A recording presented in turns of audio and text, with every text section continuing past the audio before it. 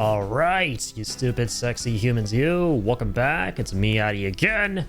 I hope you guys are doing amazing. As always, we're back with yet another beautiful live stream on a beautiful Thursday. The weekend's almost here. Hope everyone's looking forward to that. Malik, good to see you. Melly as well. Lazy, Melly, I also see you. Dang, you were quick today with the treat button. But yeah, we gotta wait for the man himself. The man of the hour to return. This is like the first time in a long time at the beginning of stream that Link hasn't been around for the beginning. Not even there, yeah. He's off exploring. He's doing some side questing. But he's going to be back.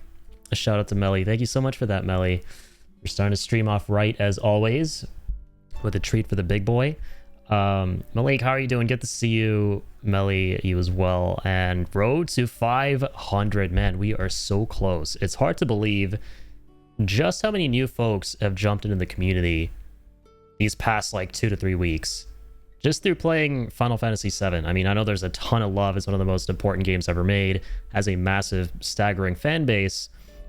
But it's another thing to experience that, right? Every time I stream the game, I feel like I'm always meeting more incredible, amazing people. And even outside of that, just in general, as of late through streaming, I've had the pleasure of just meeting so many cool new folks, and that's always a blessing. So, hell yeah. We're like literally at 92 now? Which is insane. Yeah, after almost 7 years, we are halfway to 1,000. Yeah, it's crazy, man. It's very, very hard to believe that. Almost there. Insane. I literally just hit 475 followers and like gifted 10 subs. I'm gonna go broke. I didn't think we would make it this quick. I actually didn't think we would make it this quick to close to 500 because, yeah, it usually takes a while for me to get, you know, a quarter each of like followers, right? Like, you know, 25, 50, 75, so on and so forth. It takes me a while. And this is probably the fastest we've almost gotten to the next threshold, so or milestone. Hey, thank you for the 15 stream streak, Malik. Thank you, my good sir. So well deserved. Thank you, Melly. Thank you guys so much for being here. Really, it was the most fun thing in the world for me, and a big part of that is getting to experience what I love most in the world, which is video games, with you guys. So thank you for joining me on this incredible adventure, being here. Just being you, that's all I really ask at the end of the day, right? Shout out to Teo, right? The other day he came through and he gave me a late birthday gift, even though he did not have to do that, right? There was no need for him to have done that, and he did it anyway. And as I was telling him, you know, all I ask of you guys, it feels like every stream is my birthday because you guys are just here all the time being so generous and being yourselves, being wonderful. That's the best gift that I could ask for, honestly. So you guys are already gifting me every time you're here. So you should already be at 5,000, to be honest. You guys are too kind. But in due time. Yeah, everything in due time, man. I love what you said once, Malik. It relates a bit to this, but I just randomly thought of it, right? Malik has some peak Malik right here. He has some 15 out of 10 quotes and words of wisdom. And one of them was, you can't make a masterpiece before you make a mess, right? And it's loosely related. The point is, before you get to all the golden, amazing stuff, right? You gotta go through the motions first. You gotta go through what you go through, whatever that may be. And, you know, more closely related would be something like, you know, it's a marathon, not a sprint. Slow and steady wins the race. You just gotta like keep at it, make sure you enjoy it. That's what matters most at the end of the day. And, you know, whatever you put your mind to, whatever you love most in the world, you know, you're going to put your mind to it because you have this need, right? You're going to feel like you have this need to be somewhere. And when you have that need, you're just going to go through the motions to get there, to your dreams, right? And your ideal world. So absolutely, everything in due time. It takes a mess to make a masterpiece. That is what you said. Absolutely. But yeah, thank you guys so much. Portable, welcome on in. Hope you're doing well. You heard pause. Yes, he's here. I yapped long enough for the man to show up. I was buying his time. Here he is. Here you go. The man himself. Oh man, don't want the head pats? Don't want the don't want the combo? The treat pat combo? There you go. Thank you, Melly. Also, I see the death of the 24th soul. Soul, welcome on in. Ice cream and cookies for Addy. Ice cream and cookies for everyone. Hopefully you brought enough, man. Shit, I could kill for some of those right now. I had ice cream after a very long time the other day. My dad and I went to buy some because my dad's visiting right now. So, yeah, we just went to buy some. We literally went to buy ice cream and cookies. I feel like Soul just has this ability to predict and correctly assume what it is that I've been eating off stream. Like, I think the last stream or the stream before, he's like, oh, you know what? Now would be a great time for like tacos or burritos or something. And I'm like, I literally just had that today. This man is living in my walls. But yeah, I had, we got these like shortbread cookies, but like these sandwich ones, man, those sandwich ones with the cream in between are incredible. And I kind of broke them up with a spoon and put them into like some vanilla ice cream. Oh my God, dude. That hit the spot. So yeah, that was amazing. Going good over here? Glad to hear it, Portable. Always good to see you, man. Hopefully you're sipping on some Pepsi Max. Living the life. Don't have anything cool that I can show off today. I don't have my ice cap or Canada Juice, as I like to call it. Or, you know, Coke Zero, anything like that. Only plain old, plain Jane H2O. You know it, ice cold. Love to see it. Love to see it. Yeah, Soul can just read my mind. Soul has Libra materia on, or Sense materia. Or just ESPN materia. There you go. He has the ESPN network materia. Speaking of materia, yeah, we're going to be playing some more Final Fantasy VII today. I have been addicted to New Threat, because of course I am. This is my favorite game of all time, and it's modded. And this is probably the stream I'm excited for most with it, because we're going to be saving Aerith. That's the elephant in the room. With this mod that we're running, you can keep her in our party until the very end, because there are a couple of funny little story changes that these modders implemented here. So man, I can't wait to see what this is like. Here we go. We finally made it to the Temple of the Ancients. Last time on Final Fantasy Z, Addy made it to the Temple of the Ancients. And fell off the fucking clock for the first time in like 2 decades. The clock room thing in the Temple of the Ancients. And I was really tired and sad that I fell off the clock, so I ended stream instead of going for 10 hours.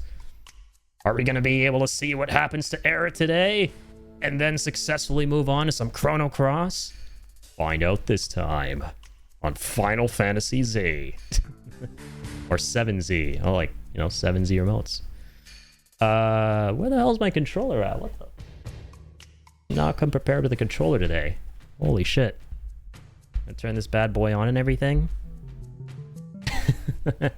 Alliteration Addy Z. You know it.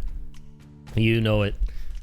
But yeah, Malik, I'm excited, dude. Saturday at 1. Shout out Malik, by the way. If you haven't followed Malik, please do. Awesome fellow streamer. He does a podcast, and it's one of the coolest ones I've seen. It's exactly what you want out of a podcast, and he so graciously invited me, for those of you who don't know, to be on his latest episode of the podcast. That's going to be on Saturday at 1 Eastern. And you can check that out on his channel. We're going to be both streaming it, so please do so. Or you could also come to mine, because, as I said, both going to be streaming it. And I'm looking forward to that a ton. Are you rocking a Vectrix controller? A Vectrix controller? Now, you're going to have to tell me more about that. That is my first time hearing about a Vectrix controller. But here we are. Listen to the sweet music of the Temple of the Ancients. God, I love this game. And being able to see all these environments looking as crisp as they are now with all the mods, oh my lord. Newest guest on the Comatose podcast. Yes, sir. Absolutely. I wanted to say the name. It was on the tip of my tongue. But man, Final Fantasy VII brain has kind of been brain rotting me, if you will. So I was afraid I was going to say like the Cosmos podcast. Like Cosmo Canyon. So I was just like, you know, we'll play it safe. You know, he has a podcast. An awesome podcast. But yeah, the Comatose podcast. He rocking a Game Sir controller. Yeah, these are all like the third party controllers, right? Been like hearing a lot of good things about 8-bit do or 8-bit do, however you say that. My friend Jacob recently got one. All right, let's disable the battles for now, because we've got set back quite a bit after falling off a giant clock. Clock. Hard to say podcast. It low-key kind of is if you're in the, you know, a podcast. Okay, I'm not gonna lie. Holy shit. Holy shit. Don't know, but okay, fine. Feel free to steal it. Everyone's allowed to steal things around here. Anyone wants to make a podcast in the future and they want to call it Poscast, go right ahead. That is such a banger name, unironically, for a podcast. I just realized. You can even, like, put in some kind of a gimmick to make it more unique, like, you know, every time... That was in the wind, bro. Yeah, like, every time, I don't know, you say something dramatic or ask a dramatic question, there's, like, an awkward pause or something. I don't know. Like, you could just have so much fun. You just run with that. I just realized. You're not gonna speed past that. And that is super fire. Where the hell do I go from here? I always mix up everything in this part. So, yeah, all the way up there is where the black mage was at. Okay, let me speed this up. Boop.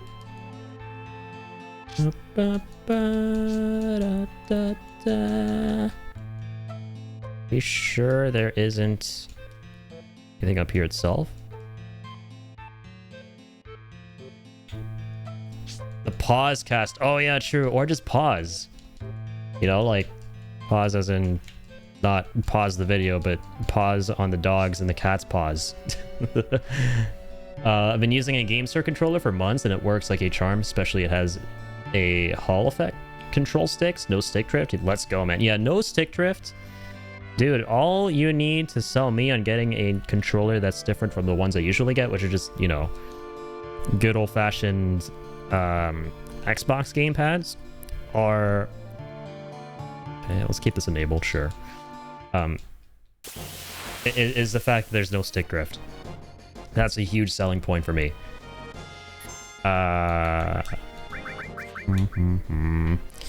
If you watch the newest episodes, you actually have a commissioned animation of me sleeping during the podcast. Dude, I've seen some of the artwork. It's amazing. Yeah, the artwork that they've got for the podcast is great. Basically, Comatose during the podcast and animation. I think I've seen that, yeah. Also has changeable faceplate and changeable D-pad for the controller.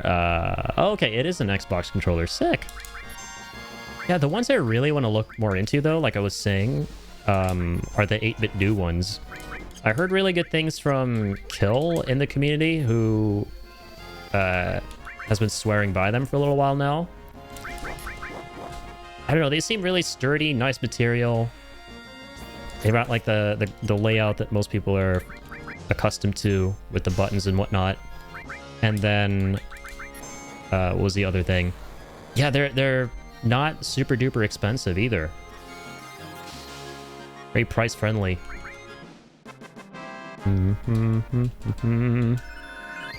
Let's go. All material leveled up. I think my friend got it for like $50 or something like that. Because usually out here in Canada, if you try and get a controller, man, they're close to like $100. Like, especially if you try and get like the new Steam controller now, that thing is $150. But hey, if you want the Steam controller, hell yeah, man. Like, all the power to you. But man, I'm of the mindset that if what I have isn't broken, then no need to fix it, right? And that thing, it looks really good, but oh boy, I'm not about to drop $150 in a controller. And yeah, I mean, to say nothing of, you know, the Steam machine itself. We've been there, done that. Steam and hardware right now are not looking too hot when it comes to your wallet. I got mine from a Twitter giveaway I won last year. Let's go. Yeah, you gotta keep an eye open for those giveaways. I don't think I've ever won a giveaway in my entire life. So I just never even... I don't enter any of them to begin with, but... You know, see, that's a me problem, because when you don't enter something, you're guaranteeing... That's when you guarantee to yourself that you're never gonna win those. But if you enter it, at least there's a chance. So yeah. I looked it up. They go for 80 bucks. Okay. Yeah, that's not bad. I mean, like, comparatively.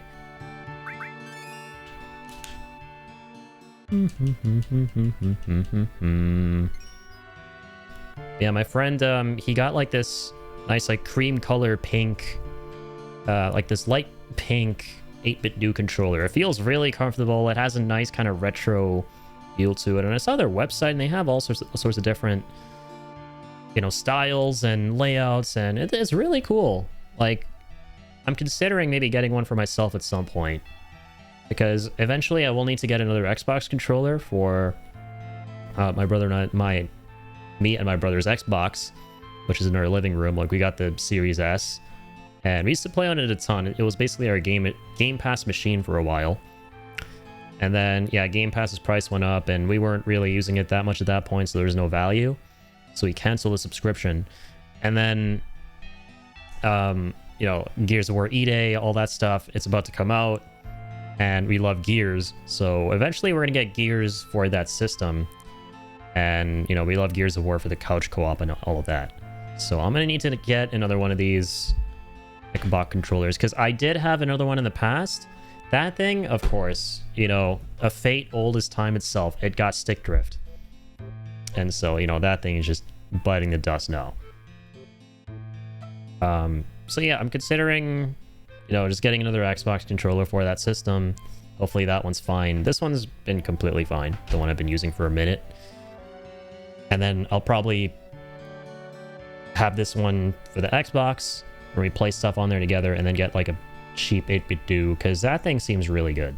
I did do a video breakdown of the controller to show what you get, and gave it a test drive on some games. Oh, nice. Wait, I feel like I saw you do one of those before. Was it for a controller or something else, or was that the controller you were doing it for? It was a little while ago. All right, here we go. Change time.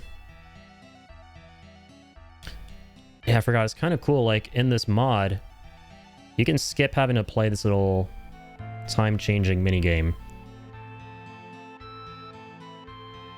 But, you know, it scratches an itch for me. I go through all this manually again. Let me do that. It is time. You may proceed. All right, let's go into room number 9. Okay, let's not go into room number 9. There's nothing there. Oh, come on. Misinput. I did not mean to do that.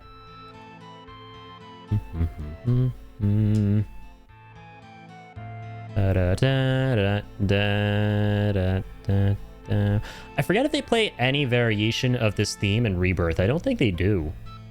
I was really looking forward to this theme in that game. The music was still pretty great that they played in Rebirth's temple, but oh man, this will just never be beat. Okay,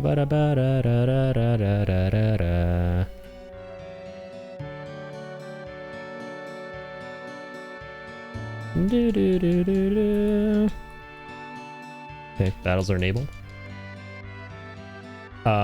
Okay, so I do think I saw that. Yeah. The controller you've been using. A trumpet shell. This has always been here. Don't you get the nail bat in this area? I did get the nail bat here last time, yeah. And you know what I was kind of thinking? Maybe I was wrong, because I thought... So when we got this last time, I was like, wait, don't you get the nail bat in Corel? But that, I think, is... No. That's not in Rebirth, because the nail bat is not in Rebirth, it's in Remake. And in Remake, you obviously get it in, I think, Sector 5 with Aerith. But I feel like in vanilla FF7, you get this at Corel, if I'm not mistaken. You do, right? Or maybe it's always been here. See, it's hard for me to tell what they changed around and what they didn't when I play through the mod. I kind of get mixed up sometimes.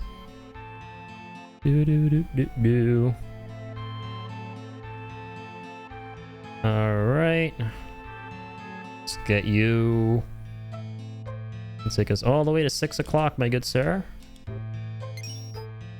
Don't fall off the clock this time, Kurado. Oh, this room. I'll come back here.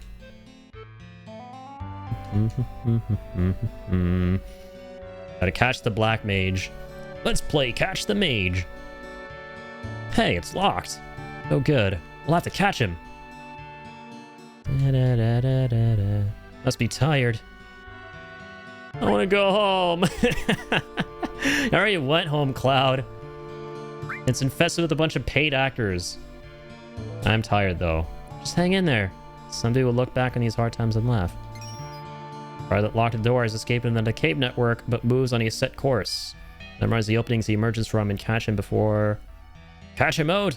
Or you can escape into another exit. Oh yeah, and one other thing. You can drop to the floor below on the ledge on the left side. True. Love how it's all reworded.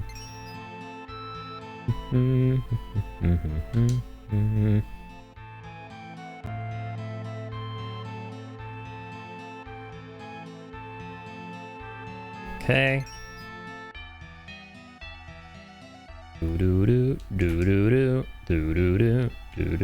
Oh, we saw this already. Okay, bet. So I think we've been through all the rooms at this point.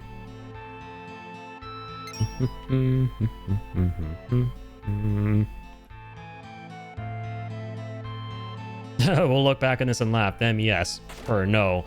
This time, however, she isn't wrong there. Because we are going to be saving Narasu. That's what's going to be happening. It's the man, the myth, the light. Oh, dear God. Wow, don't... Okay. Life is... I was going to say life is precious, but yeah, that wasn't that bad of a yeet. Work glove. That's always been there, I remember. Yes, it's the man, the myth. Go Link. Man had one treat and went into a food coma. Based.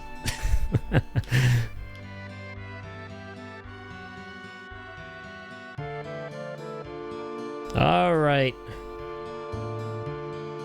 Little scooter. Left gets him to exit. The second in the left down here. Okay.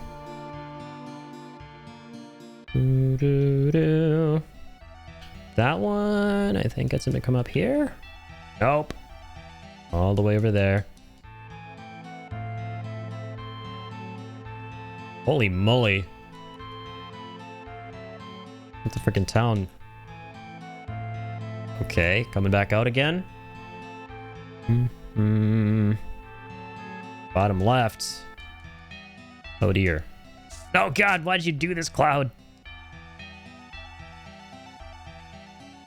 Okay, that... Oh shit. Going there now. I want to give Link doggy treats, but it says for me, out of stock. Hopefully not for long. What's the timer on it right now? 26 minutes. Close.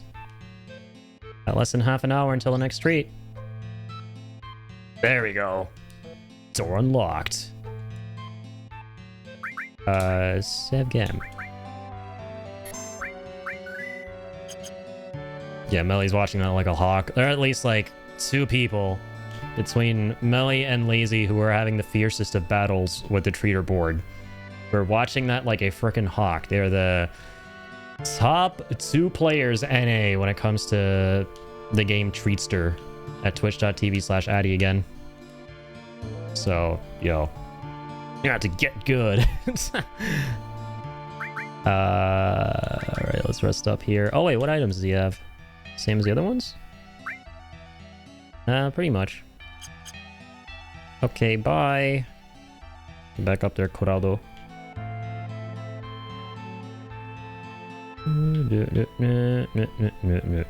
No. Let's forget which one takes me all the way up again. Was it this one? Wonder if Demo Ball is going to be different? Most likely, yeah.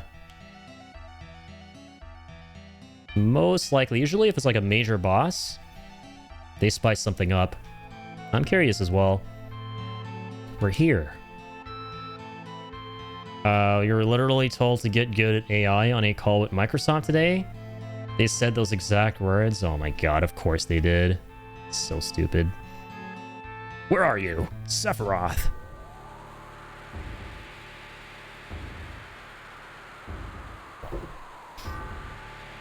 Alright.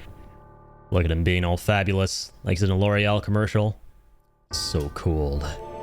I'm always by your side. Come now. In what regard?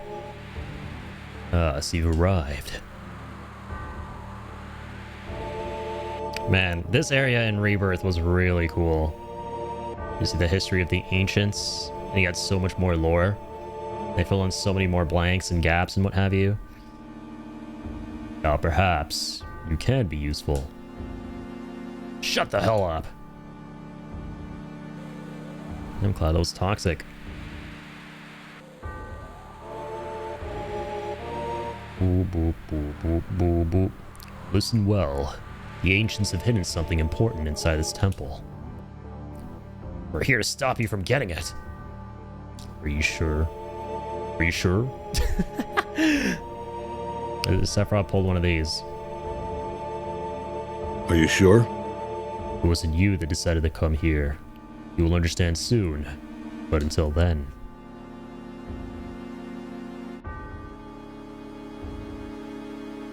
I always pictured George Newbern's laugh. He used that little giggling animation. It's so iconic. Be patient. It's almost time. Soon we'll be whole again. You're just vibing there. Tired of standing. What are you planning to do? Gather the planet's energy? No. The planet will do it for me. When any planet is injured, it gathers spirit energy to heal itself. The amount of energy gathered depends on the size of the injury.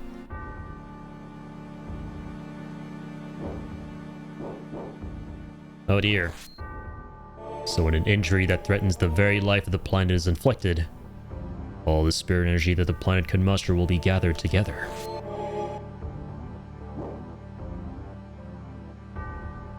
And I'll be waiting at the center of it all, absorbing it. By melding with the entire planet, I will cease to exist as I am now, and be reborn in another form. I will then leave this planet and seek out other worlds. Other worlds? Injure the planet? But how? No one has that kind of power. Not even you. Behold that mural. The ultimate destructive magic. Meteor. It's really crazy to think about how throughout the entirety of Final Fantasy VII, you really only interface with the real Sephiroth twice, right? Like Sephiroth in the flesh, whatever flesh he happens to be in at that point, right? Once the flashback, and once when Cloud hands him the black materia, right? And at the very end, when you fight Safer Sephiroth, sure. But besides that, this is all Jenova, right? This is like, not even Jenova really, it's more like Jenova Roth. Because the way I kind of have always interpreted it is that, like, when Sephiroth falls into the life stream after the Nibelheim event, and he's holding the head of Jenova with him, he melds together with her in the life stream, which carries them both to the North Cave, right? So at that point, he's some kind of crazy Lovecraftian beast. Like Lavos or some shit. Where he's, like, cocooned to the North Cave, and he's projecting, you know, all of these Sephiroths that we see throughout the game that are basically carrying out Jenova Roth's will. Like, this is not Sephiroth himself. This is both Sephiroth and Jenova fused. And it's more so Jenova's influence talking here. Like, this is all parasitic talk. Like, wanting to harvest the planet, then move on to another planet. So kind of like that. Behold that mural. The ultimate destructive magic. Meteor. For enough! I'm ending this now. Wake up! What? Who is that? Where are you going? Sephiroth! Wait, Cloud! God, this part's so fucking good. When Cloud starts going fucking insane, this music kicks in. It's called Who Are You? Man, it's such a good theme. Cloud! What does Vince say here? Nothing. He's just Michael Jackson popcorn gif. Which, by the way, rest in peace, Michael Jackson. He died on this day 17 years ago. That's where we were playing some Michael Jackson music at the start of the stream. Black materia. Meteor. Cloud, get a hold of yourself. Cloud? Cloud. And who was that? How do I... It's so eerie, right? Going through all his usual mannerisms, but are they really his? I remember. Oh my goodness, yo, Bwayne. Thank you so much for the 20 stream streak. Well, come on in. Cloud. Yeah, what's wrong? Something wrong? Good to see you. How are you doing, Bwayne?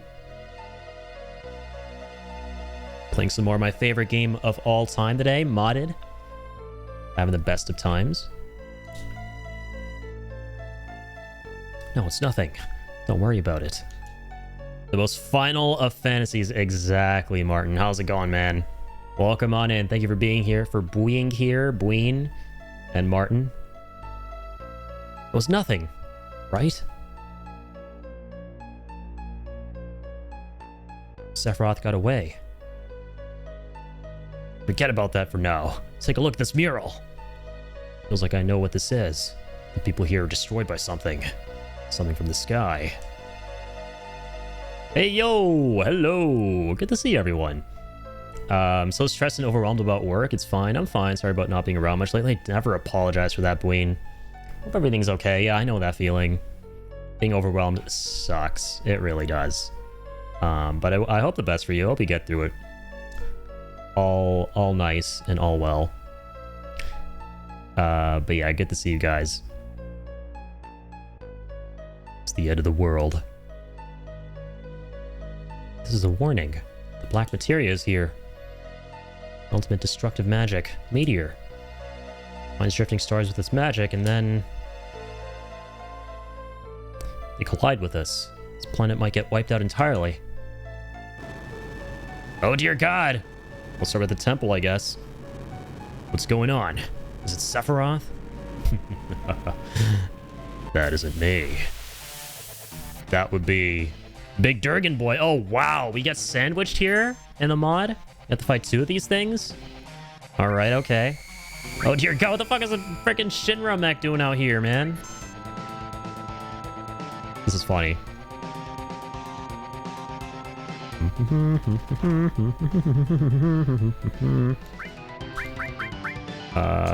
What the fuck? That's actually really cool. The enemies are fighting one another. The Durgan is fighting the Shinra Scorpion. That's actually kind of sick. Alright, what you got, Durgan? Nothing for now. Aqualung. Send them both. Hit both these pieces of bread, Aerith. Kaiju battle. Literally. I guess I got my work cut out for me a little bit. Ox lasers? What the hell is that? Do not remember that attack.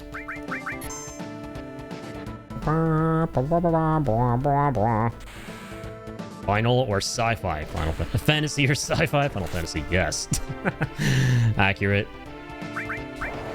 Yeah, one of the things I absolutely love about Final Fantasy VII is how radical of a direction it took for its time, because up until then, I mean, with the exception of Final Fantasy VI, everything was medieval high fantasy for the most part, and then 6 comes around and sort of starts dabbling with science fantasy, magic tech, that kind of stuff, and then 7 just goes full send in all of that. It's like, okay, all this stuff that you guys stigmatized RPGs for who never played RPGs, like you thought this was all like nerd Dungeons and Dragons shit, well, here you go.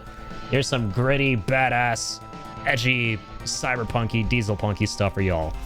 That's one of my favorite things about my favorite game here. It's just so based, as they say. But like, despite that, like, what I love is how these games, regardless of how out there and different their settings may be from one another, they still retain a lot of what the series has always had in common, right? Like the Chocobos, the Moogles, Black Mages, all the classic stuff. But they just change up the lore for all of it across each game. And it's actually one of the things that makes me most excited to play a new Final Fantasy. Is like, okay, what's the lore gonna be like? How are they gonna be like yellow chickens running around that we get to ride as mounts in this world? How does that work here? All right.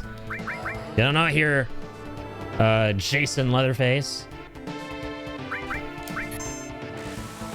Dude, that thing has something good. Vince, don't kill him yet. Vince, damn it. Hold on.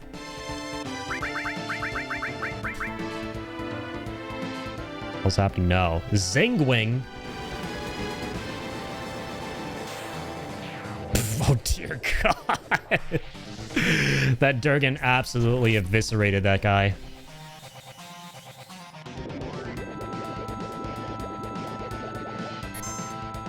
This one's strong Durgan, man. Yeah, that clanker just got chomped on. Okay, wow. We're just trolling the shit out of this now, apparently. Every ailment worked in the book. Alright, hold on. Dude, I just want to... No! What did I just say, Vince? Yeah, whatever. Imagine trying to reason with a supernatural serial killer. Never worked before. It won't work now. No, I defended with the wrong bitch. You spin me right round. Stop it! Ah, I shouldn't have gotten him to limit break.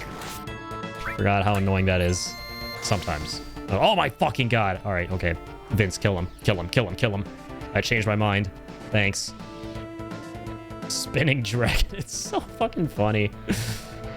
Instant limit break is gonna look so good in part 3. I agree, dude. We've only seen Galleon Beast so far from both Rebirth and the trailers for Revelation, but dude, I cannot wait to see Hellmasker here specifically because of how crazy goofy this is gonna look. As well as, you know, what's the other one? Death Gigas.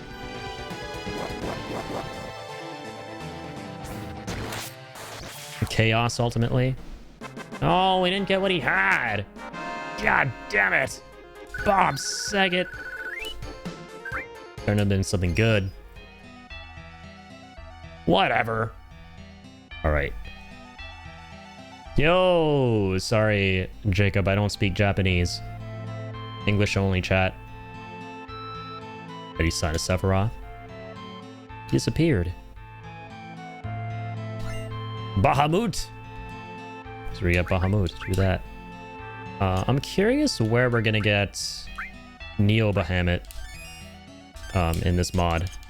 Hopefully they haven't remixed it because, again, I want to kind of challenge myself to get all the vanilla trophies on Steam or achievements via the modded version of Final Fantasy VII here. Or just, you know, new threat specifically. We're locked in. Damn it. Imagine trying to leave. I'm trying to leave without the black materia.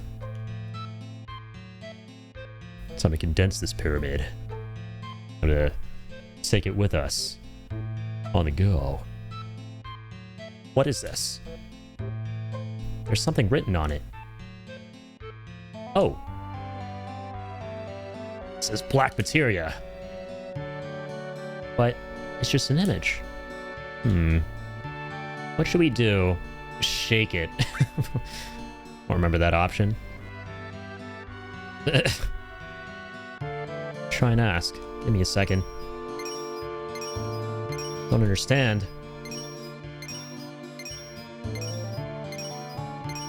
What? Really?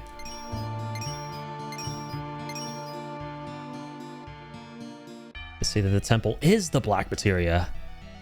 What do they mean? They mean what they mean. The entire temple is the black materia. This huge temple. This is the black materia? There's no way anyone could ever take it out. It's interesting how they changed the whole concept of it in Rebirth, right? Because in that game, the black materia is just a small black orb. And taking it destroys the temple, right? A little bit more simplified. I like the concept of it a lot more in the original here, where the twist is that the entire fucking temple is the materia. Therefore, there's no way to get it, because you're just gonna get crushed alongside the temple, or within it, if you try and take it with you. You try and condense it into a little orb. So you're going to die. It's in Greek? Oh, my bad. I thought it was Hindi. They couldn't destroy it completely, so instead they used their magic to create this temple with it. And inside, where we are now, is a device that makes the temple smaller when you operate it. Hello, Dad. Hi, Mom. Eventually, the temple will become small enough to fit in the palm of your hand as the black materia. So we make the temple smaller with this altar here, and then we can just pick it up? Yes, but like I said, only operate the device inside the temple. So anyone who does that will be crushed by the temple. I see. If the temple remains in this form, it can't be used for Meteor. No, I've got to think of a way. Sephiroth has those followers of his, the people in the Black Caves. They throw their lives away to shrink this temple and get the black materia. This place isn't safe.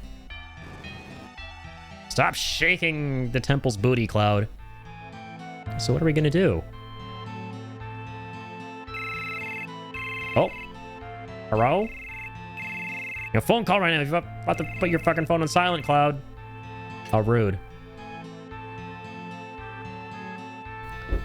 Cheerio, Cloud. This is Kate Sith. I've been listening in. Did you forget about me? We can use my disposable body to shrink the temple safely. Wonder if Addy can read the Cetra race language? I used to, I just forgot. The same way I used to be able to speak French. True story, by the way, then I forgot all of it. I used to speak it fluently when I was like really young. That way we can get the black materia out of here. Can't let Sephiroth get his hands on the black materia. We can't let Shinra get their hands on something like this either. But Cloud, there's really nothing else you can do. You'll just have to trust me. Alright, got no choice. As if Cloud would hesitate at all to throw this frickin' giant plushy clanker who threatened a child's life into a temple is gonna crush it. Alright then, leave it to me. Best evacuate ASAP. You're waiting at the exit. Be careful.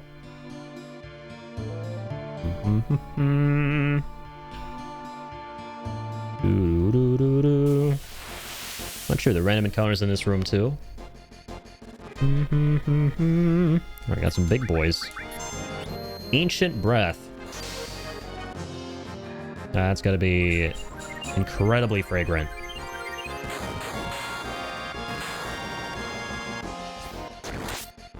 Nothing to steal. Okay, beautiful. Honestly, here's the funny thing when you play Final Fantasy, right? Any Final Fantasy fan can probably relate to this.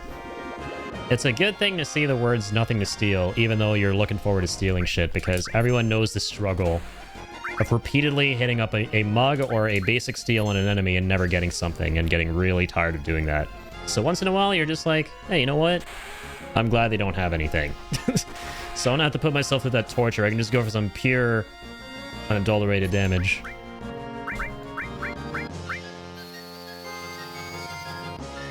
Get up, Aerith! Not allowed to die. It's like she wants to die really badly to keep the canon intact. Which is, honestly, I'm not gonna lie, kind of cringe. She posted cringe. 2 ethers, wow. The temple is rife with ethers. Alright, let's go take a little nap here on this dirt ground while this creepy black mage watches us.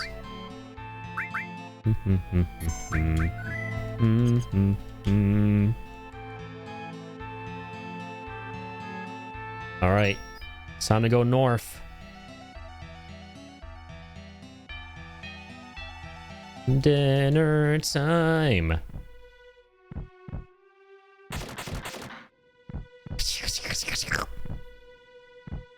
It's warm. This isn't good. Here it comes. Cloud, behind you. I've always loved the design of the demon wall. It reminds me so much of a xenomorph. It's like if you combine Form 3 Frieza from DBZ with a Xenomorph. Oh my god! Okay, this is wild. It's literally Rebirth's version. It's literally Rebirth's version, because don't you get sandwiched with 2 Xeno heads in that game too? That's literally what happens, right? This is a challenging fight in Rebirth, because you have to do it quickly before the wall closes in on you. Nothing to steal. Good. Fuck you guys. Make this quick. Alright, all opponents, come on. Wow, that was a big bolt. Holy molar.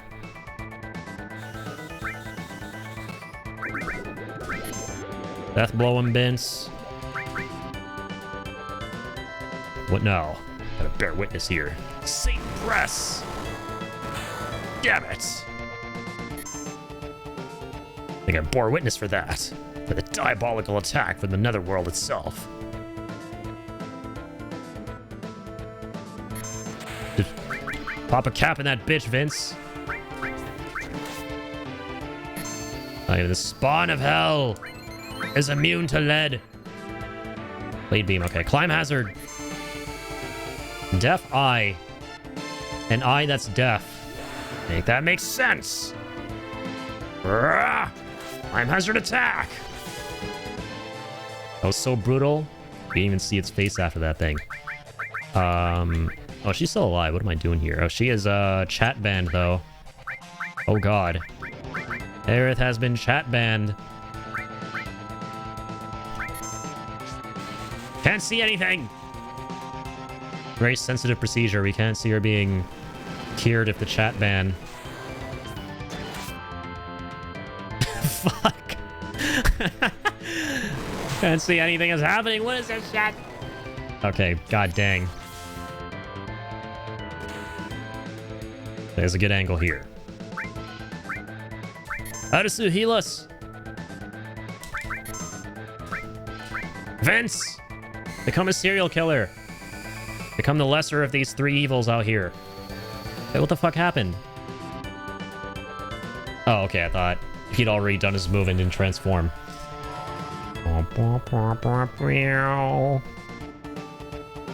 Live ink dead. It looks like a C every single time. I love it. Get mowed!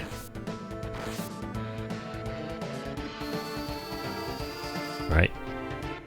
Oh, fuck. She's silenced again. It's not gonna work. Motherfucker. Okay, are they susceptible to any of these diseases? Absolutely the fuck not.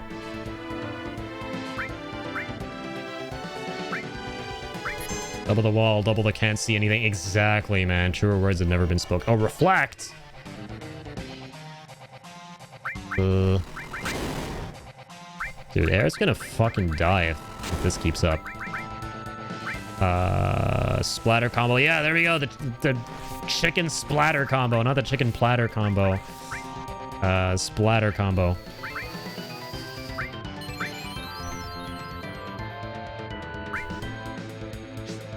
Just keep Aerith up. That's it. Nightmare attack! Obviously nothing happens. Let's sense a weak duo here. Wall and regen. Fully restore, revive. Yes, please.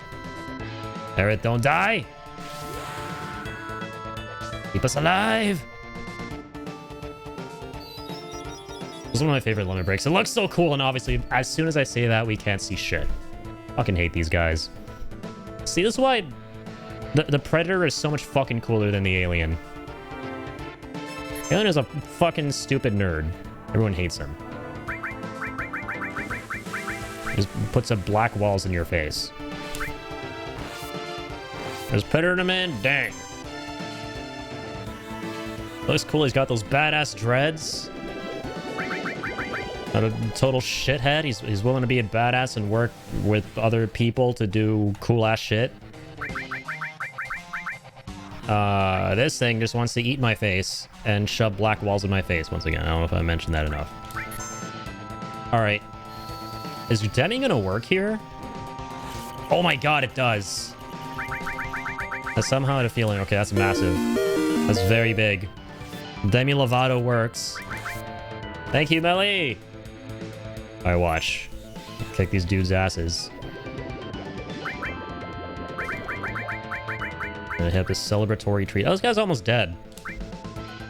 Oh my god. Imagine being the most wicked spawn of hell, immune to all of the magics of science.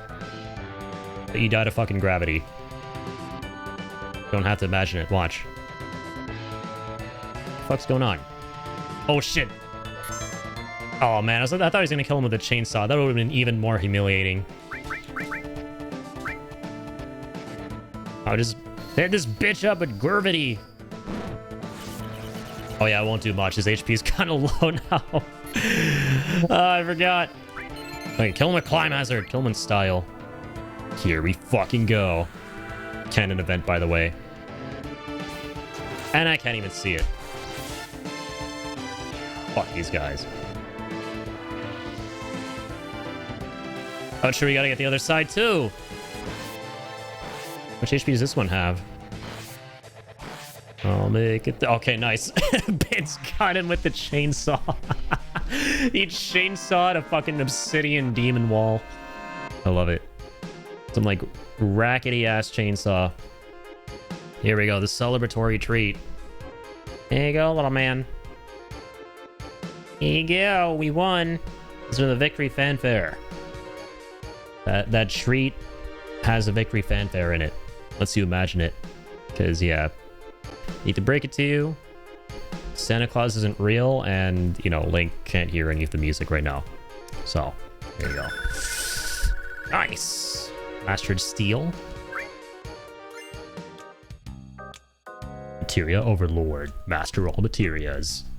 That trophy may seem intimidating, but once we get, the items, the special items from the Calm Traveler, not gonna seem so intimidating anymore. Receive the Power Soul. That is a crazy weapon for Tifa, by the way.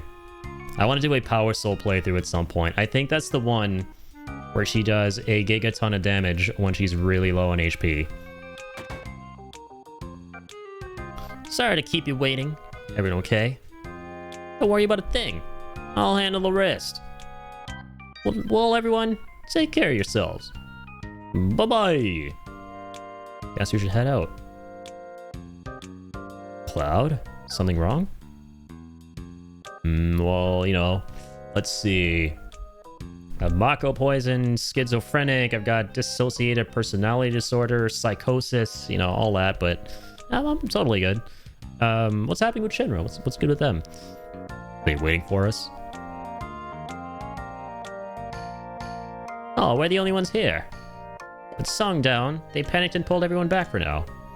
Listen, I pulled some strings over here. Call in a few favors. Got Marlene out of Shinra's custody. Yeah, my word on that.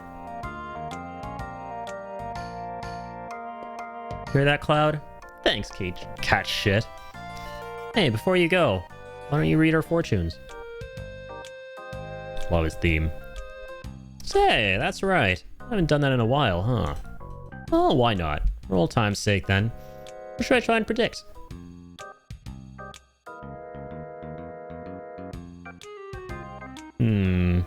Let's see how compatible Cloud and I are. Aerith, you're gonna live. Don't do something to embarrass yourself here. She thinks she's gonna die, so she can, you know, kind of just let loose here. But I think it's gonna be awkward when you live, and you know you've been through this, and you know you don't want Cloud to be in the friend zone after all of this, so or for yourself to be in the friend zone. It's just gonna get real awkward. Oh well, I suppose I could. Here I go.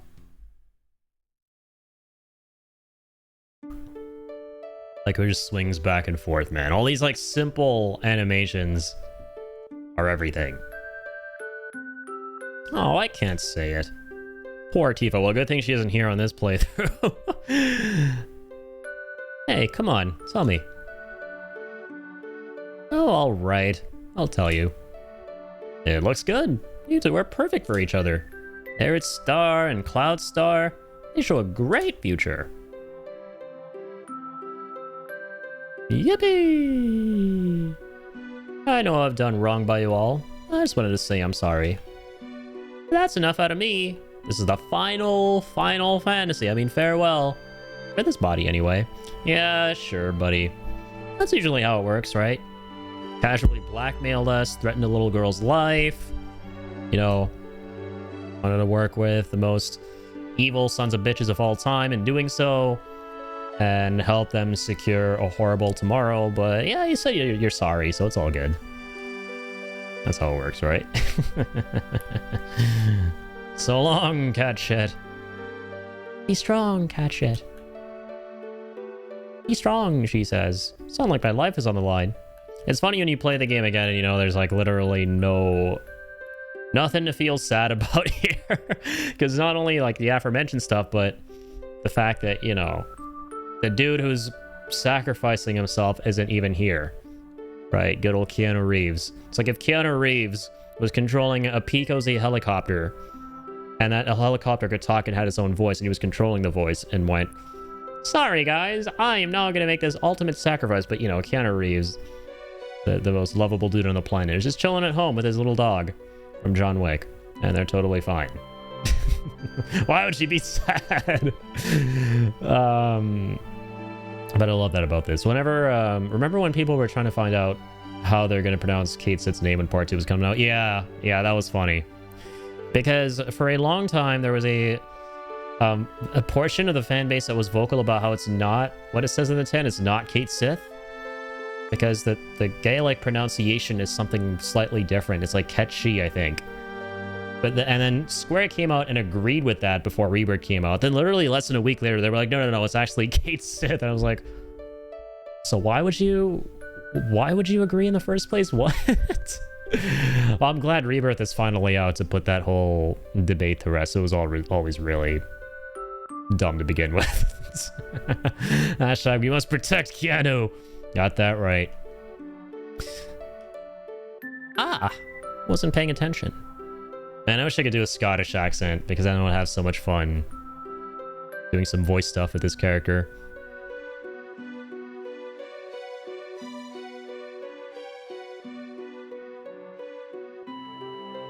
Controlling this thing is tough. Not my kind of work at all. Not one bit. Be much more at home designing a new intersection than doing this. And all the artwork in the back looks so good. Upscaled, right? All hieroglyphs and whatnot. I love how like every facet of this game is so heavily influenced by different cultures. Right, you have some like Egyptian influence here, and then you have well, a lot of like Norse mythology with the naming and the conventions behind a lot of the locations and everything like that. What else was I thinking of just now? Yeah, you literally have Eastern influence too. Like Wutai is basically Japan, right? It's very cool. It feels like with Final Fantasy VII, the planet being, you know, something completely fantastical, its own thing, right? Regardless of that, it still has so many parallels with the real world, more than ironically any other Final Fantasy that tries to actually emulate some realism and parallels with what has actually happened in the real world, like, you know, like Final Fantasy 16.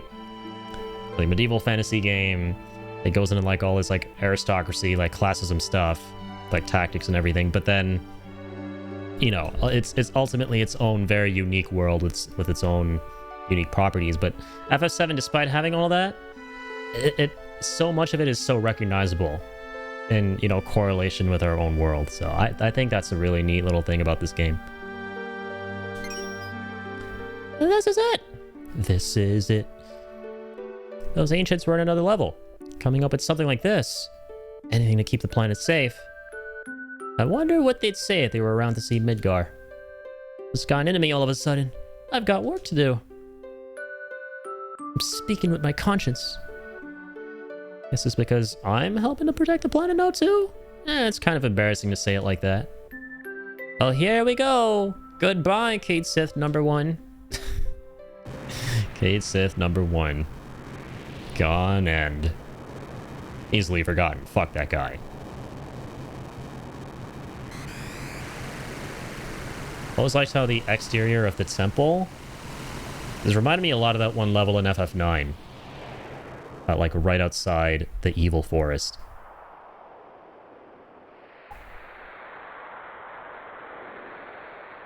So the temple really was the black materia. Alright, prepare yourselves. It's time for Cloud to get cancelled. I'll be standing guard. Aerith, you might not want to go down there. As long as we can protect this. Sephiroth can't summon Meteor. But the black materia. That's a nothing burger. Just your common run-of-the-mill materialis. How to use this anyway? Doesn't react like materia. It's not normal materia. You need immense power to use it. Immense power. So you need lots of Mako? Lots of spirit energy, yeah. One person's power alone isn't enough. Not even Sephiroth's. It needs to be used somewhere special, where spirit energy is abundant. Oh, of course. The Promised Land. So that's it. Wants to find the Promised Land so he can use the black materia. I guess that's where the reunion he mentioned is taking place. In the Shimmer Mansion, he told me to go north to the continent of ice, as the Promised Land is there. Maybe, but he's not an ancient. If we're lucky, he won't find it. Yeah, you're right. Uh-oh! I have found it. He did in fact find it. I am far superior to the ancients. I claim their wisdom and knowledge while traveling the Lifestream. All their secrets are known to me. I have seized the planet's past, and soon I will create the future. I won't let you do it. The future isn't just yours. I wonder. Wake up. Oh god, my freaking headaches. Just shut up. Stop. I'm saying the noise. There, Cloud. Good boy. Literally, good boy, look. This is such a cool segment. Reunion! No! I don't remember him saying that in vanilla, by the way. Is that new dialogue that they wrote for this? Stop it! It's young Cloud! It's your conscience! It's conscience Cloud! C Cloud! C.Cloud. Gave black materia to Sephiroth! How could you do this? Make me sick! Running away in cringe. Well done. You're ready after all, mwah. Bye-bye. Like how Sephiroth just zips and dips around the place in this game. Cloud, are you alright? And think. What happened? Cloud, control yourself! This is new threat B! Don't start beating Aerith in the face. What the hell did I do? Tell me, Aerith. Cloud, be strong, okay? She said be, not beat. God, what have I done? Cloud, you haven't done anything. It's not your fault. Come on, let's go. Oh, God, God, Vincent, do something! Fucking fly down there, bro! Fucking turn into Hellmasker and block his punches with your chainsaw. There you go. Now he goes down? Damn! Cloud, stop! Yeah, there we go. That was short-lived, thankfully. It's 60 FPS. It went by faster. She didn't have to suffer 30 FPS blows. This game can get really dark. In its darkest moments, this game absolutely eclipses Remake and Rebirth, which don't even dare to go to that level. Which is one of the many reasons why I will always prefer a classic original Final Fantasy VII. Everything is blank. What did I do? I don't remember anything. My memories were... Oh, don't wake me yet. So, yeah, this is where everything's gonna get switched up. The moment of truth is coming.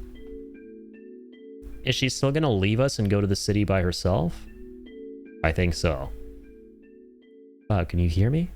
For a second, I thought that she would stick with us, that none of the stuff we just saw would happen. And that would be like, okay, cool, we just gotta go to the City of the Ancients now. But nope. Yeah, I hear you.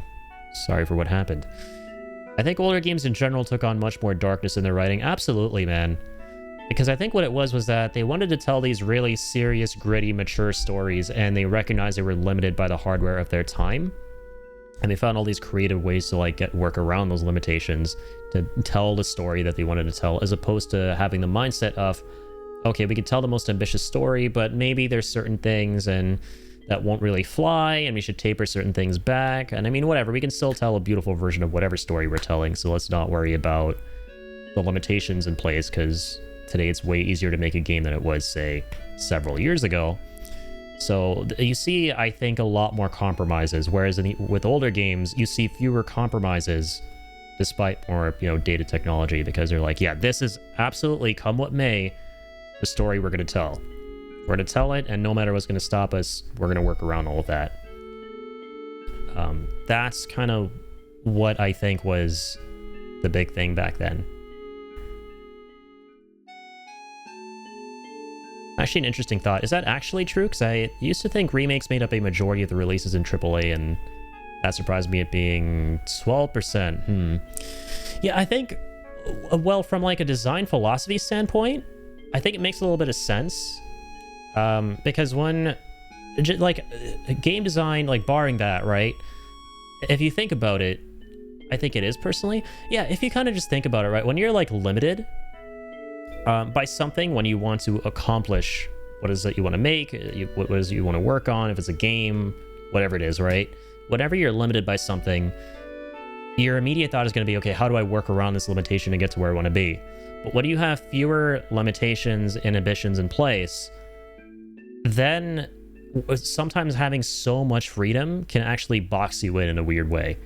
And you'll think to yourself, well, okay, maybe I won't be able to do that, even though I can. Maybe I can't do this, maybe I can do that. Maybe people won't like this. Maybe this won't be received as well. You start having all these ifs and buts and what's and ifs. And so you start to kind of like focus on something much smaller in scope than what you originally would have wanted to do. In a certain sense, like not, technically, like if we're I'm just talking more specifically in terms of like story narrative, like the artistry behind the game. The suits were totally there, but I think they were much less scared of the public back then, so they let the devs take big swings. That's very true as well. Yeah, that's definitely a part of it. The climate was extremely different. Like there are a lot of things this game does for a 1997 game that precede a lot of shit that took place after it came out, that made it so that if they tried to retread that ground now, it wouldn't really work. Yeah, and I do understand that fear for sure. But there are a lot of parts of the game where I'm like, of like Remake and Rebirth, where I'm like, I don't know why they pulled their punches there, right? It would have been amazing if they had,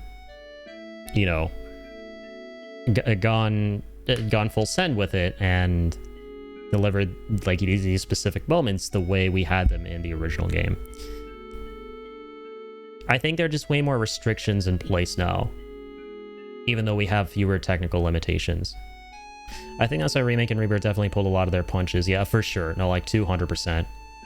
There are a lot of like external factors that weren't really there before. Like I remember in Remake, I think the reason for it, so there was a scene in that game where, you're going over to where Genova is, the big bad alien, and you're following her trail. And in the original, it's a really dark, suspenseful segment where you're following this blood trail, right? And the music that's playing, like, it instills the fear of God in you. Like, what the fuck is going on? Everyone's dead. You see the whole place littered with dead bodies and just a bunch of blood. And in Remake, they change it to like this purple goop trail. There are no more dead bodies. You follow it, and then you get into this like giant labyrinth, and the music isn't as spooky.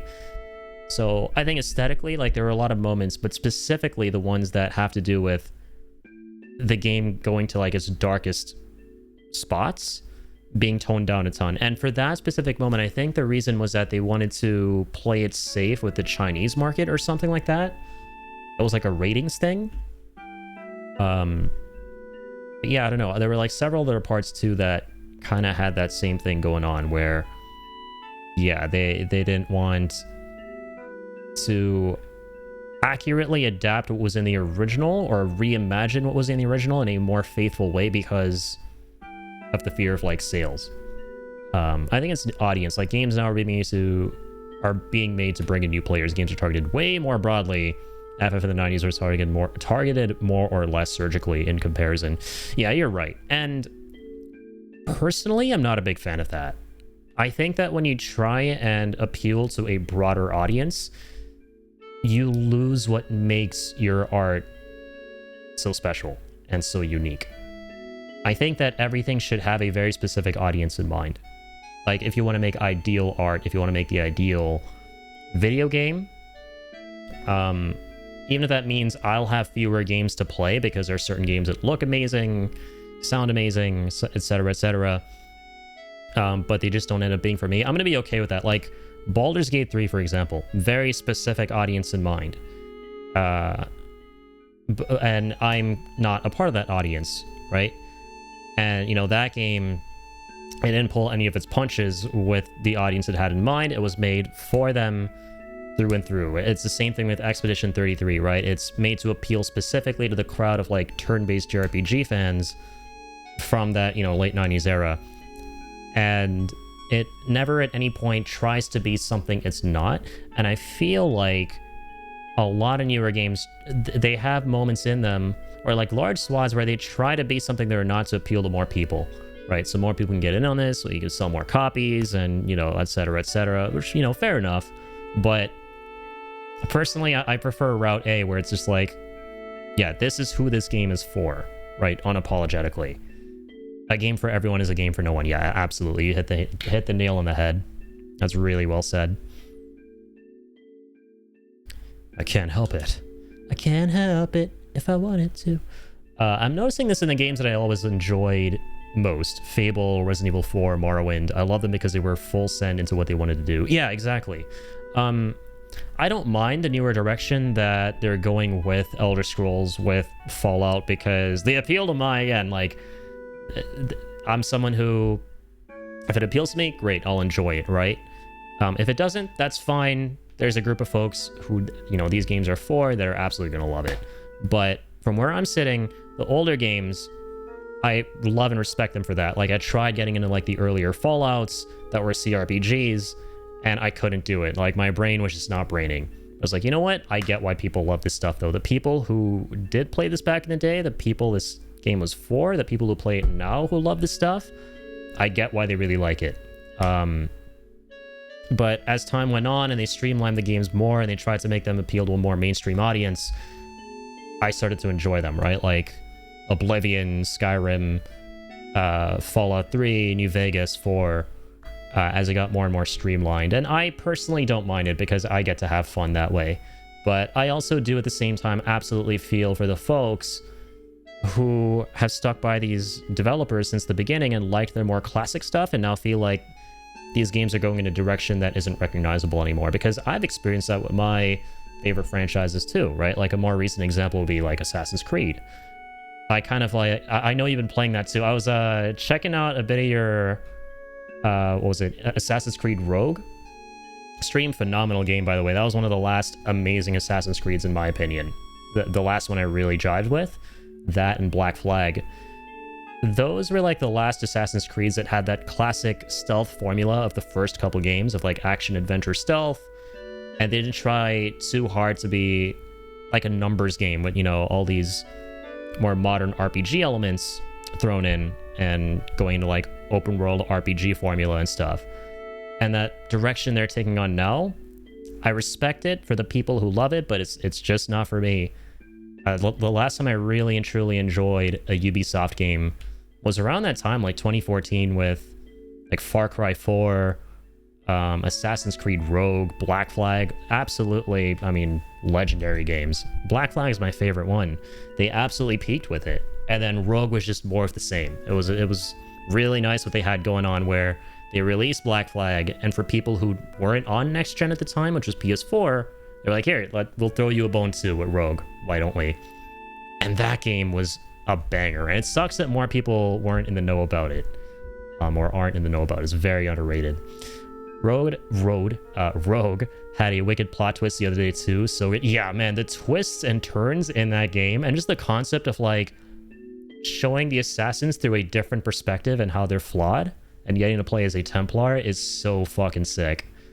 I love that game, and the music too. The freaking naval combat being back, but going through, you know, glaciers and ice and all of that. Like, it's more wintry. It was awesome.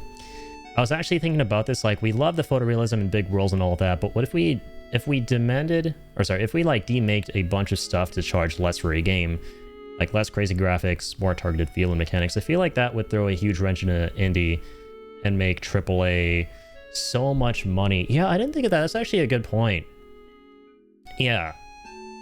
And the demakes are an interesting concept. Like, right now you only really see those through the lens of like fan-made stuff. And there's some really cool concepts. Like, I've seen Final Fantasy VII demade in the style of like the first 6 games, for example. Even though that's not something that needs a demake, but it was just done for fun. And like taking newer games, but making them through the lens of like previous generations of hardware, with their like original gameplay and whatnot. And those definitely hit different for sure, because they kind of remind you of like a bygone era and just how much the franchise has changed.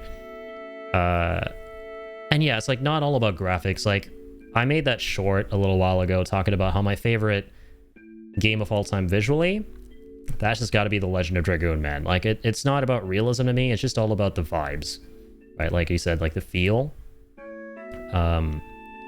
That's what matters to me most visually with a game, is how much does this game make me want to feel like I just want to jump into what I'm seeing right now on screen.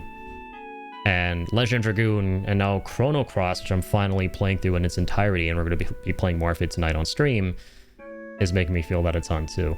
Do we really care about graphics? I would argue no. Exactly. We want vibes. We want to feel like we were playing a piece of well-crafted media. The graphics are like icing. The cake and stuff still has to be good. It needs to basically be something where all the parts are working in conjunction with one another to make you thoroughly compelled and engaged throughout the whole thing, right? Like, the music needs to come together with the visuals. The visuals need to come together with the gameplay and the music. Everything needs to work together. And the characters need to be believable, well-rounded. All of that needs to kind of mesh together really well to make you feel all the right things while going through the game. It needs to be the complete package, right? Definitely are games out there where a lot of things are lacking, but then one thing is extremely good, and then that gets you to have fun throughout the whole thing. And you ultimately look back on it favorably. Great example is Stranger of Paradise, the Final Fantasy spin-off that's a prequel to 1, made by the guys who did the Neo games. And then there are games where, despite something being, or certain things being really good, the problem spots are so noticeable that they stick out like a sore thumb. And despite how much fun you may be having with the good stuff, you can't get the not so good stuff out of your head. So it's interesting, man. Like, just in general, what kind of what you got to like really focus on, and how you got to focus on it to make a game that people can enjoy, right? And specifically with regards to like remakes and stuff like that, it's hard because it's insanely difficult to appeal to everybody and make it all audiences happy. Like, you can't capture the magic for all of the purists, and at the same time, you're not going to be able to get fans who weren't into this game previously on board. Like, not all of them, right? Because you have to retain enough of what was the essence of the original while making something new to get newer people on board. I think the closest to perfection remakes have ever been is Capcom. I completely agree. I think I've maintained for a while now that Capcom and From Software are my two favorite developers in the business right now, in terms of understanding what their audiences want and understanding how to effectively iterate on their games. Because I believe like the best way to make a follow-up, a sequel, what have you, a new entry into a franchise, is you take the identity, you take what people love about your games, and you remix that with a new coat of paint that's going to make the new entry more interesting to play than the last, for the novelty and new mechanics, everything you're sprinkling in that wasn't there before, but recognizable enough to where you feel like, okay, you know, this isn't like reinventing the wheel, this isn't too out there, I recognize this game for all the stuff I love about everything that came before, but it's new at the same time. I think that's one of the reasons why the Soulsborns are my favorite games ever in terms of like a series of games. Soulsborns are my favorite because FromSoft just understands that perfectly. And Capcom with their remakes and how they're making new Resident Evils, I think they understand that really well as well. They honor the memory while moving the needle forward. Exactly, man. Yeah, that's a really good way to put it. You're retaining the identity that made people fall in love with your stuff in the first place while keeping things fresh for them, right? Yeah, it's like if you go and if you go to your favorite fast food place, right? How do you, and you're like, okay, but this is like better than before. Well, it's better because it's not because they changed up the entire menu. It's because they added new things to the menu or revamped existing items, right? To give them like a newer kick. Like, oh shit, like, oh my god, the new Carsonade Big Mac at McDonald's. Damn, now it has like chicken with cheese. What? But it's like the big juicy Big Macs that I've loved. All right, I'm gonna try that. And that's awesome. You know, it's not like they've all of a sudden gone from burgers to giving you hot dogs, right? Or like from burgers to giving you freaking fried chicken and going like, yeah, this is what you've always been loving since day one, and it's made well, so therefore you're gonna enjoy it because it has meat. So it's the same thing. Like, no, it's not. And if that attracts new people, that's great. Like now you're gonna get people who never came to McDonald's before enjoying KFC at McDonald's, but the people who enjoyed burgers at McDonald's before, they're gonna be like, what even is this anymore? This isn't. The clown is clowning on us now. I don't know. That's like the analogy I always go to with that stuff, is just fast food or just like food. Yeah. Alright, Aerith. Enough games. Well then, guess you'll have to worry about it.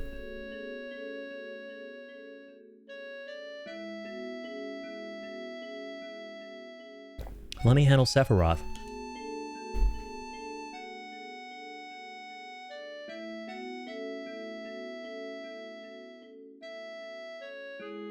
But Cloud, you take care of yourself. So you won't have a breakdown, okay?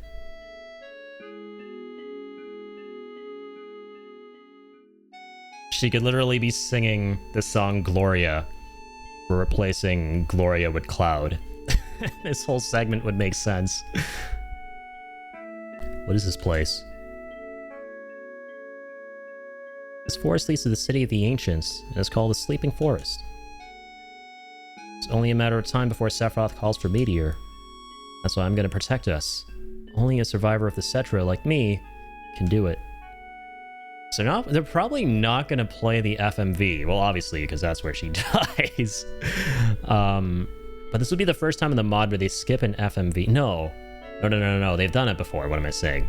Because they never did the platefall in this mod, and you know, so you don't see that via the FMV that shows all of that happening. The secret is just past here. Or at least it should be. I don't know. They weren't very clear. I will always argue for remake is the exact same. That's actually when they are intended to replace the original. I would argue remake actually replaces the original Resident Evil. Or Resident Evil 1 remake, right? Because it's so similar and doubles down on what made the OG so good. Yeah, I think the perfect remake, right? It takes the idea of the original game and asks the question, what if we were to like make a game around this idea today, with today's technology, today's gameplay, game design standards. And admittedly, the time between OG RE1 and RE1 GameCube remake wasn't that big, but this was back when massive strides were being made technologically in a much smaller time frame. Like within, what, 3 years, we went from like Final Fantasy 7 to 10, which is huge. It's substantial. So yeah, like they basically took the idea of that game, and when RE1 remake came out, around that time they were working with like what shooting like with hand controls would be like, and what fixed cameras could be like as we begin to move away from them. And so it felt like something with those standards, but with the original DNA of the OG RE1 of like, you know, the going through this big level, this big mansion, solving the puzzles, this and the other. And so that's why like it's such a good effective remake. And like same with RE4 to RE4 remake. And in my opinion, I think RE4 remake is the best remake ever. Like I played Resident Evil 4 not long before Resident Evil 4 remake, and they executed on that concept really, really well. What if we take a game from 2005, this beloved classic, and we take the idea of that game and we made that in 2023? And I think they translated so much of that so effectively, right? Playing as Leon, the cool factor, the crunchiness of his combat, the roundhouse kicks, traveling with Ashley, protecting her, this and the other. They got all that across so well with more modern gameplay, while making subtle adjustments to basically, in my opinion, rid the game of elements that it didn't really need in the first place. Like Resident Evil 4, the OG, is also fantastic, but when you play Resident Evil 4 Remake, from my perspective, because of the stuff that you don't experience from Resident Evil 4 original, you go like, okay, well, it makes sense they got rid of that. Like, looking back, like, it would have been cool to have this, but it kind of, like, pads out the pacing a little bit. Like, the pacing is so damn good in Remake. So, ultimately, the reason I think it's the best remake ever is not only does it honor the original, but at the same time, it actually improves upon it as well. Like, if you can do both of those things at once, that is fucking golden, man. That's like a 15 out of 10 game right there. If you can honor the original, that's great. Honor the original without trying things that might be a little bit too out there to alienate your original audience. Like, that's... And a lot of games do struggle with that when it comes to remakes. Like, specifically FF7 Remake, Rebirth, which... they're not really remakes at the end of the day. They're kind of an entirely different beast. They're really just sequels, if you think about it. I still enjoy the games a ton, but I don't think they're good remakes. But yeah, there are remakes that struggle a little bit with that, where they bring back the stuff that you loved, but also try out new things that might make you go, well, that's not what I loved about the original, right? But maybe new people will love that, and hey, that's cool, right? At the end of the day, I just want people to like stuff. I just want people to be able to enjoy what they want to enjoy, and also be really awesome if they could enjoy the games that I love too, right? If you play Final Fantasy VII Remake and you love that game, I'm happy, right? I wouldn't recommend that game to somebody who's never played FF7 before. I'd be like, always start with the OG if you're willing to play an older game, and like go with mods to like pretty it up, make it feel a little bit more modern, like what we're doing right now with all this modded stuff going on here. But don't start with Remake. But if you do and you like it, I'm happy, right? I just love it when people are able to get into the stuff that I love. RE4 is like my second favorite game of all time, 2005. I very much agree. The feeling I got playing the OG was very close. Yeah, that's awesome. And that's what you want at the end of the day. Like, I think from the perspective of like attracting both old and new audiences, the best scenario, the absolute best scenario, is when both the OG fans and the newcomers can kind of get together and go like, oh my god, you can like bond over that shit, the shit that happened in two completely different games, because they both respect each other so much, or rather the new one respects the old one so much, so they just work so well in conjunction with one another. Like, if somebody were to ask me like, hey, I want to play Resident Evil 4, I would have no problem recommending them the remake first. And that's the scenario I love being in. But what the heck is up, everybody? Welcome on in, Raiders. Zenf, how's it going? Shout out to Zenf. Hope you had an amazing stream. Hello, hello. Trial Orc, welcome on in. Good to see you. He's not just your dude. He's a dude for the people. And this dude is here to raid you. I love that raid message. Zenf, how's it going? And there we go. My custom shout out finally worked for the man, the myth, the Zenf. Go follow Zenf if you haven't already. Awesome fellow streamer, plays a lot of classics and plays them in some of the coolest ways with all the ROM hacks and everything. So please go check that out if you haven't. Loon Batch, welcome on in. I was lurking on Zenev. Hello, welcome on in. Good to see you. Hope you're doing well. Yeah, welcome Raiders. Pug owners unite. Yes, the pug keepers. I was trying to think of something more fun to write there than just, you know, pug owner. I was like, yeah, the keepers of the pugs. Woody, welcome on in. Didn't copy the raid, but hello, my dude. Hello to you as well. Hope you guys are doing amazing. Alex, thank you for the follow. Thank you so much, you guys. Yeah, it's been crazy the past couple weeks. You guys coming through, supporting, being as generous as you are. Like, we're so close to 500. I can't believe it. We literally just hit my follower goal of 475. Not more than like a week ago, I don't think. And now we're very close to the next follower goal. So I can't believe that. That's insane. How are you doing, Alex?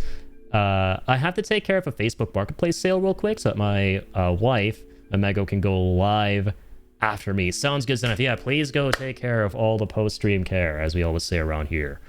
Also, GG's in the followers goal. Thank you so much. Yeah, and I hope your stream was amazing, by the way. I forgot to ask what you were playing. But please, man, please do go take care of all the biz. Thank you so much for tuning in. You can't stop farting! I'm pretty sure some Final Fantasy VII can help with that. This game's gonna have you clenching thine bunghole in anticipation for what happens in this modded playthrough, where we get to save a character from one of the most iconic deaths of all time. The new Star Fox remake. Oh shit, right, that's already out? Dang, I didn't even realize it was already out.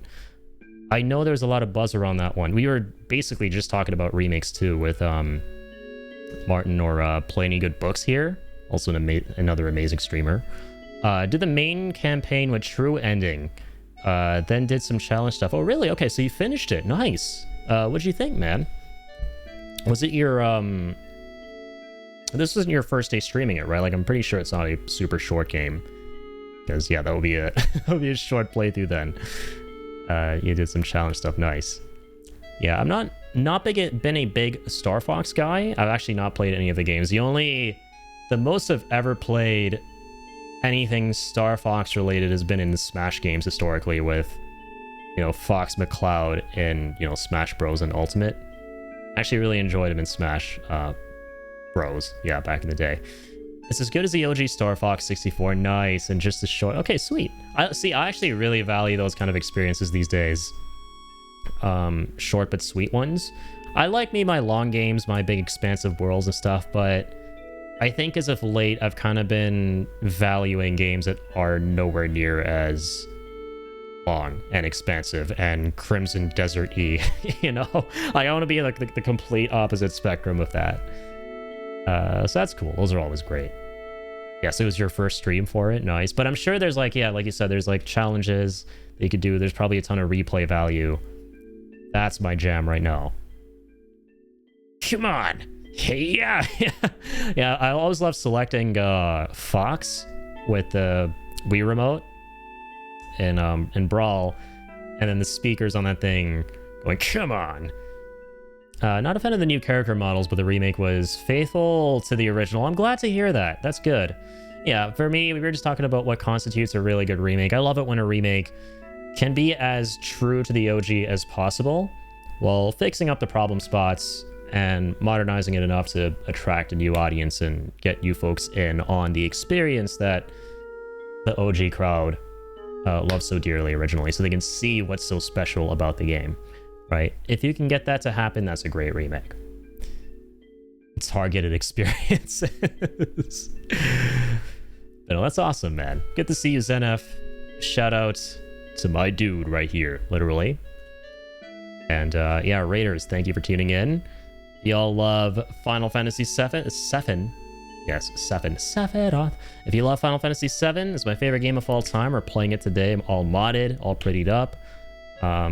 That's your cup of tea, then grab a cup of tea and sit back, relax, and enjoy. Get alert mode. Thanks to the shouty outy. Of course, man. And thank you for the lurk. But here we go. It's one of the most pivotal moments in the game right now. I'll be going now. Come back when it's all over. Aerith? Aerith, wait! And for those of you who play the game, you know, this is the last time you see Aerith.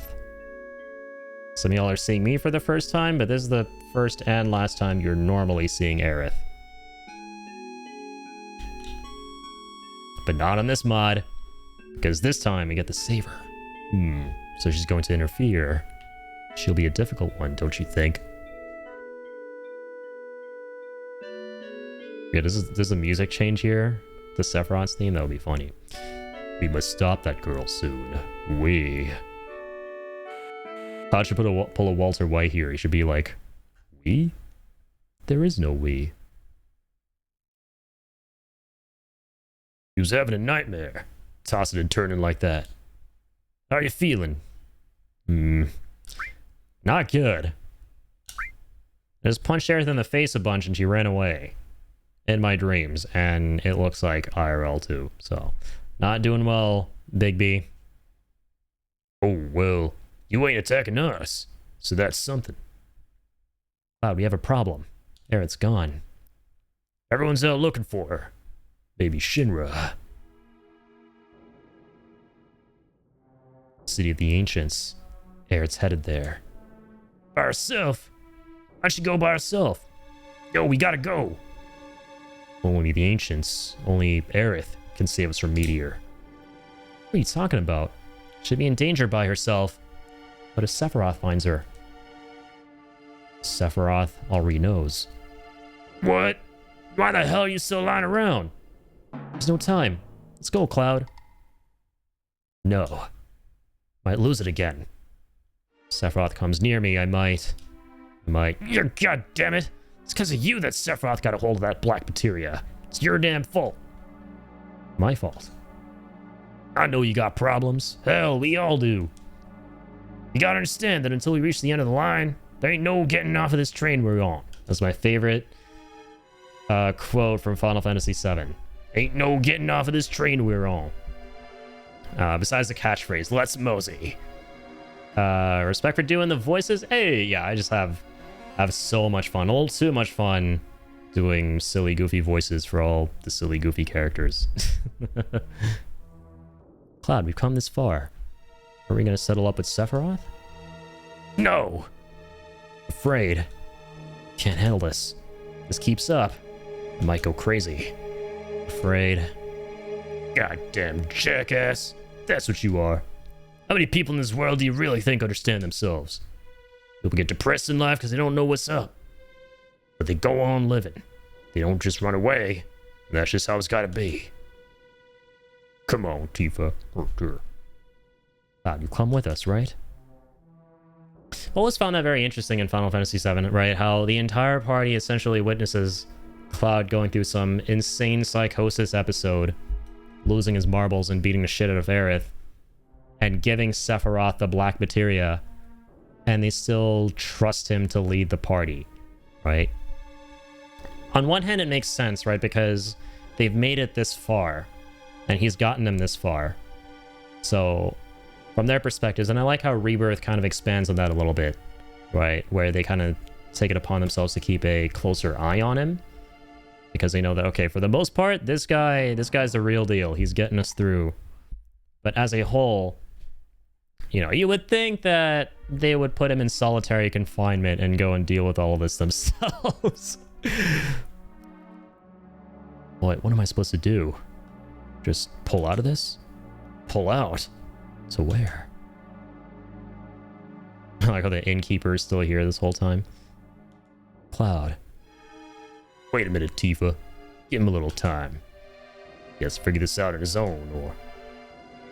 You believe in Cloud, right?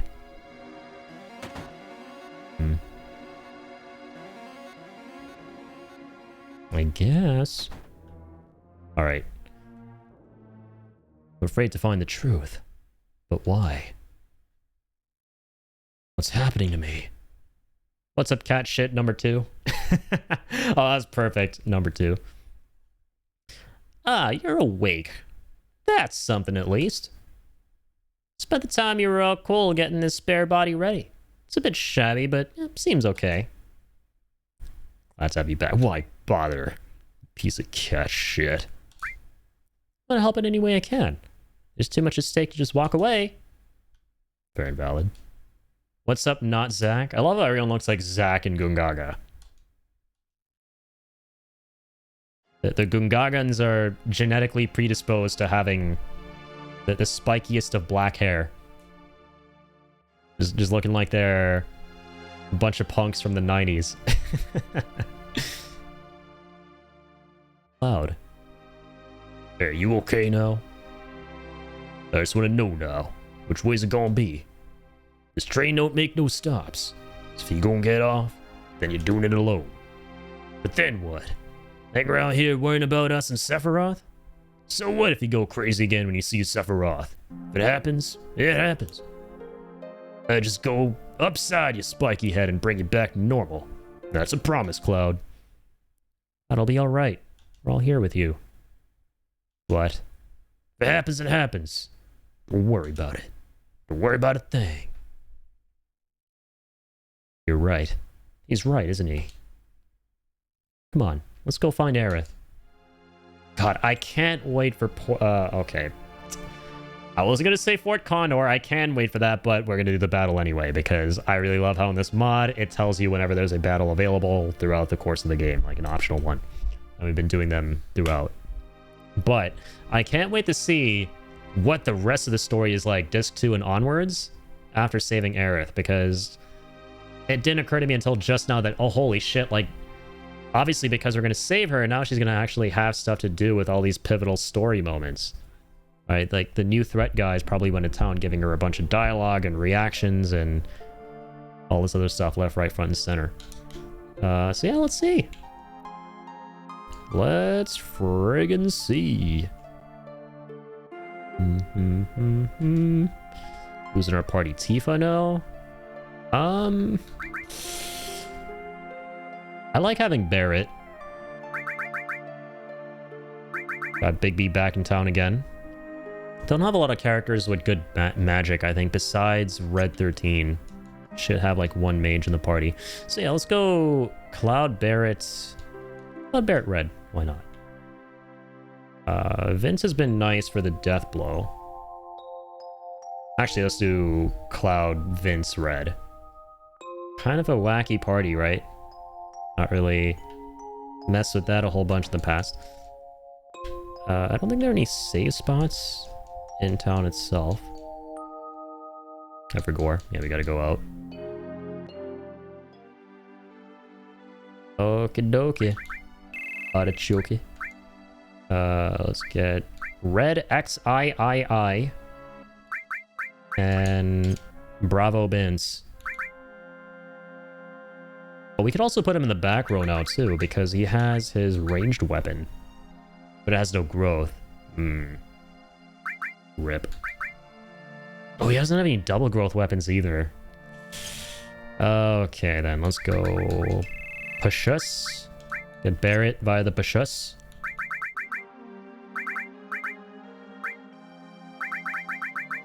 Oh my god, he has a triple growth gun? They gave Barrett a triple growth as well? I love how many triple growth weapons there are in New Threat. This might actually make it easier for us to get to the 99 million gil achievement, where you have to have 99 million gil slash dollars slash whatevers slash monies at once. It's going to take a while. Like, if you play vanilla, it's going to take fucking forever to level up the all materias, which you sell for 1.4 a pop. It seems to sell like 100 of them. But we'll be able to level a lot faster. High risk scattergun, but what does high risk imply? Can he, like, accidentally shoot himself? It's like, buddies, we're gonna find out. I don't remember this weapon. It could just be something completely new. As part of New Threat. Alright, let's equip that. 4 slots. Cringe. Wizard Bracelet. Strength 10 magic plus 5. I'm gonna make him sauced out with strength, from what I remember. Old armlet's nice. Has less defense though, less magic. Sure, we'll give him this though, right? Protect vest, vitality 20, resist shoot. Has no fucking magic damage. Is that because of the weapon? No, that's just him in general. Yeah, none of these characters are very good with magic whatsoever. Yo, Seb, welcome on in. Good to see you. Thank you for the 16 months. Been a little minute, man. How are you doing?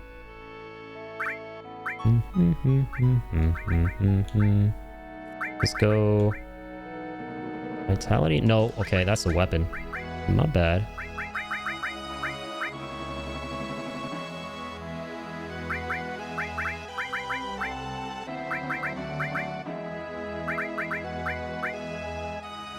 Let's give him headband.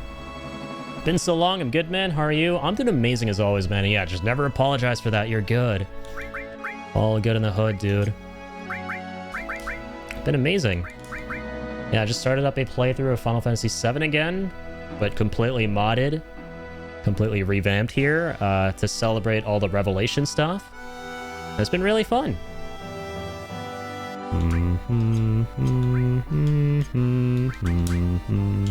Yeah, I was playing through my favorite game of all time. Nothing better. Absolutely nothing better than that. Looks slick? Yeah, it looks slick. It plays slick. They got all these aesthetic mods on, like 60 FPS, upscale textures. And on top of that, we got the big one, which is New Threat, which completely changes up a ton of the gameplay, adds new materia, weapons, changes a bit of the story. So we get to actually save Aerith. And so I figured to do a fun playthrough where we have Aerith in our party until the very end, as much as we can have her in here. And we're now at the point in the game where we're going to see what the heck happens to get her to live. We finally made it to the moment of truth. Dual Gunslinger's party. I guess that's what we're going for, yeah. The magic is going to be dismal. Power wrist is fine on Bince. Leave the materia the same. This is all good. I haven't played as Barrett in a minute. Yeah. It's been awesome. Let's go... Oh my god, dude. We have another copy of all. We have 2 copies! Not 1, 2! Gotta level this stuff as much as we can. For the 99 mil achievement. It's crazy how many more triple growth weapons you get in this mod. Revive. Oh no, this is gonna be linked with this guy. Barrett and E-skill. Oh god. I'll tell you what. Sense, revive, gravity. Added steel. All this stuff is still really good on Chrono. Like, he's almost mastered that all materia. Same with Bince. Bravo, Bince. We'll manipulate. Alright, fine. We'll give E-skill to Barrett. Why not? Don't really cast anything through this, but more so just to learn the stuff. Magic counter. No, that's not going to be good. What's the HP looking like? Cloud's got a ton of that. A gigaton. Let's give it to Bear. Just make him insanely tanky. Let's fuck it. Why not? Put it there. Arrange that. Also, I really want to level here.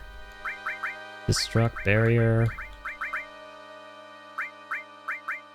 Don't need to level that any further, really. I'll tell you what. I think what we do first, go sneak, sneak attack, and then steal. That's always fun. See something here. 38, 49. Okay, not bad. He's sauced out with this stuff, right? So we're gonna give him... Let's give him cover. Fuck it, why not? Counterattack is good too. I'm gonna give him cover.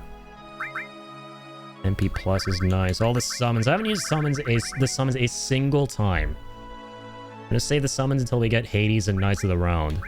Which I have no clue how we're gonna get those in Disc 3, because they probably remixed where they are. and the requirements, but those are really the only two summons worth using. The only two summons. Shimon. Rip Michael Jackson once again. He died today 17 years ago. 60 grand. Dang, we got a lot of moolah. Yeah, let's go do that new Fort Condor battle.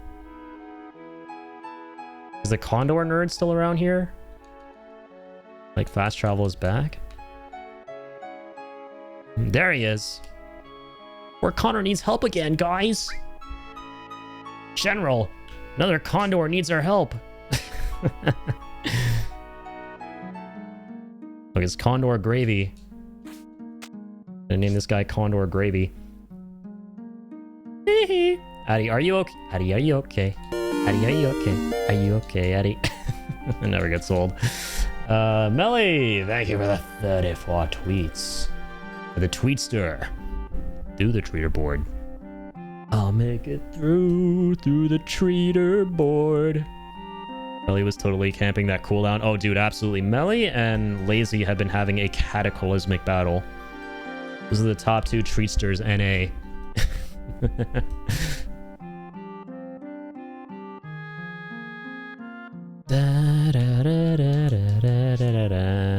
have to earn my redemption. The Treat Dead redemption. Love to see it. Yo, Recursive, welcome on in, dude. Good to see you, man. Jumped into the perfect time? Yes, you did. Yes, you did. You jumped in to the blep and the derp. Literally tried to send a treat however minutes ago long. It's been lol. That's a lot of folks, don't worry. You're not the first to say that, nor will you be the last. We get that a lot. You have Melly and Lazy to point fingers after that. And occasionally Compulsive. Dude, Compulsive has been tryharding recently too. Like, slam that button as soon as it's off cooldown. We're short on funds. We have 12 grand. You only have 12 grand. That's not a lot, he says.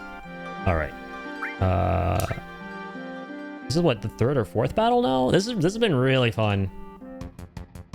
Because again, I have never done a playthrough of Final Fantasy VII where we have continually played through Fort Condor over the course of the game. Between like the very first time when we get here and then the mandatory story segment. It's really cool because the mod tells you when a new battle is available. You just like fast travel back and you do that stuff.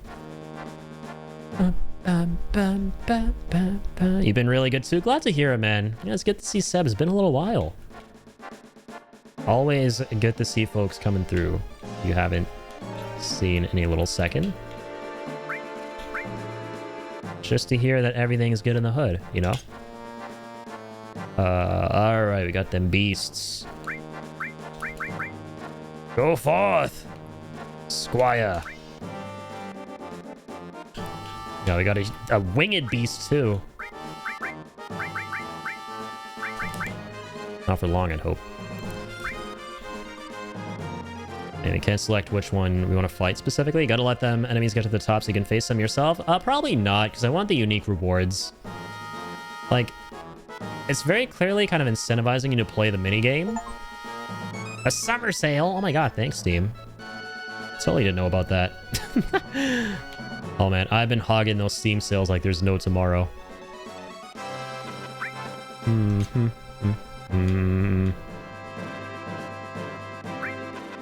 Yeah, like, if you let the commander come to the top and you fight him, you'll get a completely different reward than what you would get if you fight through all the enemy forces. As normal. Thought you got an achievement?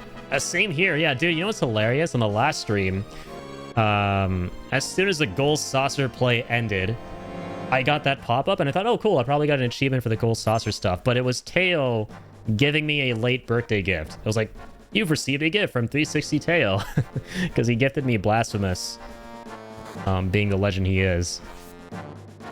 And once again, man, like, you guys are insane. Massive thank you for everybody who came through on the birthday stream last week, wished me people who gifted things. As always, none of that is ever required. You guys are always gifting me with you guys just being you, being generous, being kind. So every stream is like a birthday, which I said at the beginning of stream today. But that was a really fun stream, man. I'm still thinking of that modded Legend Dragoon stream that we did that day. It has me so excited for the future of that. I cannot... Like, I was thinking to myself, do I want to do a full playthrough out of this? Because I haven't played the game since, right? I just wanted to play the little intro portion to it and see all the bells and whistles through modding. And then we played Overwatch. But now I'm tempted to, like, see that playthrough through to completion. Like, a part of me wants to just wait and see what the Severed Chains team adds over time to it, but... God, man, whenever I play something that's, like, my favorite game of all time, or one of them, I'm like, okay, I don't care. Now we have to see this through to the end again. I'm sure a lot of you can relate to that feeling. Totally not trying to pad for the Steam Machine, but... Oh, the Steam Machine. What an interesting system. Oops. I gave in. Oh, you got the Steam Machine, Seb? All good, just watch the World Cup, Sweden versus Japan. Oh, there's a game today, no way. Japan got some game. Wait, did Japan win? No shot. Isn't Sweden, like, really good? Aren't you guys really good at soccer, Recursive? Dang, son. Or no, I don't know. Maybe they didn't win. Maybe Sweden did win that. Happy belated birthday, Addy. Thank you so much, Sebs. Damn, sorry I missed it, dude. Once again, never apologize. Don't worry about it. Appreciate you just thinking of that. Dropping me your well wishes here, and always having mine and everyone in the community's best interest in mind. Like, you guys are just amazing for that. Seriously. Defendor. Is there an achievement completing Fort Condor? I don't think so in this release of the game. This is the 2013 Steam version. And I don't believe this one has an achievement for Fort Condor. Oh, I'm going for the wrong guy!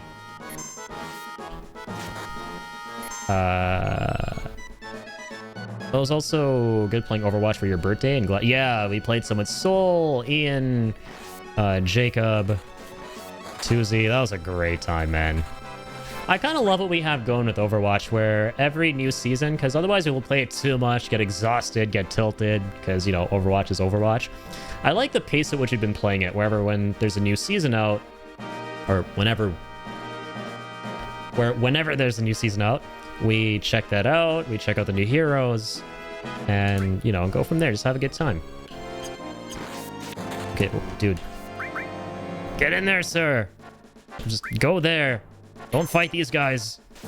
Do not pass go. They're gonna kill you. Shoot the burb. Shoot the burb, Archie. Archie the Archer. I did not get the Steam Machine. No, I just meant that Valve should put it on sale. Oh, absolutely. Yeah.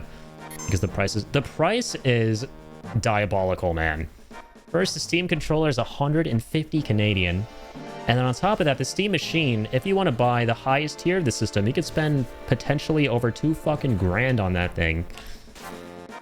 Which is absurd, in my opinion. And I get the reasons for it. I get that the climate is really bad right now for hardware and consumer memory, and that's driving the prices up. But, you know, at the same time, that doesn't mean, you know, I have to understand and go out and buy the system, especially since there's no real value for me to begin with. Like, if someone finds that there's value for them in that system, that's amazing. All the power to them. But if someone were to ask me whether I recommend it or not, my answer is just going to be a resounding no. Because the way I see it, you can build a computer that's more powerful than a PS5 for $800. I'm telling you, like, if you go right now on Amazon and you try to build like a 3060, you could build it for less than $1,000 easily. And it's more powerful than a PS5, which a Steam Machine is not, you know? So I don't know, man. There's just, to me, on paper, like, no value at all.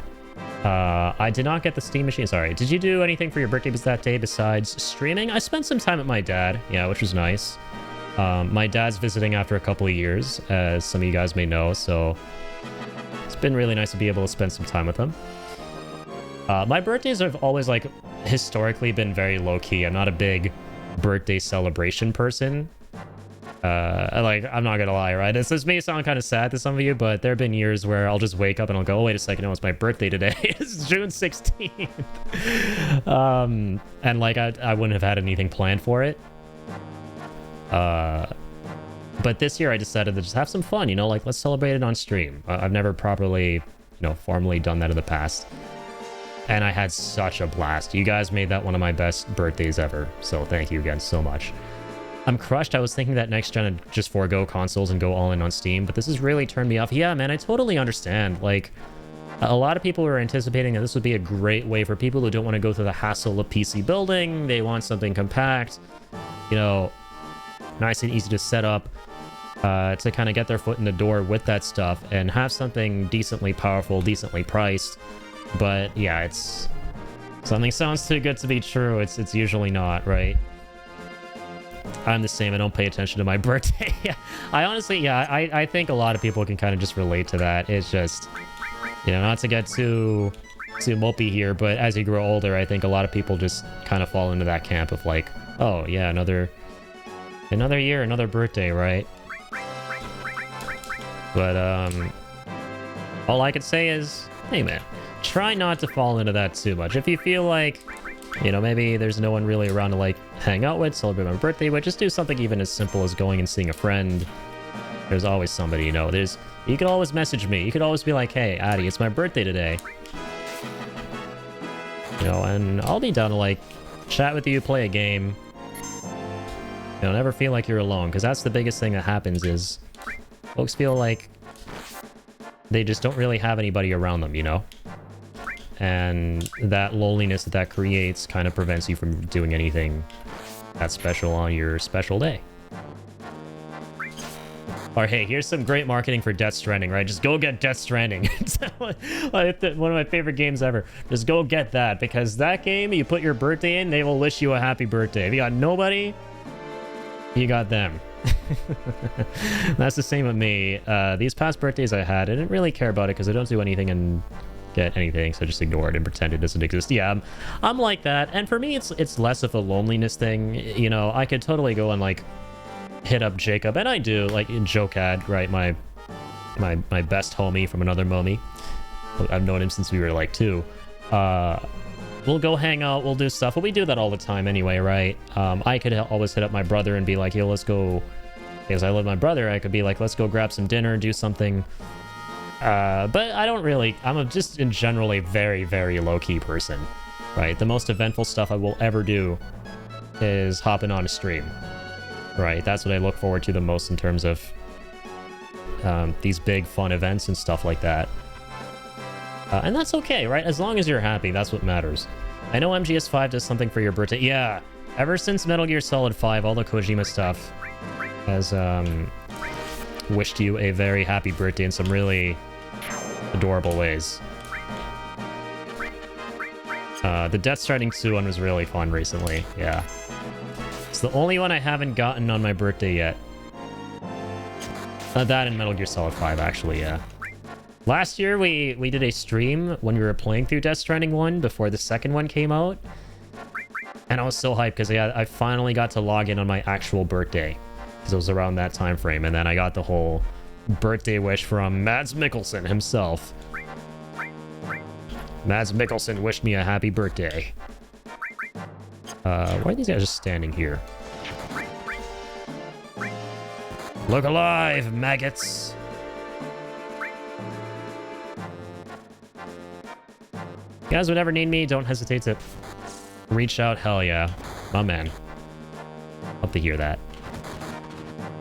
Dude, oh my god, Recursive, by the way, I love what you made. Holy shit. The thing you made that you posted in the Discord. Had me dying. The Planet of the Apes edit that he voice acted. He took the scene from the end of the first movie with James Franco and the ape. Caesar, right? Where he whispers in his ear. And he's like, this is me and Compulsive whenever Addy's about to stream. And then Caesar whispers in James Franco's ear and he's like, Addy again is about to stream or something like that. That was awesome, dude. I gotta like use that for something. I am obsessed.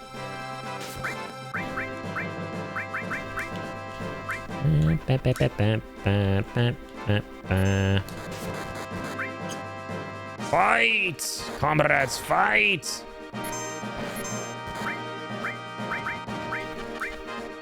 Take his ass! Ka-ching, ka-ching. Nice. Another fire catapult here. I fucking love these fire catapults. Was there not to love, huh? Oh god, this guy's gonna get absolutely pecked alive. That's exactly what happened. Why wasn't I just standing there once again? Come on, come on, come on. Nice. Can I place any units here? There we go. This one there. Shoot the burbs. Snipe them, god, snipe them. Alright, get another attacker down this lane. Without his approval, I took creative freedom. You took the reins of creativity, man. Respect. Yeah, but Curse of out here is always cooking, man, with all those edits and stuff. I remember the Resident Evil 9 one as well, with the bottle throwing. That one is a classic. That is a certified hood classic. Ba-da-ba-bum-bum-bum-bum. Encountered enema. Oh dear, I mean enemy, sorry. Enema would be concerning. Let's go kick some ass over here.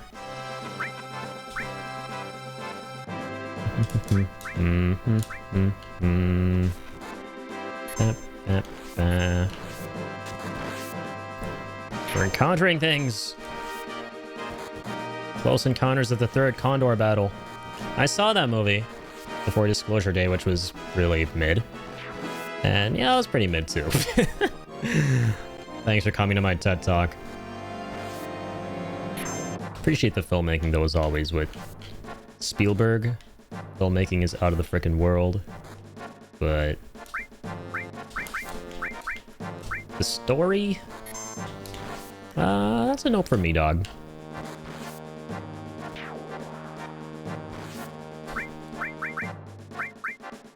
Alright. The Rolling Stones.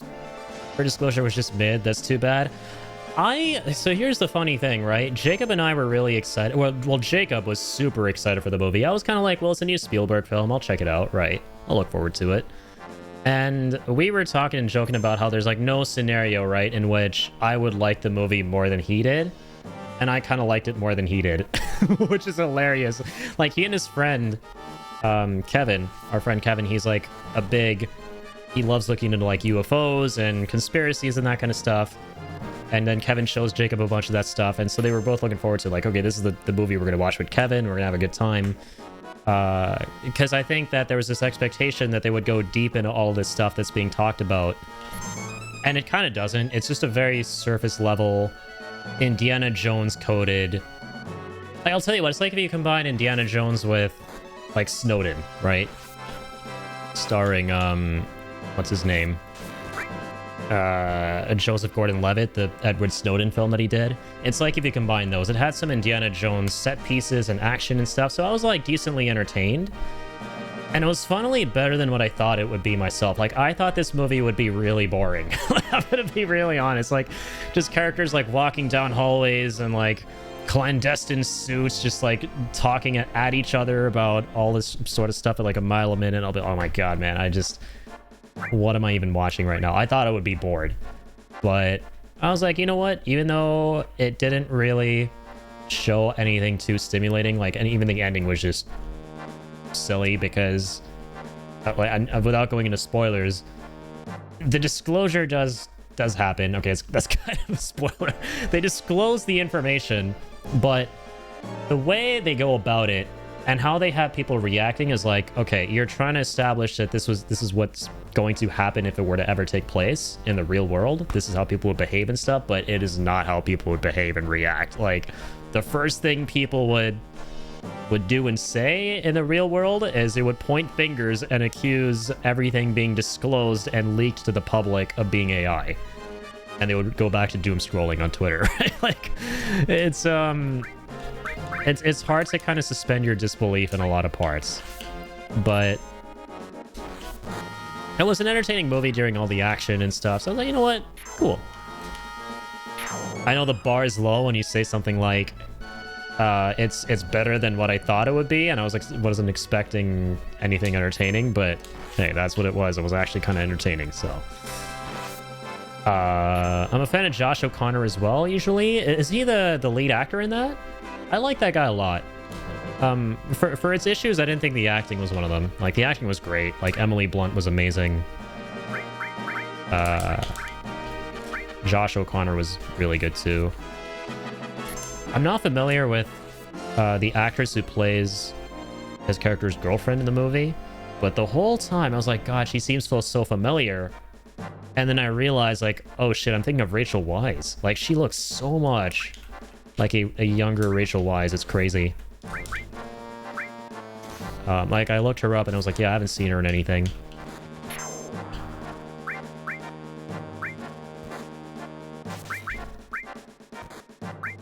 But yeah, I like that lead actor in Wake Up Dead Man. I thought that movie was awesome. The latest Knives Out film. Second one I didn't love that much, but first one's great. And then Wake Up Dead Man was really cool. I think they did something really original and interesting in that one. It had a good twist. He's the lead actor with Emily Blunt, right? I love Josh O'Connor in Challengers. Okay, I still need to watch that one. Yeah, with Zendaya, right? And Emily Blunt was amazing in A Quiet Place and many others. Yeah, Emily Blunt is just awesome as always. But yeah, speaking of movies and stuff, Jacob and I the other day, because we always love to like watch one movie a week at the theater, like we're kind of cinephiles at this point, as much as I hate saying that word because it sounds weird as shit. We're certified cinephiles. So every week we're looking forward to seeing something, and for the first time in pretty much ever last week, we were kind of stumped on what to watch. We were gonna go watch that new Robin Hood movie with Hugh Jackman. And then at the very end, we kind of like just noped out of it. We were like, but I don't know. It just kind of seems like it won't be... Like, you just weren't enthused at all about seeing it. It just seemed a little bit not up our alley, a little bit mid, whatever. I'll watch it at some point. I like Michael Sarnowski, the director. Jacob, not as much. Fair enough. So we were looking for something else. And we saw Leviticus as an idea. We shortlisted that one. Which seems like a pretty interesting horror film. Because, like, at this point, yeah, I think it's safe to say horror is our favorite genre. But then we decided, because we are obsessed with Obsession, that movie's about to hit 400 mil. It deserves all the success in the world. It's about to leave theaters in, like, I guess less than a week at this point. So we're like, let's just rewatch it again. And we had a great time. Already knew we would enjoy it again, but Jacob, he gets like nausea sometimes watching stuff in the theater. So he decided to move to the front row halfway through the film so he could like go in and out more easily. And we did that, and that was really fun because I never sit that close to the screen, and it felt like, you know, playing or watching a horror film on hard mode. Has Leviticus been getting good reviews? I saw trailers and thought it could be good, but not fully sold. It has been, yeah, surprisingly. The whole concept is that there are these two gay lovers who start seeing... I forget the premise, but... like, one of them gets possessed by a demon, and the other one does too, and they take on the appearances of one another or something, and it just goes haywire from there. And I messaged Ian about it because, oh my god. Like, the top review on Letterboxd had me dying. I love the reviews on Letterboxd because they're so shitposty, they're memey, they're fun. The top review for that film, it was just one word, and it said Pride Month, and it emboldened the D-E-M-O-N in Pride Month. And I lost it, dude. Because, yeah, the premise is it's about like a demon possessing these two dudes. I can never unsee that now. There's demon inside Pride Month. And I sent that to Ian, and then like he was dying laughing. And he was like, I sent it to all my gay friends, and now apparently I'm like a huge like gay icon. I was like just having a big laugh about that. So there's like a little funny story about Leviticus, because Jacob and I were looking at it, and then we looked at the reviews, And dude, that top review for that movie, holy shit, that has me dying. I think it's one of the best Letterboxd reviews I've seen. The meaning of Cinephiles Anonymous is called to order. Oh, for real. Being a cinephile is dope. Yeah, that... One day, I swear, I'm not going to be as weirded out by that word. One day. One day. That day is not today.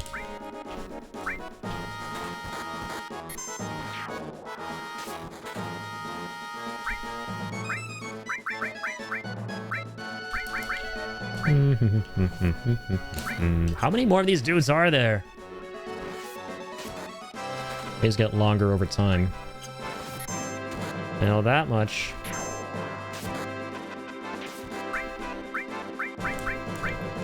Here we go. But yeah, Cinephiles Anonymous. I'm probably going to be a part of that group someday. Hopefully it's not called Cinephiles Anonymous. Something else. Because, yeah, I am hopelessly addicted to watching movies. Yeah, today I woke up. Glorious day for the unemployed. I woke up and guess what I was doing for a couple hours? I had to go to the passport office for a little bit. So, you know, that was my productivity for the day. And I got home. Because I had to be up so early. I was really tired, so I was like lying in bed. I decided to go on Letterboxd and just rank all my movies that I've seen. Or all the films that I've seen for all the years I haven't ranked them. Like I decided to do like a 2020, 2021 to all the way up till 2024 ranked list of movies. So yeah, I kind of am no-lifing movies right now. It has been one day since my last first watching of a movie. What'd you watch last? Leviticus to me was giving It Follows mixed with any possession movie. Yeah, that's actually kind of accurate. I love It Follows. And apparently they're making a new one, right? Toy Story 5. I've actually been hearing good things about it, which I'm surprised about. Because to be very honest, I thought people would watch it and go like, okay, this franchise has run its course. Why are we just getting more slop now? You know, it should have ended at Toy Story 3, which is what a lot of people have been saying for a while, understandably. I know that was the common sentiment after 4. Which I haven't seen myself. That's called They Follow? Let's go. It Follows was great, man. Like, it genuinely... I mean, I love the way it does horror, because if I were a horror director, right, that's some of the stuff I would do personally. I think the way to scare somebody is when everyone's guards down. Not a jump scare, right? But when you feel like you're in a safe location, someone just walks through a fucking doorway who looks fucking horrifying, right? That's my kind of jam. And that's exactly what the movie does. Like a jump scare without it being a jump scare. Like just let it happen so matter-of-factly. That's some great-ass horror right there. One day in the future, Addy and friends will go to EVO very soon. I first need to become a big fighting game fanatic, right? I like fighting games, but I'm not a big fighting game fanatic. And I feel like for EVO, you gotta kind of be there. I haven't played a fighting game in a while, dude. I feel like I want to play the new Invincible that came out. Well, I guess it's not very new at this point, but well, relatively. I want to play the new Invincible versus game because I love Invincible. Here, the campaign is pretty cool. The best line from Daryl in The Office: I don't love Godfather because I'm black. I love Godfather because I'm a cinephile. I love Scarface because I'm black. I forgot about that. That's great. Yeah, I love The Office. Toy Story 6 is going to be the finale. Wait, did they actually say that? Did they confirm it?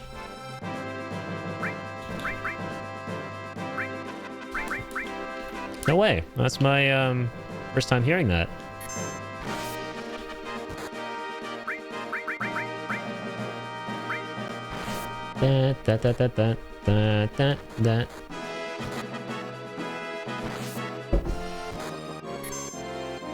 Encountered enema. Another one. Possible. Toy Story 3 was supposed to be the finale, but of course, yeah. That's true. Like, whatever they're saying now about it being the finale, they're probably going to change their minds real quick once they start seeing all that cheddar. Once they start seeing all that cheddar grating in.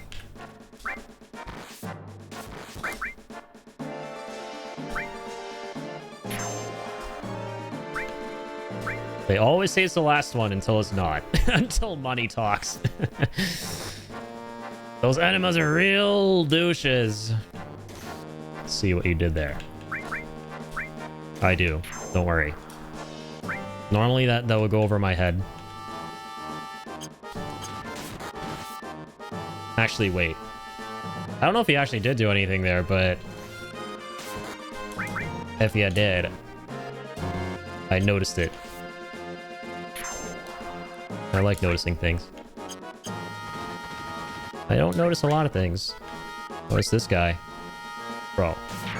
Toy Story Shrek streams are making numbers. Toy Story Shrek? What on God's green earth? But why am I not surprised, right? Supposed to wrap up the Bonnie saga. The Bonnie saga. That just sounds funny to say. Because I think of something like edgy and, you know, dynamic, like Dragon Ball, where things are referred to as sagas.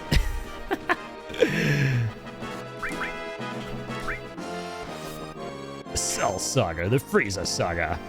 Makes it sound like Toy Story, some hyped up, muscled up shonen anime.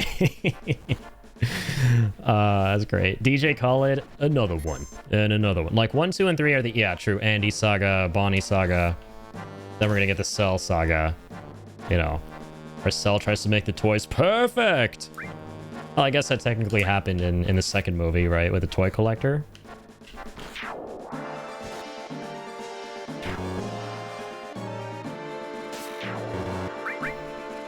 Oh, fight him, big boy. But yeah, Toy Story 3, man, it wrapped up everything so fucking perfectly, so beautifully, so lovelily, that the thought of another one just didn't even make any sense. Just the thought of it.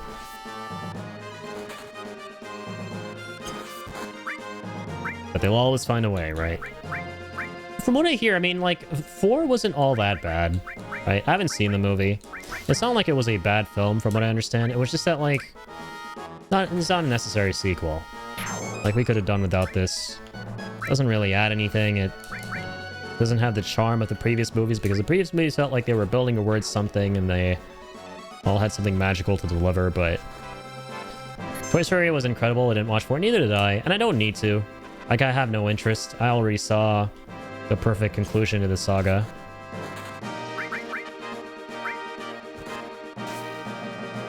But yeah, speaking of Shrek, right? Shrek 5's coming out. Did you guys also hear? They literally just announced there's going to be a donkey prequel. There you go with the milking. The milkification. I don't know, man. I'm very... I love Shrek. I think the second one's one of my favorite animated films of all time. Probably a top 3. I think my favorite animated film, like in my number 1 spot, that would be... If we're talking like Pixar quality animation, that will be Incredibles, right?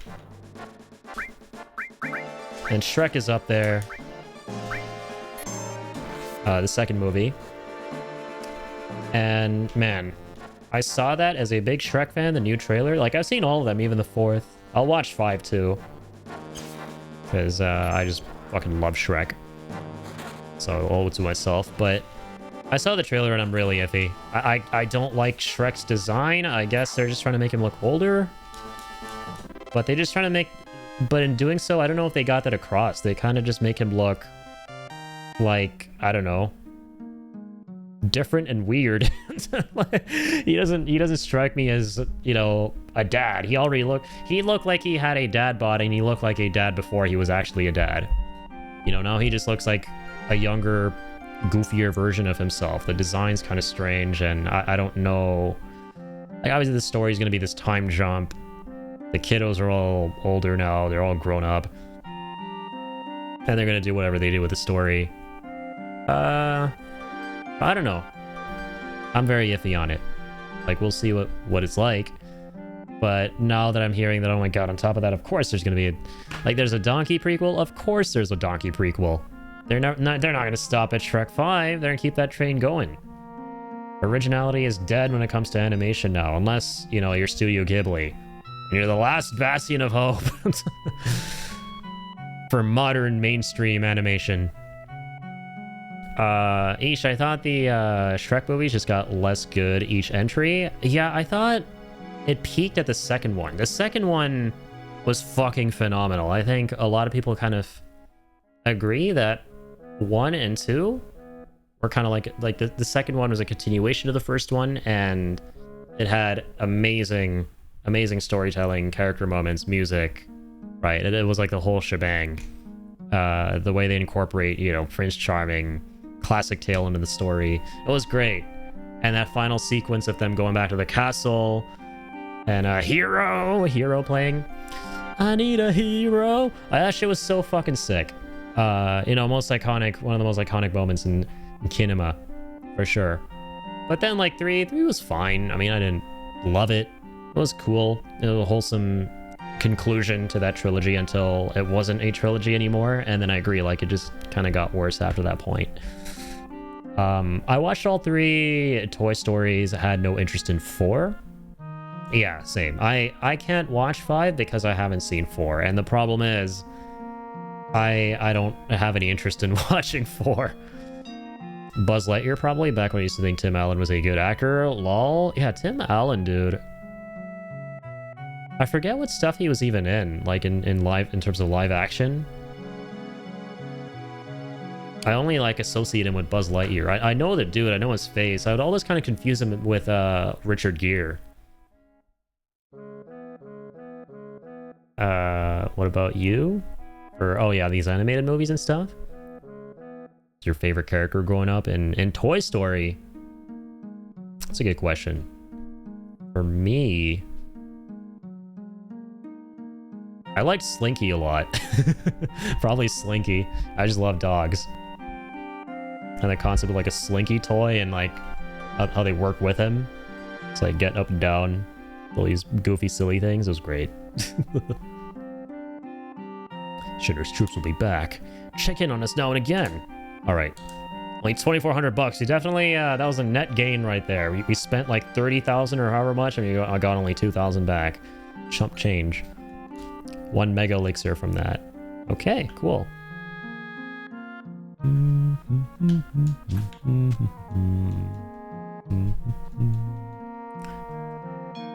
The biggest thing I'm curious about what the items are, or is, where the hell are the final limit breaks?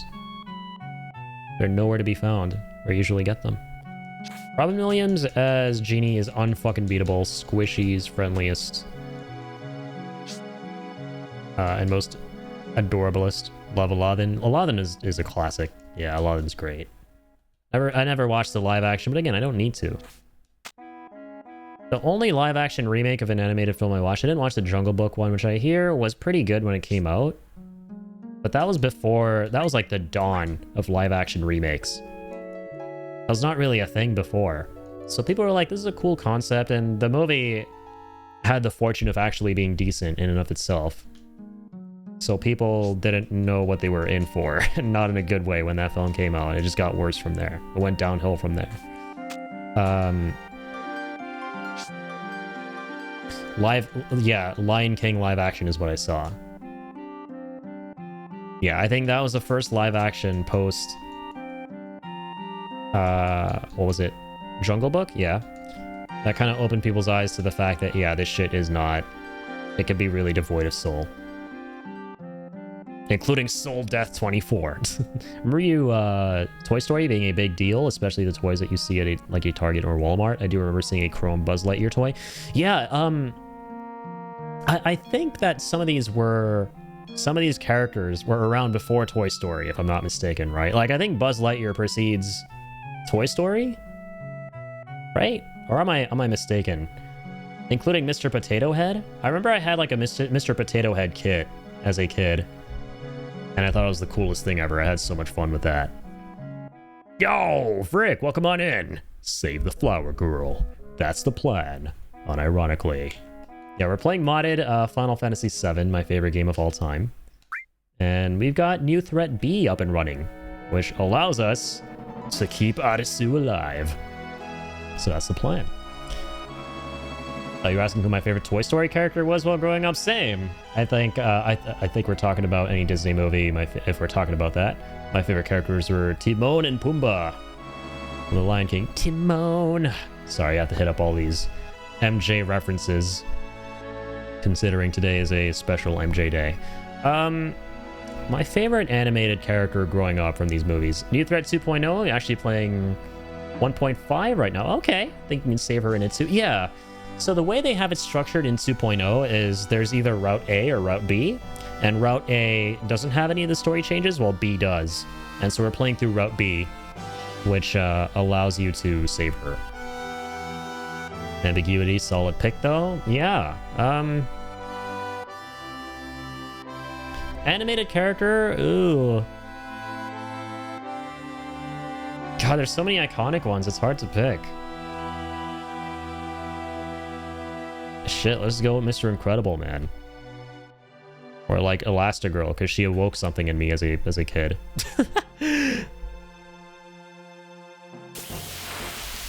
Also, I just love Incredibles, man. Again, Incredibles is probably my favorite animated movie. Alright, can steal nothing. Impossible. What you got? Mr. Potato Head got his start from the early... Yeah, 1950s. Okay, yeah, I had a feeling it massively predated Toy Story, right? Where you get an ordinary potato and use the parts from the box to dress it up. Yeah, I had that, and it was really fun. I didn't have a Mrs. Potato Head, but... God dang, did I love playing with that Mr. Potato Head kit. Some good memories right there. Incredibles was really good. Yeah, absolutely. Incredibles is a classic, man. The best animated films are the ones that are like the whole shebang, right? Great animation, number one, from a technical standpoint.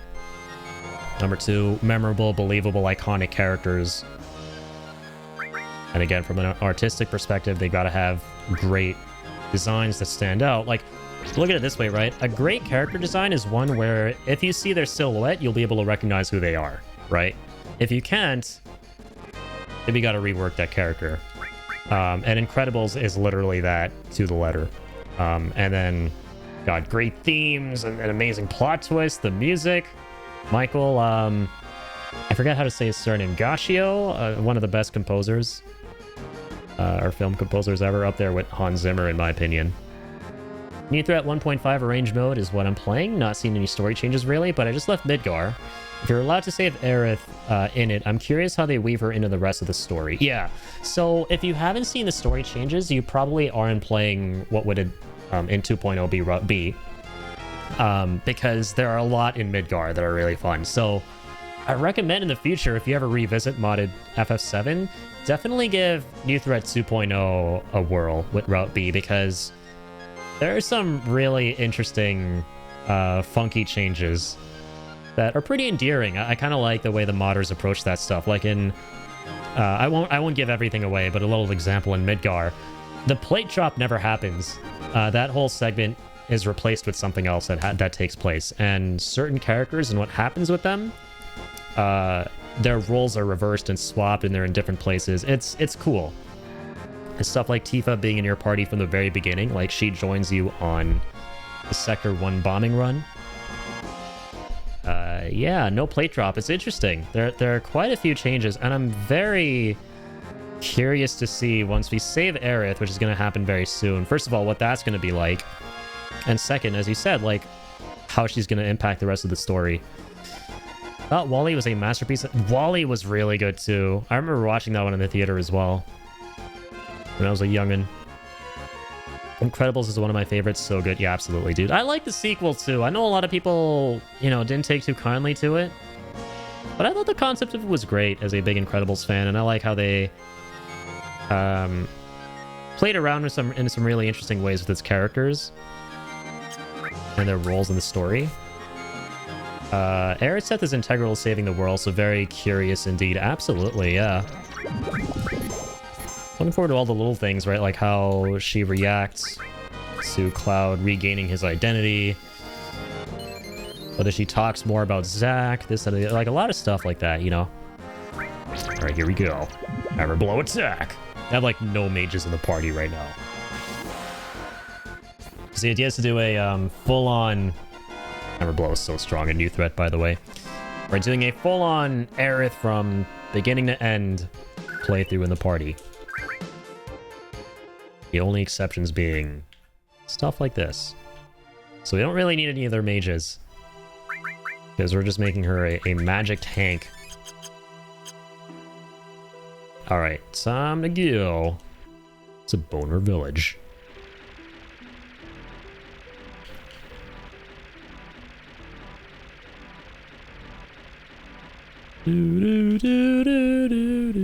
Again, it's really interesting how in Rebirth they switch up Temple of the Ancients to be all the way up north on the map. Alongside City and what have you. Okay, let's mosey around here. Or not. Shame on now.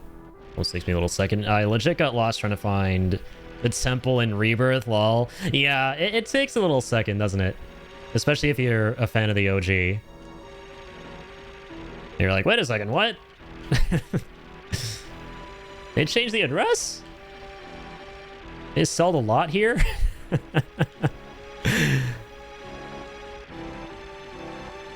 That happened recently. I don't know why I brought that up. That happened. That hits a little close to home. This restaurant I loved going to growing up in my neighborhood. Or my town, rather. It got shut down the other day out of the fucking blue. Like, my dad's visiting, right? After a couple of years, and we went there. And it was, like, bustling. People were, like, coming through to watch the soccer games, and, I mean, it was great. And people go to that drive-thru all the time, and the other day before stream, I was like, you know what? Let me go to the drive-thru. Let me grab something real quick. And it was gone. There was, like, a sign saying, yeah, we've shuttered the place. It's sold. Probably gonna build some condos there. Honestly, kind of sad, man. Just so many subdivisions, lots of like big buildings and what have you coming up around these parts. Okay, speaking of around these parts. God damn it, we're lost. We're super fucking lost, man. Okay, I think we go down this way. I keep going to where it was in the OG. Yeah. I think I was doing that too, towards the end of Rebirth. Yeah, there we go. Gotta go past good old Lucretia here. Don't get me started on the condos in Canada. It's nutty, man. That's a whole can of worms. That is a whole frickin' can of worms. Battle Square soon? Probably Disc 3. It's interesting what Battle Square is like. Yeah, we did the mandatory stuff to get the Keystone at Battle Square. But, yeah, the rewards are completely different in New Threat. Like, you don't get Omni Slash anymore as the final thing. I forget what it is. Nail Bat, funnily, is one of the last rewards, which is a complete slap in the face. Thanks, I hate it. But you gotta kind of love it at the same time. The modders definitely have a sense of humor. I'm looking forward to doing all the Battle Square stuff, though, and seeing what we can get our hands on. Especially with that last thing, which I forget what they called it. It's not a vanilla item. It's something brand new. But yeah, what was the other reward besides Omni Slash that's really good towards the end of Battle Square? I always forget, because it's not just Cloud's final limit. It's not just Omni Slash. You also get...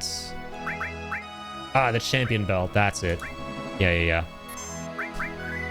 Thank you for reminding me.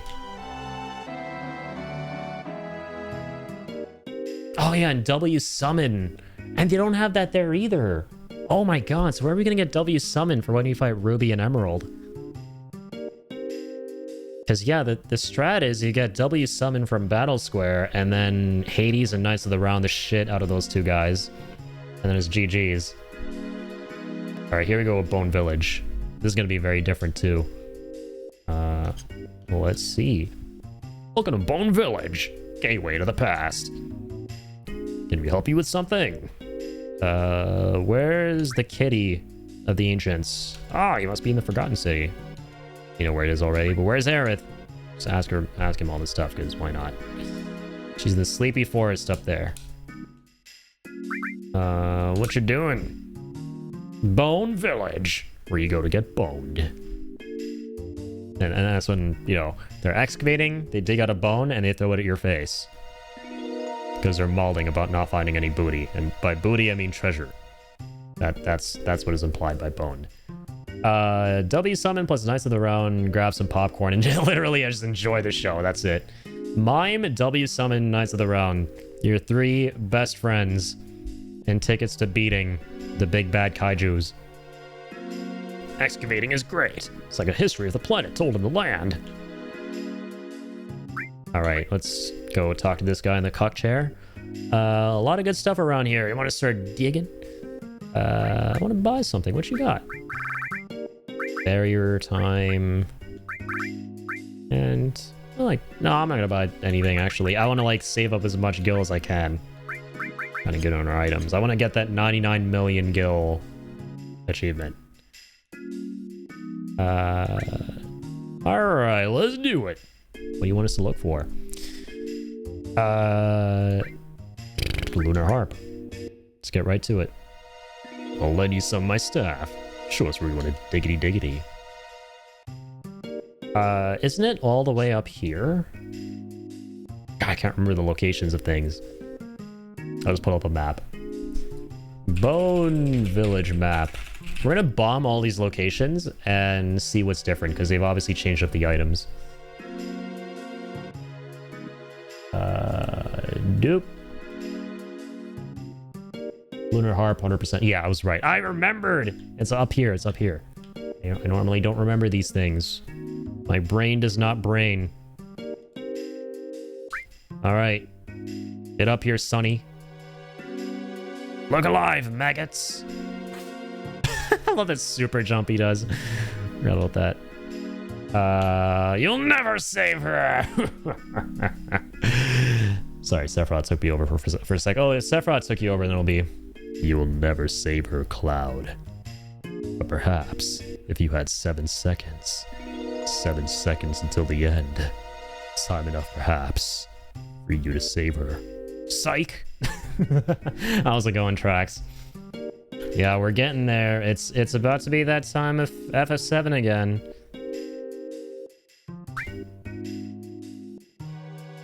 I always forget Bone Village. You gotta, like, sandwich or, like, box off the area, right? Or no. Fuck. No, you put these dudes in different areas where you want different treasure. So, yeah, let's see spot number 2, which in vanilla is either Buntline True for Vincent Phoenix. That's interesting. You could have gotten Phoenix from Fort Condor, but they swapped that item in New Threat. We've been playing Fort Condor so far. It's 3-0 after all. Okay, cool. Number 6. Number 8-1. Sephiroth takes us all over the place once in a while, to be honest. That's true. That is very true.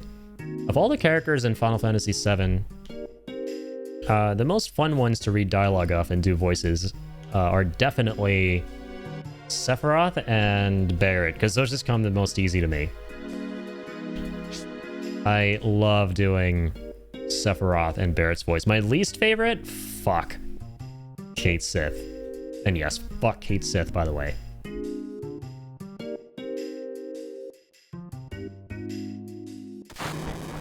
Kaboom! Alright, let's take a little nap while these guys work overnight. Go for the proposed dig point and press X. The proposed point! Hash browns, refried, beans, bacon, eggs, ham, and cheese. Oh my god. Hash browns, refried beans, bacon, eggs, ham, and cheese, Sephiroth. Da, da, da, da. God, that's peak. That's peak right there. All right, we'll dig here. If you find anything, we place in the treasure box for you. Please go digging there, you little bitch. I want my harp. What do you have? Lunar harp, baby. That was easier than peasier. No. I'm curious if there's like, yeah. Let's look for these other items as well. So, 762. Okay, we're gonna get everything. Thanks, Addy. Of course, man. Of course. Think I'm ever gonna pass up an opportunity to do some Latin chanting? We all know the words hash browns, refried beans, bacon, eggs, ham, and cheese are some of the most iconic words in all of Latin. I'm never gonna pass that up. Sorry, I gotta go drop some bombs again. Let's look for some good shit. I forgot I selected Lunar Harp at the beginning. And that I had to place them where I thought Lunar Harp would be. And not just any other treasure. So yeah, now we can do this stuff. Spot 2, 3. Yeah, so 2, 3, and 4. Alright. We'll survey that area. Pizza ordered? Let's fucking go. Dude, I went through a massive pizza phase not long ago.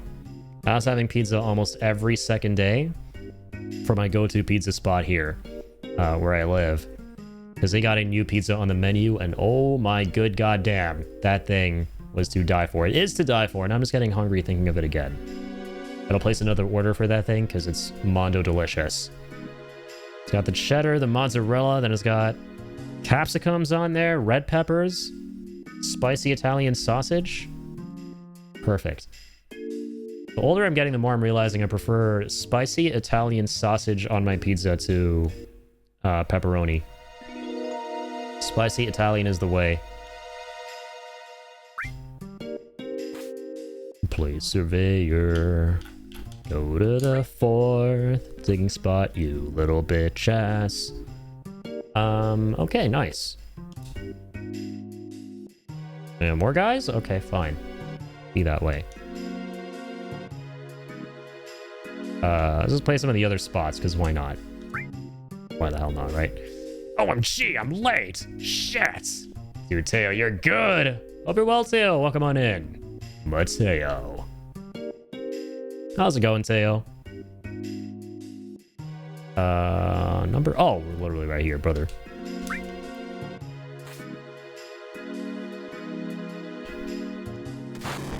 Kept you waiting, huh? Shout out Teo.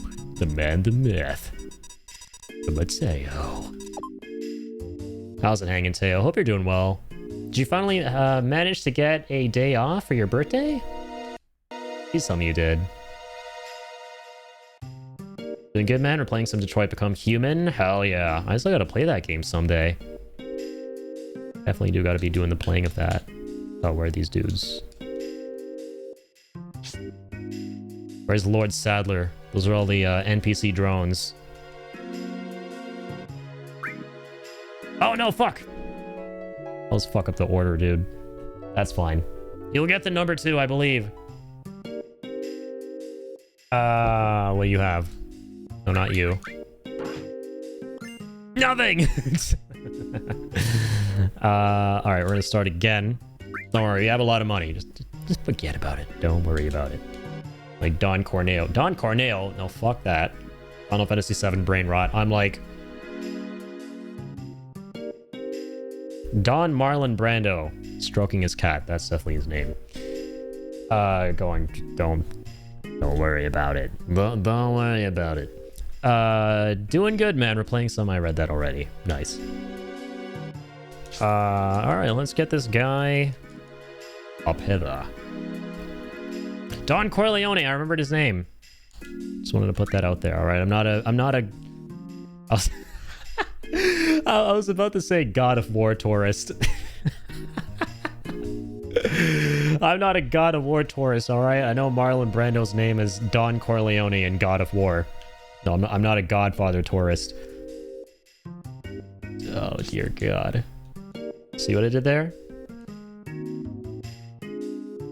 Don Corleone, I think, but I like Don Marlon Brando better. Dude, Don Marlon Brando makes me hungry for pizza because, again, I'm going to bring up pizza again. I blame tracks. There was a pizza spot, another one, growing up that had a pizza on its menu called the Marlon. Not the Marlon, the Brando. So every time someone mentions Marlon Brando or the Godfather, I start getting hungry for pizza, dude. I don't know what to tell you. It's a problem.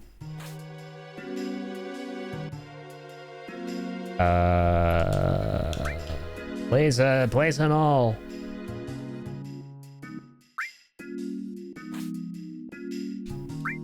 Probably gonna be all completely different. Not just locations, but items as well. Not yet, Sally, but honestly, the second job is part-time, and I don't really... Also, Wabe, welcome on in! Thank you for the 5 treats. Don't really need the second job anymore, so I might just quit because they are not listening to me, and my main full-time job gave me 3 days off, but somehow my second part-time won't, so yeah, I might just do that. I can't blame you either, man. Yeah. Especially if they don't have the decency to give you that, right? It's like, why do you want to give them, like, the decency of giving them your time, you know? So, yeah, I really hope that works out. And again, massive shout out to Teo. Big thank you for Blasphemous last time, man, for the late birthday gift. Absolute legend, you. Can't wait to play that someday. I looked at more gameplay of it, and I forgot just how much that looks like, Dead Cells, man. I love Dead Cells. Also, thank you again, Obey, for the Trito, for this little dogowino. Good boy. Alright. Damn it, if only Link could be a character in Final Fantasy VII, he would be able to find all this shit. Alright. This guy is actually not in the... Well, okay, I'm gonna go here. Boop. Determine the location of the item.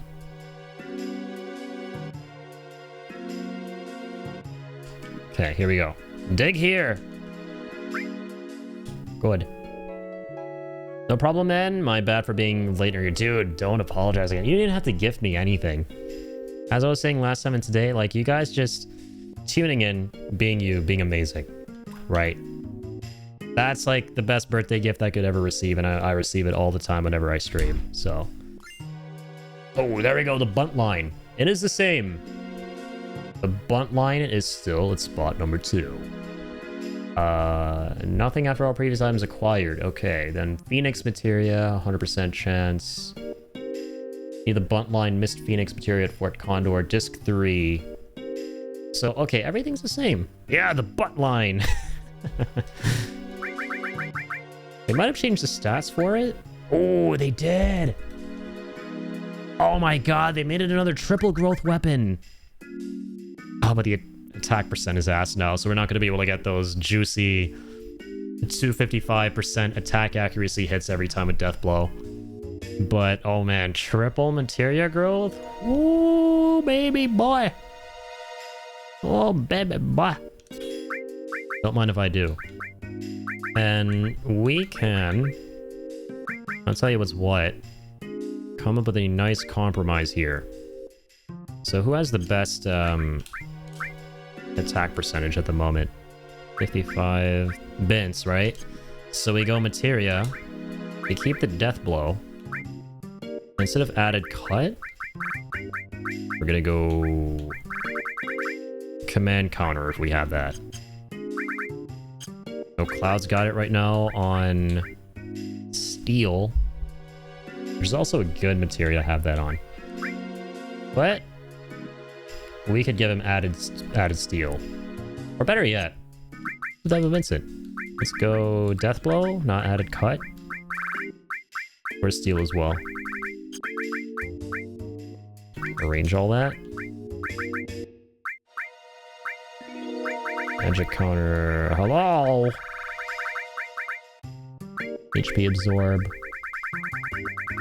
Who the hell has that shit?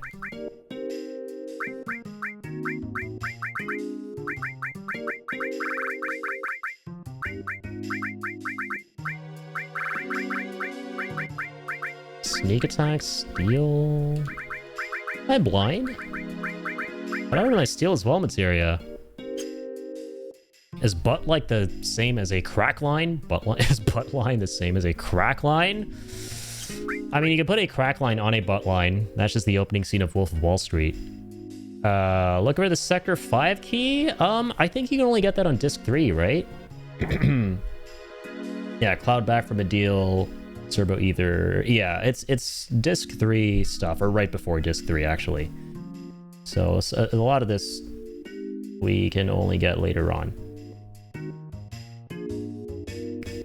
5, 7, 8. Okay, wait. Yeah, where the hell... Okay, I must bear witness.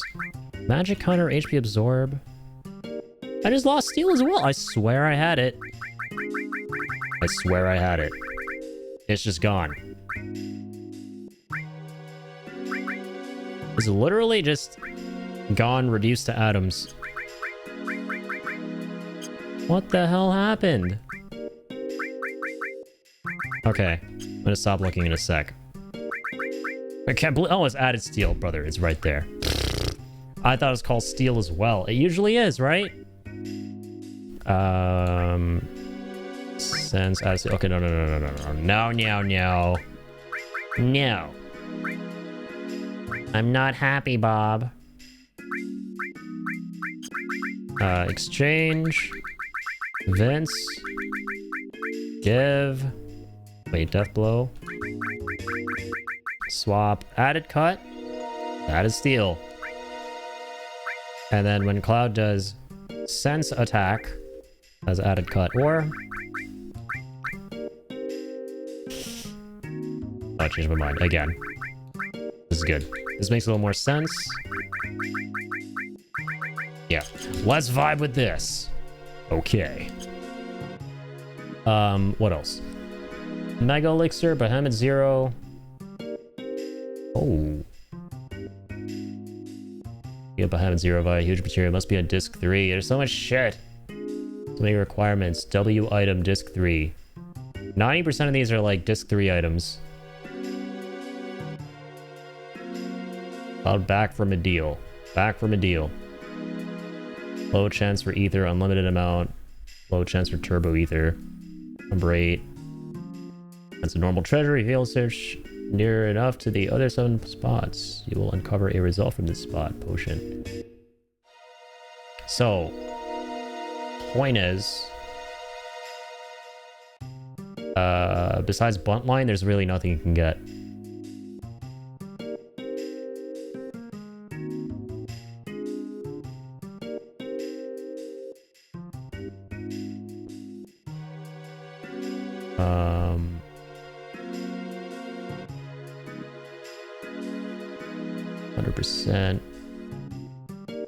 Okay, fine. So basically just come back here for everything besides Buntline on disc 3. Which I kind of remember being the case in vanilla. And it looks like it's the same in New Threat. Can we get Kujata still? Is Kujata still vibing here? Or is it Alexander or Kujata? I mix them up. Yeah, one or the other here. The sleeping forest awoke. What's the meaning of all this? What the hell? He's still there. I see him. Like a fleeting specter. Kinshada! Wait, what? Wasn't there a U before that? Was that a typo in New Threat mod? Kinshada. God damn it, man. I have PTSD to those Kujata fights in Rebirth. Fuck. That treacherous ass bull. And the bull feet he rode in on. Once again, man. Rulers of the fucking Outer Worlds. That one Kujata fight that starts with?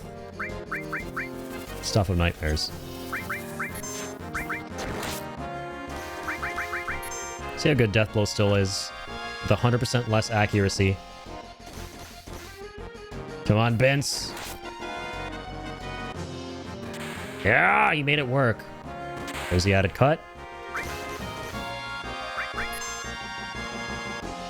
steal on everything. Huh. Echo drops. Alright, yeah, we got this new weapon with Barret, which is triple growth. Kind of fucking sauced out. Ka-ching! Come on. Yeah, there you go. You got 2 rounds of the chamber. Alright. Prepare to eat lead. Oh, so it has terrible accuracy. That's the trade-off. Shit. It's triple growth, but horrible accuracy would bear it now. Interesting. Alright, here we go. So you've chosen death. Hellmasker attack. Aqualung. Let's see how good Barret's magic is here. The cave on the cliff, where people complain about not climbing the vine and go to the cave. Oh. Oh, yeah. Okay. That's where I see what you're saying. Forgetting, Alexander? Or no. Alexander is in, the snowfield. That one, though, I know has a summon too. Hey,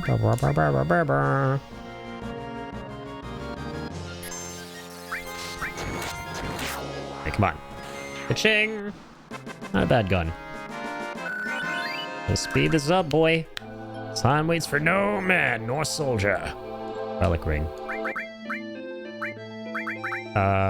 What do we have here? Has a deathly sheen. Okay, no thanks. Sounds kind of scary. That's scary, Gary. Okay, now we can go up here again.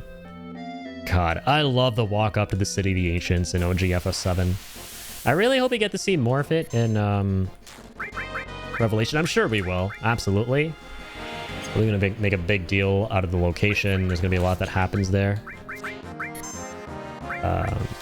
It was a shame that it was kind of cut out of Rebirth, and I get why. I mean, they had to make some compromises, right? Kind of glossed over it a bit. Oh, God. But yeah, I love, like, the weird, wacky, twisty, coral reefy on land architecture of it.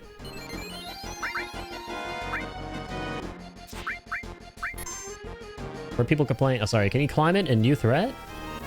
Yeah, I wonder. Like... Yeah, there's, like, that shortcut that connects... Yeah, dude, that's some crazy fucking trivia, by the way. There's some crazy trivia. There's a cut location, or shortcut rather, that connects the base of the City of the Ancients to the Ancients Forest. It's a shortcut they never used. Right? You can like see exactly where it is. I thought you were talking about something else, and I realized exactly what you're talking about now, Soul. I know exactly what you're talking about. Let me disable the battles real quick. It's like in this little corner spot, right? Like here, maybe a little bit further up ahead. You kind of see where I'm going with this. It's like kind of off to the left. I know exactly that area. I've experienced that in the Shinra Archaeology Cut mod. That's sick that they restore that. No way. I'm on the right. Okay. I'm guessing it's not there in New Threat. It probably isn't. It'd be really nice if it was, though. Oh, yeah, right here. Bruh. Ah, no, you can't. Oh my god, wait, what? You can climb it. This cave sure is dark. This was not in the OG, was it? Like him going up here. He couldn't even climb the vine. What the heck? That's so cool. Wait, but we can't go in. Does that mean we have to first get to the Forest of the Ancients? And then, like, circle back via there first? Like, we have to come here from that level? Yeah, in vanilla, you can't do this at all, but, like, he can't even climb up this vine, right? Welcome to New Threat. Yeah, I fucking love New Threat mod, man. So cool. And I'm really excited to see all the Aerith stuff now. That's crazy. So in like Shinra Archaeology Cut mod, are you able to like immediately go to the Forest of the Ancients the first time you get to the City of the Ancients from this shortcut, or no? Guessing you gotta keep making progress so you can get into the cave. Yeah. No, like, exactly. I feel like it's a shortcut back to this area from the forest. That's cool. That's very cool. It also goes to it from Bone Village. That I don't know about it. That's sick.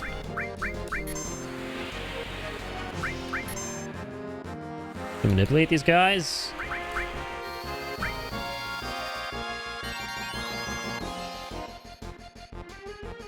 Corrupt their minds. Oh fuck. There, stop getting hit by the wind. It's only the wind, you big boy. How's the wind knocking you over? You're fucking massive. Okay, manipulate doesn't work.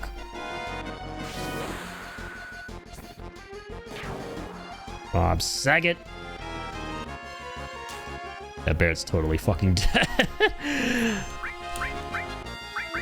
No, not him. That guy. That. Bear, get up.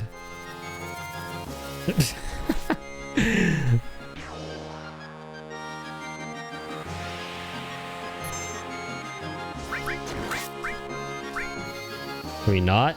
Alright, there we go. Alright.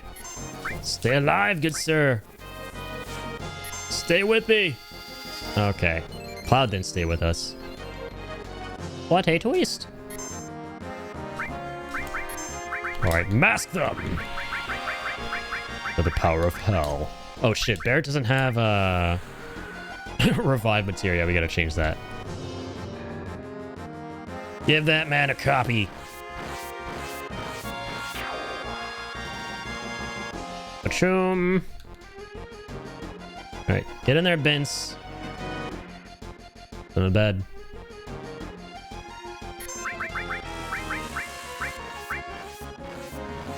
I would like to revive Cloud before the end of that battle, but oh well. No.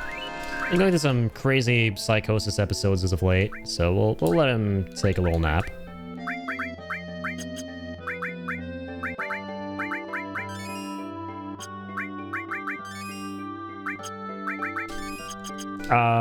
It's time for me to go to bed, my friends. Everyone, please take care, enjoy the stream, and keep on keeping on. Addy, special thanks to you for the great stream. Special thanks to you for being here. Seb, thank you so much for tuning in for the 16 months. Absolute legend. Keep on keeping on, man. We'll catch you on the flip-flop. NPC in Bone Village is looking to the right where the entrance to the ancient forest is at. It was cut in place on the mountain where you need a chocobo or to defeat, or by defeating Ultimate Weapon. Yeah, true. You either get up there with the golden chocobo or you defeat Ultimate Weapon and get the pathway that leads up there. So it looks to the right where the entrance... Yeah, so geographically... That's right, pun intended. That would be the entrance. Yeah, and you would like... It's interesting how it takes you to the complete opposite end of the map almost. Right? Speaking of like in terms of the world map. Because the Forest of the Ancients, like this is like a small island, essentially, where we have the city. And then Forest of the Ancients is on a totally different landmass. That's crazy. So like, how does it, I don't know. It's just chalk it up to ancient Cetran magic, but the direction he's looking off into is, yeah, the one that leads to where the forest is actually at on the world map, but its own separate mass.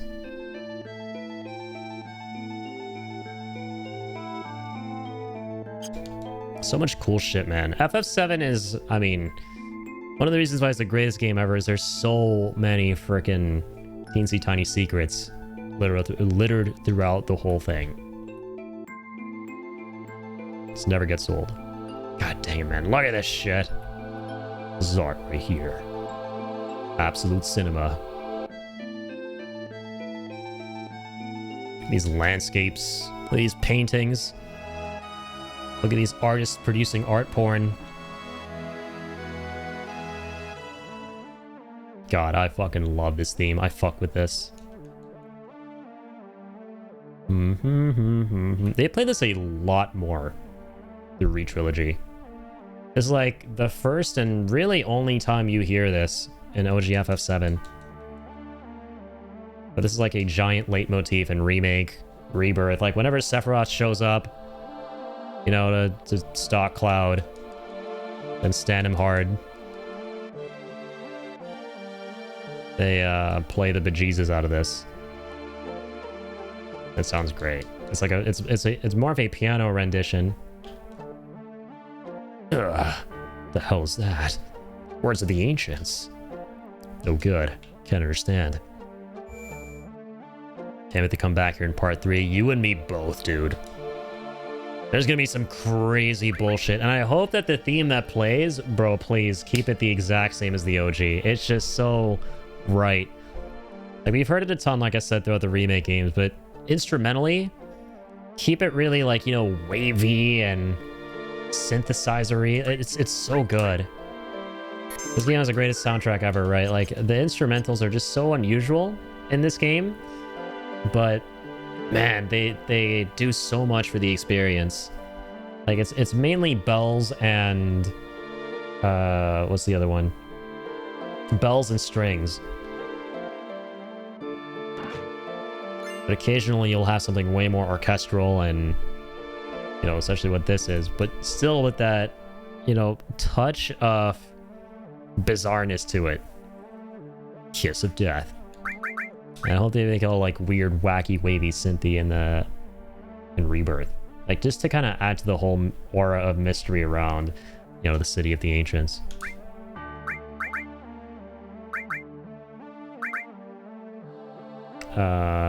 Whatchamacallit thing that we just got. Here, wait, let's check over here. Kiss of Death. Sounds like, yeah, there you go, throwable. Already have like 3 of them. Alright,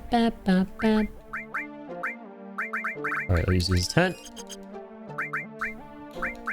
Yeah, we're gonna come back here. We'll see the full version of, or rather, Cloud's proper recollection of Aerith's death, all of that stuff. That's gonna hit hard. Like, I've seen a lot of people saying, oh man, they just glossed over it in Rebirth. Like, what was that ending? And yeah, to be fair, there were a lot of like issues with Rebirth's ending, but the one thing that isn't a problem to me is how they make Cloud. They do such a good job of showing Cloud having gone batshit crazy at that point, right? He can't even differentiate between what's real and what's fantasy at all at that point, right? It slowly builds towards it. So, and when you combine that with, you know, him being in complete denial over so much shit that's currently happening, that has happened, like it being in complete Delulu land. Oh, dude, like, there's so much that they are saving for part 3. They're not playing all their cards. For once, you know, he gets himself together, Tifa repairs him, restores his mind. We're gonna see the full version of the most iconic scene in FF7, the most iconic death in glorious re-HD. Howdy, handsome. How's your night going? Good to see you, McMahon. Well, come on in, man. In a little minute. How are you? Yeah, it's going amazing. We're playing Final Fantasy VII. This is my favorite game of all time. And we're playing it modded. This is my first time doing a proper, fully modded playthrough of FF7. Mega Elixir! Okay, wait. What's that marker?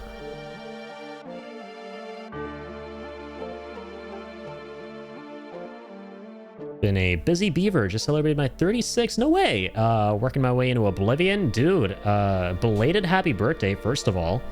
Happy 36th. I celebrated my birthday too not long ago. My 27th here.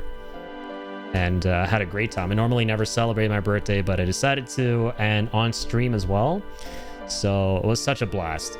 Hope you had a great birthday, and I feel you on that, man. Been working hard, life's just been lifing. It do be like that. Yeah, 36. My brother's gonna turn 36. Yeah, this next the next March.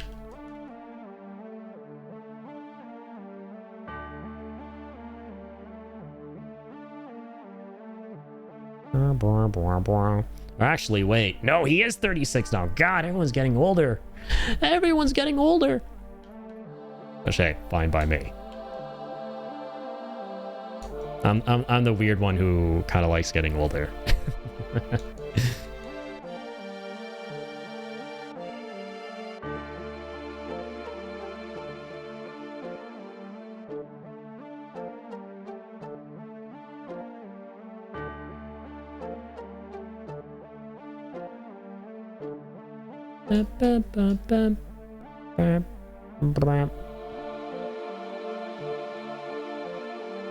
But true, yeah, I don't know why I came here actually. This is like stuff for way later.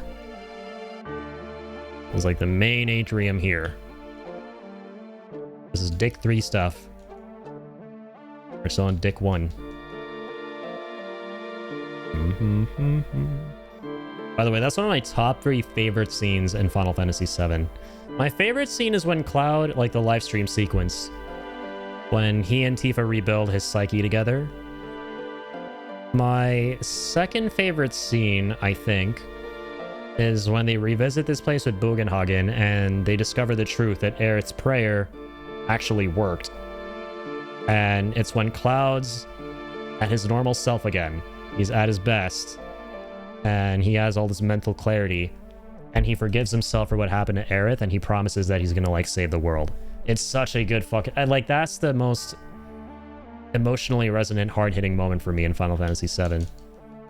And I just... Man, I really hope they do that shit justice. I know they've been doing that for a whole lot of it so far. And I like, cannot wait for that moment in the game, in Revelation. A lot of it gets kind of muddled with the new stuff they're setting up, but I am very much so looking forward to that scene. All right, what doth we have in here? That battle's on, right? Where are all the baddies? Kind of nervous to fight Henova with our current build. Ugh, again, a stream of consciousness. Could this be the words of the ancients? No good. Can't understand. Gotta pop offline, Eddie. Have a great rest of the stream. Keep on keeping on. Will do, Books. Martin, take care, man. Thank you so much for tuning in.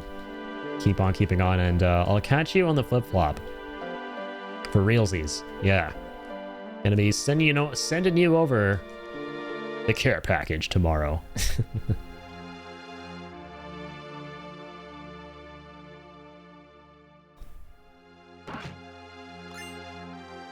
Elixir.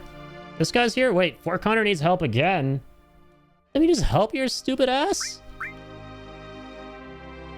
Okay, we have 50 grand. We can afford it. Looking at my wallet. So I'm looking at it with my douchey shades. And Gucci shoes. Not my shirtless self, looking old and decrepit, hunched over at my coffee table counting pennies. Not that version of me. We're not broke. So we can totally do this. Let's go. Chop chop. One of my favorite things about New Threat.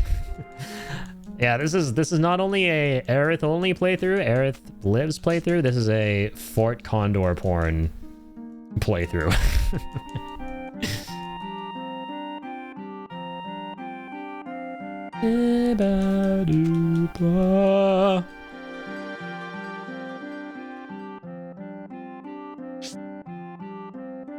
Okay. Condor knows where to pop up when you're getting to a certain point of the game, yeah. He's like the frickin' porter from some kind of Shakespeare play, right? Dude just like shows up in between the acts. Like say goofy shit, and the rest of the story continues afterwards. He kind of gives off those vibes.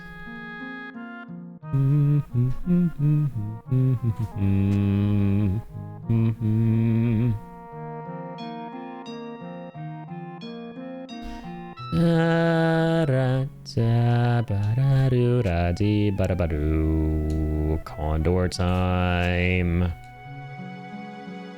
They're just around the corner. Oh god. All right, let's do this. That was interesting, by the way, last time.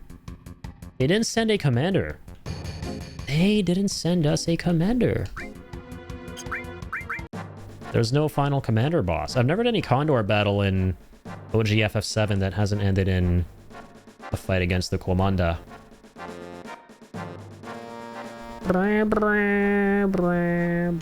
Alright, let's get this guy.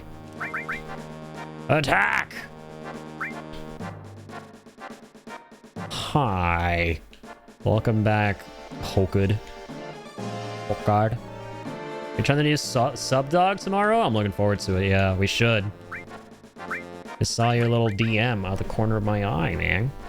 How dare you text me while I'm streaming? I'm doing something very important right now. No, but I'm looking forward to that. What's sub dog? So yeah, in Subway Canada, they are introducing glizzies. They're introducing hot dogs at Subway.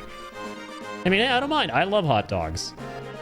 I'll take any and every opportunity I can to try out hot dogs wherever I can. But sub dogs, are they a pun or a genuine question? That was a bad joke. I had Subway today, so... Oh, you do know about it? Okay. That went right over my head. To be fair, a lot of things do. A lot of things to do around here. What's sub dog? Oh my god, I missed that. That's good. That's good. It's usually what's up dog? What's up dog? And up dog's like one word. But that's a new variant of that. I love that. I'm gonna steal it. You can't do nothing about it. And we got like not half a mil, sadly, so we got like half 100 Gs. But we're getting there. We're getting there. Slow and steady wins the race.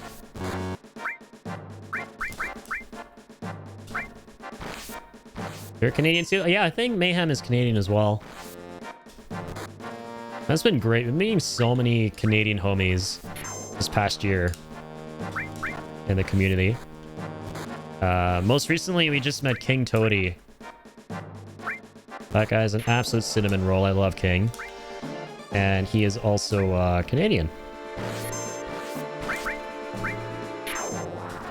Southwest Ontario? Hell yeah, man. I'm Ontario too.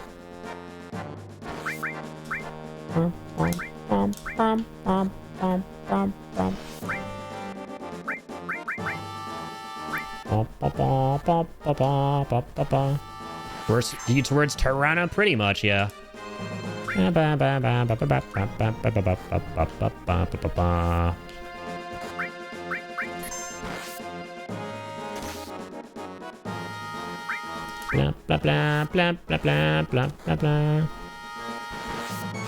Yeah, we're just about kind of sort of Toronans. Toronto easy rock. Either Vancouver or Toronto, pretty much. It's like a fundamental truth. Yeah, you'll like. It's extremely fucking rare that you're gonna have some dude dropping in. Who's gonna be from like Saskatoon or some shit, right? Like, what even are those even like real places, man? Like,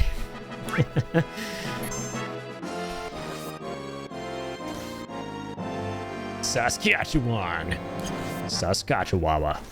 Surprising enough, they are not going to have physical disc for GTA 6. It's gonna be a code for the game. Yeah, we saw that. That's unfortunate. That is unfortunate. Just to see in general whenever shit like that happens, which has been happening increasingly, right? Whenever you buy quote-unquote physical media these days, it's usually just a key inside the box that, you know, you input right in, and then you like install the updates first before you play, right? Meaning that you don't actually have physical media, but you have is a key to opening online to be able to play your game. What sucks is that fewer and fewer games. I mean, everyone has internet, sure, but you know, the day who's to say we won't have internet at some point? And you might want to like plop your disc in and play it while the world is ending and no one has internet. You can't just really do that anymore for the most part. You can't just get the disc that'll copy the data to the drive to allow you to do that. That sucks. Like, I mean, when we got the Death Stranding Collector's Edition for the second game, it was the same shit. Usually, that was like really saddening for me personally, because usually when you get a Collector's Edition of a game, the expectation is that that Collector's Edition is going to be one of the only ways to actually get a physical edition of the game. Right? Especially now when they're almost non-existent. So that's like your guarantee. Man, that game didn't even come with a box. That game just had like a key, like there was a key at the back of the leaflet, and that was the game. You input that and you install it. Also King, thank you for the raid. Welcome on in, King Kabibble. How's your stream, man? How's the Metal Gear Marathon tonight? Are you on MGS3 yet? How's it going? Shout out to King here. Welcome on in, Dragon Lord. Good to see you. I love dragons. Welcome, Raiders. Thank you so much for being here, guys. What's crazy is Ultimate Edition is nothing physical, not a poster, nothing. Yeah, man, it's sad. Literally these days, everything is just access to a digital storefront or, you know. But yeah, welcome on in, everybody. We're just playing some Final Fantasy VII, more of my favorite game of all time, modded. So if that's your cup of tea, sit down with a cup of tea and sit back, relax with a cup of char and enjoy. What is the fucking point? And literally just FOMO. Literally FOMO. The reason why GTA 6 is launching at 80 fucking USD, which is over 100 Canadian, is because they know that you are going to buy it no matter what. They could charge you $150, and the people crying, pissing, shitting, complaining about the Steam controller, even they're going to turn tail and go, well, it's GTA 6, I'm going to buy it. You know, like, they could charge you $150, and people would still go buy that game. It's just the way it is. They know they could do it, so they will. They know there's demand, so they're going to drive that price up. And they saw Nintendo do it, and they saw that Nintendo was successful with it. So they're like, shit, why can't we? We have the most hotly anticipated game on the planet. Also King, thank you for the hydrate. What's up, Bubba? It was good. We beat it. You had such a fun time beating MGS2. Hell yeah, man. The ending of that game. The monologue from Solid Snake to Raiden about life, how it's more than just about DNA, the meaning of it, all of that. Top 3 moments in all of gaming, right? That's just what makes MGS2 that scene alone, because endings to me for stories are extremely important. They can take what could be an average story and make it a masterpiece, one of the most memorable of all time. They could take something that's even not great at all for the most part and make it something that's pretty dang awesome. And that game just knocks it out of the frickin' park. It's already such a great game, but that ending just elevates it to, like, you know, pantheon of greatest games of all time status. Played a little bit of Tarkov, finished with Dead by Daylight. How's your stream going? Sounds fun, man. Yeah, we're playing some Final Fantasy VII. Going amazing. Favorite game ever, and we're getting to a real pivotal part where some real different shit is about to go down. Disgusting! We could have gone 200 and I would have bought it. Yeah, see, there you go. Like, I'm a hypocrite. See, at least Jacob will admit it, right? Like, a lot of people will do all this, like, mental gymnastics, like, oh, well, yeah, like, they can't do it, but here's why Rockstar can do it, okay? It's okay if they do it. Like, no, that's not how it works, man. Come on. Come on, don't be dishonest. That game is perfect. Also, Snake telling Fortune, you want eternal rest? I got it right here. It's one of the hardest lines in gaming history. I fucking love Snake in that game. Also, I don't know if it's just me. I'm pretty sure that Iroquois guy might be Snake, but hey, that's just a wild shot in the dark, all right? But no, I love Solid Snake in MGS2. I love how he's kind of like this, like, grizzled veteran who serves as mentor to Raiden, and then the dynamic kind of like flips itself on its head, doesn't it, in like MGS4? where Raiden sort of becomes a mentor to Snake, who's an old Snake. They have such a good dynamic like across the games. It's amazing. Yeah, I recently did the whole Metal Gear marathon, but now I kind of want to play again, man. I really want to play MGS2 proper and go for achievements and stuff like that someday. I think Pliskin and him may be the same guy. I always thought it. Yeah. It's kind of a crackpot theory, but you know. Love the relationship between them both. It's great, yeah.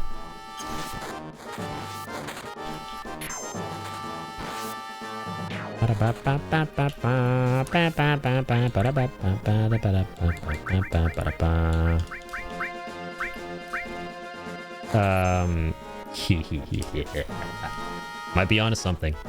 I'm gonna lurk for a bit, but I will be back. Sounds good, King. Yes, please go take the post-stream care is what I was gonna say. Please go take care of the post-stream care. Completely understandable. Totally understand. Get up, walk around, take a break. And thank you so much once again for the raid. Absolute legend, you. I've been getting so many raids this past couple of weeks, months, this past year. Like, everyone just coming through, supporting. And man, I just freaking appreciate that a metric gigaton from the bottom of my heart. Thank you guys so much. Alls means the world. I was hanging out, playing the coolest games in town, and just share these experiences with you guys. I mean, that's the most fun thing there is. I don't know how anything could be more fun than that, alright? Can't change my mind.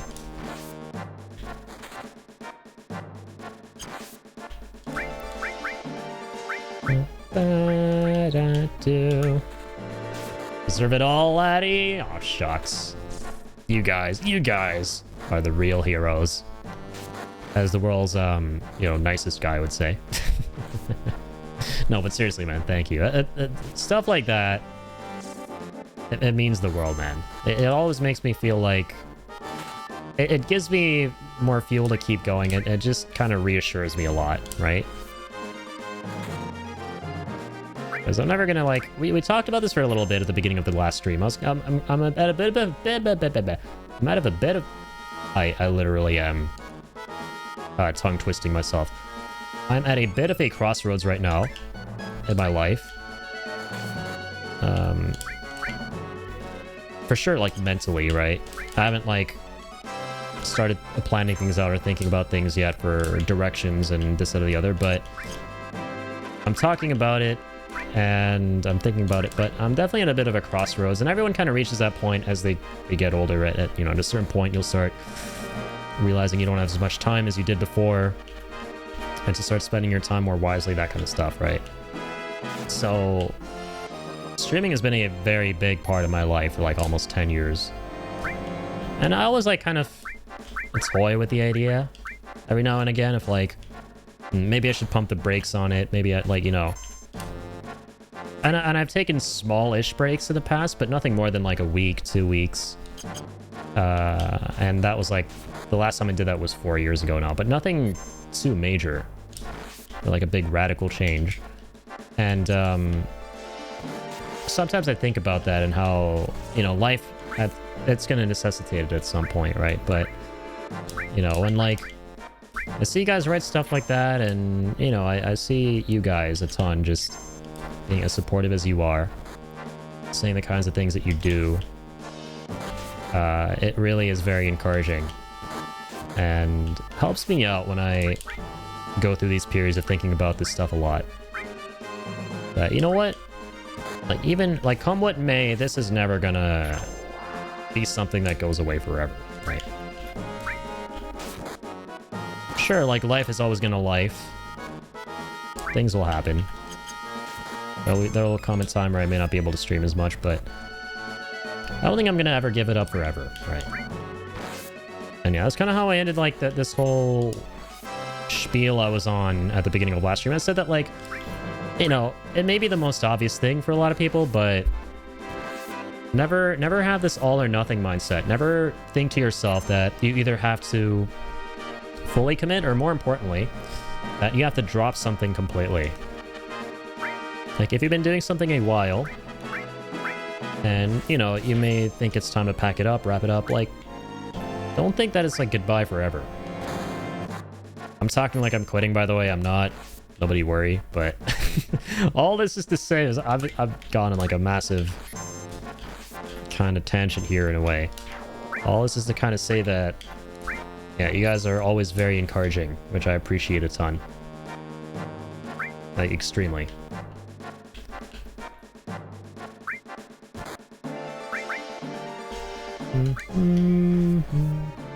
Come on. Kill that bitch.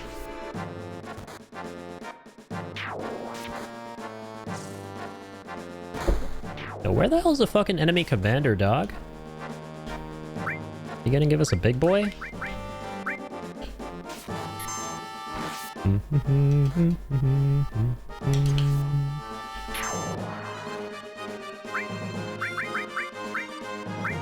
Alright, stone them to death! Actually, did not spend a whole lot of money. Good.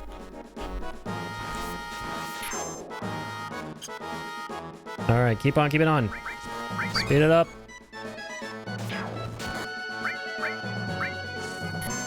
They're still coming! Fight!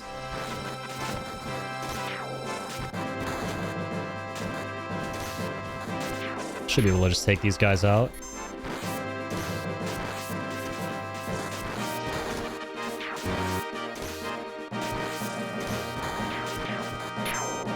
Okay, there's still quite a few. Defend us!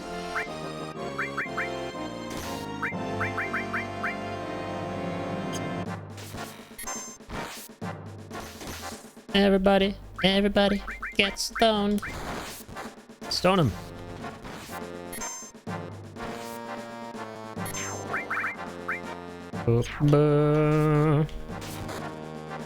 Oh dear, okay, we're gonna have to get you out of there, sir.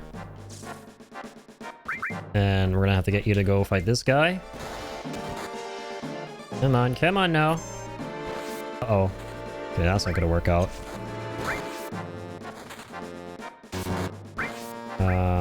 Defender, Brip.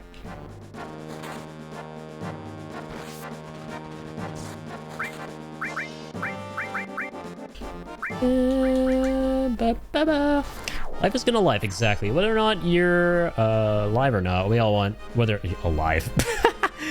whether you're alive or not, we all want the best for you, and we have found each other doing so. They should absolutely, dude. It's an adventure, right?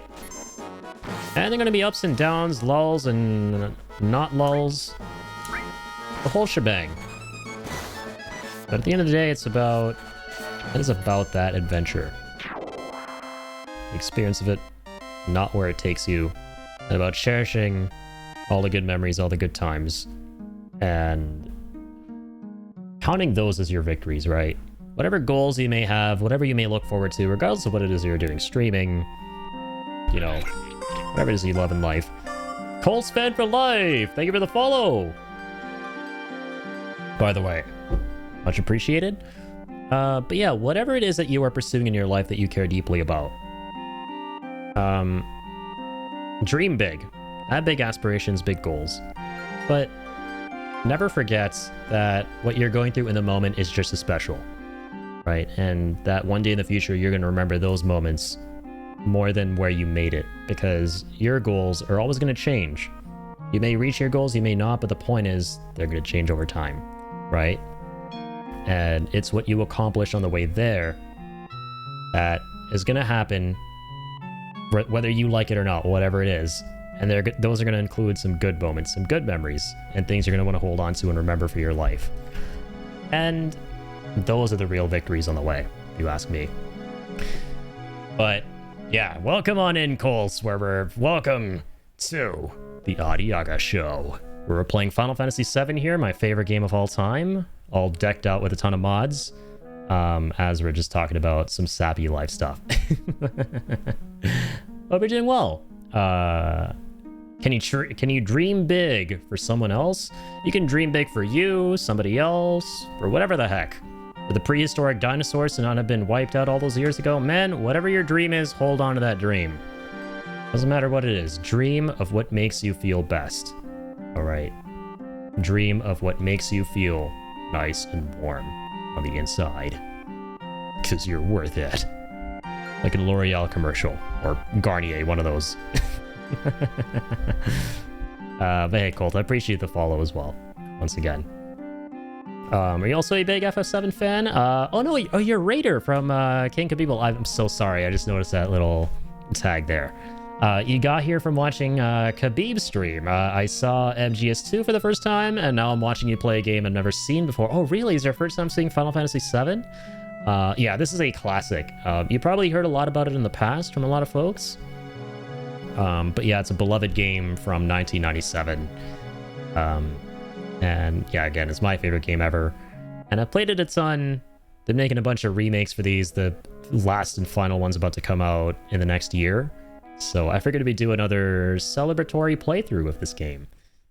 With it all fully modded and everything. But yeah, you saw MGS2 for the first time as well. That's another phenomenal game. What do you normally play, Colt, by the way? What games are you into? Thank you, you're worth it. Thank you, thank you. Thank you, guys. Thank everybody. Yeah, everybody is worth it. Absolutely. You ever play MGS2? I did, yes. We did an MGS marathon not long ago on stream. We began that in November and finished up with it. We played through every single game, including the like original classics like Metal Gear 1 and 2, like without the solids in the title. We finished up a couple weeks ago, I want to say at this point, around the end of May. Yeah, and that was really, really fun. I would say Metal Gear Solid is one of my top 2 favorite game series of all time. You're a big Madden fan? Okay. And Spyro, dude. I wish I played the Spyro games. That's another series I really want to play. I think Soul here, yeah, because Soul is a big PS1 guy and just a big gaming nerd as well. Another awesome streamer. I think he's big into Spyro too. I think I've seen him. Yeah, he literally has those emotes, of course. There you go. That's why I associate Soul with Spyro.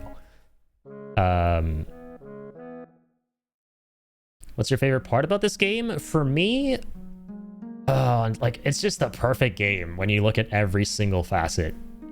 All of it is just right up my alley. But in particular, what really stands out are the characters.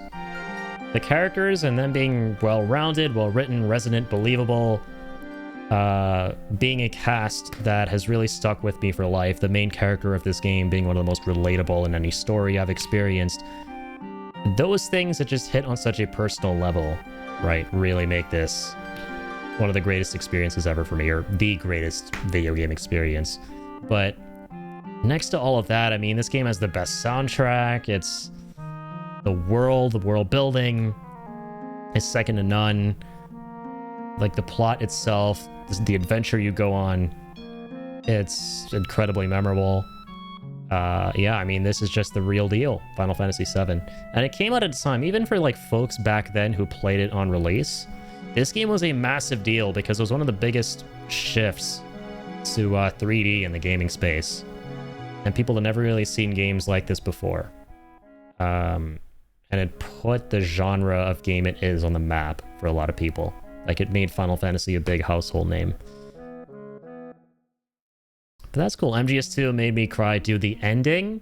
I was talking to King when he tuned into my stream via the raid earlier. That's my favorite Metal Gear Solid game. The ending to that, and you probably saw it on his stream when Solid Snake is monologuing about life is just more than about passing on your genes through speech, music, right? That whole speech about the meaning of life is one of the greatest moments in all of gaming. I think that game has one of the top 3 endings of all time. So yeah, I love MGS2. Love how excited you are to play this. Yeah, we've been at it for a little bit now. We're about to be at like the halfway point of the game. And the exciting thing is we're playing this modded. And one of the mods we have installed, like, so plenty of the mods are just making this game look significantly prettier, like upscaling things, the models look phenomenal, all of that. But the main one is something called New Threat mod. And what New Threat does is it changes up a ton of the gameplay, the items, where they are, so it feels like you're playing the game for the first time again. And also a bit of the story. And there's a certain character who dies halfway through the game. It's one of the most iconic death scenes. And we actually get to save her. So that's going to be exciting. Them talking about AI was uncomfy. Yeah, dude, Kojima, the director of that game, he's been known to be super prophetic because that game deals with... It came out in, what, 2002, right? And it deals with all of these themes and topics that are more relevant than ever today. Right, like AI, the digital age, all of that, the threat that it all poses, how people are going to be communicating, talking online, how it's all such a sterile, isolating environment where you don't know who to trust, what information to trust, all of that. It predicted it all before that stuff even started taking off and turning into what that game feared. And it's nuts. It's crazy. I'm pretty sure Addy will do the Shinra Archaeology cut mod soon. I definitely will. I don't know about soon, but I absolutely will someday. I want to do that. I want to do Echo S mod.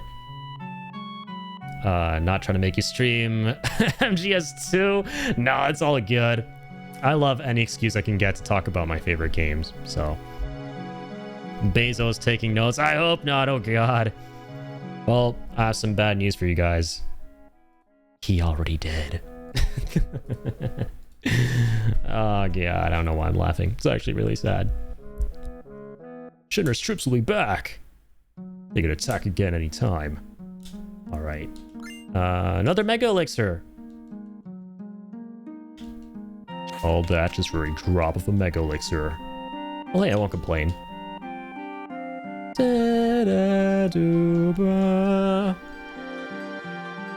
Alright, let's go save our game.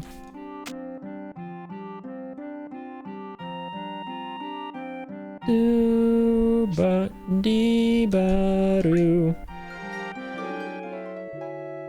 Da-da-ba-da-ba. Most relaxing sleep theme of all time.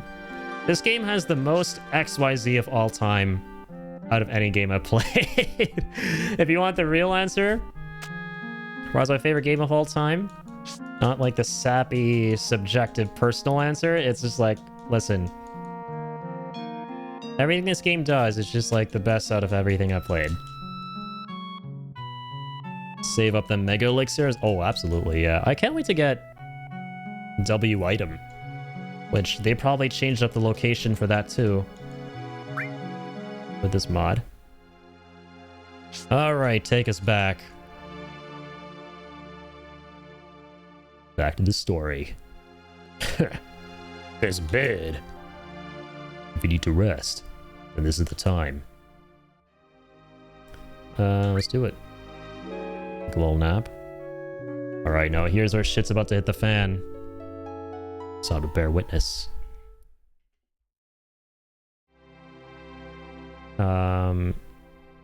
I can feel it. Cloud, what is it? Aerith is here. And so is Sephiroth. What? Sephiroth's here? Did you sense them? Can't say I know how. I just do. We better get up off our lazy asses. Right. Let's hurry and find Aerith. Let's move, team. You've got 2 amazing episodes to enjoy. Snake Eater and Guns of the Patriots are sick titles. Yeah, if you're looking to now play Metal Gear Solid, oh my god, you've got some peak gaming ahead of you. Each game is a masterpiece in its own right. Every single one of those games is an absolute 10 out of 10 in its own way. They've all got unique identities and stories to tell while still fitting this broad overarching narrative. And while still retaining the core identity of the game, which is the stealth stuff, right? They just keep expanding on the stealth, playing around with it in interesting ways, and telling really powerful stories with impactful messages and themes. That's what I love about Metal Gear Solid, man. And at the same time, even though these games can be really serious and can get you misty-eyed, which is awesome, They also have all of these like moments of goofiness, quirkiness, comic relief with a ton of the characters. It could be really campy, but that adds so much. Like I'm firmly of the belief that for a story, for like a game to be, for you to be able to take it more seriously, it needs to have lighthearted moments, because then you appreciate the seriousness so much more. I'm gonna watch and play because those kind of games are my thing, but I love watching them. And that's another amazing thing about them too, especially if we're talking about the fourth game, where even if you're not into playing them, they tell such good stories. They feel like movies already. The fourth one in particular, because that game is like 60-40 in its ratio of like cutscenes to gameplay, or hell, even 80-20. It's 80% cutscenes, 20% gameplay. It has the world record, I don't know if you know about this, for the longest cutscene of all time. The final cutscene in MGS4 is like over an hour and 20 minutes long or something like that.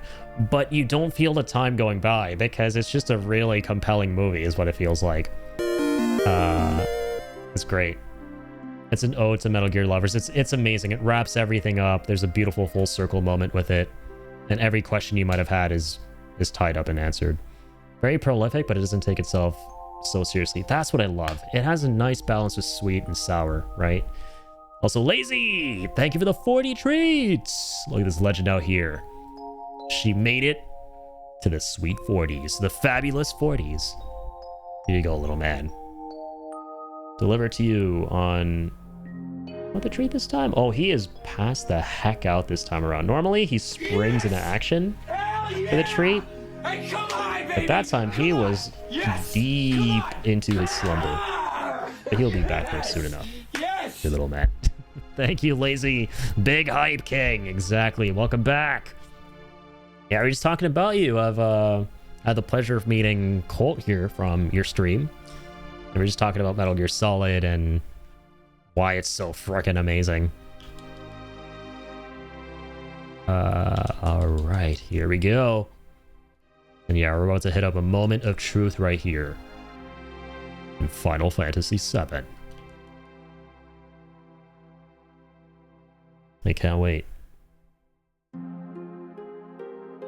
Yeah, after this chat, as promised, I'm going to move on to some Chrono Cross. I just want to see what the moment itself is like when we save Aerith, because we're going to do a bit of Final Fantasy VII and then Chrono Cross in the stream. Half and half. Can't leave Chrono Cross in the dust for too long. Not this way. Okay, let's speed this up. Maisu. Dip, dip, dip, dip, dip, dip, dip, dip. Da-na-na-da. Aerith's voice coming from there. What's going on here? Right. Let's find out.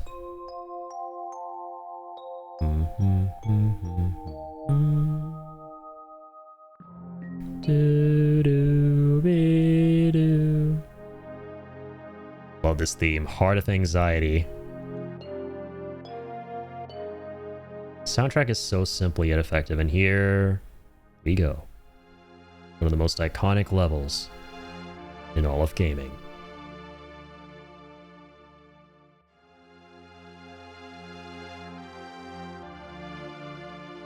This art right here, man. Yeah, we can go all the way up for a materia, remember? Okay, got another copy of Regen. That reminds me, by the way, I need to get Barrett a copy of Revive. Can't believe I forgot that. There we go.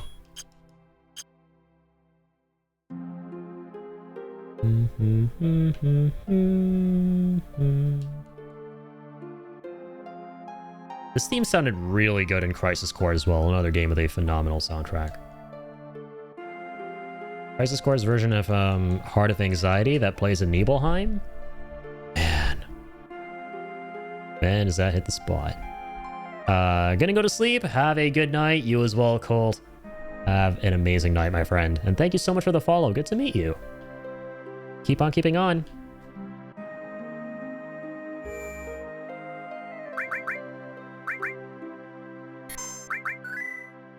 say Bahia. All right, Chad, brace yourselves. Here we go. Here we freaking go. Grab the popcorn. Oh, my fellow FF7 homies. This is about to get real interesting.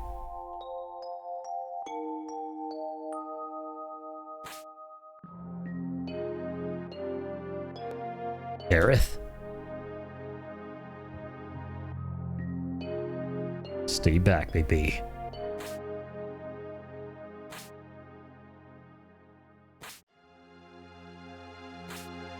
Hippity hoppity hop.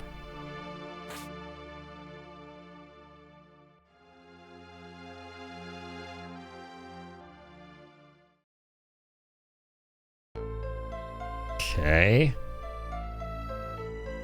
So far, so samey. Everything's the same.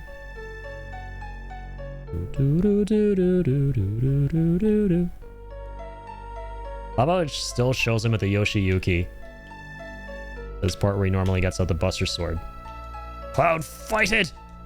Fight the urge! Come on.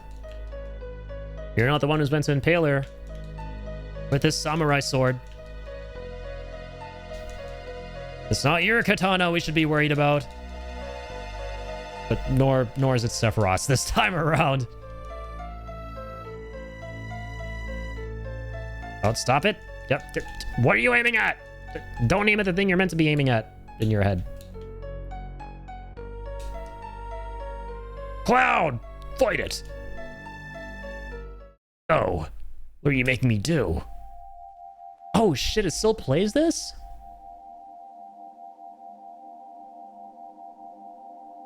Oh, damn, so this still happens. I thought they would skip over the FMV because you don't see her dying because she doesn't die.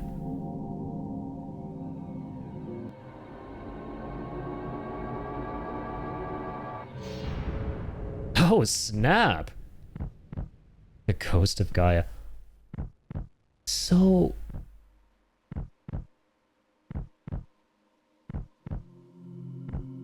does you just walk it off?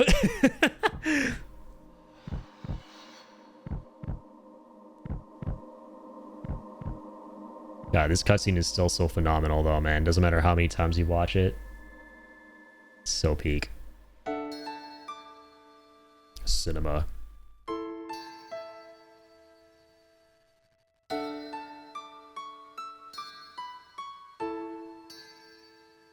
Every time the music kicks in, when the material lands on the ground,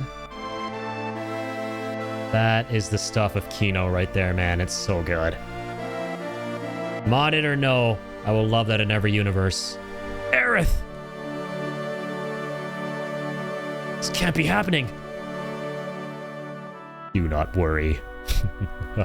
Soon the girl will become part of the planet's energy.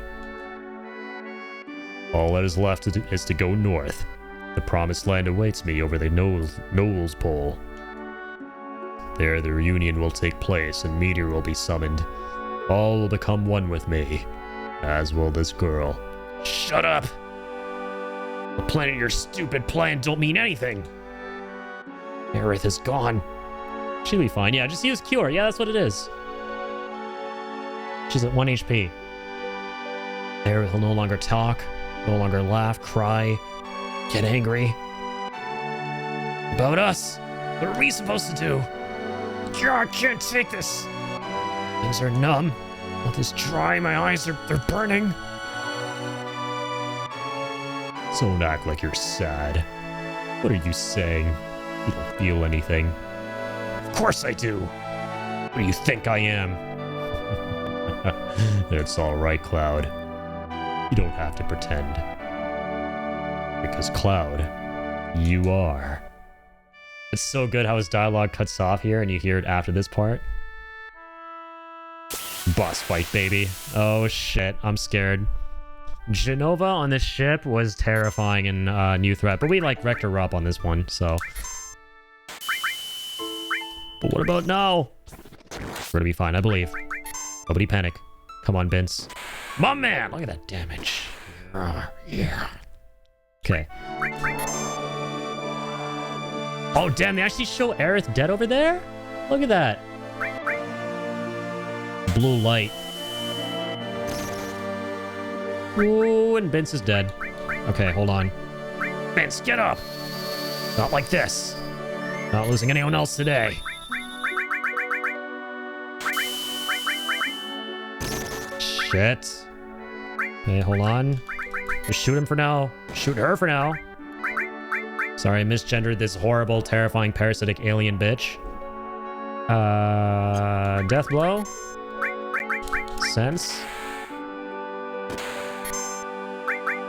It's the weakness of Genova life, right? Yeah, Genova life.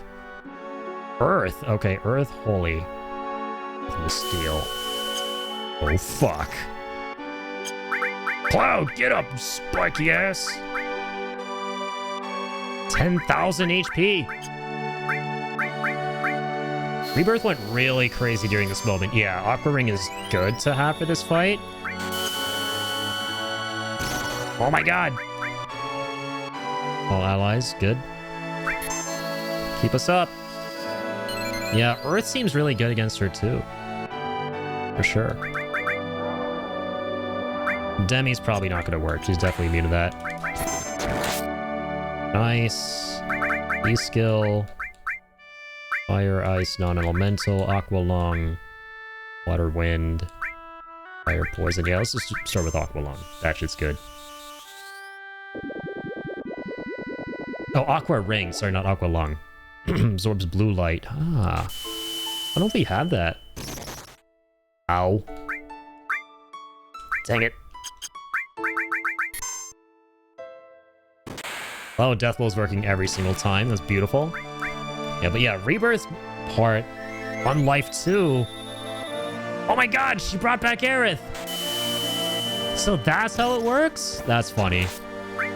How would this horrific piece of shit Genova bring back Aerith? What? Genova, you just killed Aerith. You realize that wasn't Sephiroth that just killed Aerith, right? That was you. Is she trying to... Is she possessed? Oh my god, she's possessed. Fucking hell. Non-elemental. Where's defense? We gotta use, like, big guard or something. But then we can't heal up properly. But that's fine. Let's do this. Find the high potions. Vince! Keep Chrono alive. Very nice. Yeah, there we go. That's good. Aerith! Don't do this! Nice! Get reflected, bitch! Yeah, what if he does basic damage? Kind of an inaccurate weapon. Oh yeah, they're walled. Bro, what am I doing? Hellmasker! Vince, help! Nice! We're walled off! Take that, evil Aerith! This is the Aerith everyone thinks that Aerith is. Oh my god, great! Bro! That was her final limit break! What? Holy shit, that was sick! So she breaks free of her possession, and she uses Great Gospel to help the whole party before finally dying, and then eventually coming back, I guess. That was so cool. So that's where you see her final limit break for the first time in New Threat. It's like a, it's a story moment. What the hell? Yeah, what a freaking sacrifice. Dude, W Aerith. Aerith is so fucking cool in this mod. Alright, we're gonna E-skill this bitch. Thank you, Aerith. We'll take it from here. Your sacrifice won't be in vain. 465. Yeah, our magic sucks. This is not great. 0, let's go. Here we go! Hellmasker attack! Saw her down, Vince. Let's try anti-put. No. Death Force. Laser attack. Non-elemental. Oh shit, that's not great. That's not great either. Blue light won't do shit, bitch. Neither will nightmare. What a waste of a move. This bitch is healing. It's decent. We've given nobody any magic power besides Aerith on this playthrough. Ooh, big attack.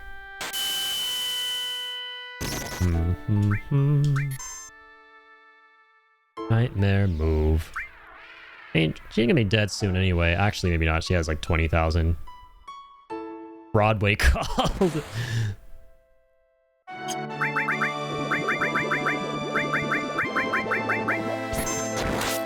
Curious about something. Just blind paralysis. Can we use... Can I, like, debuff her? Get rid of her wall? Besides, like, using the materia for that, which we don't have on at the moment. Oh, we have Earth Drum. It's a lot of Earth damage. I don't want to waste it, though. Let's save it for a rainy day. Confused Berserk inflicts KO. Oh my god. Imagine we can insta KO Genova here with that. No, but she's a boss, so it won't work. Do a lot of damage, though. Splatter combo. Beautiful. Wish you could see her HP going down dynamically, but that's fine. Let me defend and try and counterattack. Damn it, she keeps healing! It's a nightmare. Literally. Rule up attack.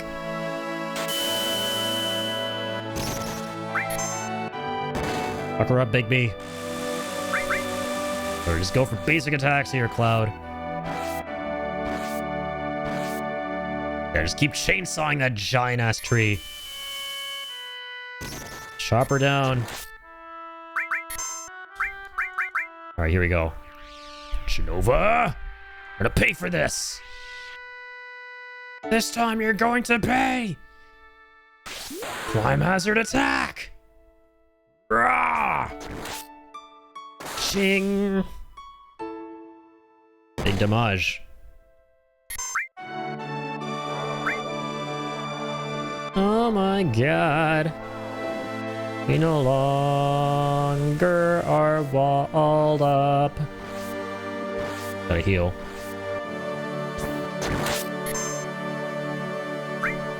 Shit, shit, shit, shit, shit. Yeah, that's... Oh, wait, Barrett's alive!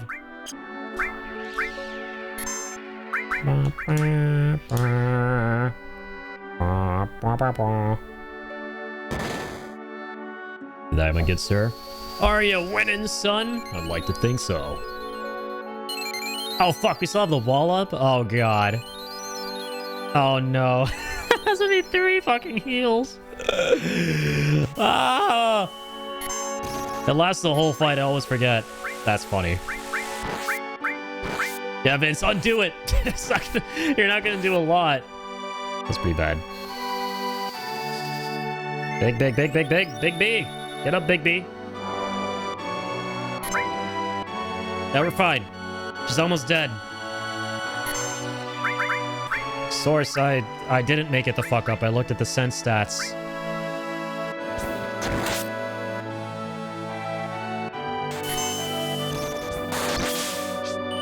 Disable that. Ka-ching. Ka-ching. Ching. Ka-ching. Gotta give us a big guard again. Come on. Forgot. Big guard attack. Oh god. Blue light. Blue light's killing you, Ming. And this is when I decided to get rid of my glasses to wear contacts while streaming. Now I feel like I need to go back to blue light glasses. This is why you hate Genova. She is such a troll. Okay. Let Bince just go forth with the DPS. Meanwhile, Cloud, keep Big B alive. Be going for the damage. Ka-ching, ka-ching, ka-ching. Why is Bince a serial killer? Because, you know, it's kind of hip to, do the fusion dance between Jason Voorhees and Leatherface. Become Jason Leatherface.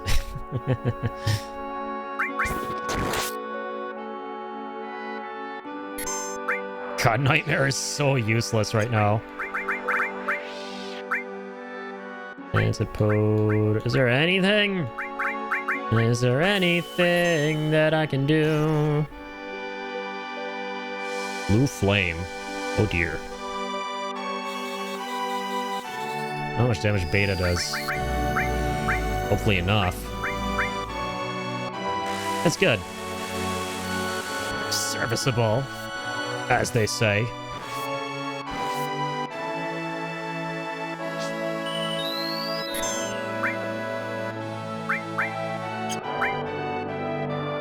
How do I switch to not all opponents?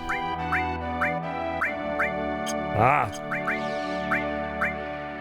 Want to see the information? What the hell was that? Okay. Whatever. Take this. Oh, she's almost dead. Cloud's almost dead. Whatever, Cloud. Oh! That was a big fucking retaliatory blast. Barrett was not having none of that shit. Where's Bince? I mean, if Cloud and Bince... Okay, that works. I just busting up her shit. Mid-sentence. That's how it's done. Dude, that Aerith moment was so sick in this mod. How she gets possessed, she gets revived, but then possessed by Genova. And then at the end, she breaks through and uses her final limit break to help. Nice! Dude, we mastered all! We did it! We can now get our first 1.4 milli. Because, Cloud, you are a puppet. I forgot it says Genova who says that, not Sephiroth. Sephiroth. There's a whole game, it's Genova Roth. Really? I'm a puppet? You're a puppet, Cloudy. Don't worry, Big B. This isn't the end, allegedly. Man, Barrett's reaction is probably my favorite one out of all the characters to her death. Such a great moment, man, where all of them react differently. Tells you so much about their characters. It's like, she gone, man. I know what it's like.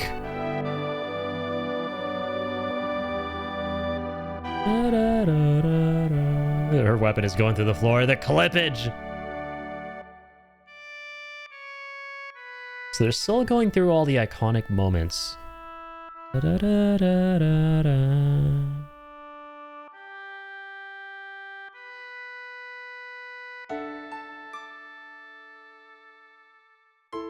It's still so sad, even though I know she's gonna live.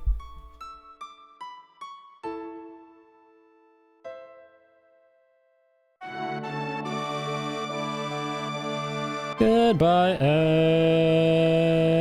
See you in the live stream. Okay. I think we still haven't seen this. Yeah, I was talking about that earlier. It's gonna be really cool to actually see the proper recollection of it in Revelation. Most iconic moment in all of FF7. Can't wait, man.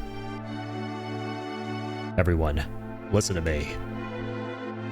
Well, it came this far for the same thing, to save the planet, but for me, it was never about that. All I cared about was getting Sephiroth. You're not alone in that. Revenge drives us both. That's all I can think about now. Getting revenge on Sephiroth. I even care about the planet. So long as I can finally get him, nothing else matters. But to tell you the truth, I'm afraid. Whenever he gets near me, I lose it. Feels like there's nothing I can do. That's how he got the black materia before I even knew what was happening and handed it over to him. On the altar, he took over again. Aerith needed me and I just stood there. I'm a danger to everyone. I should quit this journey before I do something terrible. Except I can't. Destroyed my hometown 5 years ago. Killed my mom, killed Aerith. I'll never be able to let it go. And Cloud is it's so fucked up, right? How sad this is, because Cloud, like, a huge part of him wants to go after Sephiroth because of vengeance, but the reality is, at the end of the day, he's going there because he's being literally beckoned against his will. You know, like, this is one of the this is some of the roughest shit any character's ever been through. I don't have anything else, so I have a favor to ask you. Knowing all that, you still come with me? That Sephiroth needs your help. By myself, you'll just take over again. I don't know, man. Well, it sounds bad, but I have to do this. I'll never have peace otherwise. I'll keep it together this time. I just need you to keep an eye on me. So that's what you should have said before we went to the City of the Ancients. Which, to be fair, he was. And then Barrett was like, you little pussy bitch, I'm going outside. See if I give him a spank on the bottom. He'll be going to the north. He'll be going north to get the Promised Land. We'll kill him and get the black materia back before he can use Meteor. We'll head out tomorrow. Just give me some time. Alright, time for Dick 3. I mean 2, I can't count. This train you own makes no stops. Unless you don't have disc 2. Oh man, I love the humor in New Threat. It's great. Okay, here we go. Complete the first part, it says. Well, the guys who wrote these achievements are tourists. It's a disc, man. Come on, get it right. There's that achievement. Guess it's time to go. We'll come back once it's all over. And man, having triple growth, I'm also just kind of thinking about that right now. We've already mastered an all materia, which never happens for me this early in FF7 because of the lack of triple weapons in Manola, except for, you know, Sid's thingy-mabobby. But the fact that all your characters can have that now is kind of wild, so. And here's what everything cuts to in Rebirth. Man, what a trash game. What a horrible remake. How could they do this? How could they do this to us FF7 purists?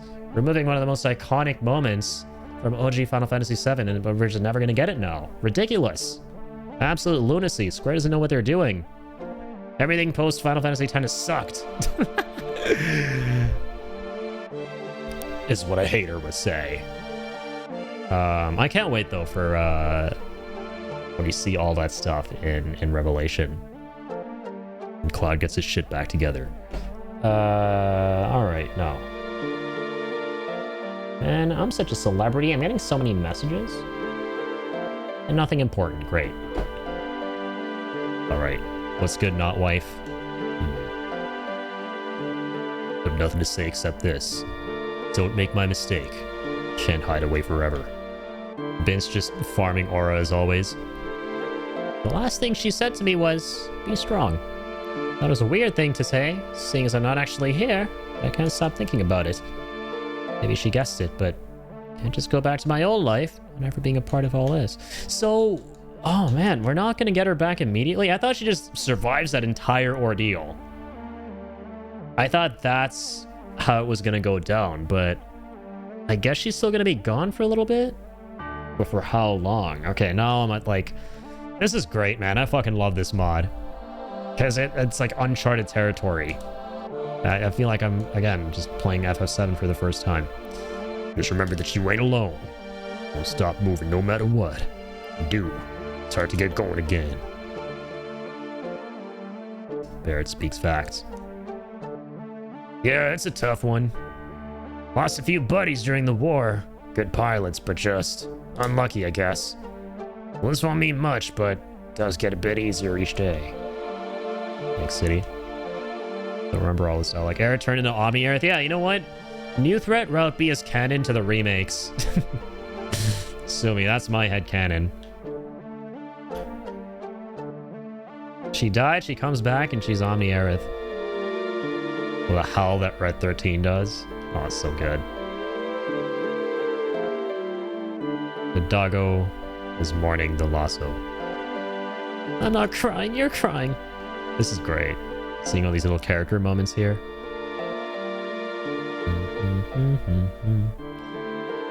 Alright, time to head towards City of the Ancients, sit on some grass, touch grass, fix the plane, and then see Omni Aerith breaking out into Disney song.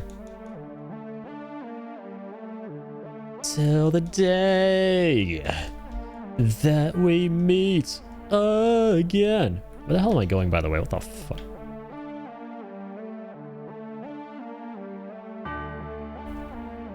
Come on. Gotta go... Oh, yeah, this way. Dip, dip, dip, dip, dip.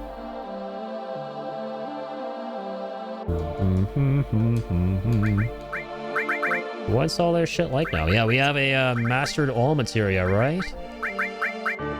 So now... I'm gonna take the new one and start leveling this one. So, thank you for the lurk, man. You're gonna go stream now? I hope you have an amazing stream, my good sir. And thank you for the hydrate.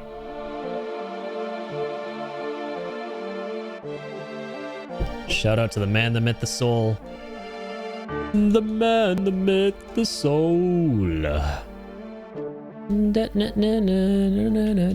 Okay, wait. I gotta go the other way. I knew that. I swear to God.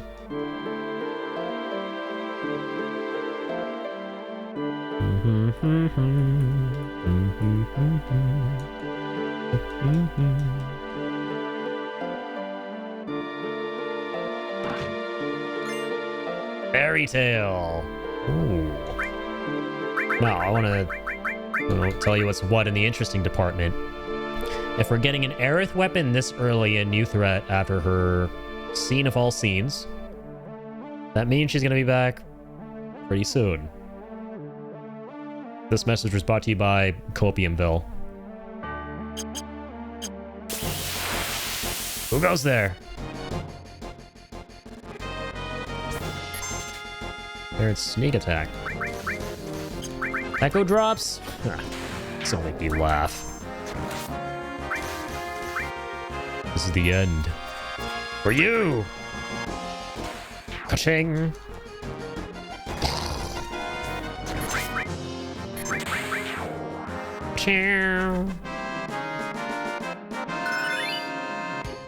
Command counter level, nice. Good job. Still working on these alls. Very good. You have any other ones? Yes, we do. Oh, this is the mastered one. I'm stupid. I'm really stupid. Don't judge me.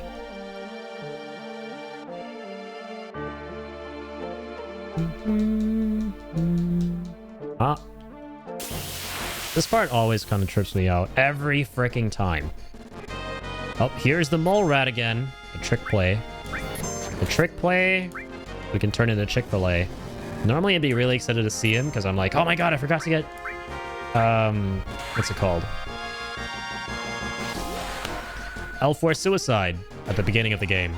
Because they're around Midgard, but not this time. I remembered. I remembered, damn it.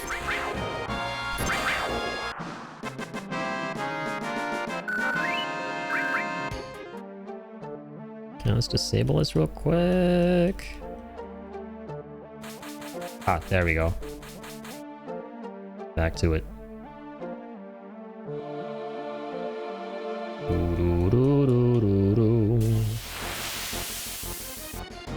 Brahu yahoo. Oh my god, it's DSP. He's in the chat. Please say hi. I have a celebrity watching my stream. He brought a friend along with him, Alex the Baboon. Look at that, man. That's sick.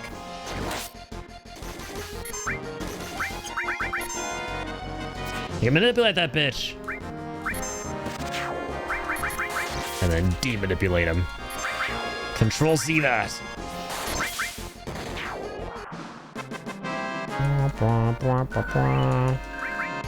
Fuel. Better fuel, fuel.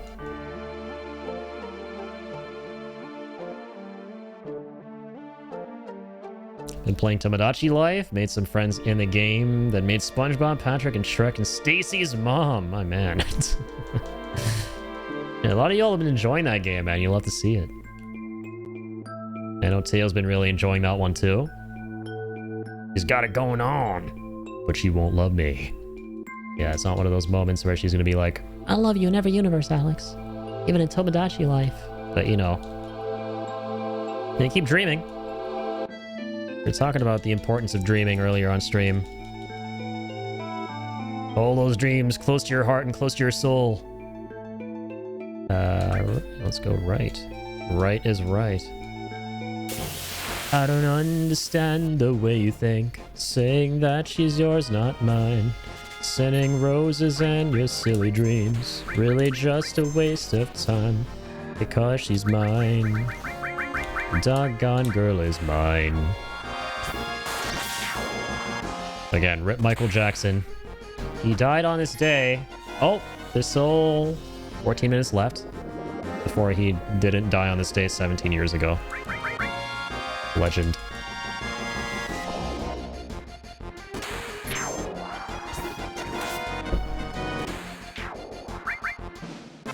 Make Michael Jackson in Tomodachi Life. Do it. You have 14 minutes before it no longer counts as a tribute. Just kidding.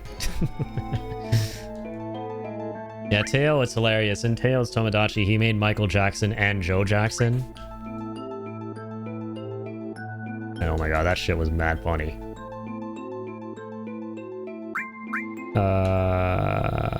Alright.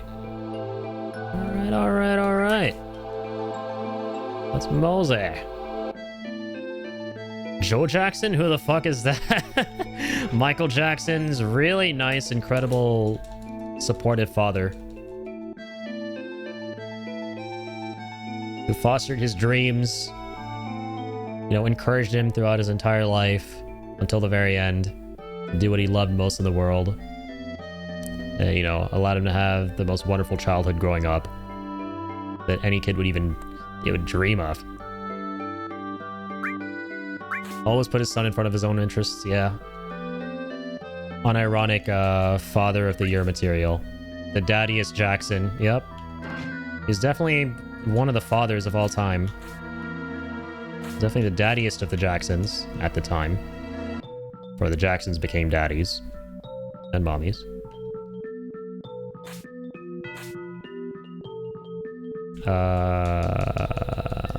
Let's go right.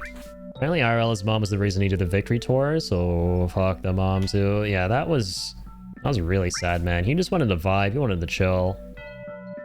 He wanted to continue doing his own thing, and then his dad was like, nope. All about the Pepsi. And shit, man, all the Pepsi as much as the next guy, but not that much to where, you know, it'd be cool if your son loses his fucking scalp over it. Just saying. That's just me. Manipulate. Forgot about this enemy. Oh man, he looks so manipulable.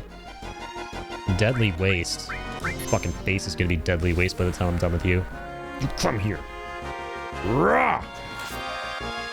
Slime hazard attack. Dang, this thing does not want to die. Ching. Ching.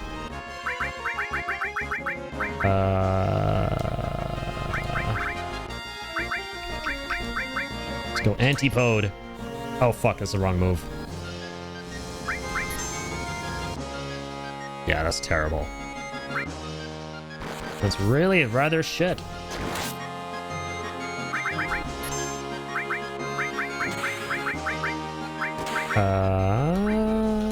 Let's go laser. Laser attack! Come on, man. Bob Saget! Oh, what the f... He killed Barrett! He's almost dead. Fuck that guy. Taking against Bolt. Ho, ho, ho, ho, ho. You don't fucked up now. I sug in smog? Why does that sound like a Sugma joke, but like a really bad one? Fuck was that move?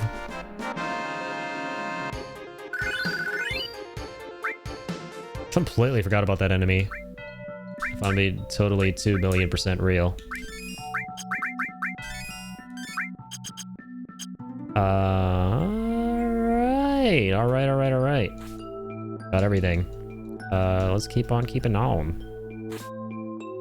Let's keep on the imniums. Who the hell are these dudes? These dudes and nudes.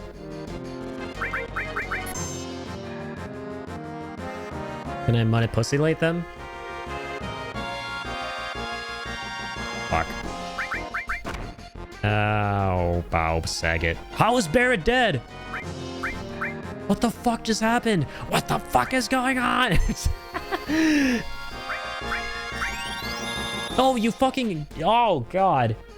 Totally whiffed that res. I love that moment from The Hangover. One of my favorite gifs. What the fuck is going on? I maintain that The Hangover is the funniest series of movies when it comes to like characters just being in absurd situations and reacting like any ordinary person. Like, what the fuck is this shit? What the fuck? God, this is fucked up. It's the movie with the funniest reactions to shit happening.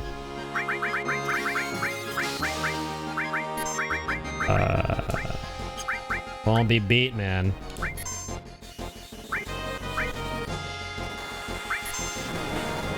Oh god. That was really bad. Come on, Vince. Chop him up. Directed by Curry Barker.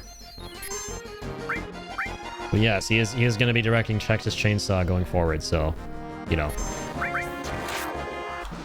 This is Leatherface, directed by Curry Barker, aka Peak Face.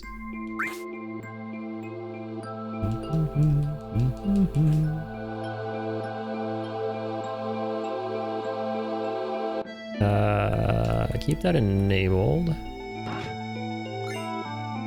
Fire Veil, okay. Time to go. Up north to Icicle Inn. There's the Chocobo Sage's house. Like he has a... how he's got this tiny patch of grass in the middle of the frickin' Arctic Circle.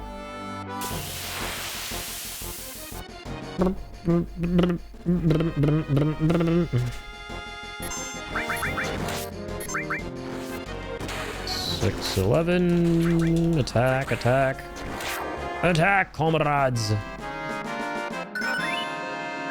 Store leveled up. Ba-da-bee boo bee boo ba boo. What are these goddamn bastards? Young puppers, get off my lawn. Oh, Bob Saget. Get out of here, Wolfie. Oh, another one. Oh my god, they're just literally playing hot potato here. Man. Wait, why am I not death blowing? Literally. Actually, though. Oh, we mastered another all. This is crazy. Here I was thinking that new threat would be tough to get all the achievements through, since everything's remixed. But the 99 million gil achievement might no shit be easier. Because of how everything is triple growth, where like most of it. Alright, who has this? Who has the thing? Oops. There you are, Vince. Let's give him a new all. So that's just like a casual 3 mil almost. Already just millionaires in FF7, great.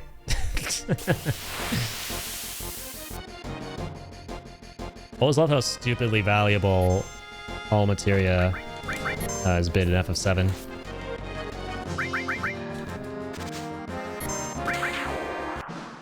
Holy moly, Vince.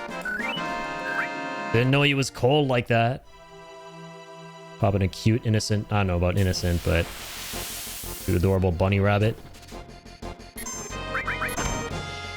Alright, Vince. Hit him with the death blowjobs. Oh my god. That infinite ammo right there.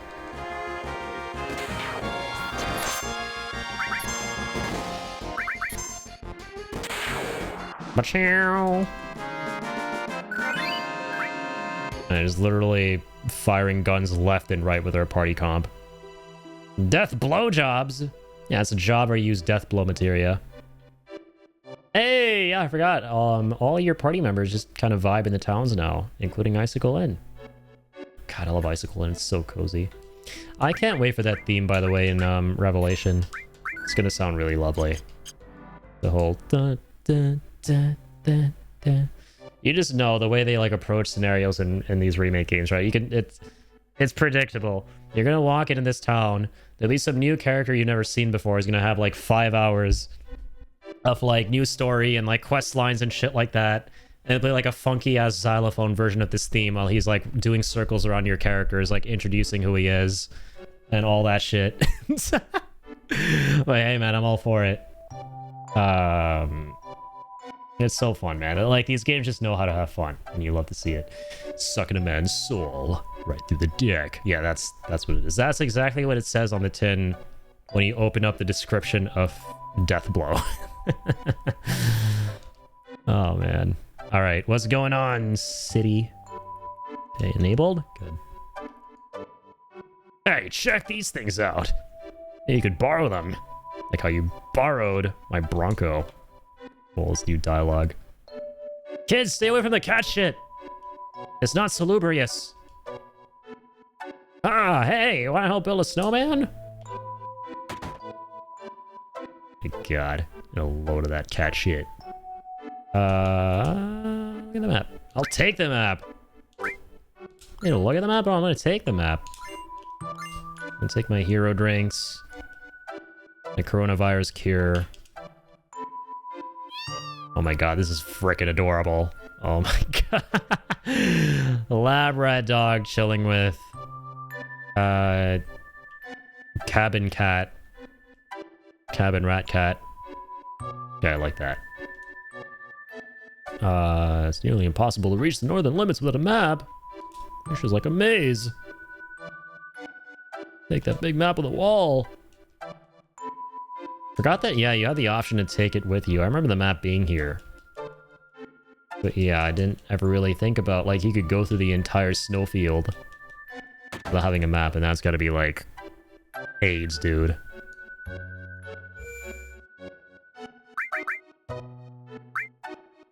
You know what? I'm gonna drop 200 bucks to sleep in front of a nice, cozy fire. In the midst of this brutal, chilling wind. What was I gonna do? Oh yeah, true. You know what? We haven't talked. Yes! To this mother flipper. Yeah! Hey, come on, Yes, baby! the hype. Come on! Yes! Do it for the vibes. Drop 200 gil for the vibes, man. Yes! No greater feeling than being all tucked in, warm and cozy. At a cold, cold night. Upgrade stats. Oh, fuck, man. Barrett's already brought up the speed. I should get kind of like respec. But it is what it is. I might haven't spec'd Yuffie at all or Kate. I don't plan on playing them, like Sid. Yeah, let's go for Red 13. And then, yeah, Red Mage. That's what we've been going with. It has a decent bit of magic. Might swap someone out for him, but at the same time, he doesn't have a triple growth weapon, and I kind of want only characters with that stuff. A material leveling slut. Eat thine treats, pupper. Okay, good. That's everything. Nobody tell Link about this. All right, he's gonna be jealous that we got to redeem treats every nanosecond for Red. Doesn't have to know.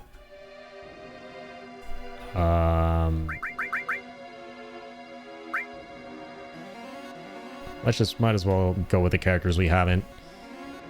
Get them leveled. Materia, Hunter, Butai Ninja, Gill Bandit, Flashy Thief, Ratty Punk. With her, you would want like a shit ton of luck, my dude. My dude. Plus 16 is nuts. Materia Hunter. Yeah, for all the characters I haven't really min-maxed, I'm gonna get a bit of magic, right? Because I don't know how long it's gonna be before Aerith hops back into the party, so... Yeah, no. I did this whole playthrough so far anticipating that she just would never leave. That, like, she just wouldn't die to the Mazamuna.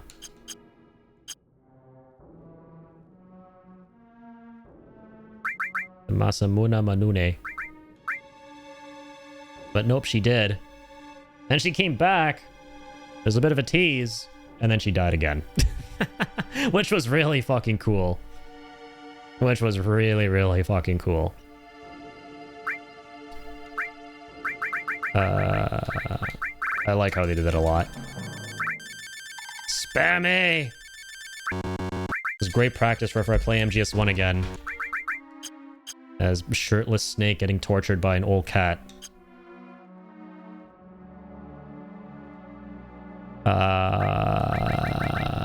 Vince is good. Sid, my beloved. I love these class names. Shinra Ace, Engineer, Wingman, Airman, Dragoon, Sop Gun. Of course. Of course, there had to be one named that. Chick. Next Vitality, Magic, Strength, plus 10 Dex. This is... Yeah, this one makes sense. The Legend of the Airman Dragoon.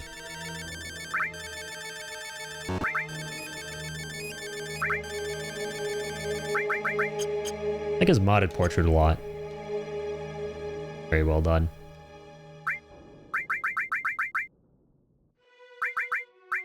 Airman Dragoon stuff.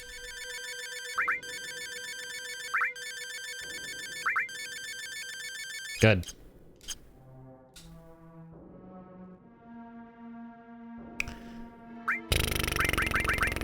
Alright, last but certainly least, cat shit. So fuck you, you get nothing. Just for the memes. Just for the memes.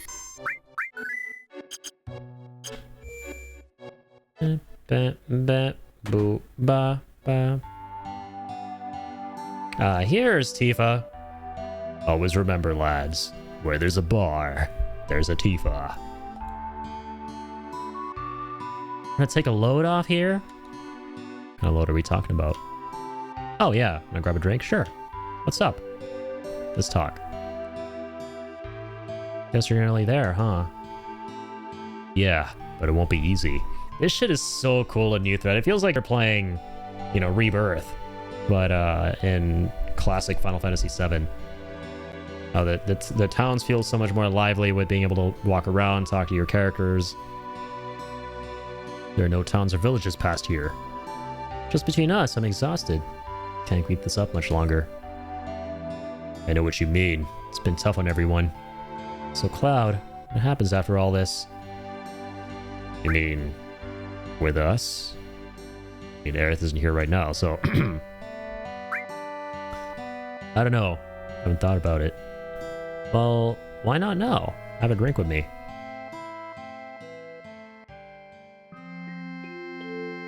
This is cute. This is fucking cool. What the heck? There's a lot here. So that's what I'd like to do. Running a bar was a lot of fun. You keep dodging the question. What do you want to do? I told you. I don't know. I want to be a mercenary. That's what a friend of mine, I forgot his name, said a while ago. But oh shit, wait, I think I'm already a mercenary. Must be something. There must be more to life than this. Don't take this the wrong way, but I don't think fighting suits you. You kidding? Never done anything else. So what? Maybe you're better at other things. I mean, how would you know if you never tried anything else? There isn't anything else I'd be good at. All I ever wanted was to be a soldier. That's not true. You can do lots of things. You can drive a bike, right? You know how to ride chocobos. Oh, and dolphins too, right? This is so good. Oh man, don't remind me. You see what I'm saying? Not everything has to be about fighting. So, when this is all over, I'll try something else. Like, I don't know. Maybe you can help me. There's no point talking about this. The only thing that matters right now is finding Sephiroth. That's all. That's it, isn't it? All you ever think about is him. Well, should probably go soon. Be up in a minute. Even when we were kids, it was always about Sephiroth. Dang, dog. This is probably my favorite of the character-related additions, like the character moments that they've added that weren't in the OG. That was really well done. Holy shit, they understand all these characters super well. Like, Tifa is one of the most complex out of all of them. They all have so much complexity, but she's got some of my favorite depth as a character, because her whole irony is she fights with her fist. She's a fisticuff fighter. She's this brawler, but at the same time, that's not, you know, where her heart is. She isn't a fighter at heart, right? She's somebody who is a pacifist. She wants what's best for everybody. She wants to convince others that, you know, there's a way out of all of this. This doesn't involve, you know, just button heads. This is the most miserable place so far. Think it's to me on purpose? I mean, you could just sit there and sing your song. But, you know, none of us have a voice in this game. Yeah, this is the moment where Yuffie would be, singing her own theme. Ain't never felt cool like this. Gonna be alright as we are? We'll see. The toy soldier! Next potion, nice. God, man, Icicle Inn is just... It's so nostalgic to me, dog. One of the most nostalgic locations in Final Fantasy VII. So nice. Heard about the gnarly slopes past this town? They told me it's off limits. Oh, about all that. So little do. We came from Casa del Sol to board, but we wasted our damn time. How do you travel here from Casa del Sol? Oh, I guess you're like sick of the hot-ass weather. I'm gonna go somewhere cold. I'm the opposite, man. I gotta get out of this frigid tundra that's Canada. We have nice weather right now, don't get me wrong, but... You know. Hello, Pupper. Who dat? Our boy got hurt just after he moved here to the Icicle Inn. Never should have brought him that damn snowboard, which is really fiery and shiny and it looks like something you ought to pick up. Plop your slimy ass feet down on. Out of the way, cat. And that cat is doing its job. That's a guard cat right there. You don't guard dogs, now you have guard cats. That cat doing a good job of guarding that snowboard. They're definitely gonna spice some stuff up here with the Turks and everything. Curious. Here's how it all goes. Hey, Dad, wake up! You have a customer. I mean, Grandpa. My dad left to go get the milk from somewhere. Apparently, I don't know where you buy milk from out here. Organics. This is where we get good old organics. All normal growth weapons. The Damon clip. Hawkeye. Red M phone, Master X, Lariat for Vince. It's all real good weapons in terms of raw damage, but not great for materia growth. Speaking of, oh my god. Oh my good god. This is it. The moment of truth. No, what? They changed it? No. No, they didn't, chat. No, they didn't. Oh, that is fucked up. You no longer get 1.4 million per all a new threat? No! It was elemental. They changed it to elemental, man. You still can get fuck you, Gil. But the material you do it through is no longer all. Man, I've been prepping this whole time. Kill me. I've been prepping this whole fucking time. With all materia in mind. Oh, dude, kill me.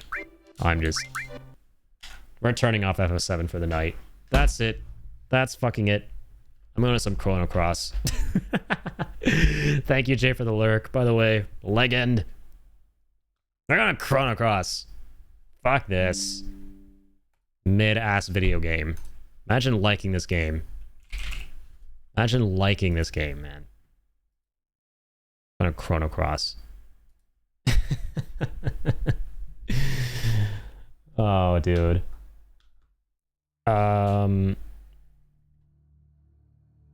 can't even remember where we were at with Chrono Cross, but I'm excited to play more.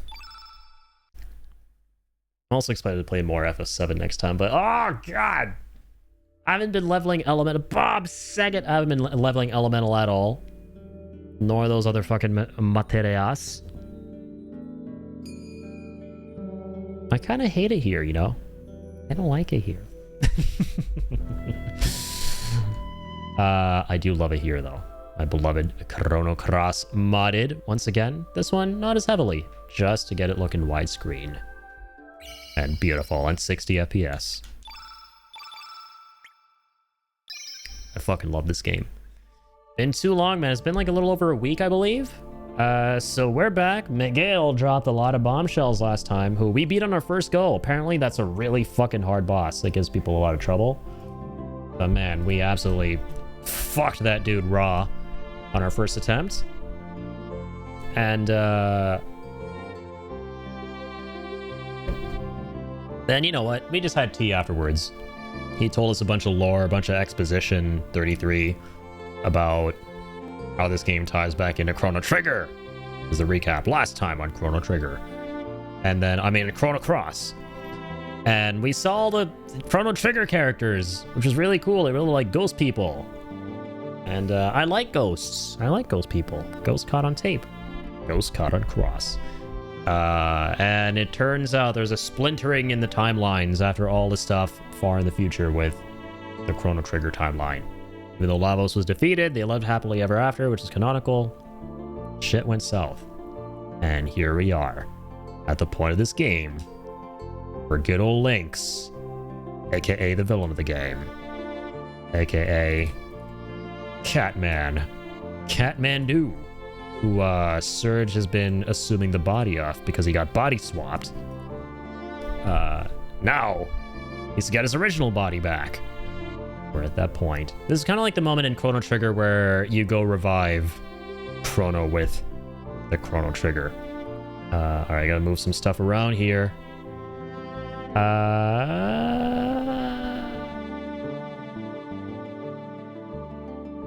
Alerts.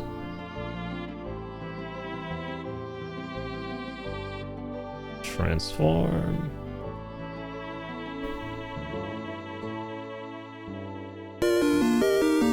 -1, 4, 5, 8. There we go. Nice. Oh, it's gonna be on the left side next time. You saw it moving. Thank you, McCurstive. Thank you, my good sir. This little man knew the alerts were moving. Look at that. He's waiting. He's taking cover. That is your treat indeed. The second treat.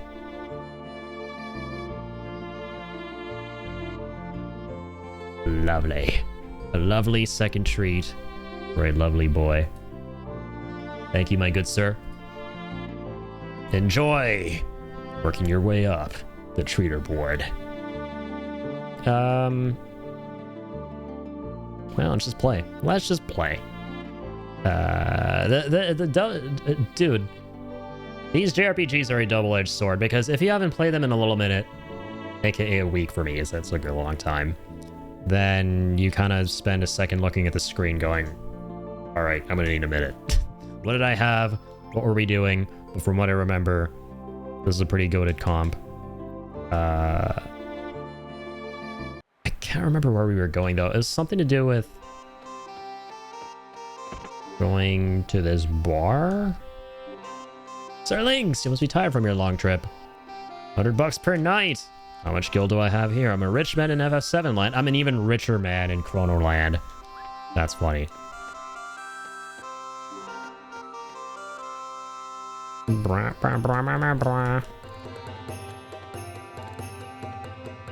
Eyebrows are unforgettable. Yeah, good old Radius. Peak character.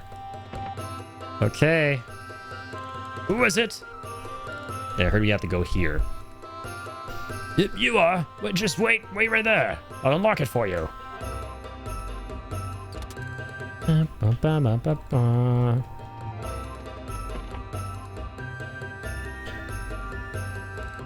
Oh, it's a lady.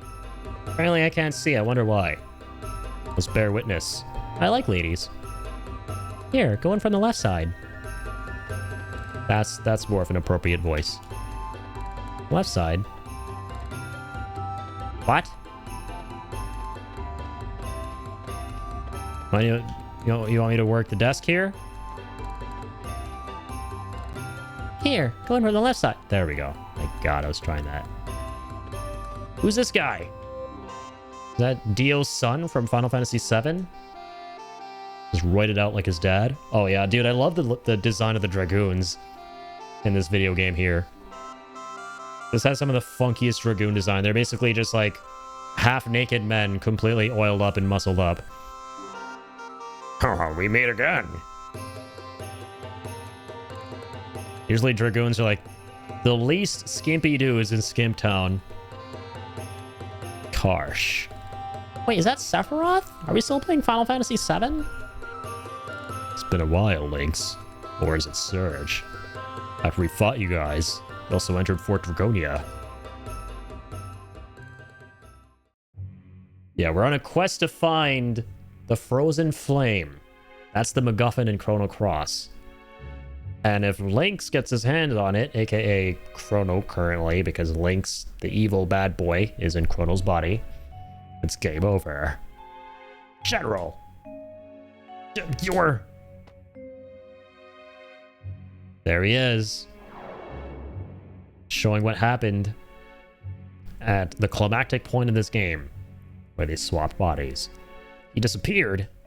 Damn. And yep, Fat Man General's dead. This is bad. General, are you alright? Riddle. Don't just stand there. Help the general.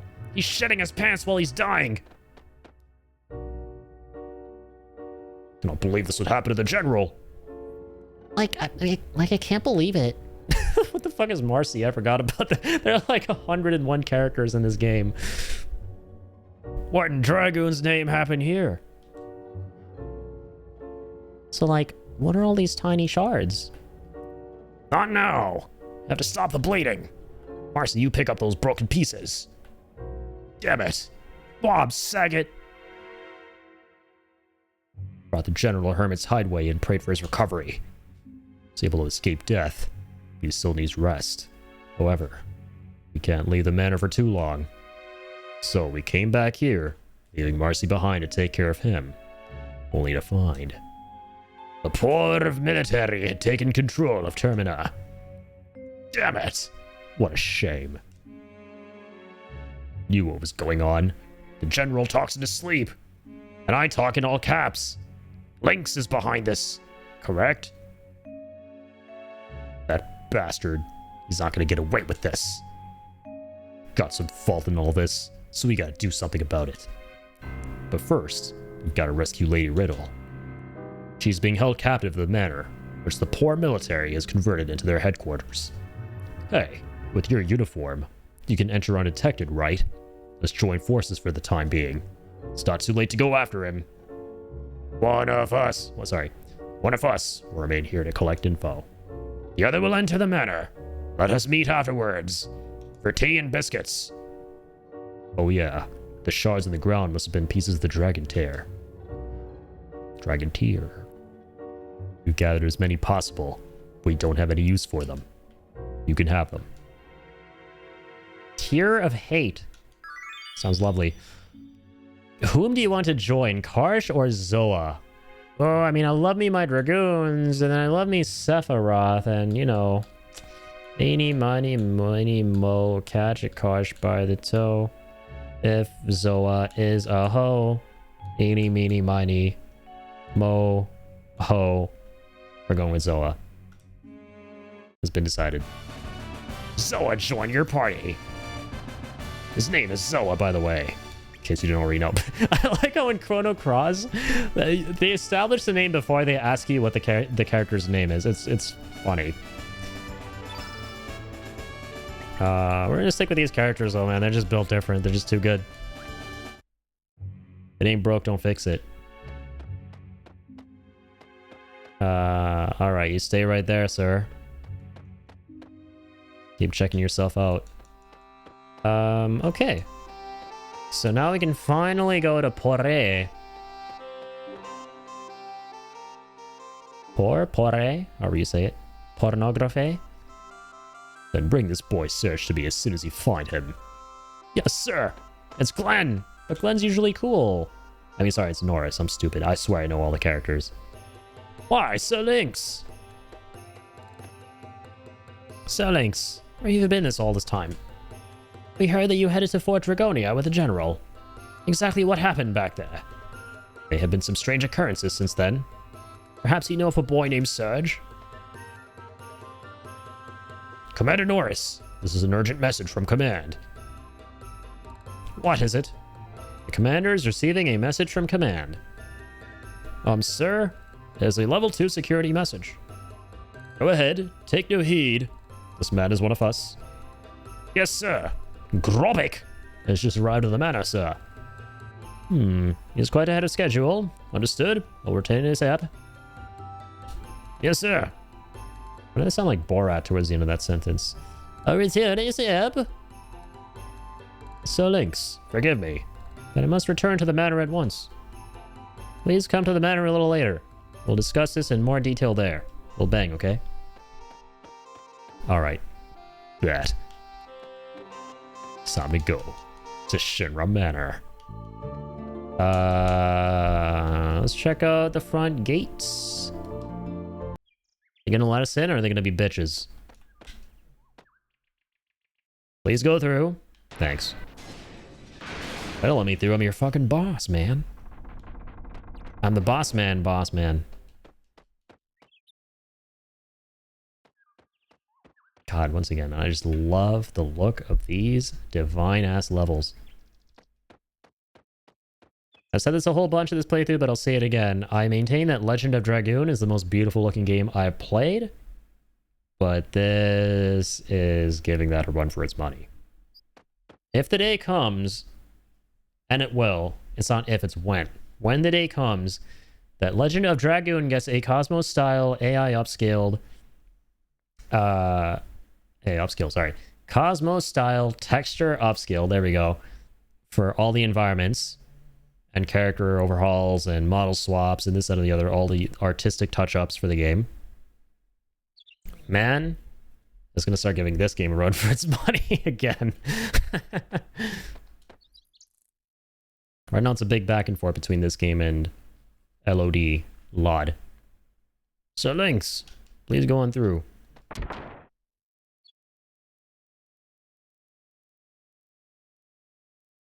Being stubborn, eh? Let's ask you one more time. What happened at Fort Dragonia? Where's General Viper? Where's the Frozen Flame? I do not know. And even if I did, I would never tell you. Damn this goody two-shoes. Listen up, Missy. You know what kind of predicament you're in. Please, sir. This woman has done nothing wrong. She's a prisoner of the Poiré military. There's a legitimate interrogation. I do not believe that, sir. There has to be a better way to go about this. Just give it a little more time and... You don't have time, Norris. I have no time to be listening to your idealistic theories. Now, Missy, let's have you go down to the basement.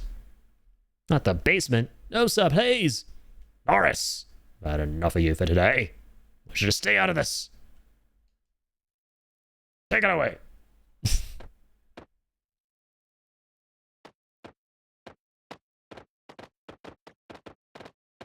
And off they go. Fuck is that guy on the right? I love how colorful and whimsical all the characters look in this game. It's just so vibrant, right? There's just so much vibrance. Disappoint me. Remain on standby in the parlor. I can't hear you. Please, wait. Think of what you're doing. Is it really something you can live with? I'll talk to you. There's no interest other than fighting. This cannot be. Is he the one from the lab? That's right. This is the killing machine Grobik. I think we heard of that guy. Some kind of robro with a mango ice cream haircut. Grobik only takes orders from those who are stronger. Another soldier who won't listen. Another really tough-looking guy who, if we gave him too much shit in the chain of command, he would eviscerate us all, but we're still going to talk shit to him. That's all these morons act. Dismissed! Dick missed. Call in the cook. The hell wine, of course. Yes, sir. This is a really fun level to go through for the first time. All the music. The vibes. La, la. Oh, we could probably go this way soon. What? Yoga pipi. Pipi poo poo. Poo poo kaka. Who's this? That over there is ultimate weapon, Guilo. No way you can defeat that thing. Oh, is he a super boss? So the Viper Manor gang left in fear of our men. Afraid of the men? What did said men ever do? Switch on the armrest, okay. There's a switch on the armrest, chat. Did you hear that? There's a switch on the armrest. I forget if there's anywhere to save. Yes, there is. The autosave. Let's do a hard save. And also, give me a moment here. I'll take a little break and get some more H2O. Don't mind if I do. Good time for a break too. Just hop over to the other game here. And yeah, let's give this another 3 odd hours and see what we see. Looking forward to this. BRB. Hello, people. I hath returned. All right, let's do this. Let's break this bitch out. Came here looking for a fight. But no one here. What's the point, man? All right. I'll show you a point. God, this is one of my favorite levels in the game. Look at this artwork, man. Every time you, like, come across the serene crystal blue waters and there's no music except for atmospheric noises of, you know, waves crashing. So peak. A living flower. It's not carnivorous. King, thank you for the hydrate. Thank you for watering this here streamer. Also, I need to change the game category. Said Chrono Cross.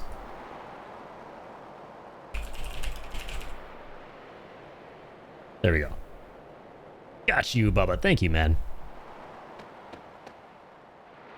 Been 100 years since people first colonized El Nido. A lot has changed, but the sea remains the same. You really tell? And this is where you can recruit one of those characters that we got, one of the optional ones. Little plant person. Or lily pad person, whatever the heck. Okay, there's a secret room around here somewhere. Yeah, we have to check out Link's secret lair. Now that we're in his body. Given permission to explore these parts.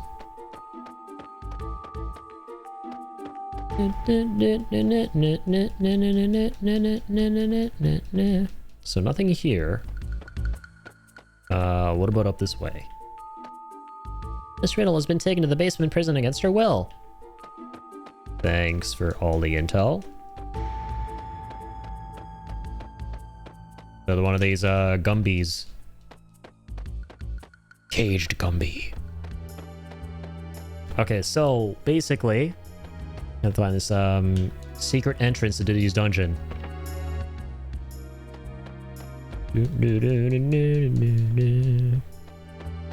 What else can you tell me, rookie?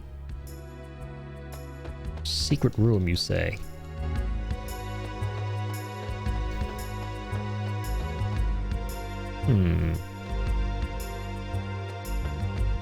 Tell you what, let's go back. Let's head down. If you're going to a basement, you want to go down, not up. One would think that that would logically be the case.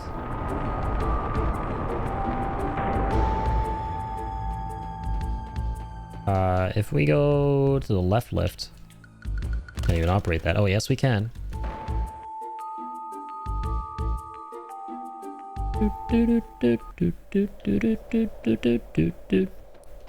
Oh, this is the tower that we went up that one time. It appears that my worst fears come true. You must surge inside Lynx's body. You have come to rescue Riddle, have you not? My goat, the prophet. In a minute. Believe Riddle has been imprisoned in the basement. First go and find Norris. He should be able to help you. Norris should be in the parlor on the first floor.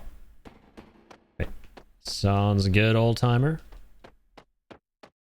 There's a switch. Here. I don't recall ever doing that. I don't recall asking you a damn thing. It was like my Samuel L. Jackson impression. Yeah, I think we might have because there's no item up here now. I feel like we did that once upon a time. It's some kind of an item. Dip, dip, dip, dip. Dip, dip, dip, dip. Alright, back we go. Oh, also, I wanna be the very top right hand corner of... No, I wanna be at the top right corner of the screen. Not bottom right. Yeah, so Norris. Who the fuck is Porus? Is Porus in the room with us? Didn't think so. He's got to be around here somewhere. Locked. Hello. Oh my god, is that porn? I think I've asked that question before. Sorry, just ignore me. That painting in the back. Don't look. TOS. Sir Lynx, please excuse these squalid conditions. Sir, this has been bothering me since we met up in Termina. You seem different from what I last remember. You just seem different. This man is not Lynx. What? He may look like Lynx on the outside, but his spirit is that of Serge. Is it true, Sir Lynx? What has happened? Explain everything to me during this fade to black. And now I'm sad. I see. So the Surge commanding the insurgent troops is the real Lynx. Everything is starting to make sense. You're wrong all along. We never should have joined forces with Lynx. And what brings you here? General Viper's daughter should be here. I see. You are here to rescue her. Understood. I would like to help. Riddle should be in the basement prison. Please, take this. You'll need it. Prison key. There's a sewer system below the prison. You should be able to break into the prison by making your way through the sewers. Use the hatch downstairs. The sewers are full of monsters. Please be alert. I've heard of one particularly frightful one. I'll be in the 1F main hall. Please meet me there once you rescue Riddle. So where do we use this key to get to the sewers? Find the porn? Just visual sewage right there. How dare you look at porn? What's all this? Hi, Otter. It's that time again. Huh? What you talking about? You know, this. What the fuck is going on? Holy shit. He transformed him into a beast. Hell, Orcha. Gotcha, ta ta ta. Your guest is waiting in the basement. Gotcha. Oh, God. Motherfucker turned into the mountain from Game of Thrones. Jesus.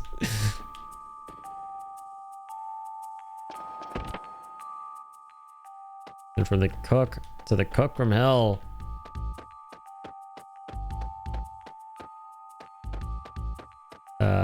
Let's save. Autosave's good enough for no.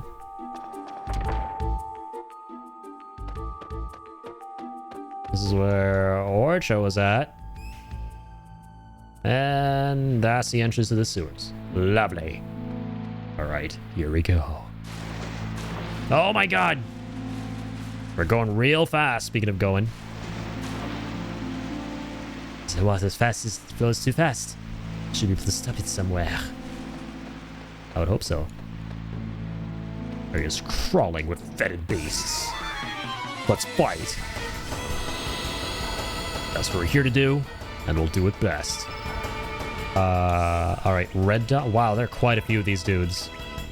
2 blues, 2 reds. So reds in the field. Alright, jog our memory of how this shit goes. Ice blast. The gall.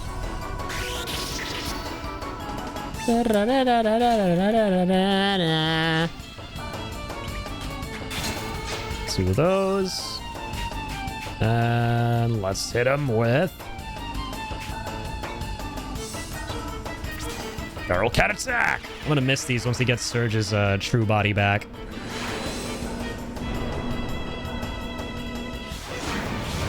And Lynx is starting to grow on me. I like playing as Catman. The Catman from Catmandu.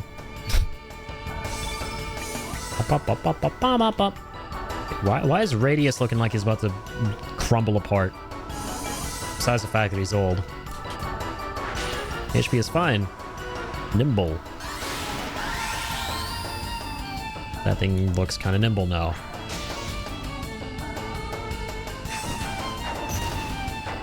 Shit, what's the speed up button? Okay. I think I'm pressing it.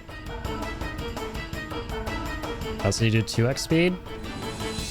Oh yeah, there's speeding up and there's like playing at normal speed, which is here. Okay, we'll speed it up.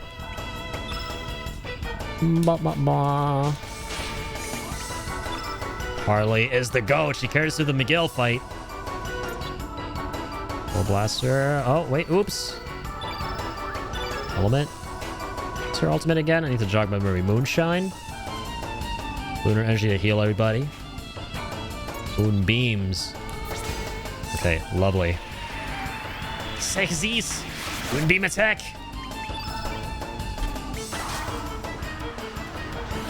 Turn blue.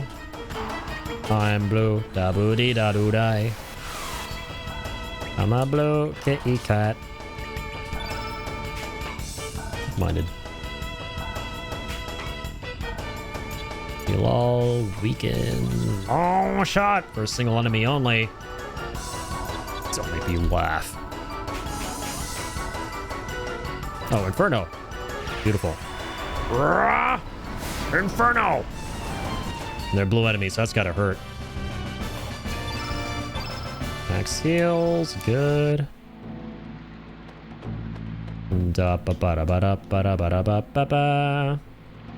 Floodgate bridge under repair, okay.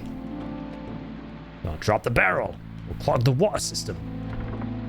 Shut it. I do what I please.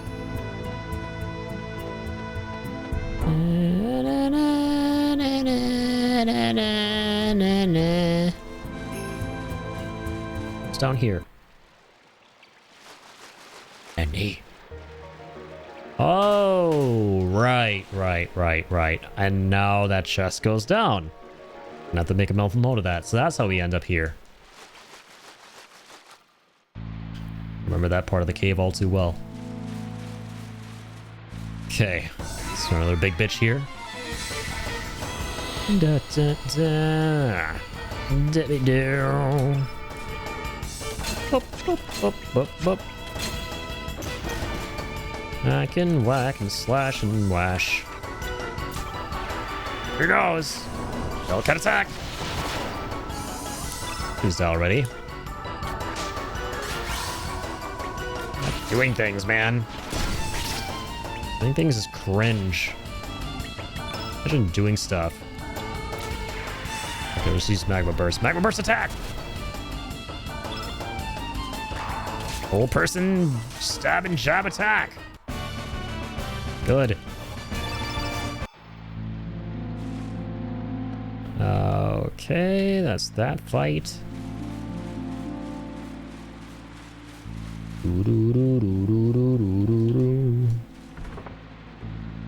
Denador, right? Let's fight this tubster.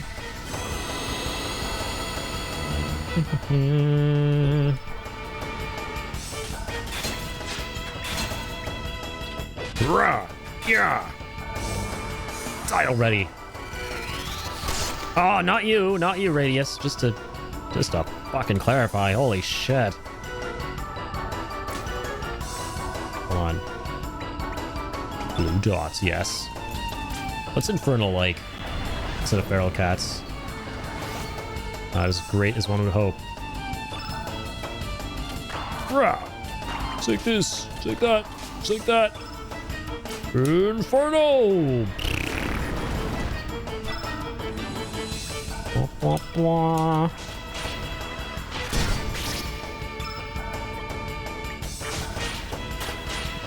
Okay, that was big. He's a level 2 melee that actually hit pretty dang hard. Okay, I forgot that fast forwarding speeds you up to normal pace as well by default when you exit out of it. But under investigation, sir. Sorry, Sirlings, but I cannot allow even you to pass. Of course you can't. Of course you can't. It's gonna take us all the way back up.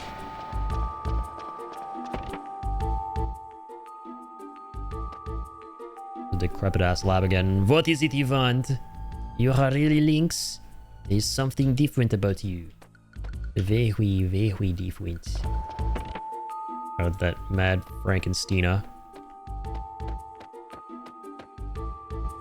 There's Frankenstein and then his wife Frankensteina.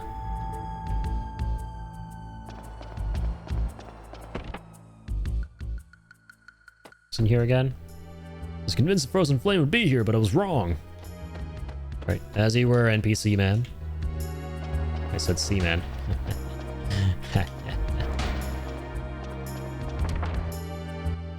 Do do do do do do do do do.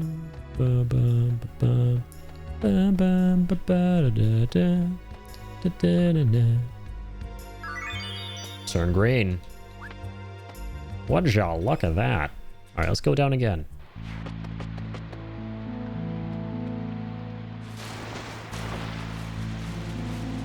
Okay, yeah, we haven't done the thing we need to do to block the water flow. All right, nice. Check out the jukies. Gonna juke these guys again.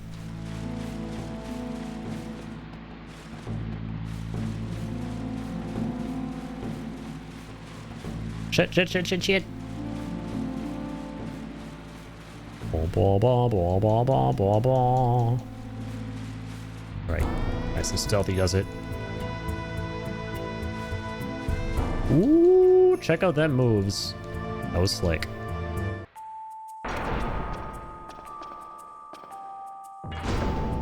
And we can go back down from here too.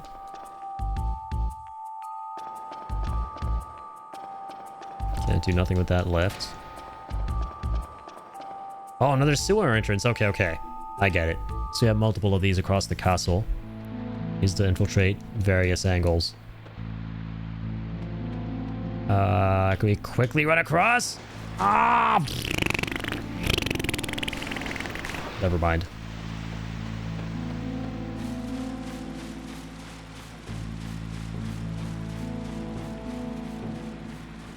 This place is so fucked up, baby. Oh, hang on. Wait a minute.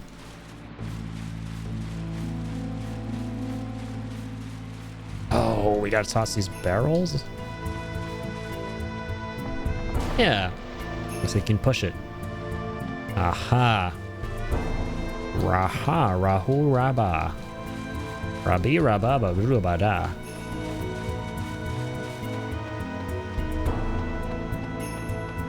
Let's go around. Throw those in too. Nice, too. And let's get you to magically flow down there too, and let's fight this lard ass real quick.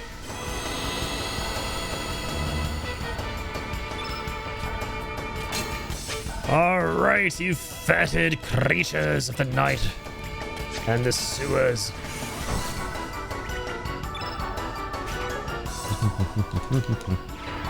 Kitty cat attack!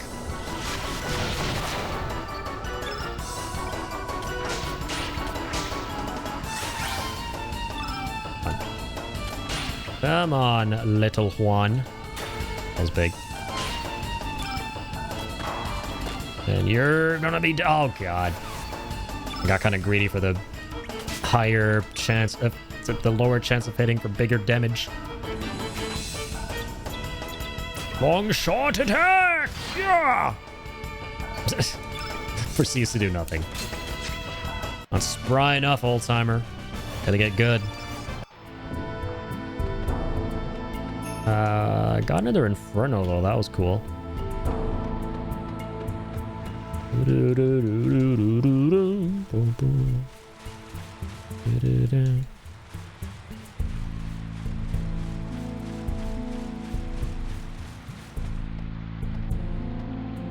So now that you blocked some of this water,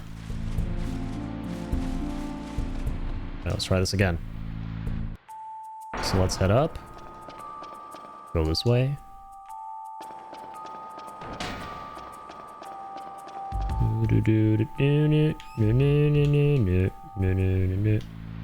It's still flowing downwards. Haven't really done anything to stop that as of yet. Sewer grate on the other side? There isn't one.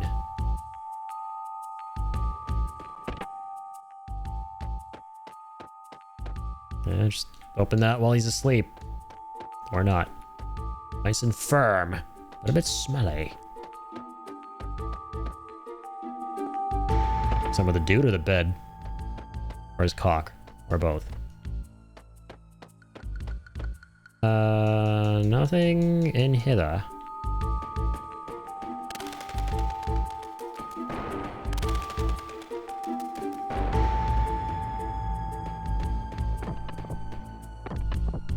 Locket it up.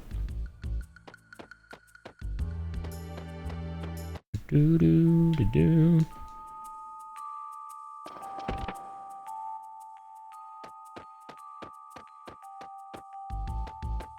Okay, I'm looking for any other entrances.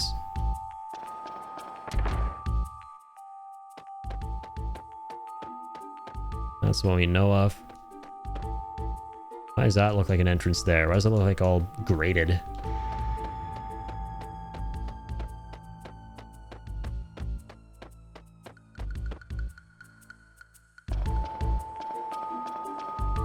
Okay, let's go back. Not that way. Gotta stop that water flow, man. How doth one do that?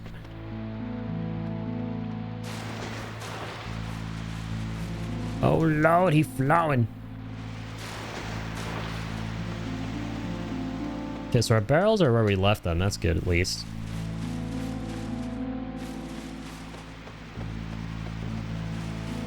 Can't run up there, right?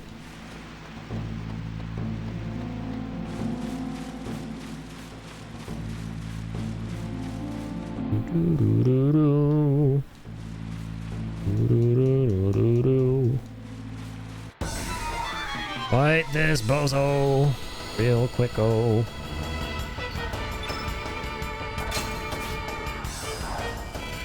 Yeah.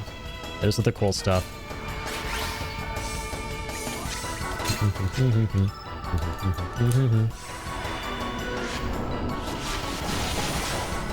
Beans?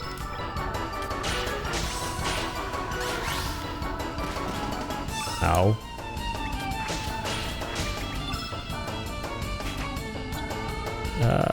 Where's the good stuff?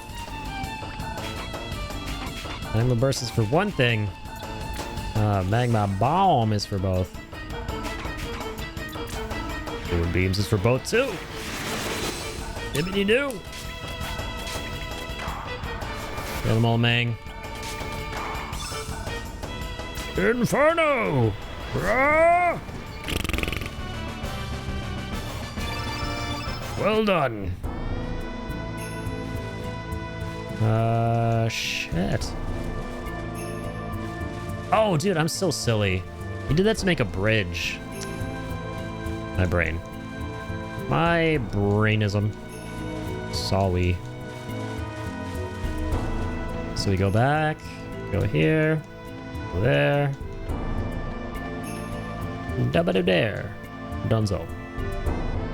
Oh, we turn this. Tighten it, open it. I would want to open. Okay, I wouldn't tighten it, actually. I lied. There we go. And now the water hath been blocked. Man, why are you so fat? I just want to pass through. So you want to fight my ass. You know what's going to happen. Well, death is inevitable. Little one. Ka-ching. Ow. And some more owls.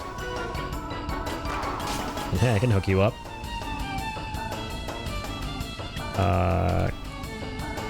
Switch the other character, please.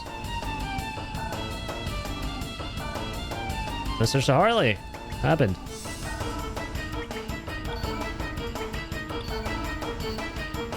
Oh, there we go. Okay.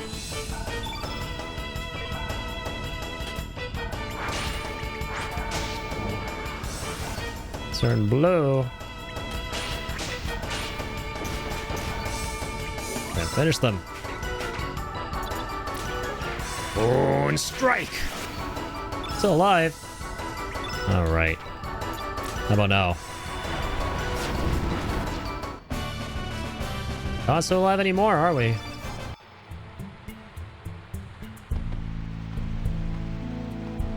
Yes, we did that. Oh my god. Who the hell are you now? Gone. Gone from our sights. That's what. Do not drop the barrel. Shut it.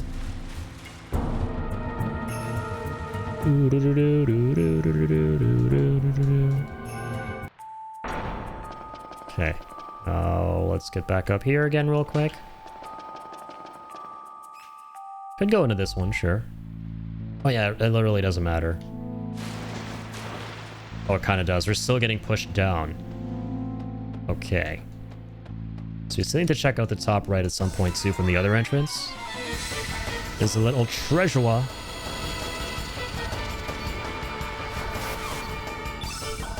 Alright, enough of the nimbles.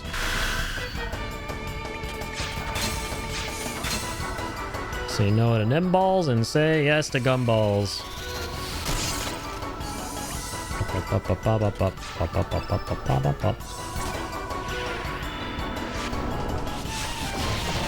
Big kitty Keat attack. Now for the big Harley Quinn attack. Not the one where she gets hit, to clarify. Ka-ching, ka-ching, I'm missing everything. Ching, ka-ching, I'm missing everything.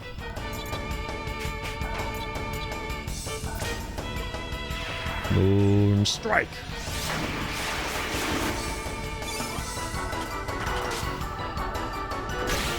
Ow, ow, ow. Welcome to death, old man. I'll burn into a crisp. Crispy, crispy. Oh, Ray's about to freaking die. Well, I would hope not. It's totally fine now. Okay, so now... seems to be some kind of trick to opening it. What might that be? Let's first work on this valve. And that opens that.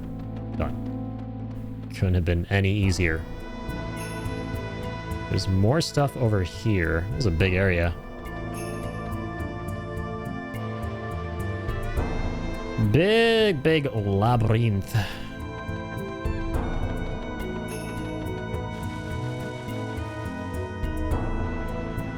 Down into the lovely, fragrant waters.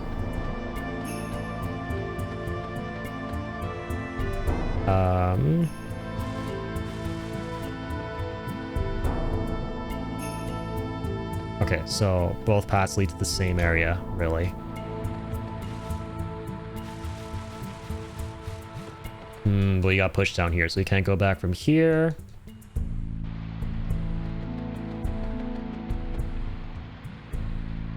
Right, tighten that. It has been tightened.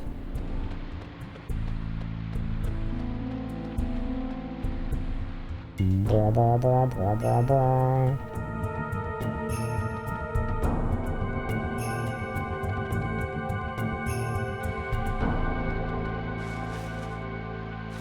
Okay, new. Not that way. This way again.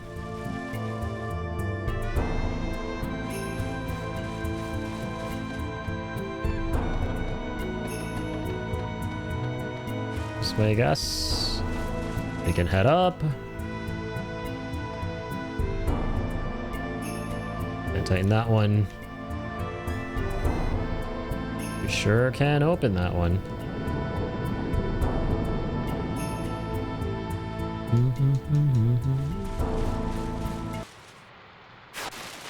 Oh, Lord, that's a big boy right there. I don't know if that's a mosquito or a crab or both or what, or I don't know. I'm just gonna kill it with fire. Oh, literally. I have a lot of fiery flames. Okay, here goes. Cat versus Matt. That's his name. That's Matt the Fly. He's not a very fly guy. He doesn't know how to fly. Actually, I hope not. Fuck that. He's blue, da booty ba doo die. That means you gotta hit him with the green stuff. No, red stuff. I'm smart, I promise. Diminish Inferno. There's already some red on the board. Beautiful. Let's make it redder, shall we? Red hot. Oh yeah. Nice. Nice. Nice. Nice. Jitterbug. Uh-oh. The spawns! The spawns of Matt! God, this bitch hits hard. Fucking asshole.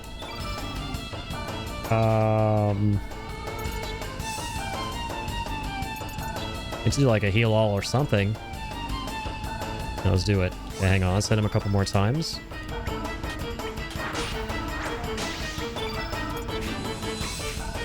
Element. Cover all. Keep us alive, Hardy! Look alive, literally. Alright, old man, here we go. Jab, jab, jab. Bug kamikaze! Oh, not these little assholes again. Right, it's just for one dude. Let's get you dead.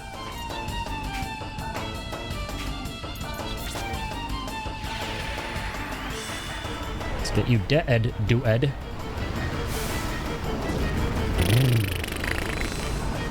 Melt his ass. Need a little revive. We have that. HP's looking good.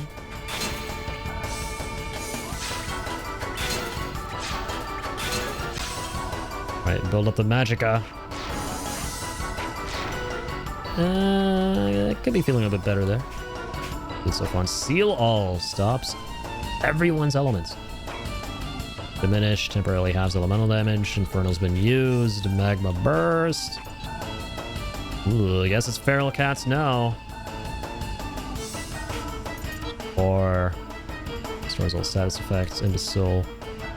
Maybe another magma burst. Not the strongest thing we've got.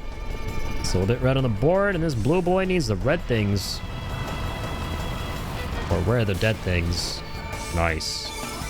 Big red attack. Okay. Some more shit coming up. Magma burst +2. Beautiful. Here we go. Magma burst. Sweetie goes burr. Ooh, you know he dead. Oh, spooky little bugger. Nice. Oh. An elbow pad. Not just any pad, an elbow pad.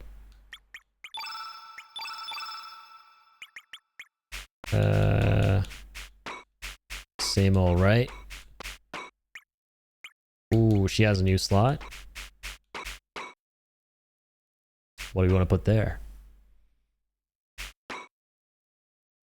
Level 6. There's some level 6s that we've got. She's got the black dot, right? So I think this black dot will be really good. Mothership. Another Inferno.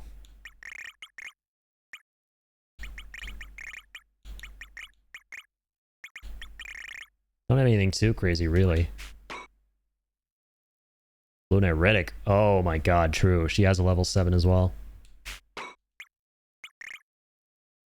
Green, yellow. Oh, she has another thing all the way back here. All the way back here. All the way back here, babe. All the way back here. What if I auto do this?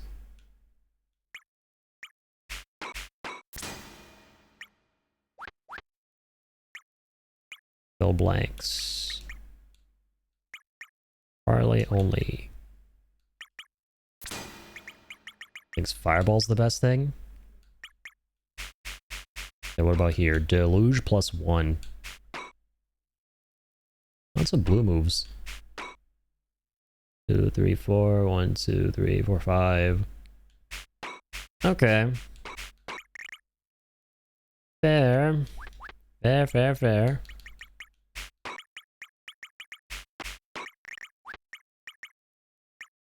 Fill more blanks again and call it a day. Another heal. Cool.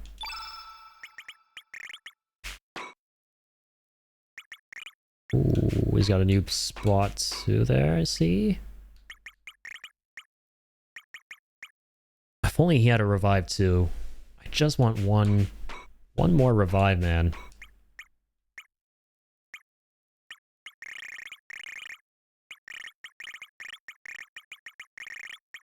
Can't exactly have nice things though right now. You know what? Fair and valid.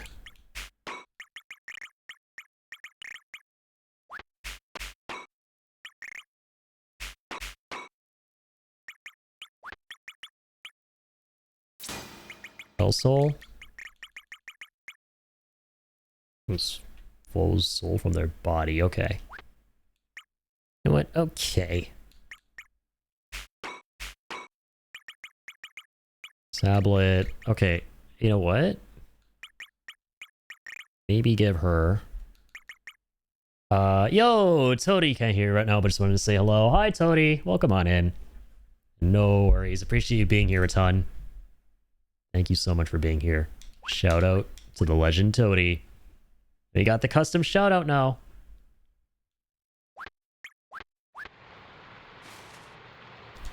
How do we get that chest all the way to the right? Yeah, this is a big area, man. This is like a labyrinth, straight up.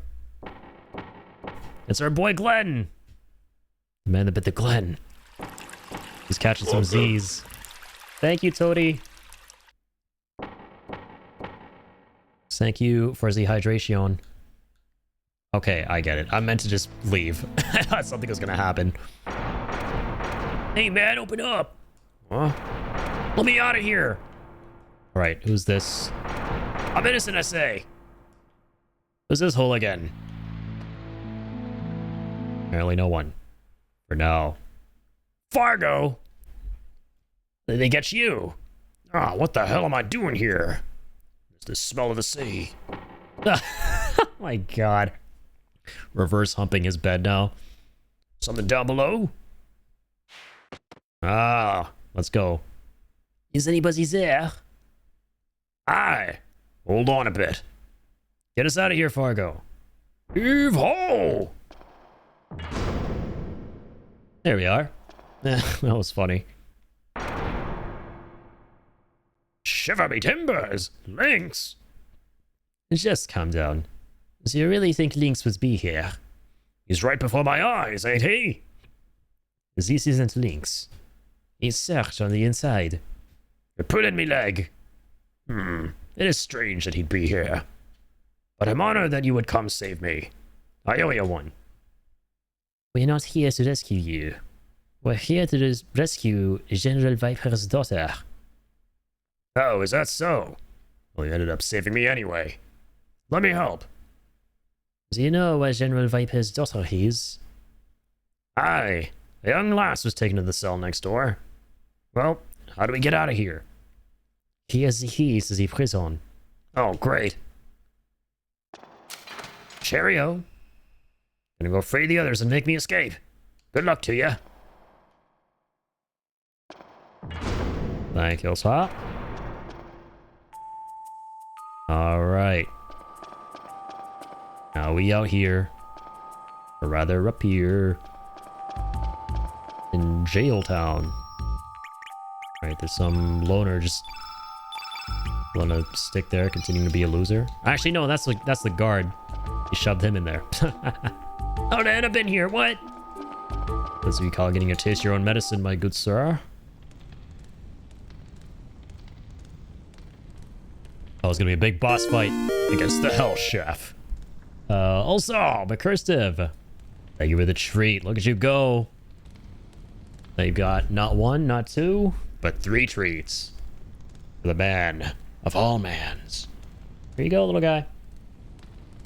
Alright, this is gonna be the treat buff right here, the classic. The treat buff, right before the boss fight. That's how you know we're gonna get it on our first go.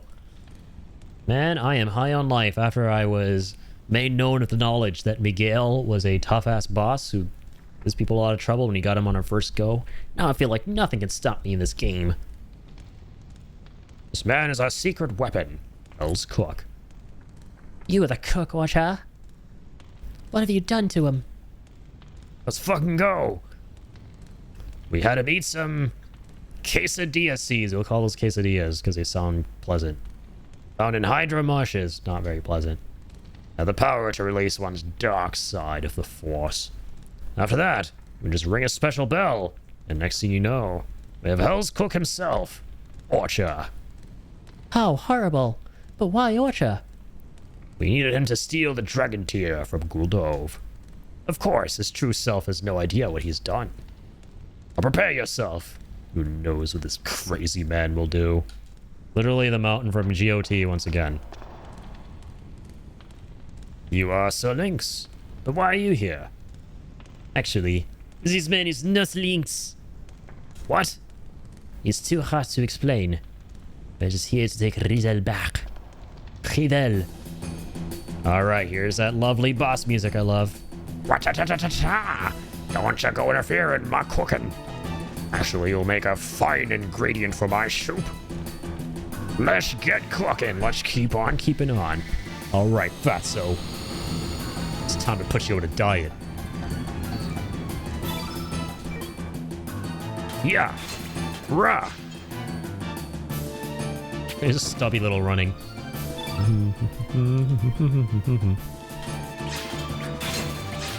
Okay, good. What's that? Red? Alright, let's look at the blue stuff. Freezes your foe in a cage of ice. Actually, wait. We don't have any... We have a little bit of black on the board, so let's start with our ultimate.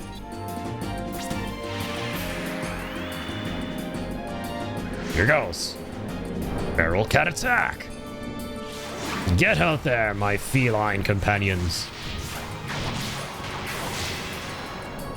242, baby. Hey, cha, coo, asha, coo. I love this boss music. Da da da da da da. Bum. Big. Rah, fireball attack. Oh god, that might actually kind of hurt. Psych! What a weak bitch. Deluge, Ice Blast. This is good. Damn.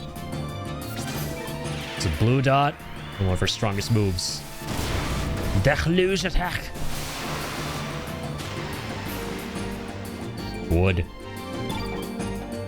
Alright, ready use. Ready or not, here I come. Ready, use. Shit. Shit. Blue attack's at the very end. Okay, whatever. Supercharge that.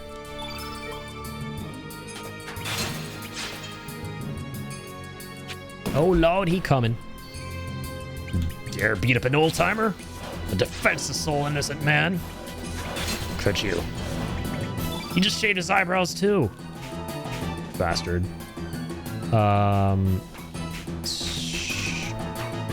Magma Burst, Inferno. Free fall drops foe from the sky to super high speed. I love that. I'm gonna do Ice Blast though. Prepare some more blue on the board.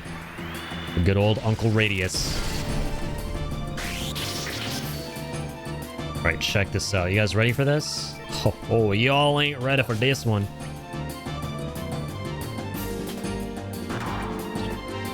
Try going all out as much as I can. Right, here comes Fire Pillar. Oh god. Oh, jeez. All right, it's time for you to taste my deluge. With 2 blues on the board. And the strongest deluge in town. That's 321, baby. Gasha, ga, hoo. Gasha, ga, hoo. Gasha, ga. Brap. I knew that would work. Shit. Here we go. Ice blast +2. Yeah, this man is just standing there and taking it. Taking it like a champ. Oh. 69. Freak.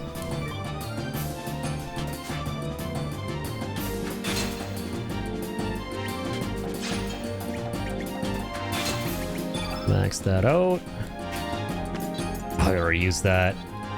Shit. Shit. Oh, God. I guess it's free fall it is, I suppose. No, let's do this. Spice of life. That's his ultimate. That's it? He just heals himself? Pussy bitch. That was no healing at all. Nimble -1. Oh yeah, he has like no blues at all. Ba ba ba ba ba ba ba.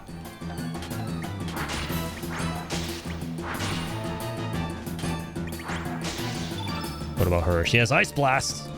That's something. Do some good icy damage. Oh yeah. It was time to finish this. In style. Give him the view of his life. Yeah! The drop tower, baby.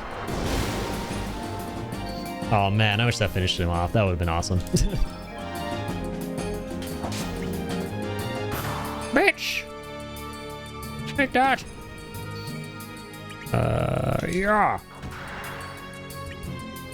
God damn. Uppercut the fuck out of him, man.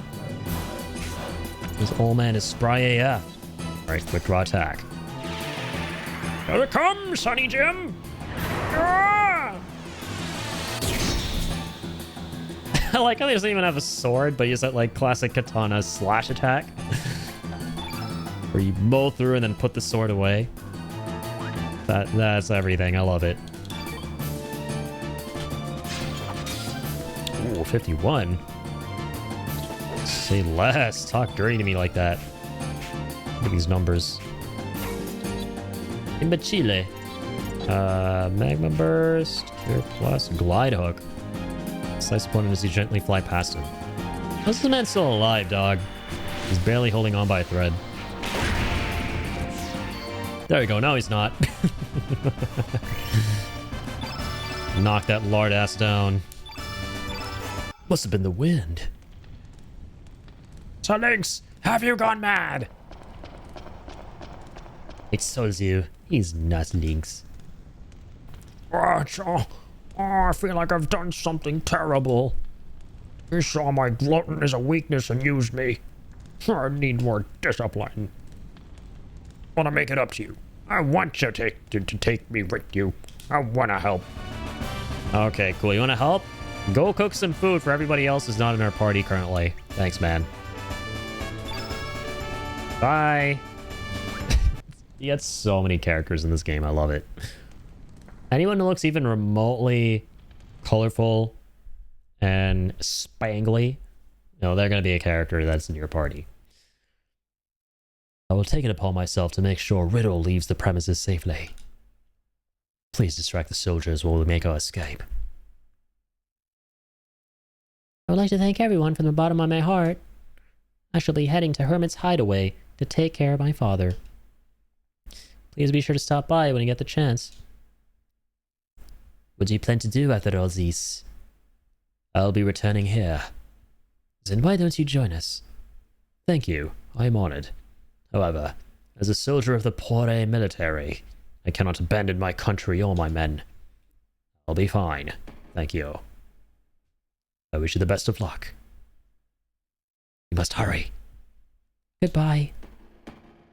Alright, so we go visit her? I know Hermit's Hideaway. I know where that is. They're completely surrounded. It's not a good idea to leave now. Oh dear. Let's go up north.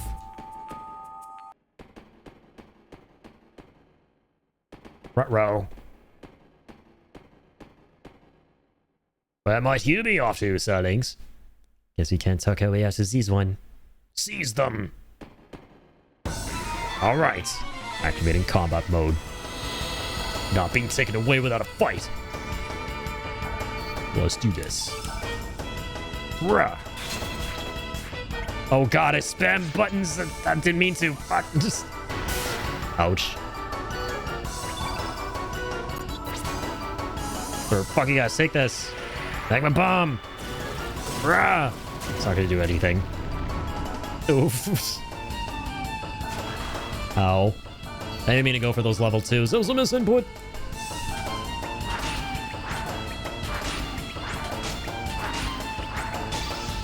Okay. Oh, not that. There you go. Here we may go, mon coeur. Moon slice. Lovely.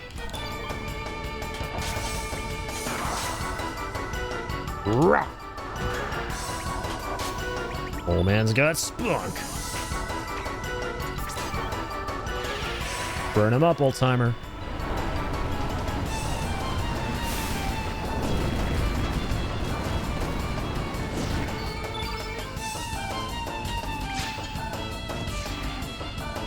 No, he did. Aqua Ball. Ooh. Oh, hey, you're up. Oh, that guy, true. He's gonna join our party, let me guess. You are strong, but Grobik is stronger. Not even a boss theme. And that smelly old cook had a boss theme. Don't make me laugh.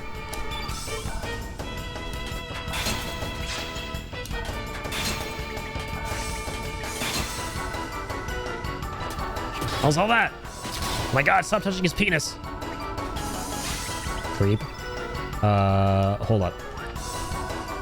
Purple, okay, okay, okay. I see you. Got just the thing.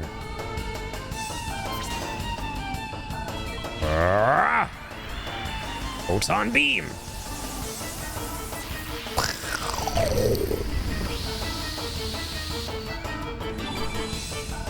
WPP noises. Stop missing, little lady. Stop missing and start pissing damage. Rocket Fist. Bro. Bro think he Venom Snake. But that's 6-7 attack. Asshole. You're not Venom Snake. Forget it. Not even Venom Snake would stoop that low to use a 6-7 move. Bullshit. I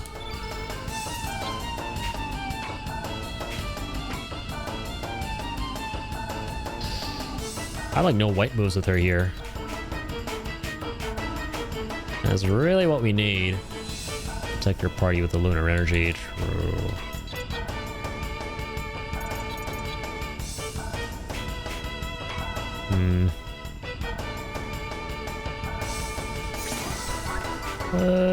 What do we do? What do we do? What do we do?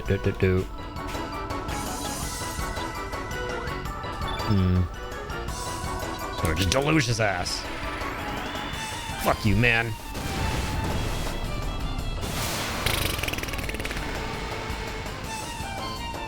143 is not bad. Not bad at all, if I may say so, sir. Nice uppercut. Oh god, why did I go all the way? I should have done one more light attack and I would have been able to use Deluge with him as well. The combos. Enough of these sorted combos.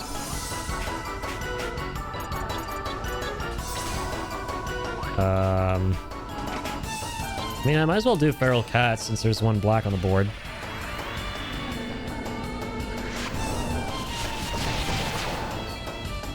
Which damage was that? I didn't even notice. Should have sped things up.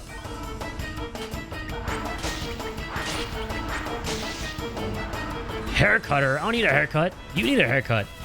Using it on yourself, right?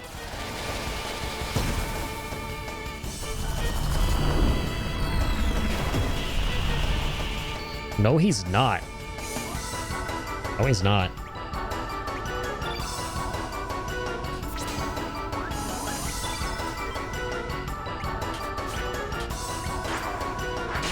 Okay, good. Do some damage. Do lots of healing. This is very important. Cling, cling, cling, cling, cling. Very good. Very good. Ow, God. Oh, you fucking dare beat down an old man? You psychopath? Just broke all his ribs. Or defenseless old timer.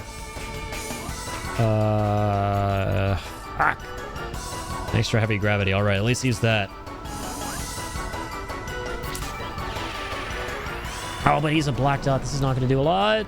Oh, I'm using all these shit-ass moves.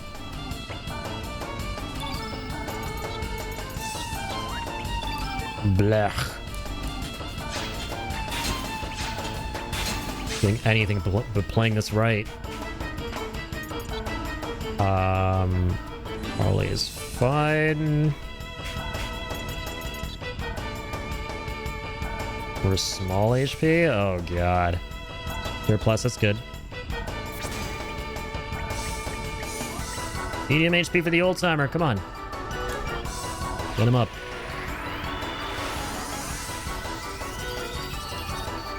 Up and at him. Come on, Gramps. You'll all just for yourself? Oh my god. Greedy bastard.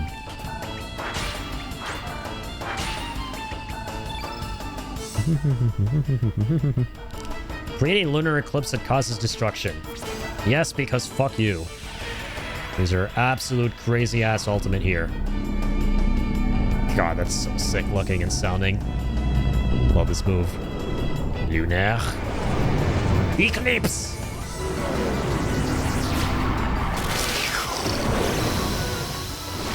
Damn! Just undid all his healing. Wasn't a lot of damage because he's a black dot too, but... Yeah. Ow. And that! And that! Deluge +2! Got some blue on the board. We got some blue. Make good use of it.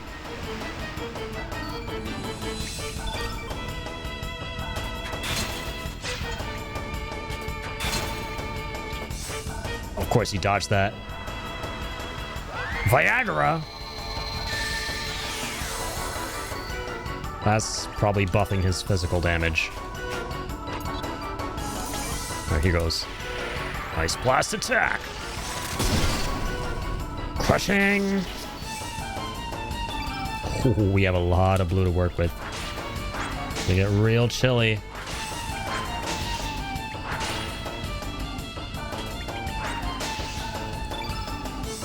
Nice. The deluge +1. Ho, ho, ho, ho. This is gonna get cold. Triple blues, baby. Alright, there he goes, capoeiring all over the place. Jesus, he just went to it. He left us with 6-7 HP again. Freaking psycho. Or just did something that had to do with those numbers.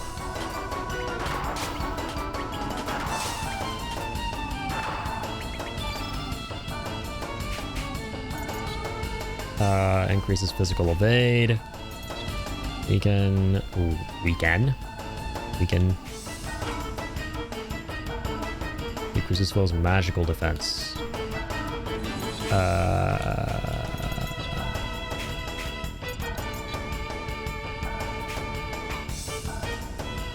As a heal all, that's good. It's 12. Heal. No cure plus or anything though, right? Yeah, no can do. Yeah, let's get some green on the board while healing up. God, Radius doesn't need all that healing, man. I don't know why I'm using that. Yeah, that's fine, that's fine. Let's go for the great moves now.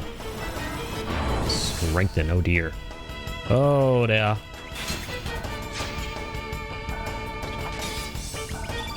Good. Diminish. Has elemental damage. Stops elements. Imbecile. Fills magical power. Absolute. What about for physical? Bushwhacker. I don't have any green moves with this dude. Okay, we got some red on the board, so he'll use Inferno. Yeah, that's gotta be good. Inferno!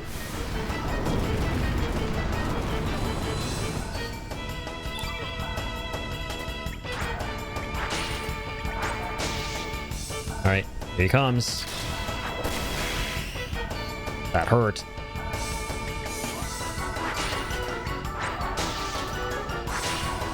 Nice. The magma burst. I can do moonshine as well. I'm a magma burst this bitch, I think.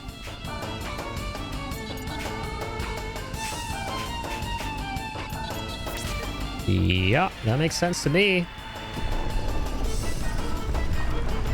Burn. Ah, you're weak. Don't think I don't see that. All right. Here goes the rocket fist this time. Ooh, dear, that really hurt that kitty cat.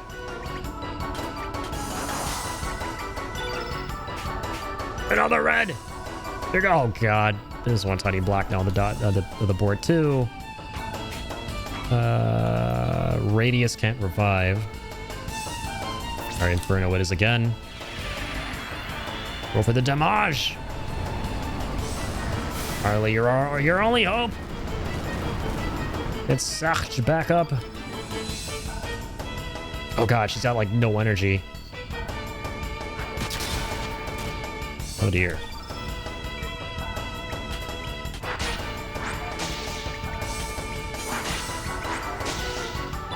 Good. Need a little revive.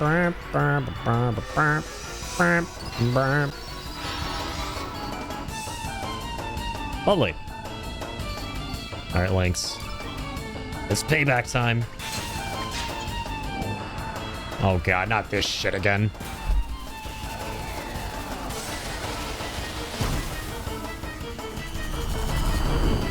It's gonna be for us all. Oh, Lynx and Radius are dead? Oh, you have to be shitting me. Okay, hold on. I'm at the soul of this bastard. Oh my god, I'm getting Miguel flashbacks again.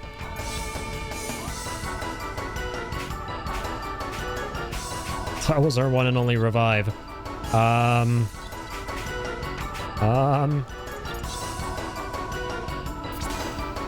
Okay, Moonshine, don't panic. We're fine. Let's cast that.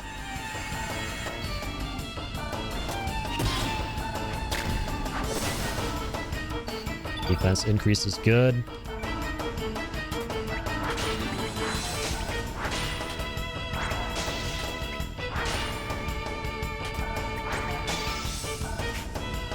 Okay. Oh shit, man. So if I have anything to work with here. Ice Blast +2. Come on, you get us out of this, Harley. No, he's gonna heal himself. Oh, that's baloney.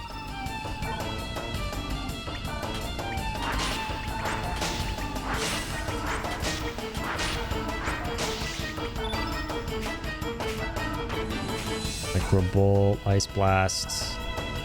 Heal myself too, but I would prefer to keep on keeping on here with this damage we're dealing. Some grid on the board. Arrow Blaster.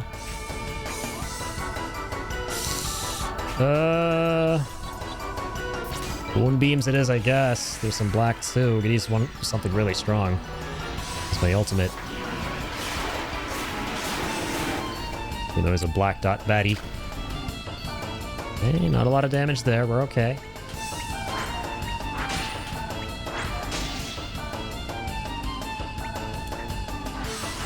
Heavy damage. Good. Okay, that was nice and meaty. Hit him with an Arrow Blaster. Nice! Oh, so close, dude. I am going to be a Harley sim for the rest of my life. Harley Quinn in DC might just end up being my favorite DC fucking person thingy my bobber forever and always now, I guess. Anything else with Harlequins, I'm no longer afraid of clowns. I'm no longer afraid of any of this shit. I love all this stuff. Whatever. Fuck that. I like this. I like that. I like this. I like everything about this character. She's been clutching every battle for us so far. I was nervous about losing that because I did not want to do everything again. We have not saved in a minute. Where are you? Damn. It's time for this, baby. Now go! Go and destroy them! Move it! Happy papi papa poopa. He just kills that guy. Can we not fight yet? Oh, fuck. That's like back-to-back boss battles. Oh, there's no end to this, truly. Shit. Okay. Okay, don't panic. Just don't panic. Okay, hold on. Run away. Run the fuck away and heal.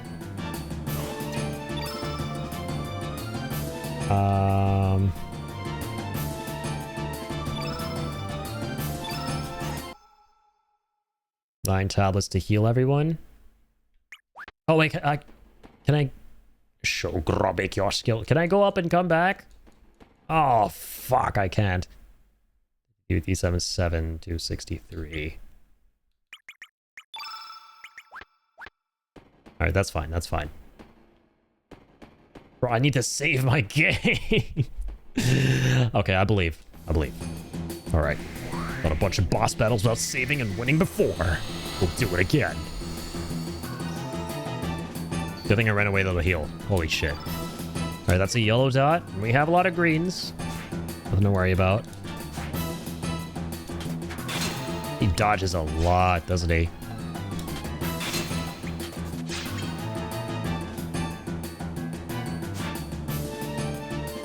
Elementals are really gonna fuck him up.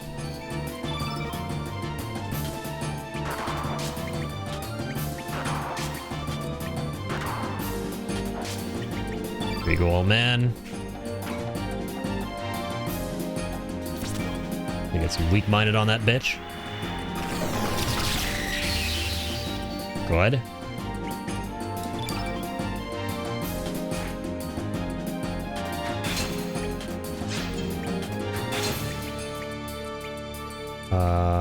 Let's go for a double. Hot edge. Oh, fuck.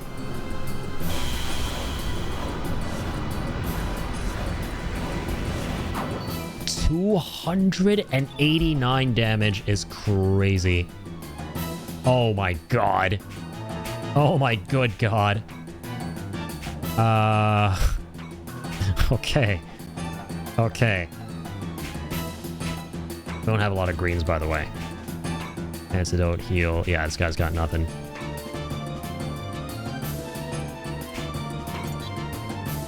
Okay, we're going with this. We'll make it through. I believe.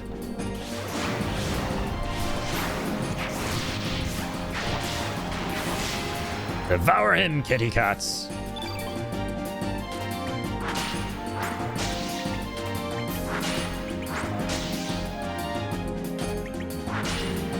Okay, element. Heal all. We're gonna do a cure plus on good old Serge.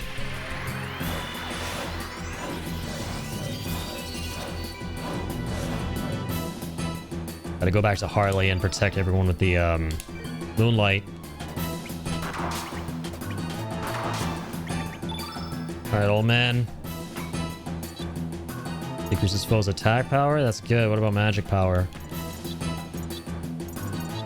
That's also very important. It's magical defense.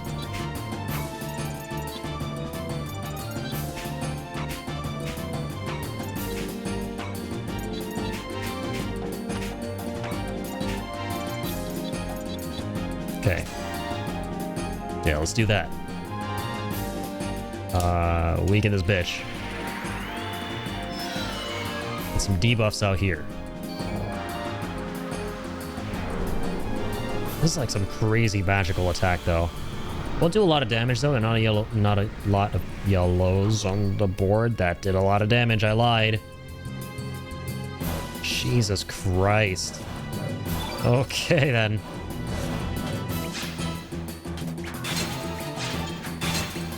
Takes off like all our health.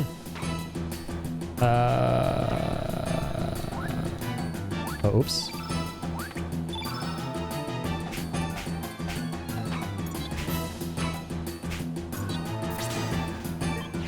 Get up, old man.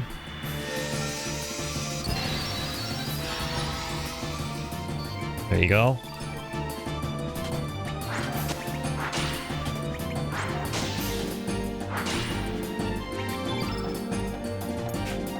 Okay, Moonshine. Need to use this ASAP. Just start every fight with this dude.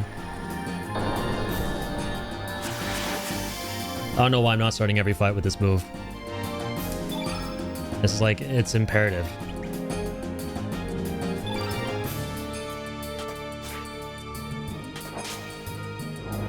Again? Who's he gonna use it on?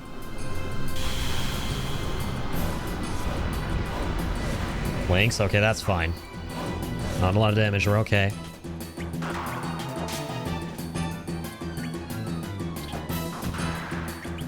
Watchang! Ba-ba-ba-ba-ba-ba. Here we go. Gotta hit him with some big stuff. Draw attack!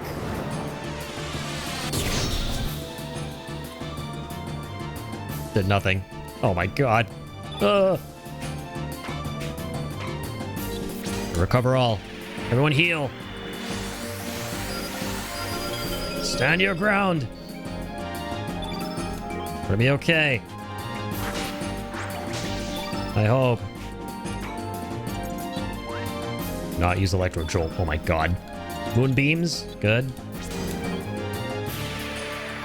This is good.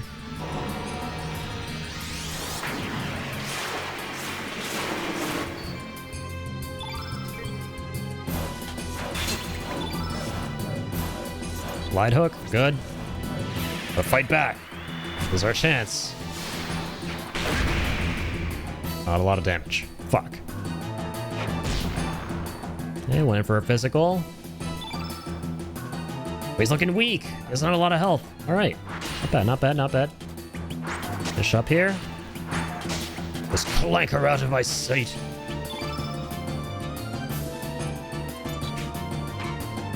I think as long as there's no yellow on the board, he can't do his crazy lightning attack. So that's good. Ice Blast. +2, Deluge +1. This is it. Whatever we've got. Whatever it takes. That's it. Ooh. Better be the final fight. Just let me save, man. I'm even scared of these bosses. Imagine it crashes after all of that.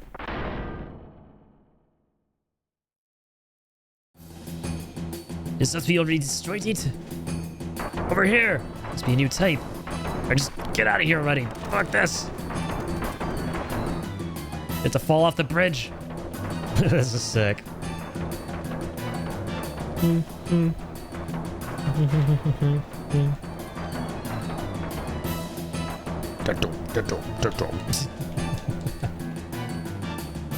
Elder, help! Or whatever the fuck your name is. Prophet. Go up, keep going! I will just get mercilessly fucking trampled. Switch, I know where it is. Yo, we're trapped. What do? We don't have time. Oh, come on, the switch is right there, you stupid idiot. And we flipped it. The silly cat. Yeah, at least he healed up and everything after the last fight. Oh, I forgot to switch to Harley. Fuck, I always forget. Like, start with the moon juice. Jeez. Yeah, we're fine. That wasn't that bad.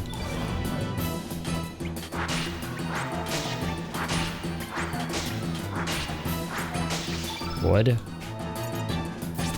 Moonshine.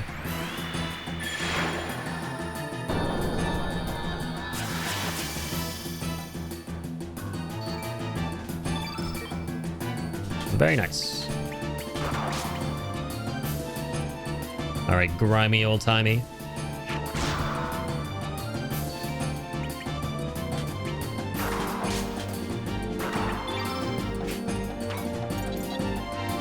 Yeah. Weak-minded. Just debuff him. We're on debuff duty.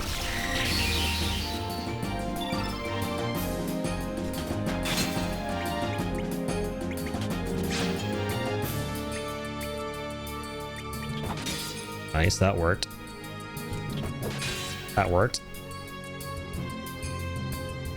Worry not. Ooh, the combo, huh?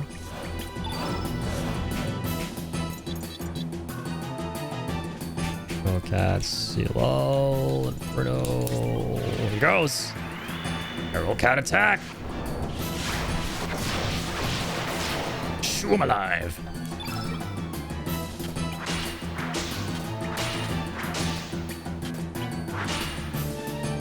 All the good stuff. Diuretic, nice. We have a bunch of black dots on the board. This is gonna be big. The ultimate of ulties. Go forth.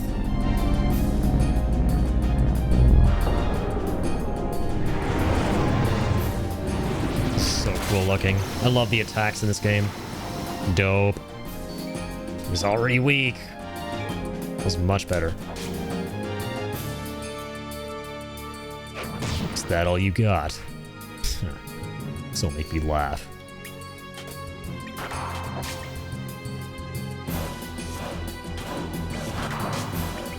Boom hell, old timer. Quick draw.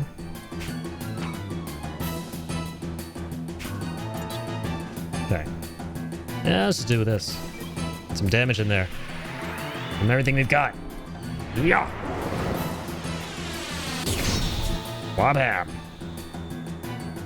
That's like no damage. That's all we needed. That's, I think, the lamest we've ended a fight. But hey, I'm not complaining about ending a fight. About damn time.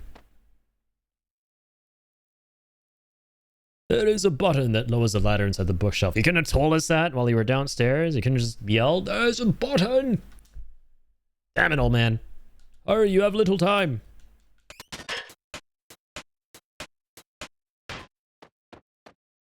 Alright, let's mosey. Before he gets back up. I would seriously move out of there too, old timer. Ah, you're behind him. Oh, okay, and he turned around. Oh my god, he's climbing up the chandelier. Step aside. Supposed to be foolish. Oh, let's go. The mysterious stranger. The anti-hero doing the hero things. Unbelievable. That was cool. Over there, we got him now. This is endless. Break through the window. Do it now. Okay, so now we finally know what we ought to do up here. We're back in this dusty old barn. Cool. What the? Where did you come from? Sphinx. Sounds like you ran into some trouble up there. What are you gonna do? The Poire soldiers are all over the palace. Take them on all. Take them all on. Two options. What's this one? Oh, that. This should be interesting. Okay, leave it to me. To take the stairs option. Oh, we get to ride out. Ah, that's awesome. And this guy just runs in between all of them. Cool. This is great. Why did you save us? You oppose the Porin military. Grobik finds that interesting. Grobik only takes orders from one who is stronger. Thus Grobik will join you in your battle. Grobik joined our battle! Confirm. Get in here. Get the hell in here, my friend. Magic. What even is good about Radius, man? I'm thinking of swapping him out. I'm thinking of swapping this dude out. Look at that. Strength ain't that good. Resistance is okay. Agility is whatever. Magic resistance 14. Low all across the board. Let's forget what ACC is. Is that... what is ACC? Chrono Cross. A hit chance, okay. Okay. Weak attacks. This is actually the highest here. Well, not really. It's up there with Harley's. See some stats here, man. Norris. We played as him for a bit. He's a gunslinger, right? We already have him. Orcha. 32-15. Also a black dot.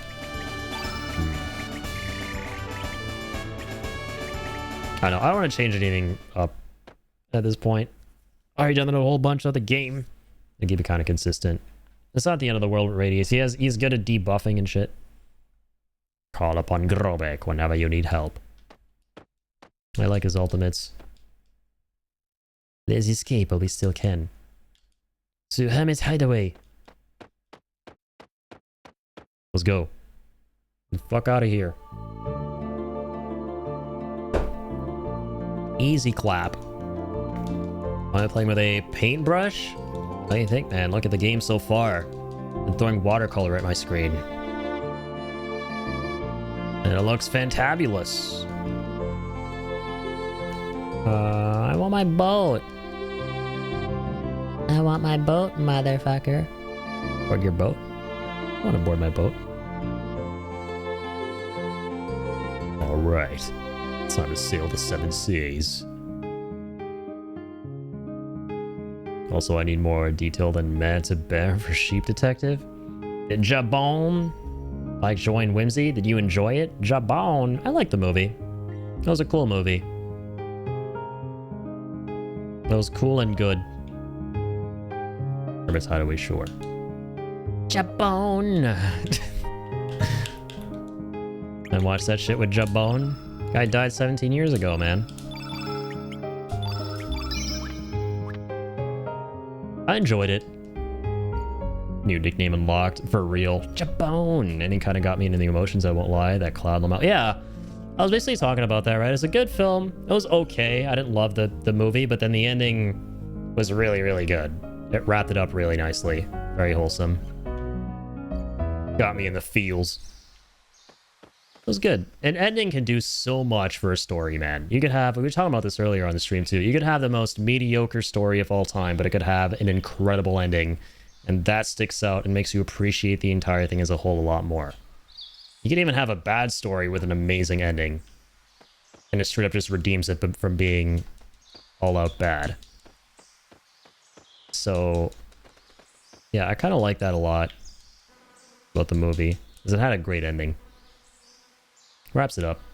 The detective story anyway, so there's a lot of setup over the first half. But I like that stuff, so I was in. That's good, yeah. I mean, like, I like whodunit movies. But there are some that are better than others. And I don't know, in this one I was a little bit bored for most of it. I thought the concept was cool, and I was like, yeah, you know, there are people who are going to really like this movie because it's wholesome. It's like sheep solving a murder. You don't get that very often, right? Fun-loving film. Fun to take your family to watch this, right? And then it's just kind of like, I don't know. It goes in this direction of, oh, it was the relative all along, right? This douchey son of yours. Turns out he was the killer, like somebody in the family. And I was like, yeah, I mean, I've seen it all before. I get it. You know, you can only do you can only be original so many times with the whodunit and with the twist and everything like that. But the whole build up to it and all of that and the twist itself, I was like, yeah, it's whatever. It's not bad. It's just that I don't think it's anything too special. But then, yeah, I thought that, like, you know, how it wraps itself up at the end was very sweet. How it, like, is a big full circle moment. There was some nice character stuff. Good film.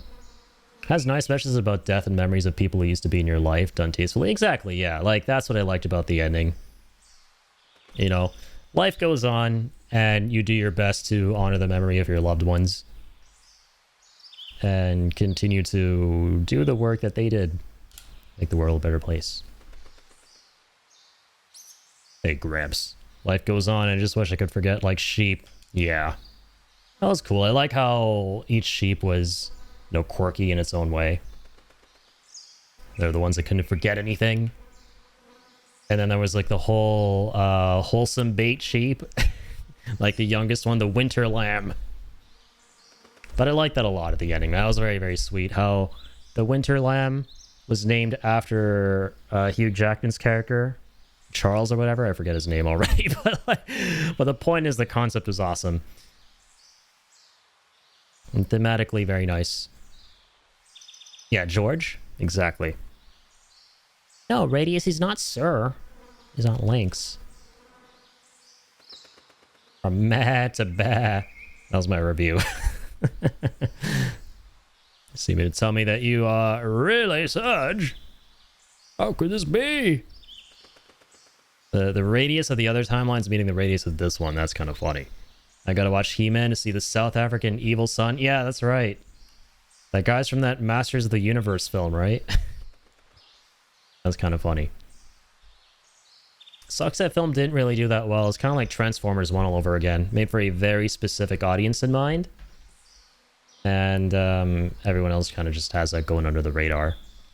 I could go watch it, but hey, I'm guilty of being those other people. Because what goes through most people's minds is they look at that kind of movie and they go, well, it could be fun, but I mean, not really interested. Not for me. Heard the new Supergirl sucks? Yeah, apparently. That one I might just go and watch. Because I want to see how bad it is for myself. Because, I mean, hey, I like superhero films, sure. So if there's nothing else playing, you know, I'll go watch it. I like going to the movies. I like Superman a lot. I like that movie a shit ton. I gave it like a 4.5. So, you know, I want to see what they kind of flubbed up. Or just see what I think overall. Getting at the Foreskin Special Limited Edition Cup. Yeah, the frickin' popcorn bucket. That's basically just a penis. Yeah, no, unfortunately the Cineplex that I'm at, they don't give you the popcorn buckets. They're not cool. So I have to see the Superman from a few years ago. You mean a year ago? Yeah, a year ago feels like a few years ago. It does. This is hard to take in suddenly, but I do not sense Link's evil within you. So this is the other me from the other world. Shit.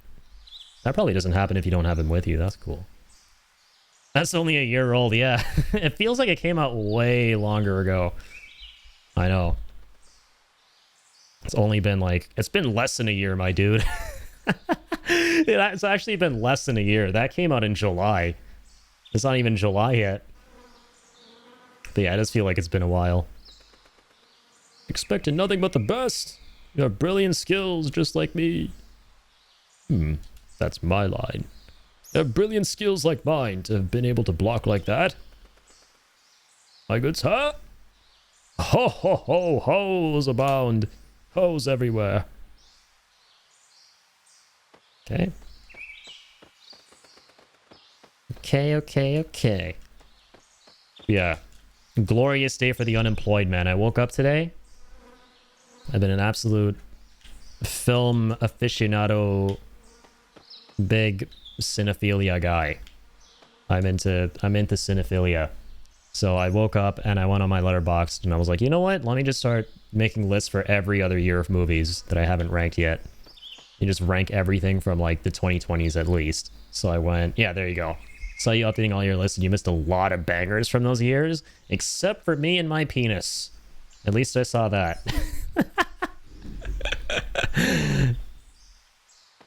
You can...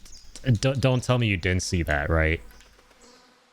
I like that. Like, just somebody, like, just opening up their letterbox who's, like, following me, and the first thing they see out the corner of their eye is, like, a poster of me and my penis. I like how I don't have a lot of stuff in 2020. It's literally just...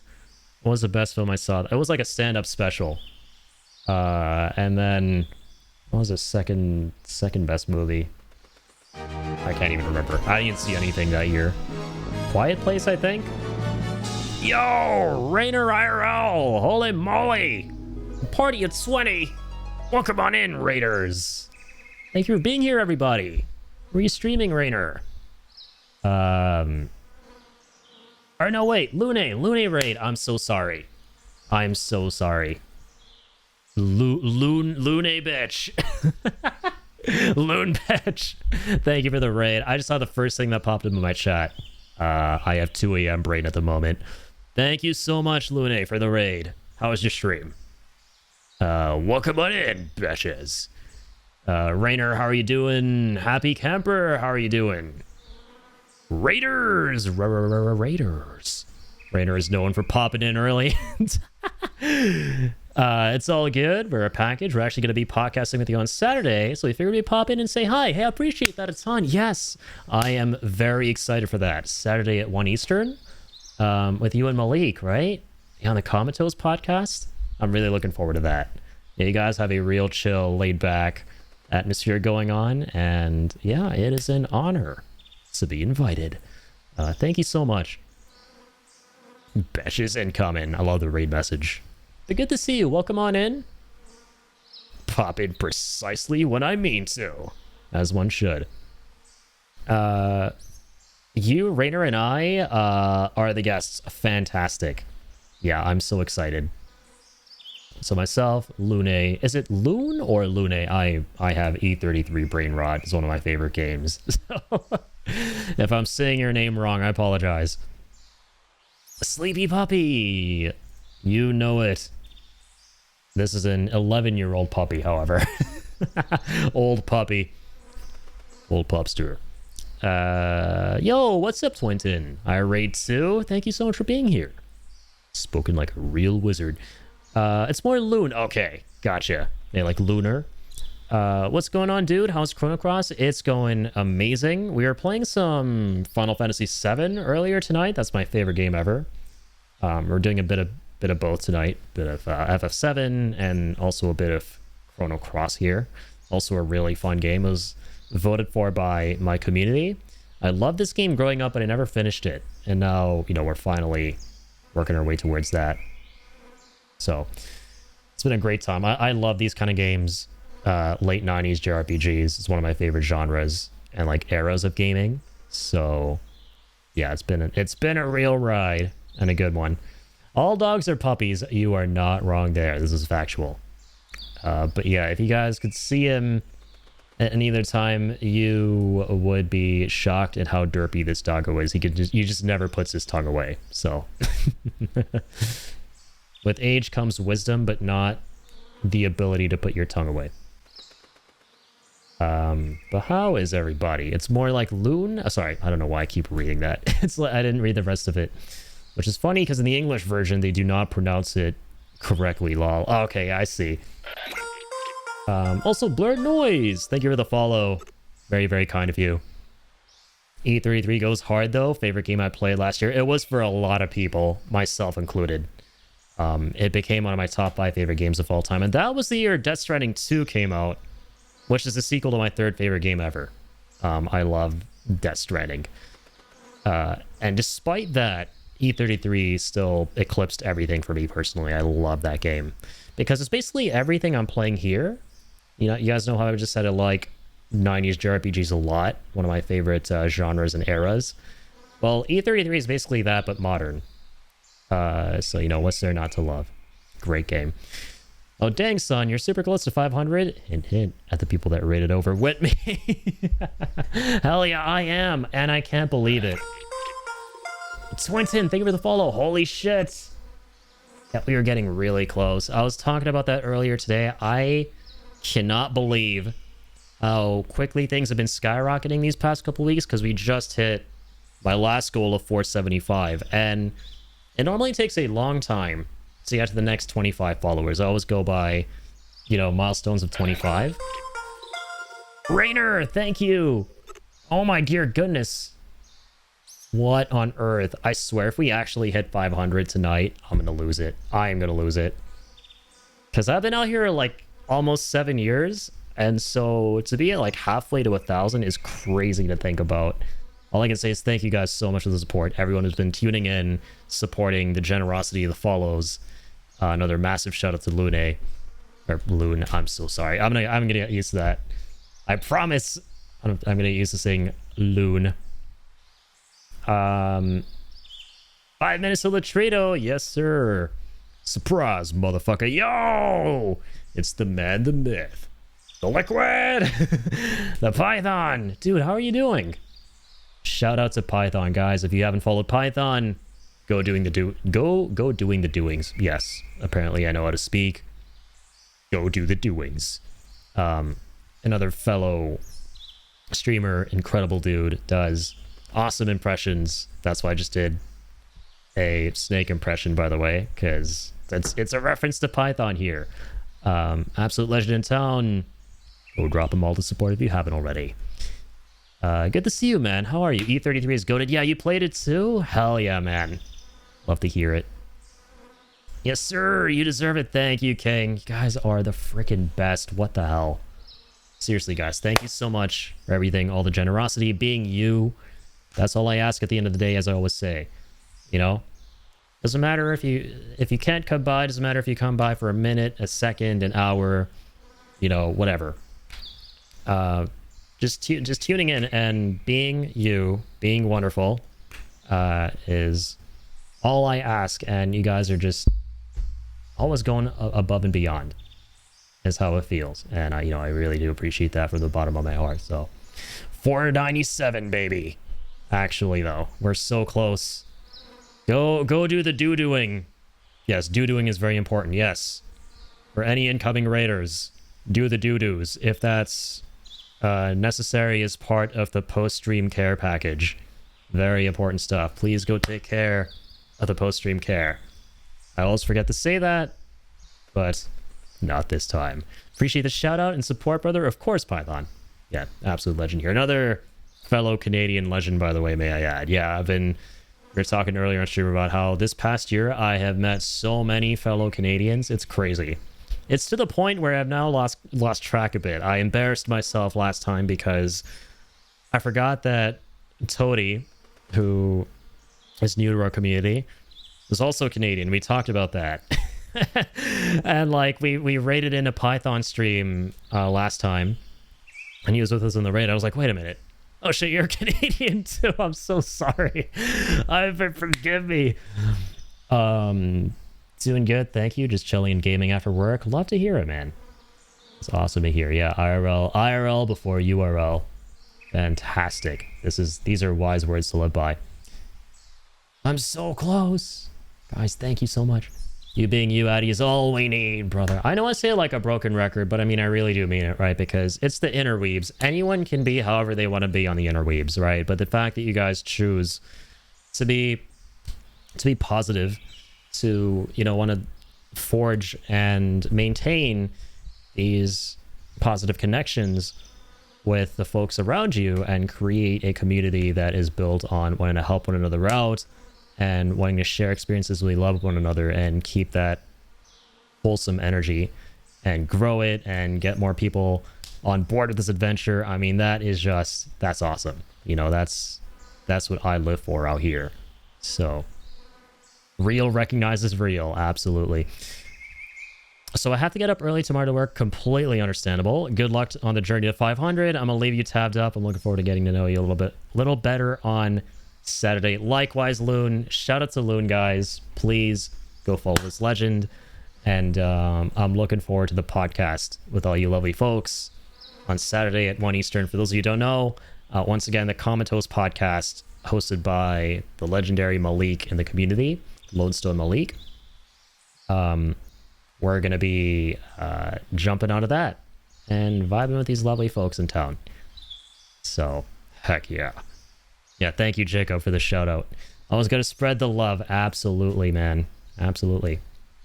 Always got to spread the love with the real ones. Like, I always do my best to give back whenever I can. Like, whenever you guys come through, support, I do my best to, at the very least, ensure that, you guys are seen. That, because I know what that feels like to, because I've been doing this for a long time. I know what it's like to be grinding, to be out here, to be loving what you love, and to go through long swaths where, understandably, there's no one tuning in.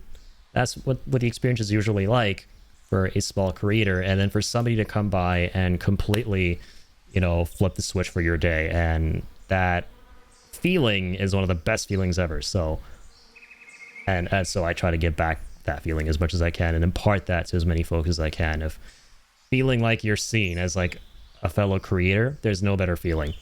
And feeling like you're getting to not only share this with yourself, which you would be anyway, but with other folks. So yeah, big shout outs all around. And yeah, I can't wait to connect with all you guys. 100,000%. Yeah, thanks everybody. Seriously, I can't say it enough. I really can't. I'm a broken record. But I can say enough because like I can't mean it enough either at the end of the day. Thank you kindly for everything. Even Riddle is saying it. Okay, I'm gonna get sick with how much I'm saying thank you. So glad I got to meet you, brother. For real. Likewise, dog. And as you keep saying, man, we got to do something for sure at some point. I'm looking forward to that. I'm looking forward to it. We'll definitely link up. The future is exciting. I'm loving doing all these collaborations with everybody out here. Be it something as simple as just like playing a game together, or I know a lot of y'all have these like really fancy, you know, programs and podcasts and stuff that y'all are like so kindly inviting me to be on. Like I've not only just been asked by Malik, but also by Python here, and I think King reached out too the other day with an offer for that. So, you know, it's been really fun, and I look forward to all that. We do, yes, right. Once I get my PC, it will open up. Yeah, and all in due time, right? Looking forward to that. Absolutely. I've heard much of what has happened, and allow Lynx to carry on like this. You're a debt of gratitude, so I would like to fight alongside you. You gain experience in battle, but I hope you will find me helpful. I feel like every 30 seconds in this game, we're recruiting a new party member. Oh, we got Riddle. No disrespect, Riddle. We're about to get rid of Riddle. Because I want to keep my party the same. You seem very tired. I recommend that you rest. Would you like to rest? Not gonna say no. What the hell? They have come! Oh dear God. In what regard? Much better, Daddy. Sorry to worry you. All thanks to Marcy. Sorry to trouble you like this, Marcy. Looks like I worried everyone as well. What the fuck is going on out there? God damn, Bob Saget. Show your face, Lynx. Your 9 lives are up. I recognize that voice. Indeed. Kid. Oh shit, Kid's alive? Wait, Surge. Serge. Mon coeur. Oh, she's vibing. Oi, Lynx. Today's the day to finish you off. Dang it, she's joined the dark side of the Force. Oh wait, never mind. She's cool. She just thinks that, you know, we're not Surge because we're evil catmen from Kathmandu who killed her friend. Is it a weapon to surpass Metal Gear? I would hope not. Actually, you know what? We just fought that. We fight those things for breakfast around here in this game. She is mon enemy. Not mon ami, mon enemy. And she is not CKs, you know. Oh my god, dude. Evil Surge goes hard. That's a cool character design right there. So that's our main character who's body swapped with the cat person we're playing as, who's the real main villain, and his soul is actually within Surge's soul. So now Surge can speak, because usually it's silent protagonists in these games. Yes, she's indeed Kid. However, right now, you are the one who is Lynx. And I am Surge. I am Steve. I am Surge. Once our roles were reversed, so were our problems. To her, killing you will avenge Luca. Right, Kid? Yeah, I'll put it into Lynx today and avenge Luca. Surge, I think we'd better retreat for now. Give it up. We have this shack completely surrounded. There's no way you can escape. Steve from Minecraft. Exactly. You seen the Minecraft movie or like seen the clip from that film? It's so goofy. Where Jack Black is like, I am Steve. It's so stupid. I love it. We'll see about that. Oh shit, it's Captain Fargo. What on God's green earth is that thing? It's on a dinosaur. Damn. It got away. Anyway, this is only the beginning of everything. I swear I thought the old man was Dr. Willy from Mega Man for a second. Low key, he does give those vibes. I'm not gonna lie. You're onto something.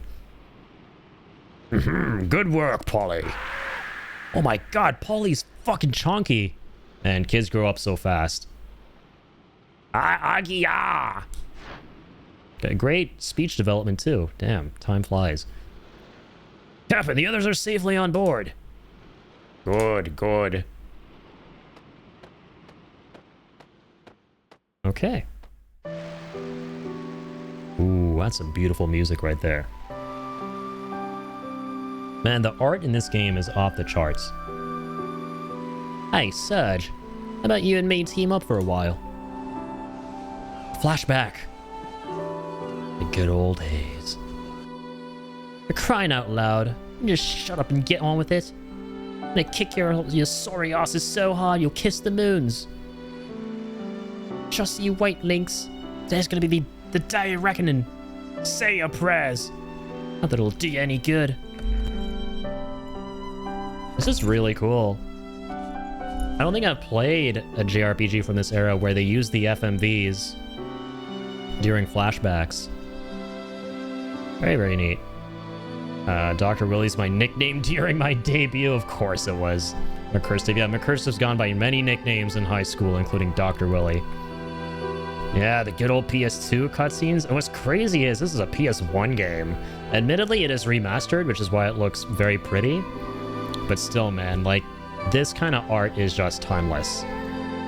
Where you got, like, the hand-painted 2D backgrounds and the 3D characters on them. Like, dang, that is just a timeless classic right there.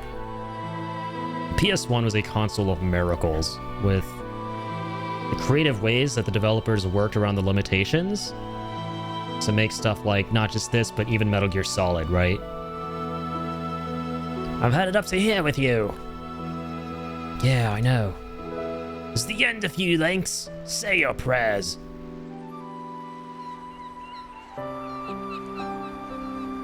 La Playa.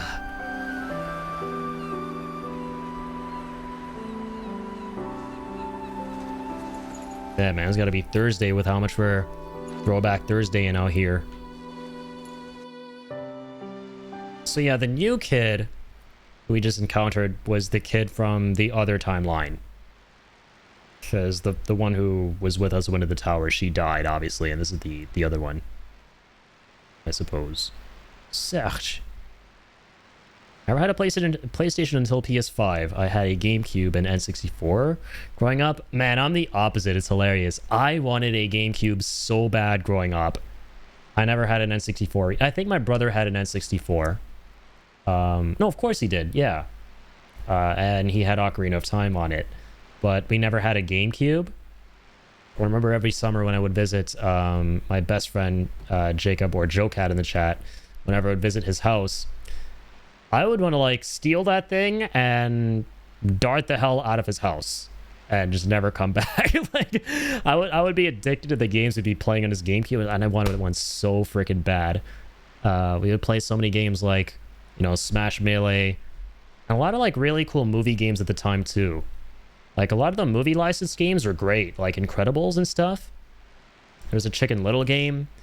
That stuff slapped. I never played, like, the crazy stuff like Resident Evil or anything like that, but, man, I wanted a GameCube so badly. But then I got a Wii, you know, so I'm glad everything worked out with me and Nintendo.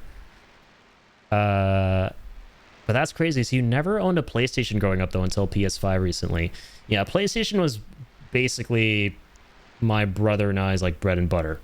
Like we started with the PS1, then we got the yeah, every single PlayStation basically. PlayStation 1 all the way through 5. Yeah. You've been PlayStation Andes. We had a 360 in the middle too. We actually got the Xbox 360. And a little bit later we got the PlayStation 3 because that thing unfortunately got the red ring of death. Because it was pretty hip for Xboxes back then to be like, hippity hoppity, I'm now gonna get the red ring of death. Doppity. Fuck you. that was an absolute scourge back then. The scourge of the red rings of death. I'm glad he didn't steal it. Yeah, that happened in another timeline. It wasn't a canon event. Absolutely, yeah. Same got the Wii, then went to 360, the Xbox One, etc. Yeah, the 360 was the only one we owned, and then a couple years ago, my brother and I bought the Series S, like the cheaper of the newer ones, because we just wanted something for our living room for playing Game Pass games on. And we're excited for the new Gears of War that's going to come out in a few months. It's going to be a while since we played on it, but we're going to get that. I'm going to couch co-op that with Jacob. It's going to be good times. Addy lied to me and told me he got Xbox Live. I was a dumbass little kid. I spray painted that thing, and that's probably why it got the red ring of death. I used to be obsessed with spray painting stuff, the Xbox, the controllers. I didn't even understand how like online worked. I'm not even sure I knew what the internet was. We lived in the middle of nowhere, so we basically didn't have any internet, or good, halfway good internet, not even decent. And I remember thinking to myself, and wanting to play online so badly, by the way, because again, when I would visit for the summer at Jacob's house, I would then, like, as we grew older, I would see him playing on newer things, like the Xbox, for example, and he was going through a big Call of Duty phase, like a lot of, Gen Z kids did back then. And I was like, man, I wish I could play this back home, and I couldn't, because again, we didn't have good internet. And I thought, okay, wait, if I get this like little, because I was also obsessed with the concept of being able to talk online with other people and play online with other people, to the point where I was so delulu, I thought that's what you needed to do to play online. So I was like, oh, our Xbox didn't come with the headset, so now we have to get the headset. If we get the headset and like plug it in, it's like an adapter thing, and then it connects to the earpiece, and it allows us to play the online games. And I don't know how I got that in my head, but I was obsessed with trying to get one of those. I don't even know if I did. The point is, I never really played online with anybody where I grew up. And then when I moved back to Canada when I was like 15, I finally had good internet, so I finally got that whole online play experience, and I have so many good memories with Black Ops 3. Because before that, I would play zombies and stuff. Like, I know you're also you were an R, I guess, right? Still really big into zombies, Python. With COD, I have so many good memories with COD Zombies, but playing offline, like couch co-op, all that. But then when I came to Canada, I like moved back here. And we finally had internet with Black Ops 3. Holy shit, man! I finally got the quintessential Call of Duty experience that everyone misses as a child, of like playing online, prestiging, leveling up, getting all the guns, and then BO3, the zombies peaked with that, like doing all the Easter eggs. So good times. Never played Xbox together. Yeah, that was so sad. All the memories. But it's cool because now we're catching up on all that lost time. Like, Jacob and I are hanging out almost every single day. I'm gonna go see this dude later today. So, and it's funny how that works out, because I thought that the older I'd get, the less time I would have for just vibing with my best friend, or just friends in general, like just any of that stuff. But been having a lot of time recently, and just this past year, a couple of years now, and that's been awesome. Never got the red ring, but the power supply box overheated. That sucks. There was always something going on with those things, man. I tell ya. I'll be doing a Gears E-Day co-stream when it comes out. Oh man, that's gonna be fun. I know there's a lot of hype for that game. It does look really cool. I played a ton of Gears growing up, and then a couple years ago I introduced Jacob here to Gears during lockdown. We played that online together. We played a bit of it in my house too, like the other two games, and Yeah, that was really fun.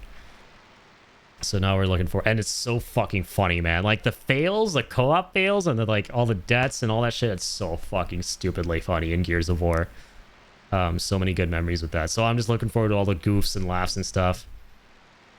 Also opened the Xbox 360 up to hot swap a disc while it was still spinning, which red ringed your console.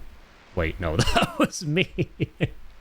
Oh my god, dude. Jacob and I have such a funny fucking story. Dude, so a couple months ago, we figured, you know what, for old time's sake, his dusty ass Xbox, I was just collecting even more dust. We were like, why don't we just like, you know, turn that bad boy on, put some old games in there, play through the Black Ops campaign, right? Because again, I grew up with no internet, so I played through all the offline shit in Call of Duties. I used to love the campaigns and stuff. Jacob was like a massive multiplayer Andy. This guy will tell you, he can't even remember if he even played the campaigns. He just knows how good they were, but you know. So we decided, you know, Black Ops is, in my opinion, the best COD campaign. So you're like, let's play a bit of it. We couldn't even get that bitch to go into the console because the disc tray wouldn't open. So we looked up a video on like what to do in this situation or in the event that this would happen. And there was a short that came up. And our first reaction when we saw that short was just laughing at the dude. I was like, get a load of this dude. Because what he was doing in that short was turning the Xbox over like a little child and just like spanking it on the bottom. It was basically spanking the side of the Xbox, and that got the disc tray to open. I'm like, dude, imagine that works. And we did that shit, and it, like the first, I'm not even kidding. The first slap, the thing opened up. The disc tray actually opened up. Dude, we were dying. And then we like got the disc in, we started playing, and then there was a whole, we couldn't get controllers. We realized we don't have any controllers. And then we got some shitty third-party controllers that didn't really work. So there was a never-ending kerfuffle of bullshit. Yeah, suffice it to say, dude, we never got through that campaign playthrough. Yeah, we made fun of that dude. And instant regret, because that dude was a fucking legend, man. Not all heroes wear capes. That man knew what he was doing. He knew the truth. The good old spank maneuver. The forbidden jutsu for opening a disc tray for an Xbox. Yeah, if you have that problem, if you have an old 360 and you can't open the disc tray, literally just spank that bad boy into obedience. COD Zombies, yeah, it's so goated. You moved, yeah. So I like basically I was born here in Canada and lived here for 4 years, and then due to like family stuff, we had to move back to India, which is where, you know, I'm originally from. And I lived there for like 11 years until I was like 16. And then like, so 2015. And then I moved back here, and I've been here for like the last 11 years now. Funnily. I've been here as long as I lived in India, which is now insane to think about. I remember when in Gears multiplayer, especially Gears 2, yeah, oh my god, I never played multiplayer back then. I never had like the experience that turns boys into men in those lobbies, right? like with Gears of War, Call of Duty, Halo, all that. Because again, I never played online, but I heard stories. And when I would visit Jacob for the summers, like I would see, he'd like go to his basement, play some Call of Duty, and I'd like see what those lobbies are like. And I'm like, man, holy shit. But I've seen videos and stuff of like back in the day with Gears. It's hilarious. Black Ops is the GOAT, I agree. And again, for me, BO3, I know it's a bit of a hot take, but maybe not really. BO3, it's crazy to think about it. I consider it a newer COD, but now it's been 11 years, and it's hard to believe. It's a classic game at this point. And I think a lot will actually agree now more than ever that that game was a peak Call of Duty. Like, despite the weird monetization at the time, which was looked down upon, it's gotten so much worse, dog. Like, I don't even know where to start. The industry's gotten so much worse that now I'm kind of like, I know I was talking about this for a long time the other day. I kind of miss the days, funnily, of like seasons passes and like DLC packs you would pay in advance for, because you at least knew exactly what to expect and that they would deliver, right? And they did. I miss those days. And, you know, the loot boxes and stuff, whatever. I didn't mind them. Now it's just keep giving us money until the end of time is what it feels like. But besides all that, I just missed that was the last COD that felt like it had a proper beginning, middle, and end again, like I said, with its cycle, and it's very cleanly laid out for you. Like, here's the campaign, multiplayer, zombies, done. No weird shit, no having to, like, allocate 300 gigabytes of your storage for this thing. You know, it's simple, compact, and you're not going to be confused if you haven't played the game in 2 months and you start the game and you see some, like, cinematic of a bunch of Teenage Mutant Ninja Turtles running around. Like, I don't know, man. I just miss that era of COD. I was lucky that BO3 was pretty much the last game that came out like old COD, or close enough to it. I know a lot of people dogged in the futuristic movement back then, but now a lot of them miss it, myself included. I never thought there was an issue with it. Yeah, just good times. More of the fun, dude. Made fun. Sorry about that. I was gonna buy the legit controllers, but never did. Ripped. Not really worth it either. You can't even find them, and when you do, they're gonna be madly expensive. So it's done. Tell me my Gears. Tell my Gear story. When I was like 10 or 11, I bought the game. Oh yeah, dude. I remember one of the summers I visited. I asked Jacob, like, dude, you know what I'm playing back home on my Xbox? I'm playing Gears of War.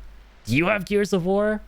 He's like, yeah, well, I bought it, and then, you know, it was too scary. I was like, hey, what? Yeah, it is scary. Because, dude, when I was a kid, I was, like, freaked out of Gears 1. It was, like, very gritty, dark. The level where you have to, like, stay in the light, otherwise the krill will fucking devour you. Like, that shit was, that was terrifying, man. Like, the Berserker and everything. So, it was a scary game. Yeah. And I was like, yo, did you get to that part with the krill? And he's like, no, you know, like, it's a part of the game where you open the door at the start, and there's a body hanging in front of you. And I got my mom and I went and returned the game. So, okay, you basically played none of it. Great. Oh my god, dude. It's literally the part where, like, Marcus breaks out of jail and there's, like, a body hanging in front of him. It's not even the start of the game, man. That was funny. Gears 2 single player turned boy in a men. What do you mean? Yeah, like the single player. Forget the multiplayer, right? Yeah. Gears 2 campaign was fun. We finally played it, like, after all these years, because that's one that I never played either. I only played Gears 1 and 3, and I wanted to play 2 so fucking bad. But dude, my older brother, like, one of his friends stole our fucking disc. like we had it one day, and the next day it was gone. And we couldn't find it anywhere, and my brother was like, oh, I know that motherfucker stole it. I just can't prove it. And we just get, like, because we lived in the middle of nowhere, right? So there was no way I could just go and buy a game. So we only had 1, then I had to skip 2 to play 3, and it would suck because I would keep hearing good things about 2 when I would go to school. And from, like, my older brother and stuff who would played it. And then we finally played it recently, you know, all these years later, and that was good. But I still think Gears 1 has the best campaign, like, hands down. It's probably just nostalgia. I've played through it so many times growing up. I had a friend who would come over to my house every weekend. It was just good times. My Gears were yearning for the duty. Yeah, Gears of Duty, if you combine them. I haven't played New COD in years. Yeah, the last one I played was, like, I don't even remember now, man. Probably, I mixed all of them up. See, I think it was one of the new Black Ops is. Also compulsive. Welcome on in. 29 treats for the man himself. Look at this little dude right here, sitting there patiently, awaiting the golden treat redeem. Here you go, little man. Compulsive. Welcome on in. Good to see you. Compliance. Dom, it's okay. Enough said. Yeah, dude. The moment where, like, you find all of the humans having been experimented on and brutally tortured, and Dom's wife is one of them. That's a good moment. Dom's just such a goated character. Dom, what the fuck are you doing? Dom and Mad World in the truck. Enough said, right? But compliance gamer, how are you doing, man? Yeah, the last Call of Duty I played. Hold up, I can do this. Black Ops 6. There we go. Which came out. Was it 2025? No, 2024, man, holy shit. Time is flying. I got back into zombies for a little bit, and I was optimistic, right? Because the zombies kind of fell off for me after BO3. I enjoyed a bit of BO4. And after that, I was like, okay, first of all, they abandoned zombies completely for a bit. They tried doing zombies in Modern Warfare, which was kind of blech, with the whole, like, Warzone zombies thing they had going on. And then they brought it back, and, you know, Black Ops 6 came out, and I was like, this is kind of decent. I like how it's a blend of the old plus the new. They're trying to keep it kind of classy, kind of classic. And then, I don't know, like at a certain point, it just kind of fell off towards the end, and all this yuckiness started happening with AI and, you know, the actors threatening to unionize, understandably, and the whole strike thing going on because, you know, Activision was Activisioning and going, yeah, you know what? All these voices, yeah, we don't need to pay these insanely talented actors for them. We just get something that's not real to do them. And yeah, then I was like, I just can't in good faith support this shit, you know? At that point. That left a sour taste in my mouth. I know that now, like, that thing is a thing of the past for now, I guess. They brought the voice actors back and everything like that, which is nice. But yeah, I don't know. I kind of it just dropped off for me as a whole. I played that final map with some of my buddies in the community, you know, Flamin' and Joker. And we had a good time. And there were some great maps too. Like that Tomb map with the ice staff, that was awesome. But I don't know, it was kind of a splash in the pan. We played BO6 a little bit. Yeah, the castle map, that was nice. Citadel des Morts. Citadel des Morts. Citadeli des Morts. That one. With all the elemental swords. I liked how, like, all those callbacks to, like, classic zombies. And then as the maps kind of progressed, they kind of lost that more and more. The other map we played, like, once. Yeah, Terminus. Terminal or whatever. Yeah, the one with the Leviathan, the Cthulhu. That was cool. Yeah. Yeah, I used to be such a sucker for zombies. And I'm actually thinking about getting... Or also, sorry, wait, Compliance Gamer. BO6 was not bad IMO. They did a bit of a mind horror thing. I think you're thinking of BO7. The one that, like, went back to the future, right? Back to the future. That was BO7. BO6 was the one that was, like, in the 90s and shit. Like, aesthetically, the campaign, that was a time period, and then, like, with the zombies and everything as well. The Locust did that shit for fun. Yeah. Those guys are twisted. Just thought of the Planets of the Apes cinema. Yeah, I was talking to McCursive about that. That was absolutely amazing. You're a bit sick today, so you've been sleeping. Sorry to hear that, man. Get some rest. Hope you are well rested now. Continue to get some rest, man. Feel better. I used to play zombies very, very, very drunk. Yeah, I think you mentioned that on one of your streams. That's awesome. That is super based. You know, I never used to, like, drink in the past. I still don't, right? But I'm more open to it. I used to be that kid who was, like, always like, you offer me some alcohol, and you're like, no. I'm okay. I'm never gonna drink. No thanks. But now I'm just super open to it. Like, I went to Jacob's house the other day. He just offered me a beer, and I'm like, yeah, hell yeah, dude. Let's go. I'm super easygoing about it now, and we were talking about how, you know, one of these days I definitely have to go over and we have to play, for old time's sake, some zombies, but do, like, a drinking game of some kind with zombies. I've never done that kind of stuff. I drank! I did! I put liquid in my mouth. Okay. That sounds kind of suspect to my Metal Gear homies out there, but, you know, we're gonna look past that. I did put some alcohol in my mouth. There we go, that's better. Liquid! Yeah, we got the man himself, Python, here. My Metal Gear pal. What the fuck? I just looked up BO7 zombies. There's a cat wonder weapon. Yeah, man, I'm not even surprised. Like, all you have to show somebody to convince them that, like, the motherfucking sky is the limit with all the wacky, goofy shit that you can see in Call of Duty at this point, which, you know, they'll instantly believe you if you tell them that that's in it, is the frickin' bong gun. Don't remember that bong gun from Black Ops 6? Even though it didn't even take anyone to have played the game to have known about it. you would have heard about it from like Twitter, whatever. It went viral. That new gun they added, which is basically a bong. You reload it, you put in the bong water, all that.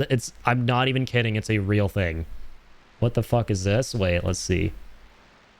So you show somebody that, they're never gonna like be surprised by anything that sounds batshit insane in Call of Duty ever again. Alright, let's see this. Easy Necromancer Wonder Weapon Guide. Koa Kujo. Oh, I like this guy. I remember Dalek. Good old days, man, watching all these guys. Dalek, Mr. Raffle Waffles.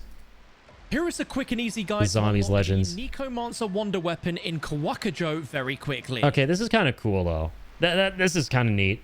Before we get started with the Wonder Weapon quest, I thought it was like some kind of weird, you know, like Battle Pass collab bullshit thing.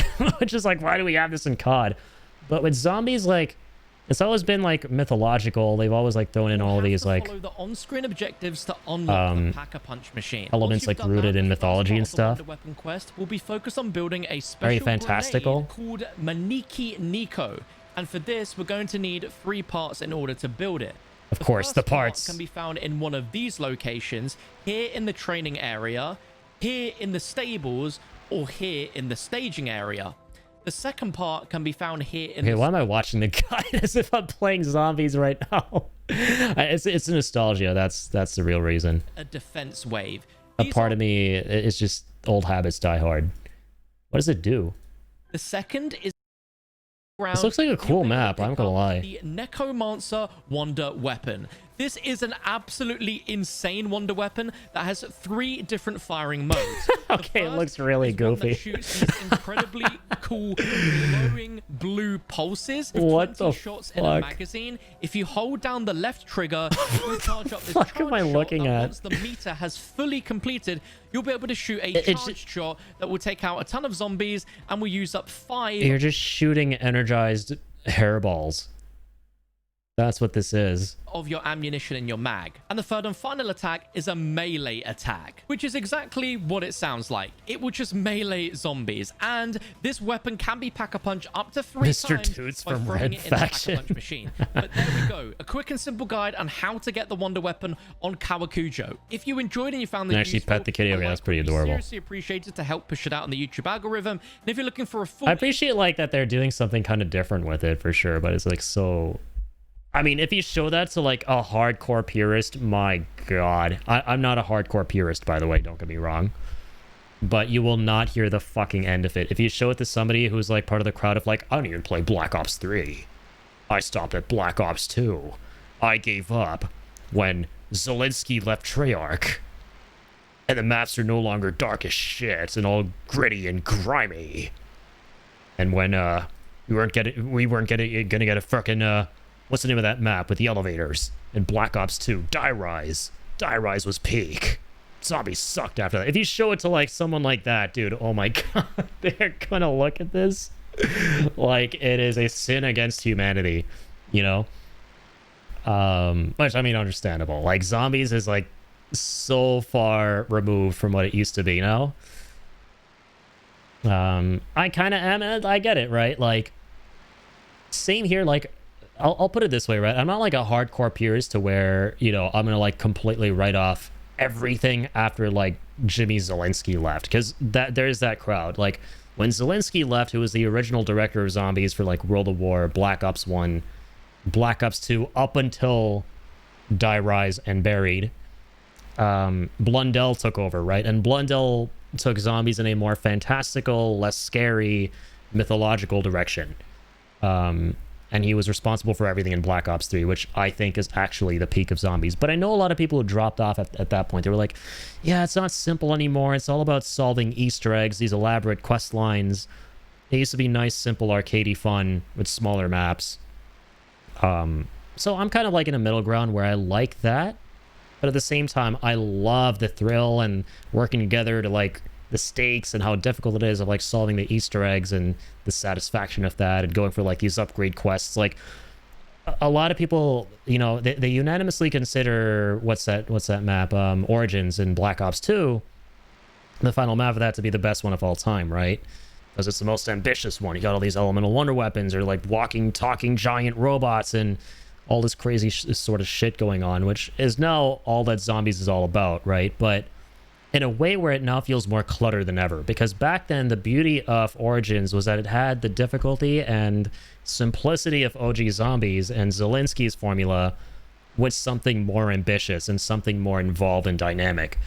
And so I love when Zombies was about that, and BO3 was literally just that from beginning to end. And then it kind of just went overboard at a certain point when they started putting in all these like Warzone coded elements and stuff into Zombies.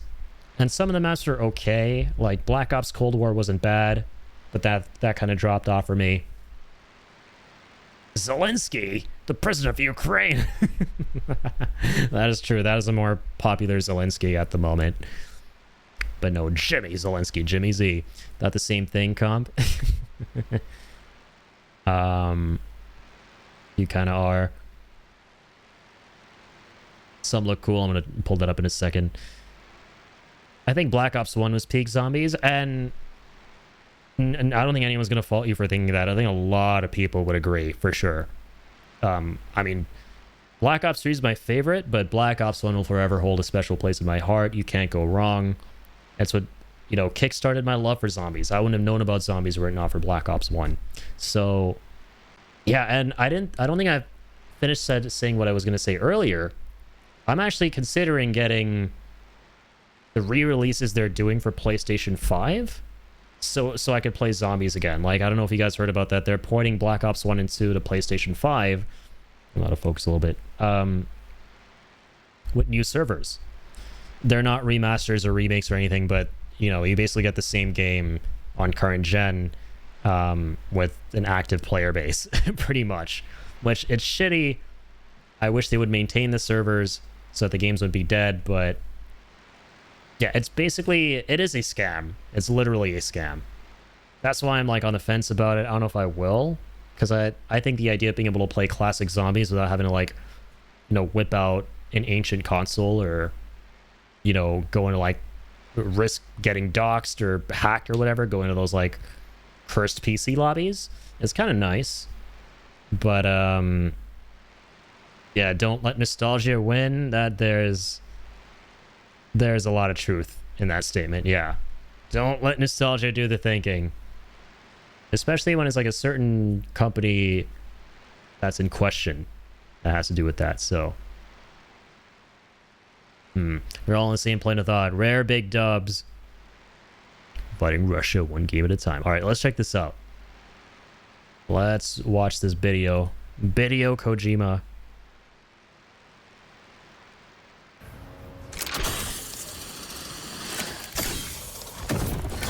Oh, wonder weapons? Okay, that's like... Is this in Zombies or like... Okay, it is. Damn, dude. Wait, there's Nuketown in BO7? Man, I'm such a Zombies boomer at this point. This is the best the Blundergat has ever looked. I'll say that. This is the best this wonder weapon's ever looked. Very tasty. Ooh, the pap camos. It is from Mob, yeah. OG Mob had the Acid Gat. You would upgrade the Blundergat to the Acid Gat. And then Blood of the Dead, which is the remake, had the Magma Gat. Mob was another peak map, yeah. Mob was Jason Blundell's first map.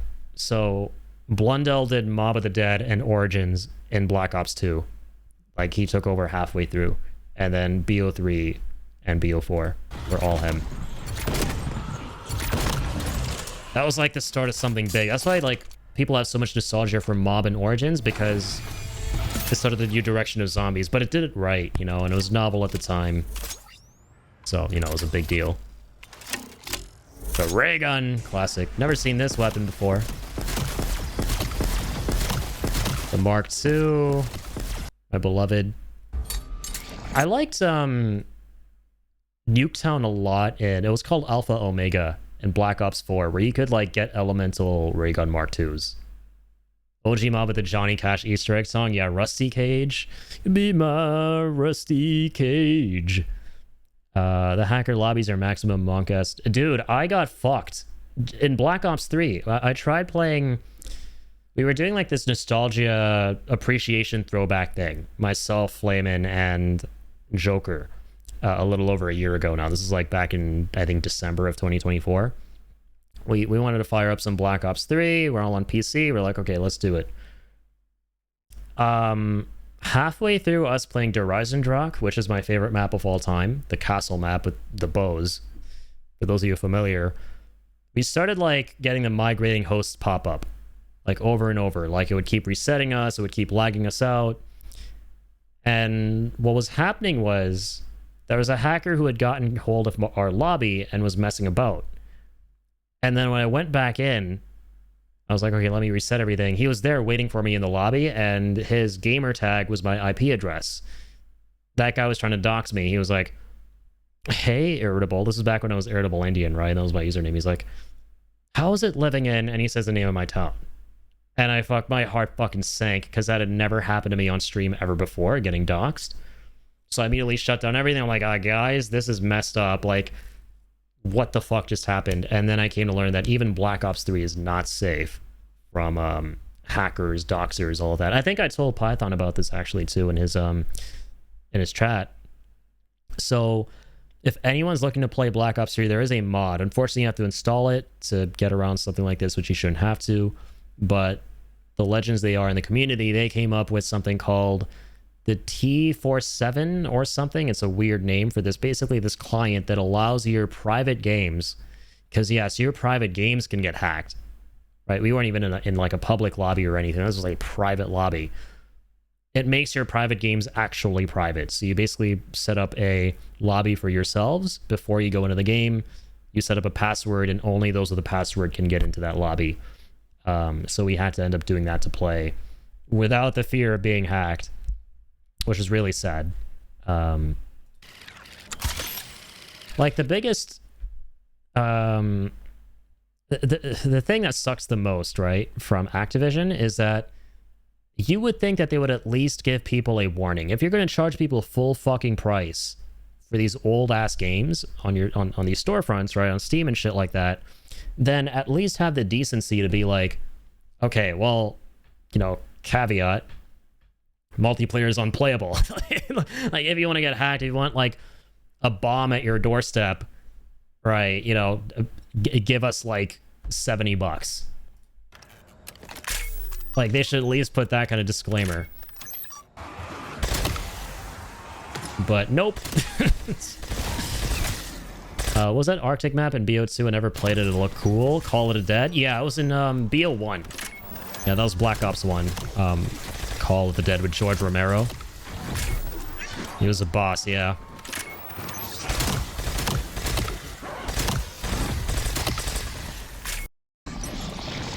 Oh, dude, what the hell is this thing? Necrofluid Gauntlet.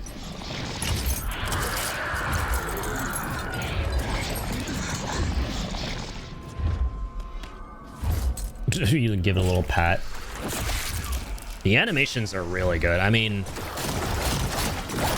one thing is for sure, they never dropped in their animation quality for these games.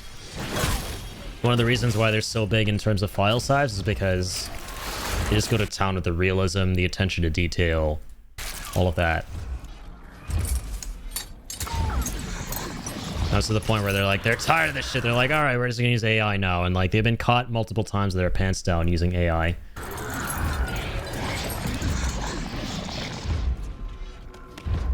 Dang, you get like a Cthulhu thing? The more I do that, the more Cool. I want to do that. What else? LGM-1. It's a flying saucer gun. Yeah, this is what Jacob was hoping to see in Disclosure Day. This would have made Disclosure Day at least a 4 out of 5 for Jacob if this was in the movie. And myself as well, you know, admittedly, for sure. There's a little fucking alien in there, bro. What the fuck? What the fuck was that? There's an actual fucking gray. It was, I guess, technically green. It's actually meant to be a UFO saucer alien gun. Even has those like zap sounds. Speaking of, dude, I forgot. Yeah, Infinity Ward did try zombies once with Infinite Warfare. That game got so much more hate than it deserved back in the day. If people knew what COD was like today, they wouldn't even hate that game half as much back then. It got more hate than it ever deserved. It didn't deserve any hate to begin with. Looking back, the zombies was phenomenal in that game. And so yeah, Zombies in Spaceland, the first map, which is this basically this theme park map set in the 80s. The final boss you fight is this alien. And he's fucking tough as shit. You get like a little alien ray gun to fight him and everything. That's so much fun. Hate to run, brother, but gotta get some sleep. Have a fantastic stream, and have a great day, everyone. Will do, Python. Keep on keeping on, man. Thank you for coming through. And we'll catch you on the flip-flop, buddy. Take care, man. Yeah, have an amazing night. What the hell is this thing? It's like a flail, like a lantern flail. What the fuck? See, the concepts are so cool, but then it's like, it's so overwhelming, man. It's like visual diarrhea, like the mini map, the health, all this stuff at the bottom right. Like, you can't, what am I supposed to be looking at, dog? I feel like most modern Call of Duty games, if not all of them, are a masterclass in like what not to do for UI design. Like games like these are what breed the whole meme of like the Elden Ring screenshot of like if Elden Ring was made by Ubisoft, and it's basically a screenshot of Elden Ring, you overlooking this landscape, and the screen is just fucking inundated with all these like pop-ups like, oh, here's your daily quest, here's your daily mission, oh, here's your health bar, oh, here's a tip, press this button for that, here's your objective. Like, the screen is just littered.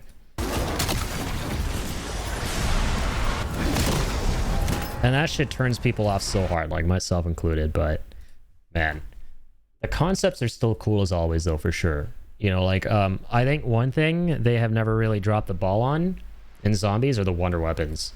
Like, those are always worth looking forward to, you know, no matter what Zombies game you're playing, but at this point it's just not enough, right? It never has been enough. Like, the whole map, going through it, the aesthetic of it, you know, how it's designed, laid out, the mechanics, like that needs to be the whole package, right? That stuff needs to be good too. Modern audience loves these reminders. I don't know what you're on about. Yeah, what am I talking about? We love being treated like we're all Gen Alpha brain rotted, and like we need tiny numbers with red backdrops serving as notification pop-ups in your face every 3 seconds. What do you mean? Absolutely we do. Personally think Activision should fire everyone and use AI to make future games. AI is of course the future, and they shouldn't shy from it. They'd be liquidated in a year. Yippee. Yeah, I agree. You know, AI is the future. Just, you know, get with the program, get with the times. All right. The future is now, old man. Abro, welcome on in, but how are you supposed to play a game that doesn't tell you exactly what to do next? What do I do? My game isn't telling me anything. It's not like I have all these visual cues baked into the game world itself that are extremely intuitive and lend themselves to amazing game design telling me what to do. God forbid we have that. God forbid we have something like Elden Ring. What we need more of is more Ubislop with everything on our screen at once. Whatever even makes the most sense in the world imaginable. You know, scale that shit up, scale that bitch up front and center in the middle of the screen for the player, because they don't know any better. They're dumb as shit. They're dumb as a pile of rocks. And what they need is to be more dumb through overstimulus. That's what most games are like in this day and age. Man, makes you miss this era of games. Look at the simplicity of this. Tell me, what is the most important thing in your life? Ask yourself what you can do and what you need to do in order to attain it. If not now, if not you, then whom? If not now, then when? Right? Certes? Mon cœur.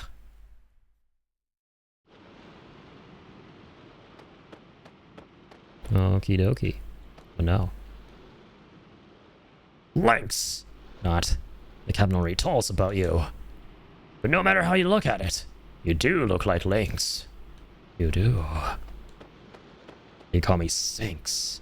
Or Lurge. Sorry to hear what happened. Just keep your distance, eh? Like a Canadian man, as I said. Last year, we have had nothing but Canadian homies in this Tony. Ooh, I didn't say that in a Canadian way. I tried to get the word town to rhyme with homie by saying Tony. And I had to really Canadianify it. Oh dear God.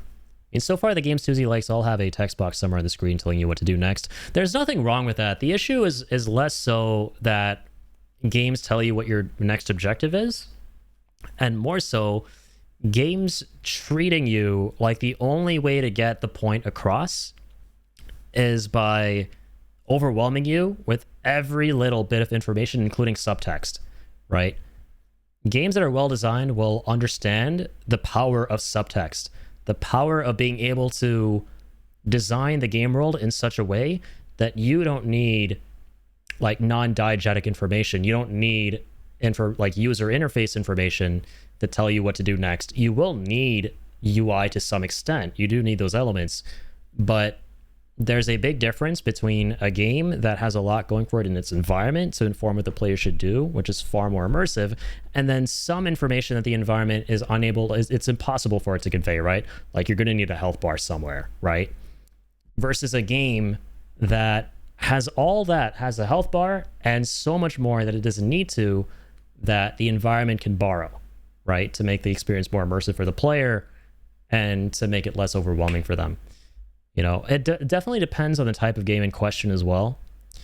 It's harder to do what I'm saying if you're talking about like an ARPG, a CRPG, where the game is basically like the user interface is the game, right? Versus if we're talking about this big expansive world where, you know, the adventure is basically like the whole world's basically your oyster, open world, Elden Ring, you know, Witcher, something like that.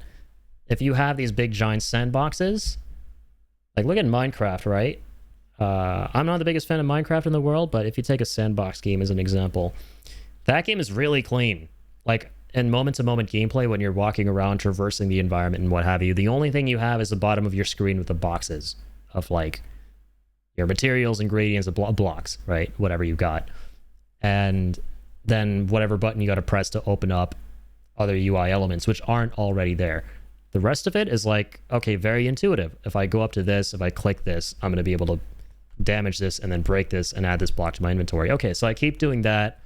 And oh, I press this. Oh, this is where I combine everything. So being able to put things together as the player is what you should be going for with the way your game is designed. Like you shouldn't tell the player exactly what to do.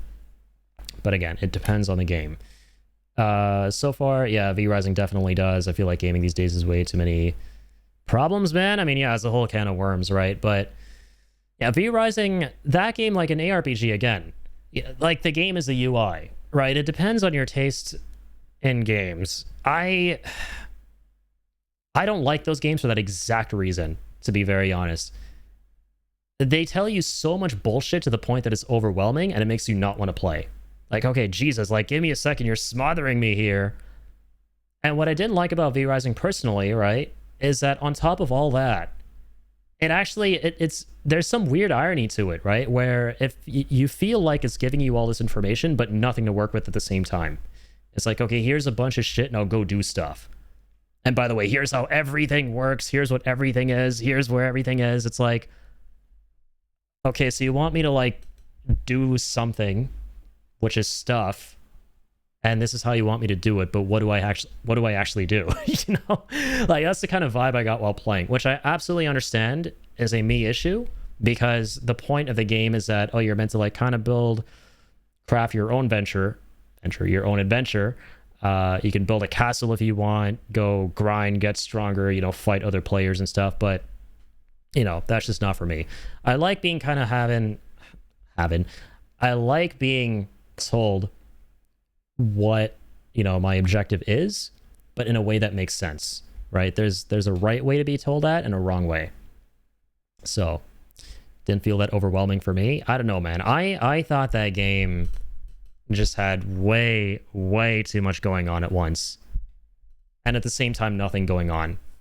Like, it just throws you in and is like, okay, here's a bunch of shit, and here's more shit, and here's more shit, here's more shit. But okay, like, what's the story here? Is there like something I'm working towards? Is like, give me some kind of specific goal, and it doesn't give you that, right?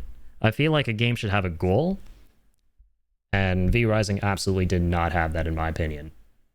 Like, it's the kind of game where it's like, oh, create your own goal, and it's like, okay, cool. You know, respectfully, not for me, and that's okay, right? I get why people like it. I know that there is a vast audience of people who are into those kind of games, where the idea is to kind of make your own objective. And those are usually, you know, those big sandboxy type games, right? Like Minecraft. Most classic example of the book, once again. Literally are in this infinite procedurally generated land, never ends. Here you go.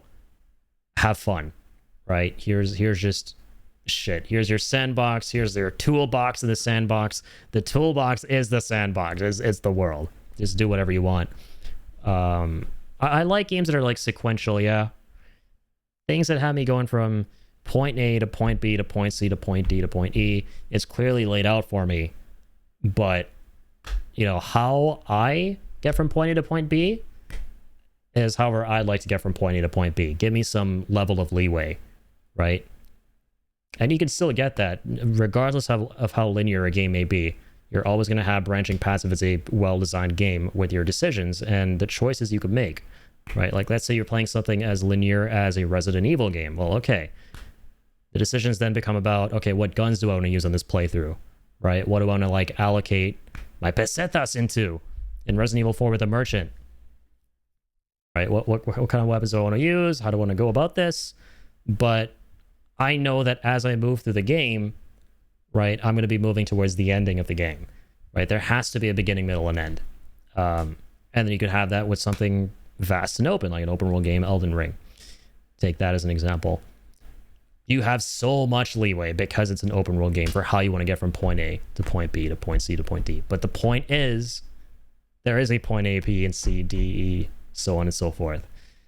So I have more issues with how games are optimized in graphics these days. Also pricing, like how it's normal for games to just be $80. GTA 6. Yeah, it's bullshit, man. We talked about this a ton. Basically, especially if you're in Canada, dog, you're paying over $100 for GTA 6. If you're in Canada, man, you're paying over $150 for a Steam controller. If you're in Canada, you're going to be paying $2,000 for a Steam machine, potentially, at most. It's absolutely fucking ridiculous where things are at. And I understand that there are a lot of external reasons for a lot of this stuff happening that are driving prices up. But for certain things, you know, it's not okay. And like, what I respect are people like Jacob who will at least be honest about it. Like, he is a big GTA fan. He'll be getting GTA 6, right? But he'll admit that he's a hypocrite because, like, he loves the game, so he's going to go out and get it, even though he's not okay with the practice of, you know, being able to just do that. Like, oh, we know people are going to want our game. It's the most hotly anticipated video game experience. Our franchise is, like, quite literally the most hyped up, one of the most successful of all time in the gaming space. So obviously people are going to want to buy this game. So let's just do what Nintendo did, right? Let's just make this game worth a fortune and people are going to eat it up anyway. I don't like that. I think it's fucked. And it goes against the whole point of gaming being a hobby that, you know, anyone can get into, really. It's now a luxury hobby. It's a premium hobby, a premium experience, right? Much like PC gaming is. PC, before it was that, like, if you wanted to, you could buy fucking, for like $400, you could get an entire console that was basically a bundle with Grand Theft Auto, so GTA 5 at the time, with the controllers and everything, and that would be it. Very consumer friendly, you know, budget way to get into gaming at that time, which didn't have you spending like close to like $1,000, not even over $1,000, but just for like PC building, which was at the time the rich man's way to play a video game, right? That was historically how it always was. But now it's like everything is premium, dog. Everything is priced so out the wazoo and driven up that it's like, okay, who is even going to be able to like play games anymore? Like it's really funny, isn't it? Because they're investing all this money. These prices are all being driven up. When you're going to make things so expensive because you're spending all this money on getting this stuff done, who is going to be buying these at the end of the day to help you recoup, right? That's the hilarity of it to me. So yeah, it's kind of a clown fest, man, is what it is. And again, like so much of it, a grand spanking amount of it starts with the big dog AI. And you kind of hate to see it. Graphics are hardly nor. GTA 6 Ultimate Edition is $160 after tax. It's crazy shit, man. And I was like, yeah, even if they were to price it, like if you had to spend $200 to buy GTA 6, you would. Like, let's be honest. Like, you would go and do that shit, man. Because it's GTA 6. They know people will pay that money for it. And they know they can get away with shit like, oh, the base edition, you know, it's cheaper, sure. But now we're going to cut all this content out that is not just like small ancillary cosmetic things. No. It's not like that. It's actual proper playable story content and major locations and what have you that we're going to cut out and put in the special edition of the game because we know you're going to buy this. We know you're going to buy it, so let's do it. If we can get you to spend more money, we'll do it, and we know you're going to be spending more money. Physical version is a digital code. Yeah, physical media is dead, dog. Like, it's at the point now where just because you're going to get a physical case doesn't mean there's going to be a disc in it, right? For the most part, it's usually just a code that you put in, you connect to the internet, and then you download the game. And, you know, there are folks who are like, well, you know, technically it's physical. You have, you know, the game case and, you know... No, it's not. Because the point of physical is you have a disc that you can use to play the game without ever having to touch the internet, right? It just copies the data from the disc onto your console. That's why, like, man, you can glaze E33 until the cows come home. I swear. It did those developers did everything right, including having physical media for that game. Like, I saw this video, the dude opened the case, he had the disc, he plopped it in, he didn't need to connect to the internet a single time. And it's like, sure, I mean, I don't buy or collect physical media, right? I'll admit, I'm not like a physical media collector or anything like that. I get all my shit digitally. But the appeal of it is that, like, okay, and I regret a lot of it. Like, going forward, I kind of want to start. The appeal of it is that, like, okay, listen, what if you don't have internet? What if like we go to World War 7, all right, and there are bombs dropping outside our homes and it's crazy. We just want to play some video games. All the world is going to shit. How are we gonna do that? Right? Yeah, physical media is incredibly important. It's closer to 150, but I'm seeing people pay $160. Yeah, with 13% tax, it's way more than what you would think. All because Gaben invested 20 million in AI. Get wrecked, bozo. Yeah, man, the AI bubble, dog. Love how the Xbox CEO said gaming is getting too expensive, and a day later they announced a price increase. Yeah, it's to like build rapport. It's to build trust. You know, we start off on the right foot, build some consumer loyalty, so you can immediately whip out the dagger. Right? That's basically what that is. Like, I saw a lot of people praising like this new direction Xbox is going when, you know, the tenure was over for a lot of people at the top, and people came and went. The new CEO joined the company, and like everyone was like glazing all these things she was saying, and you know what these decisions they were seemingly making. And I went, well, my whole reaction was like, well, dude, give it a week, give it 2 weeks. Like we're acting as if, you know, this is some brand new company we're talking about, and we've not seen their track record of doing not so good shit in the past. Give it a week and you'll see that, yeah, this is all just corporate PR speak. And that's kind of what it's turning out to be, unfortunately. I was hopeful that maybe it wouldn't be, but, you know, perfect encapsulation of late stage state capitalism. I love that. What's the point? Yeah, you don't fucking own the game physically. Yeah, you just don't. That's the biggest problem, right? That's the elephant in the room, is that you actually don't own your own game. You own the license to play the game, and that license can be revoked at any point. The appeal of having the disc is, regardless of what happens with the game digitally, you will forever have your own copy to be able to play. And yeah, with that dying, now we're at the mercy of whatever these companies want to do with the games. So if they're delisted, you're fucked. That $80 you spent once upon a time in Hollywood is going to be nothing. You're still downloading it from the internet. Yeah. Late stage capitalism gamers, so I don't even play games anymore. Yeah, ain't that the truth, man? There's so much to rant about and hate about the world today. There is, and honestly, you can until the cows come home. But what can you do, right? I just choose to focus on the things I enjoy and I can control, rather than, you know, whining about what's wrong. I'll occasionally talk about it and be like, you know, this sucks, that sucks. But, I mean, what could you do at the end of the day? You can point out the problem, you can be vocal about them. But the way it is that, you know, the way it works, these people at the top just know that regardless of how much you say, you're not going to vote with your wallet ultimately. You're not. And by you, I don't mean each of you guys, myself included individually. I mean you as in the collective fucking audience, the collective fucking consumers, right? This is why I don't, like, give a shit that much about all these movements either. If, like, oh man, like, vote with your wallet, make sure you don't buy this so they know, like, it never fucking works, dog, because you understand, right, that you on the internet are an astronomically small portion of the player base.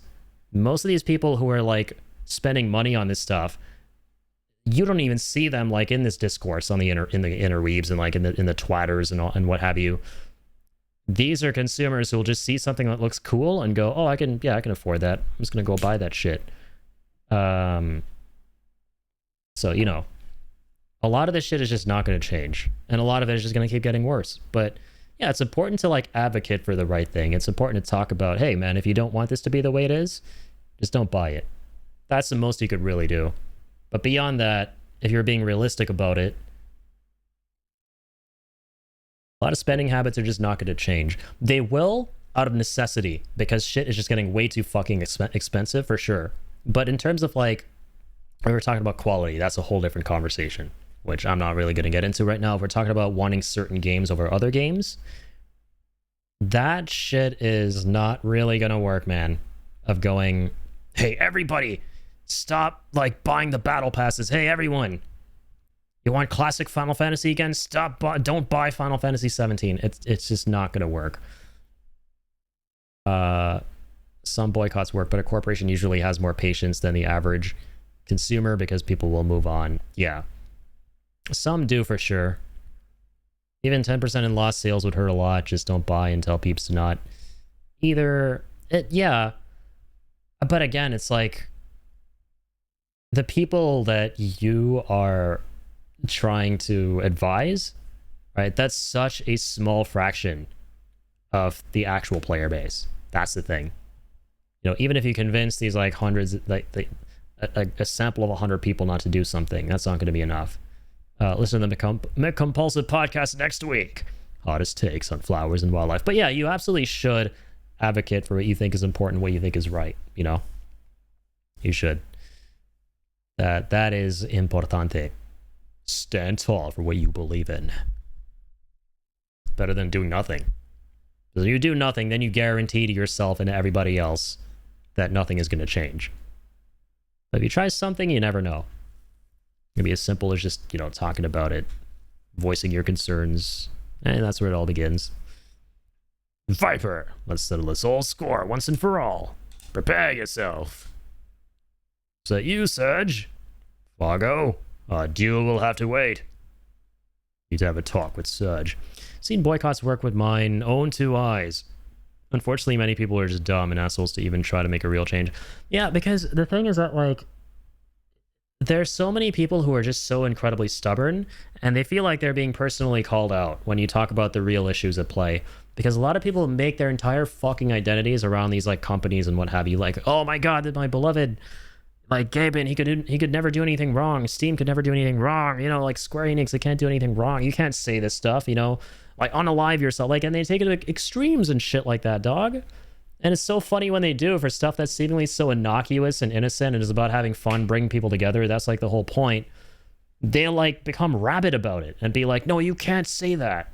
No, leave the, like, triple billion, gazillion dollar company alone. You can't do this. You can't say that. You can't fucking do this. I'm Homelander. It's hard to cut through so much of the fucking noise, man, and that's what causes so many of the issues at the end of the day. Like, just talking from the perspective of, like, game critiquing, right? Forget, like, you know, pricing and everything like that. Like, look at something like critiquing games and wanting games to be a certain way. Sometimes I can't even blame fucking developers for not knowing what people want. In most cases you can, but in a lot of them I can't really, because audiences are so fucking fickle that they don't even know what they want themselves. If a developer were to, like, listen to like a sample of their player base, right, and go, okay, these people, they want X in the game, so let's give them X. Those same exact people will then complain that they don't have Y in the game when initially they wanted X, right? And it's like, it never ends, basically. Most audiences don't even know what they want in their games, like, and what have you. Like, I remember watching this interview with Jeff Kaplan a long time ago, right? This is when he was still at Blizzard working on the first Overwatch. And they were putting out those seasonal events every single year. People enjoyed them. They were looking forward to them and the skins and everything like that. And then out of nowhere, like, this is before the enshittification of Overwatch, by the way. It was, like, back in 2017 when it was still doing, you know, really rather well. People started complaining about how, oh shit, it's the same seasonal events every year. Like, why? Like, and Halloween, we got Halloween, and, like, winter, we get, like, Winter Wonderland, and, like, summer, we get the summer games. Like, give us something new. This game is dying. And then, like, Jeff Kaplan brought that up in an interview, and he's like, well, what do they want? Like, what do you guys want? You know, like, what do you want to play? Like, this is the game. You buy it. It's not free to play. It's like $60 back when things were like $60. You enjoy it. This is the full game, like any other AAA experience. We're gonna give you, like, you know, new free heroes over time, but that's it. Like, you get what you get. If you like the concept of the PvP in this, that's the whole game, and you'll get these events every year. People are like, well, but no, this is not right. Okay, like, what do you want? You know, like, I agree. Like, I mean, when I was playing the game too, I was like, yeah, this is great. I like how they're putting out updates and everything is free. It'll be kind of cool to get something new, but I'm cool with it. But you had people like, oh my god, like, melting the fuck down.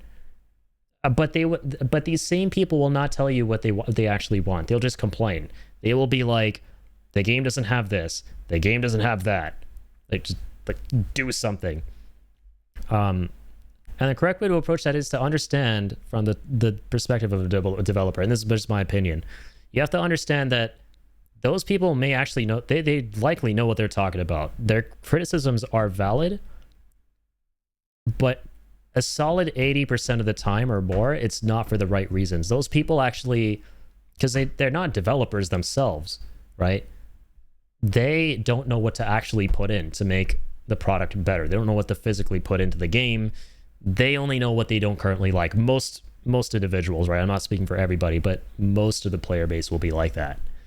So it's your job to, like, hear that and then think to yourself, okay, what would make sense?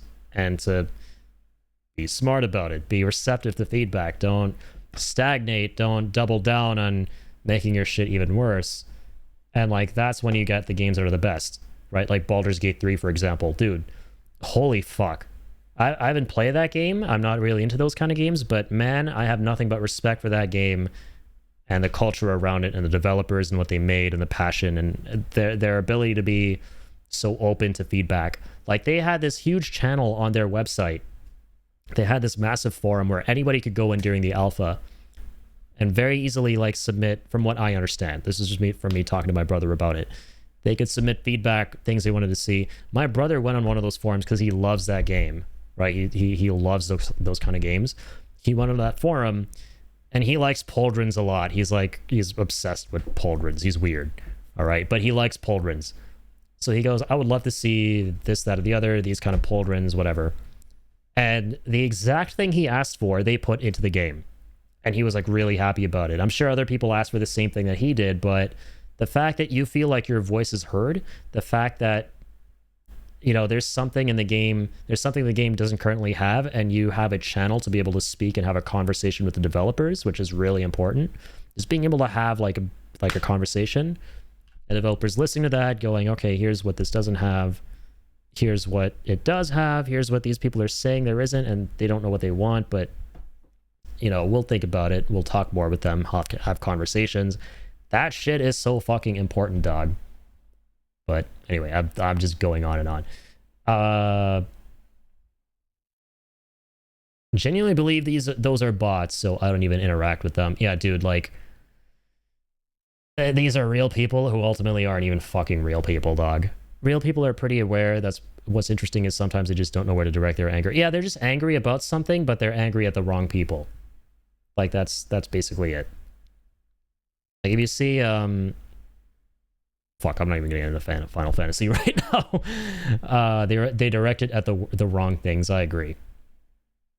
Make new seasons and celebrations and traditions, of course, Overwatch developers. Yeah, to strike a balance, because I've seen it go both ways. Don't listen to anyone, you're fucked. Listen to everyone, you're also really fucked going that way too. Right, you need to know what the hell you're making. You have to stand by what you're making and listen to the right people, but at the same time, don't disregard everybody else, right? Be open to what everybody is saying. And, you know, be smart about, like, just read the room, be smart, understand what people want to see in your game. And to, like, the player base too, don't be fucking boneheads and, like, go around and, like, yelling at each other, like, about what's right, what's not right. Jesus.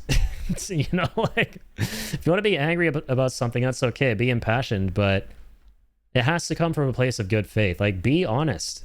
Like, there's so many people who'd rather just win an argument, and that's, you know, they're bad faith and they're dishonest people, than rather be, you know, wrong about something, but in the name of wanting something to be better. Like, and that's just the way most people are, dog. Like, a lot of people will just not want to admit when they're wrong, and that's when it just starts causing problems.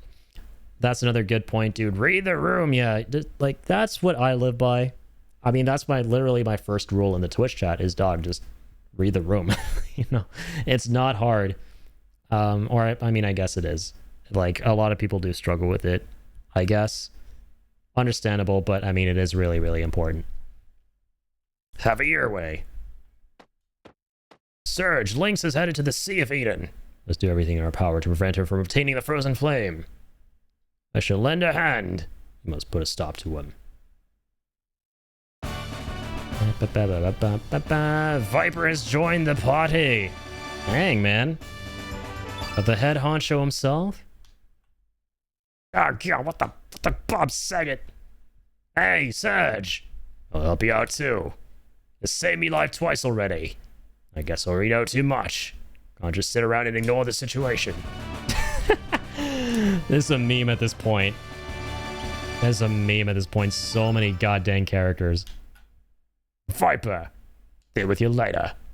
Once you put an end to this situation, you're mine. Very well. I'll not run from you. I'll be happy to accept your challenge. Wait.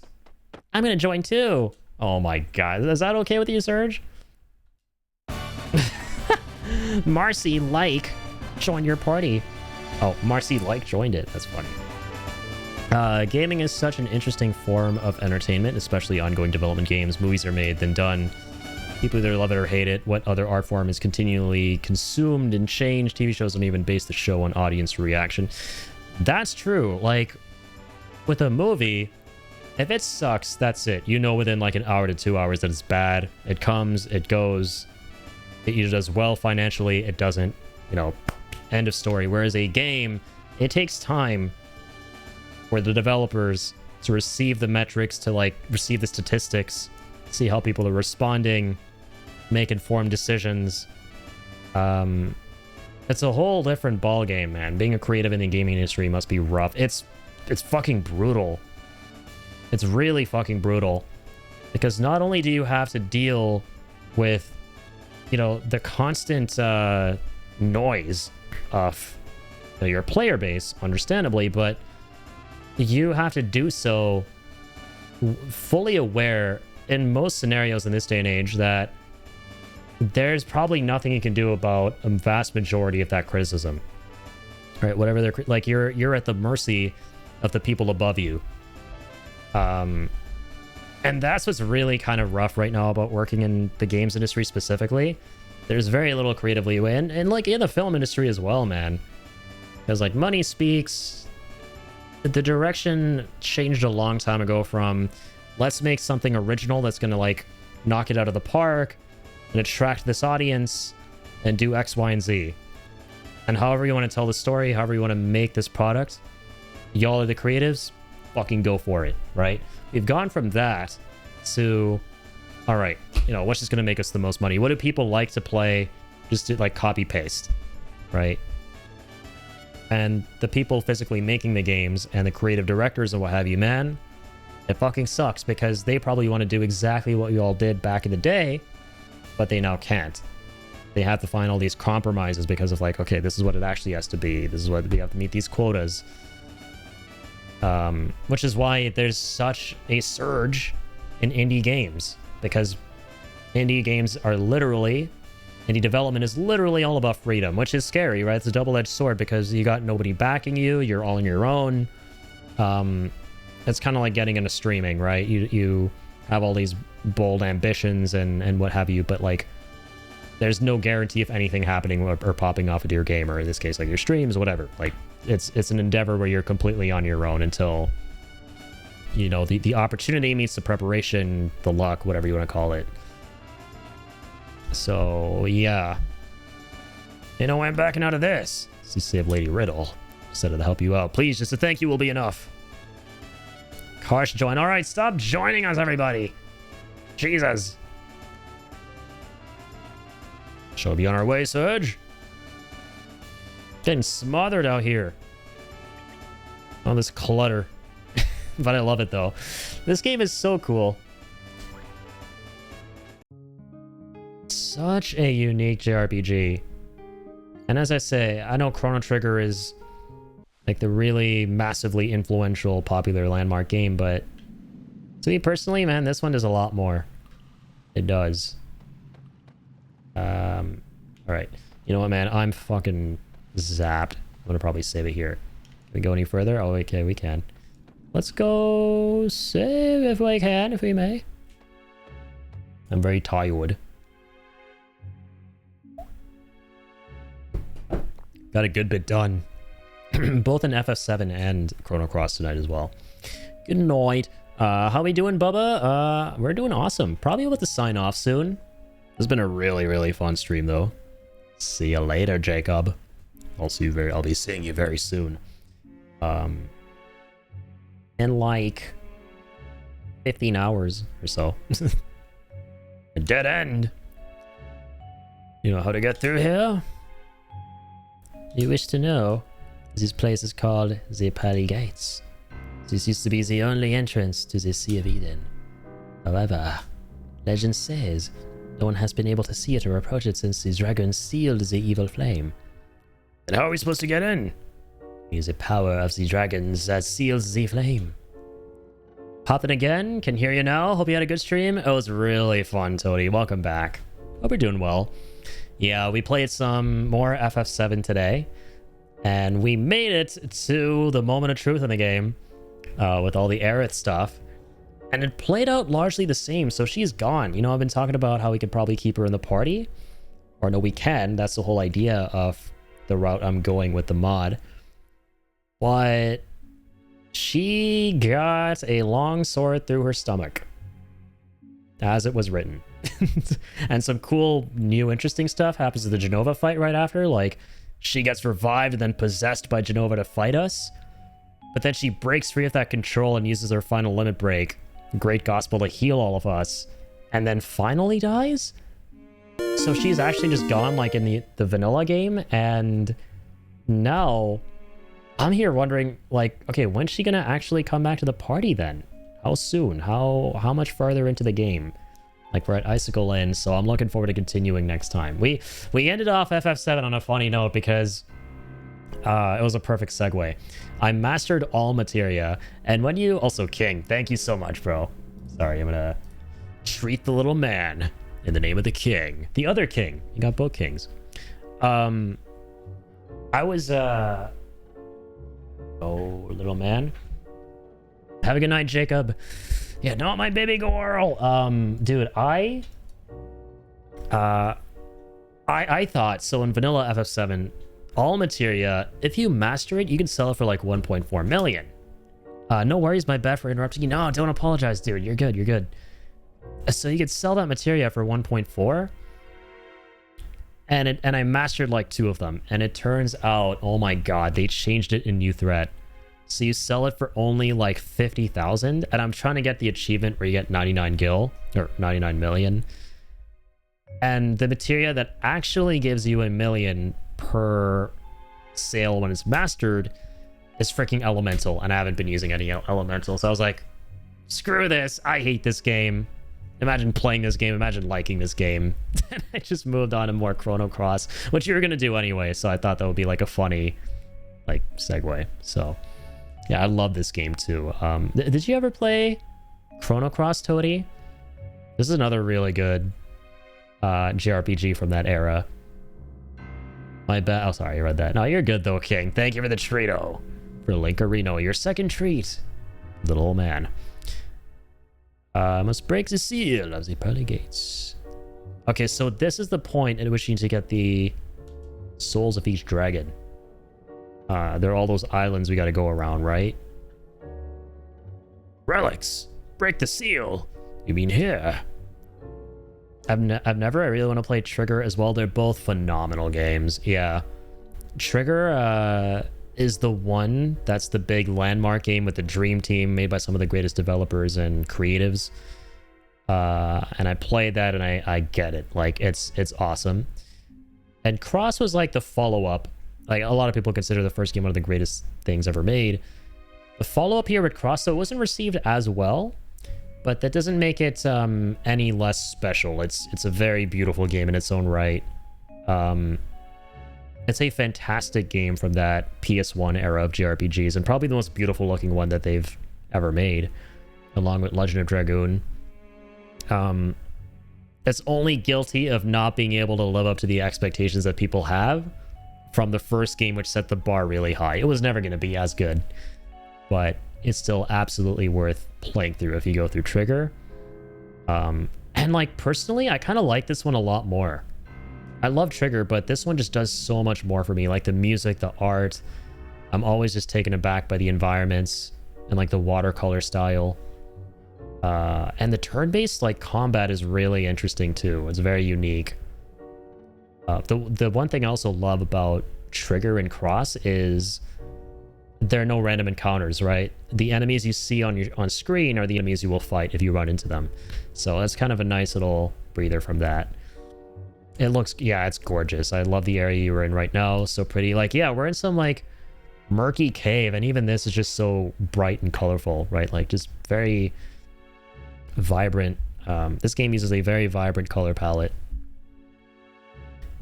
And there are like tons of characters in this. Like you got so many folks joining your party, and that kind of makes it so that not everyone gets as fleshed out as they should. Like the writing takes a bit of a backseat, but I still love the concept of it.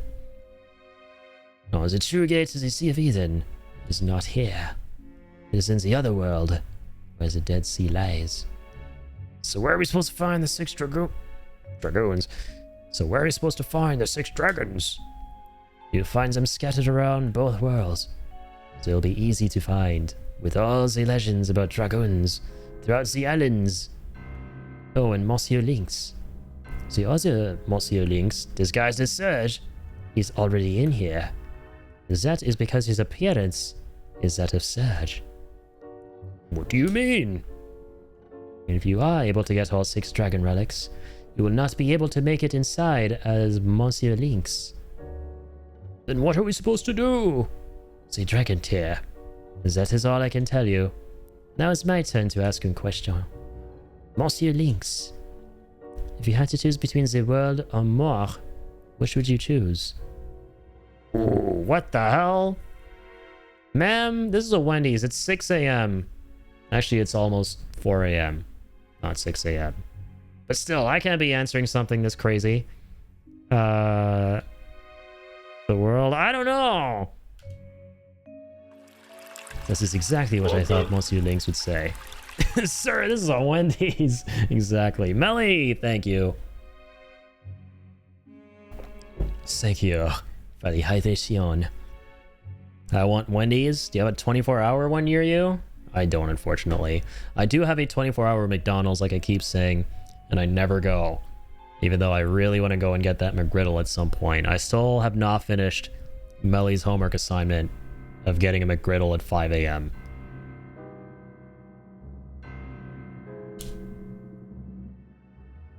McGriddles. I keep hearing legendary things about those legendary McGriddles.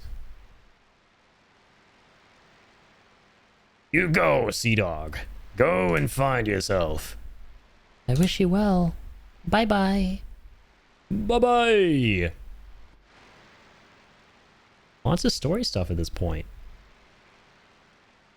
Procrastination. Yeah, procrastination before the McGriddulation. And then I'm going to McGradulate myself once I finally get the McGriddle. Why must I have to tell him such things? Yeah, McToady knows the truth. McToady. I have brain rot. I'm sorry. King Toady knows the truth. What he has done to me, what mentioning the McGriddle does to a motherfucker too many times. McToady, I'm so sorry.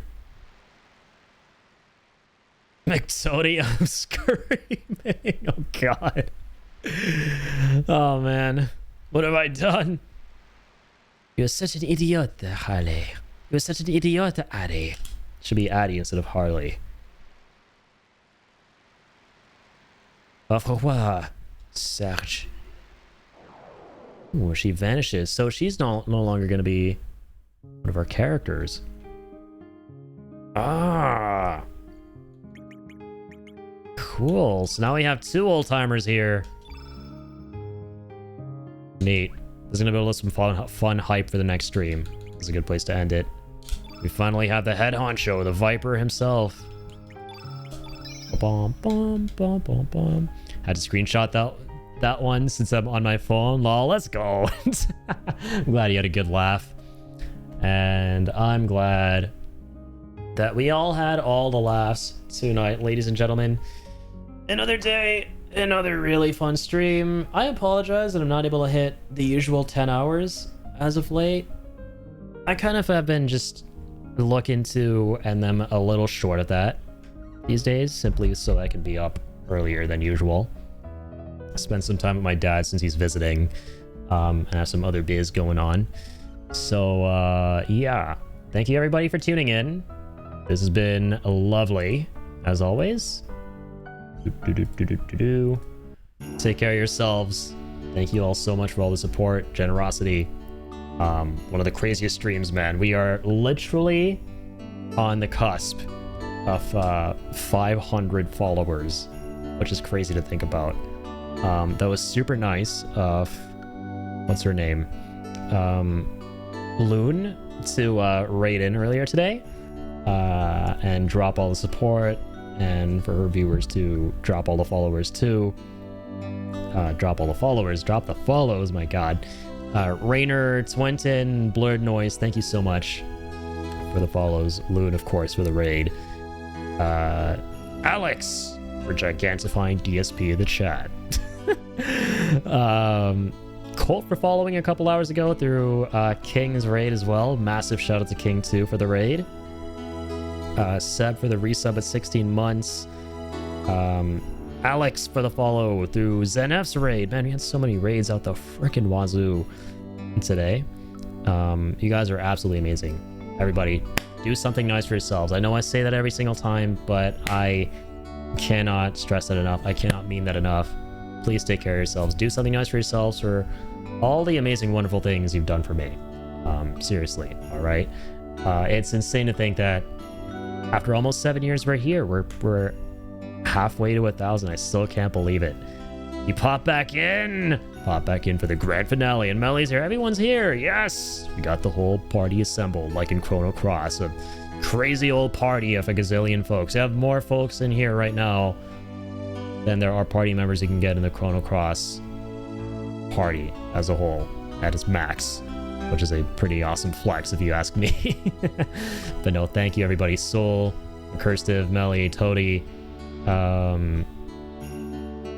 King, of course, Abro, good to see you too. I don't know why I'm doing this. This is what I would do all the time over the years, is like scroll up through the chat, because, you know, when you're starting out, you're probably going to get like 1 or 2 people coming through an entire stream. So you can like just shout out the people who were there at all. And now it's at the point where, like, even if I do this, I'm not going to be able to like account for everybody. And that's like, that makes me so sad. Like, at the same time, like, it's amazing we've come this far. You have so many amazing folks here now, but at the same time, it's also a little bit saddening, man. Because I can't shout out each and every person now. McToady to you, good sir. Lol. You know what? And don't blame me. Don't judge me for it. That has such a ring to it that I'm probably just gonna get used to that now and get carried away. I'm probably gonna run with it. I'm gonna try not to, but you never know. Of course, it's all up to what you guys want to be called. It's not sad. It's rad. It's gonna be such a great joke name for me. Yeah, I love that, and it's perfect because our good buddy in the community, Malik, he's gonna love that because he's all about coming up with nicknames for everybody. Like his nickname for me is alliteration Addy, because I just clearly I love to alliterate. Like Addy again, that's alliteration. My old username Irritable Indian, so I'm alliteration Addy. And then we got Peak Malik for him, and now we have McToady. And that's great because, you know, we have 2 kings, right? We have King Toady and then King Kabibel. So that way I can refer to one person as king still, and the other person as, well, we've been doing Toady, but now McToady is just like 10 times more awesome, right? Yeah, Jacob is the dope lad of all the doperonium lads. Tomorrow podcast with Magic Malik. Yes, Saturday the 27th of June at 1 p.m. Eastern. That is going to be when Malik will be hosting the Comatose podcast, and I'm really excited for that. So shout out to Malik. Stay tuned for that, guys. It's going to be a short one, but a sweet one. And I'm really excited. Let's see who's on, man. We got so many folks in the neighborhood. Thank you, everybody, once again, for being here. So with all of you lovely people, I am going to raid us all off to another lovely legend who may be streaming. Whoever that may be. These are all the big boys. Oh shit, let's do it. Let's go raid Soul, shall we? Soul is playing some Sonic Racing. Let's go make his night. All right. Also, dude, I keep forgetting. My god, I keep forgetting. A raid message. I always forget to put a raid message, so here we go with this. Adi Aga raid. Let me do that.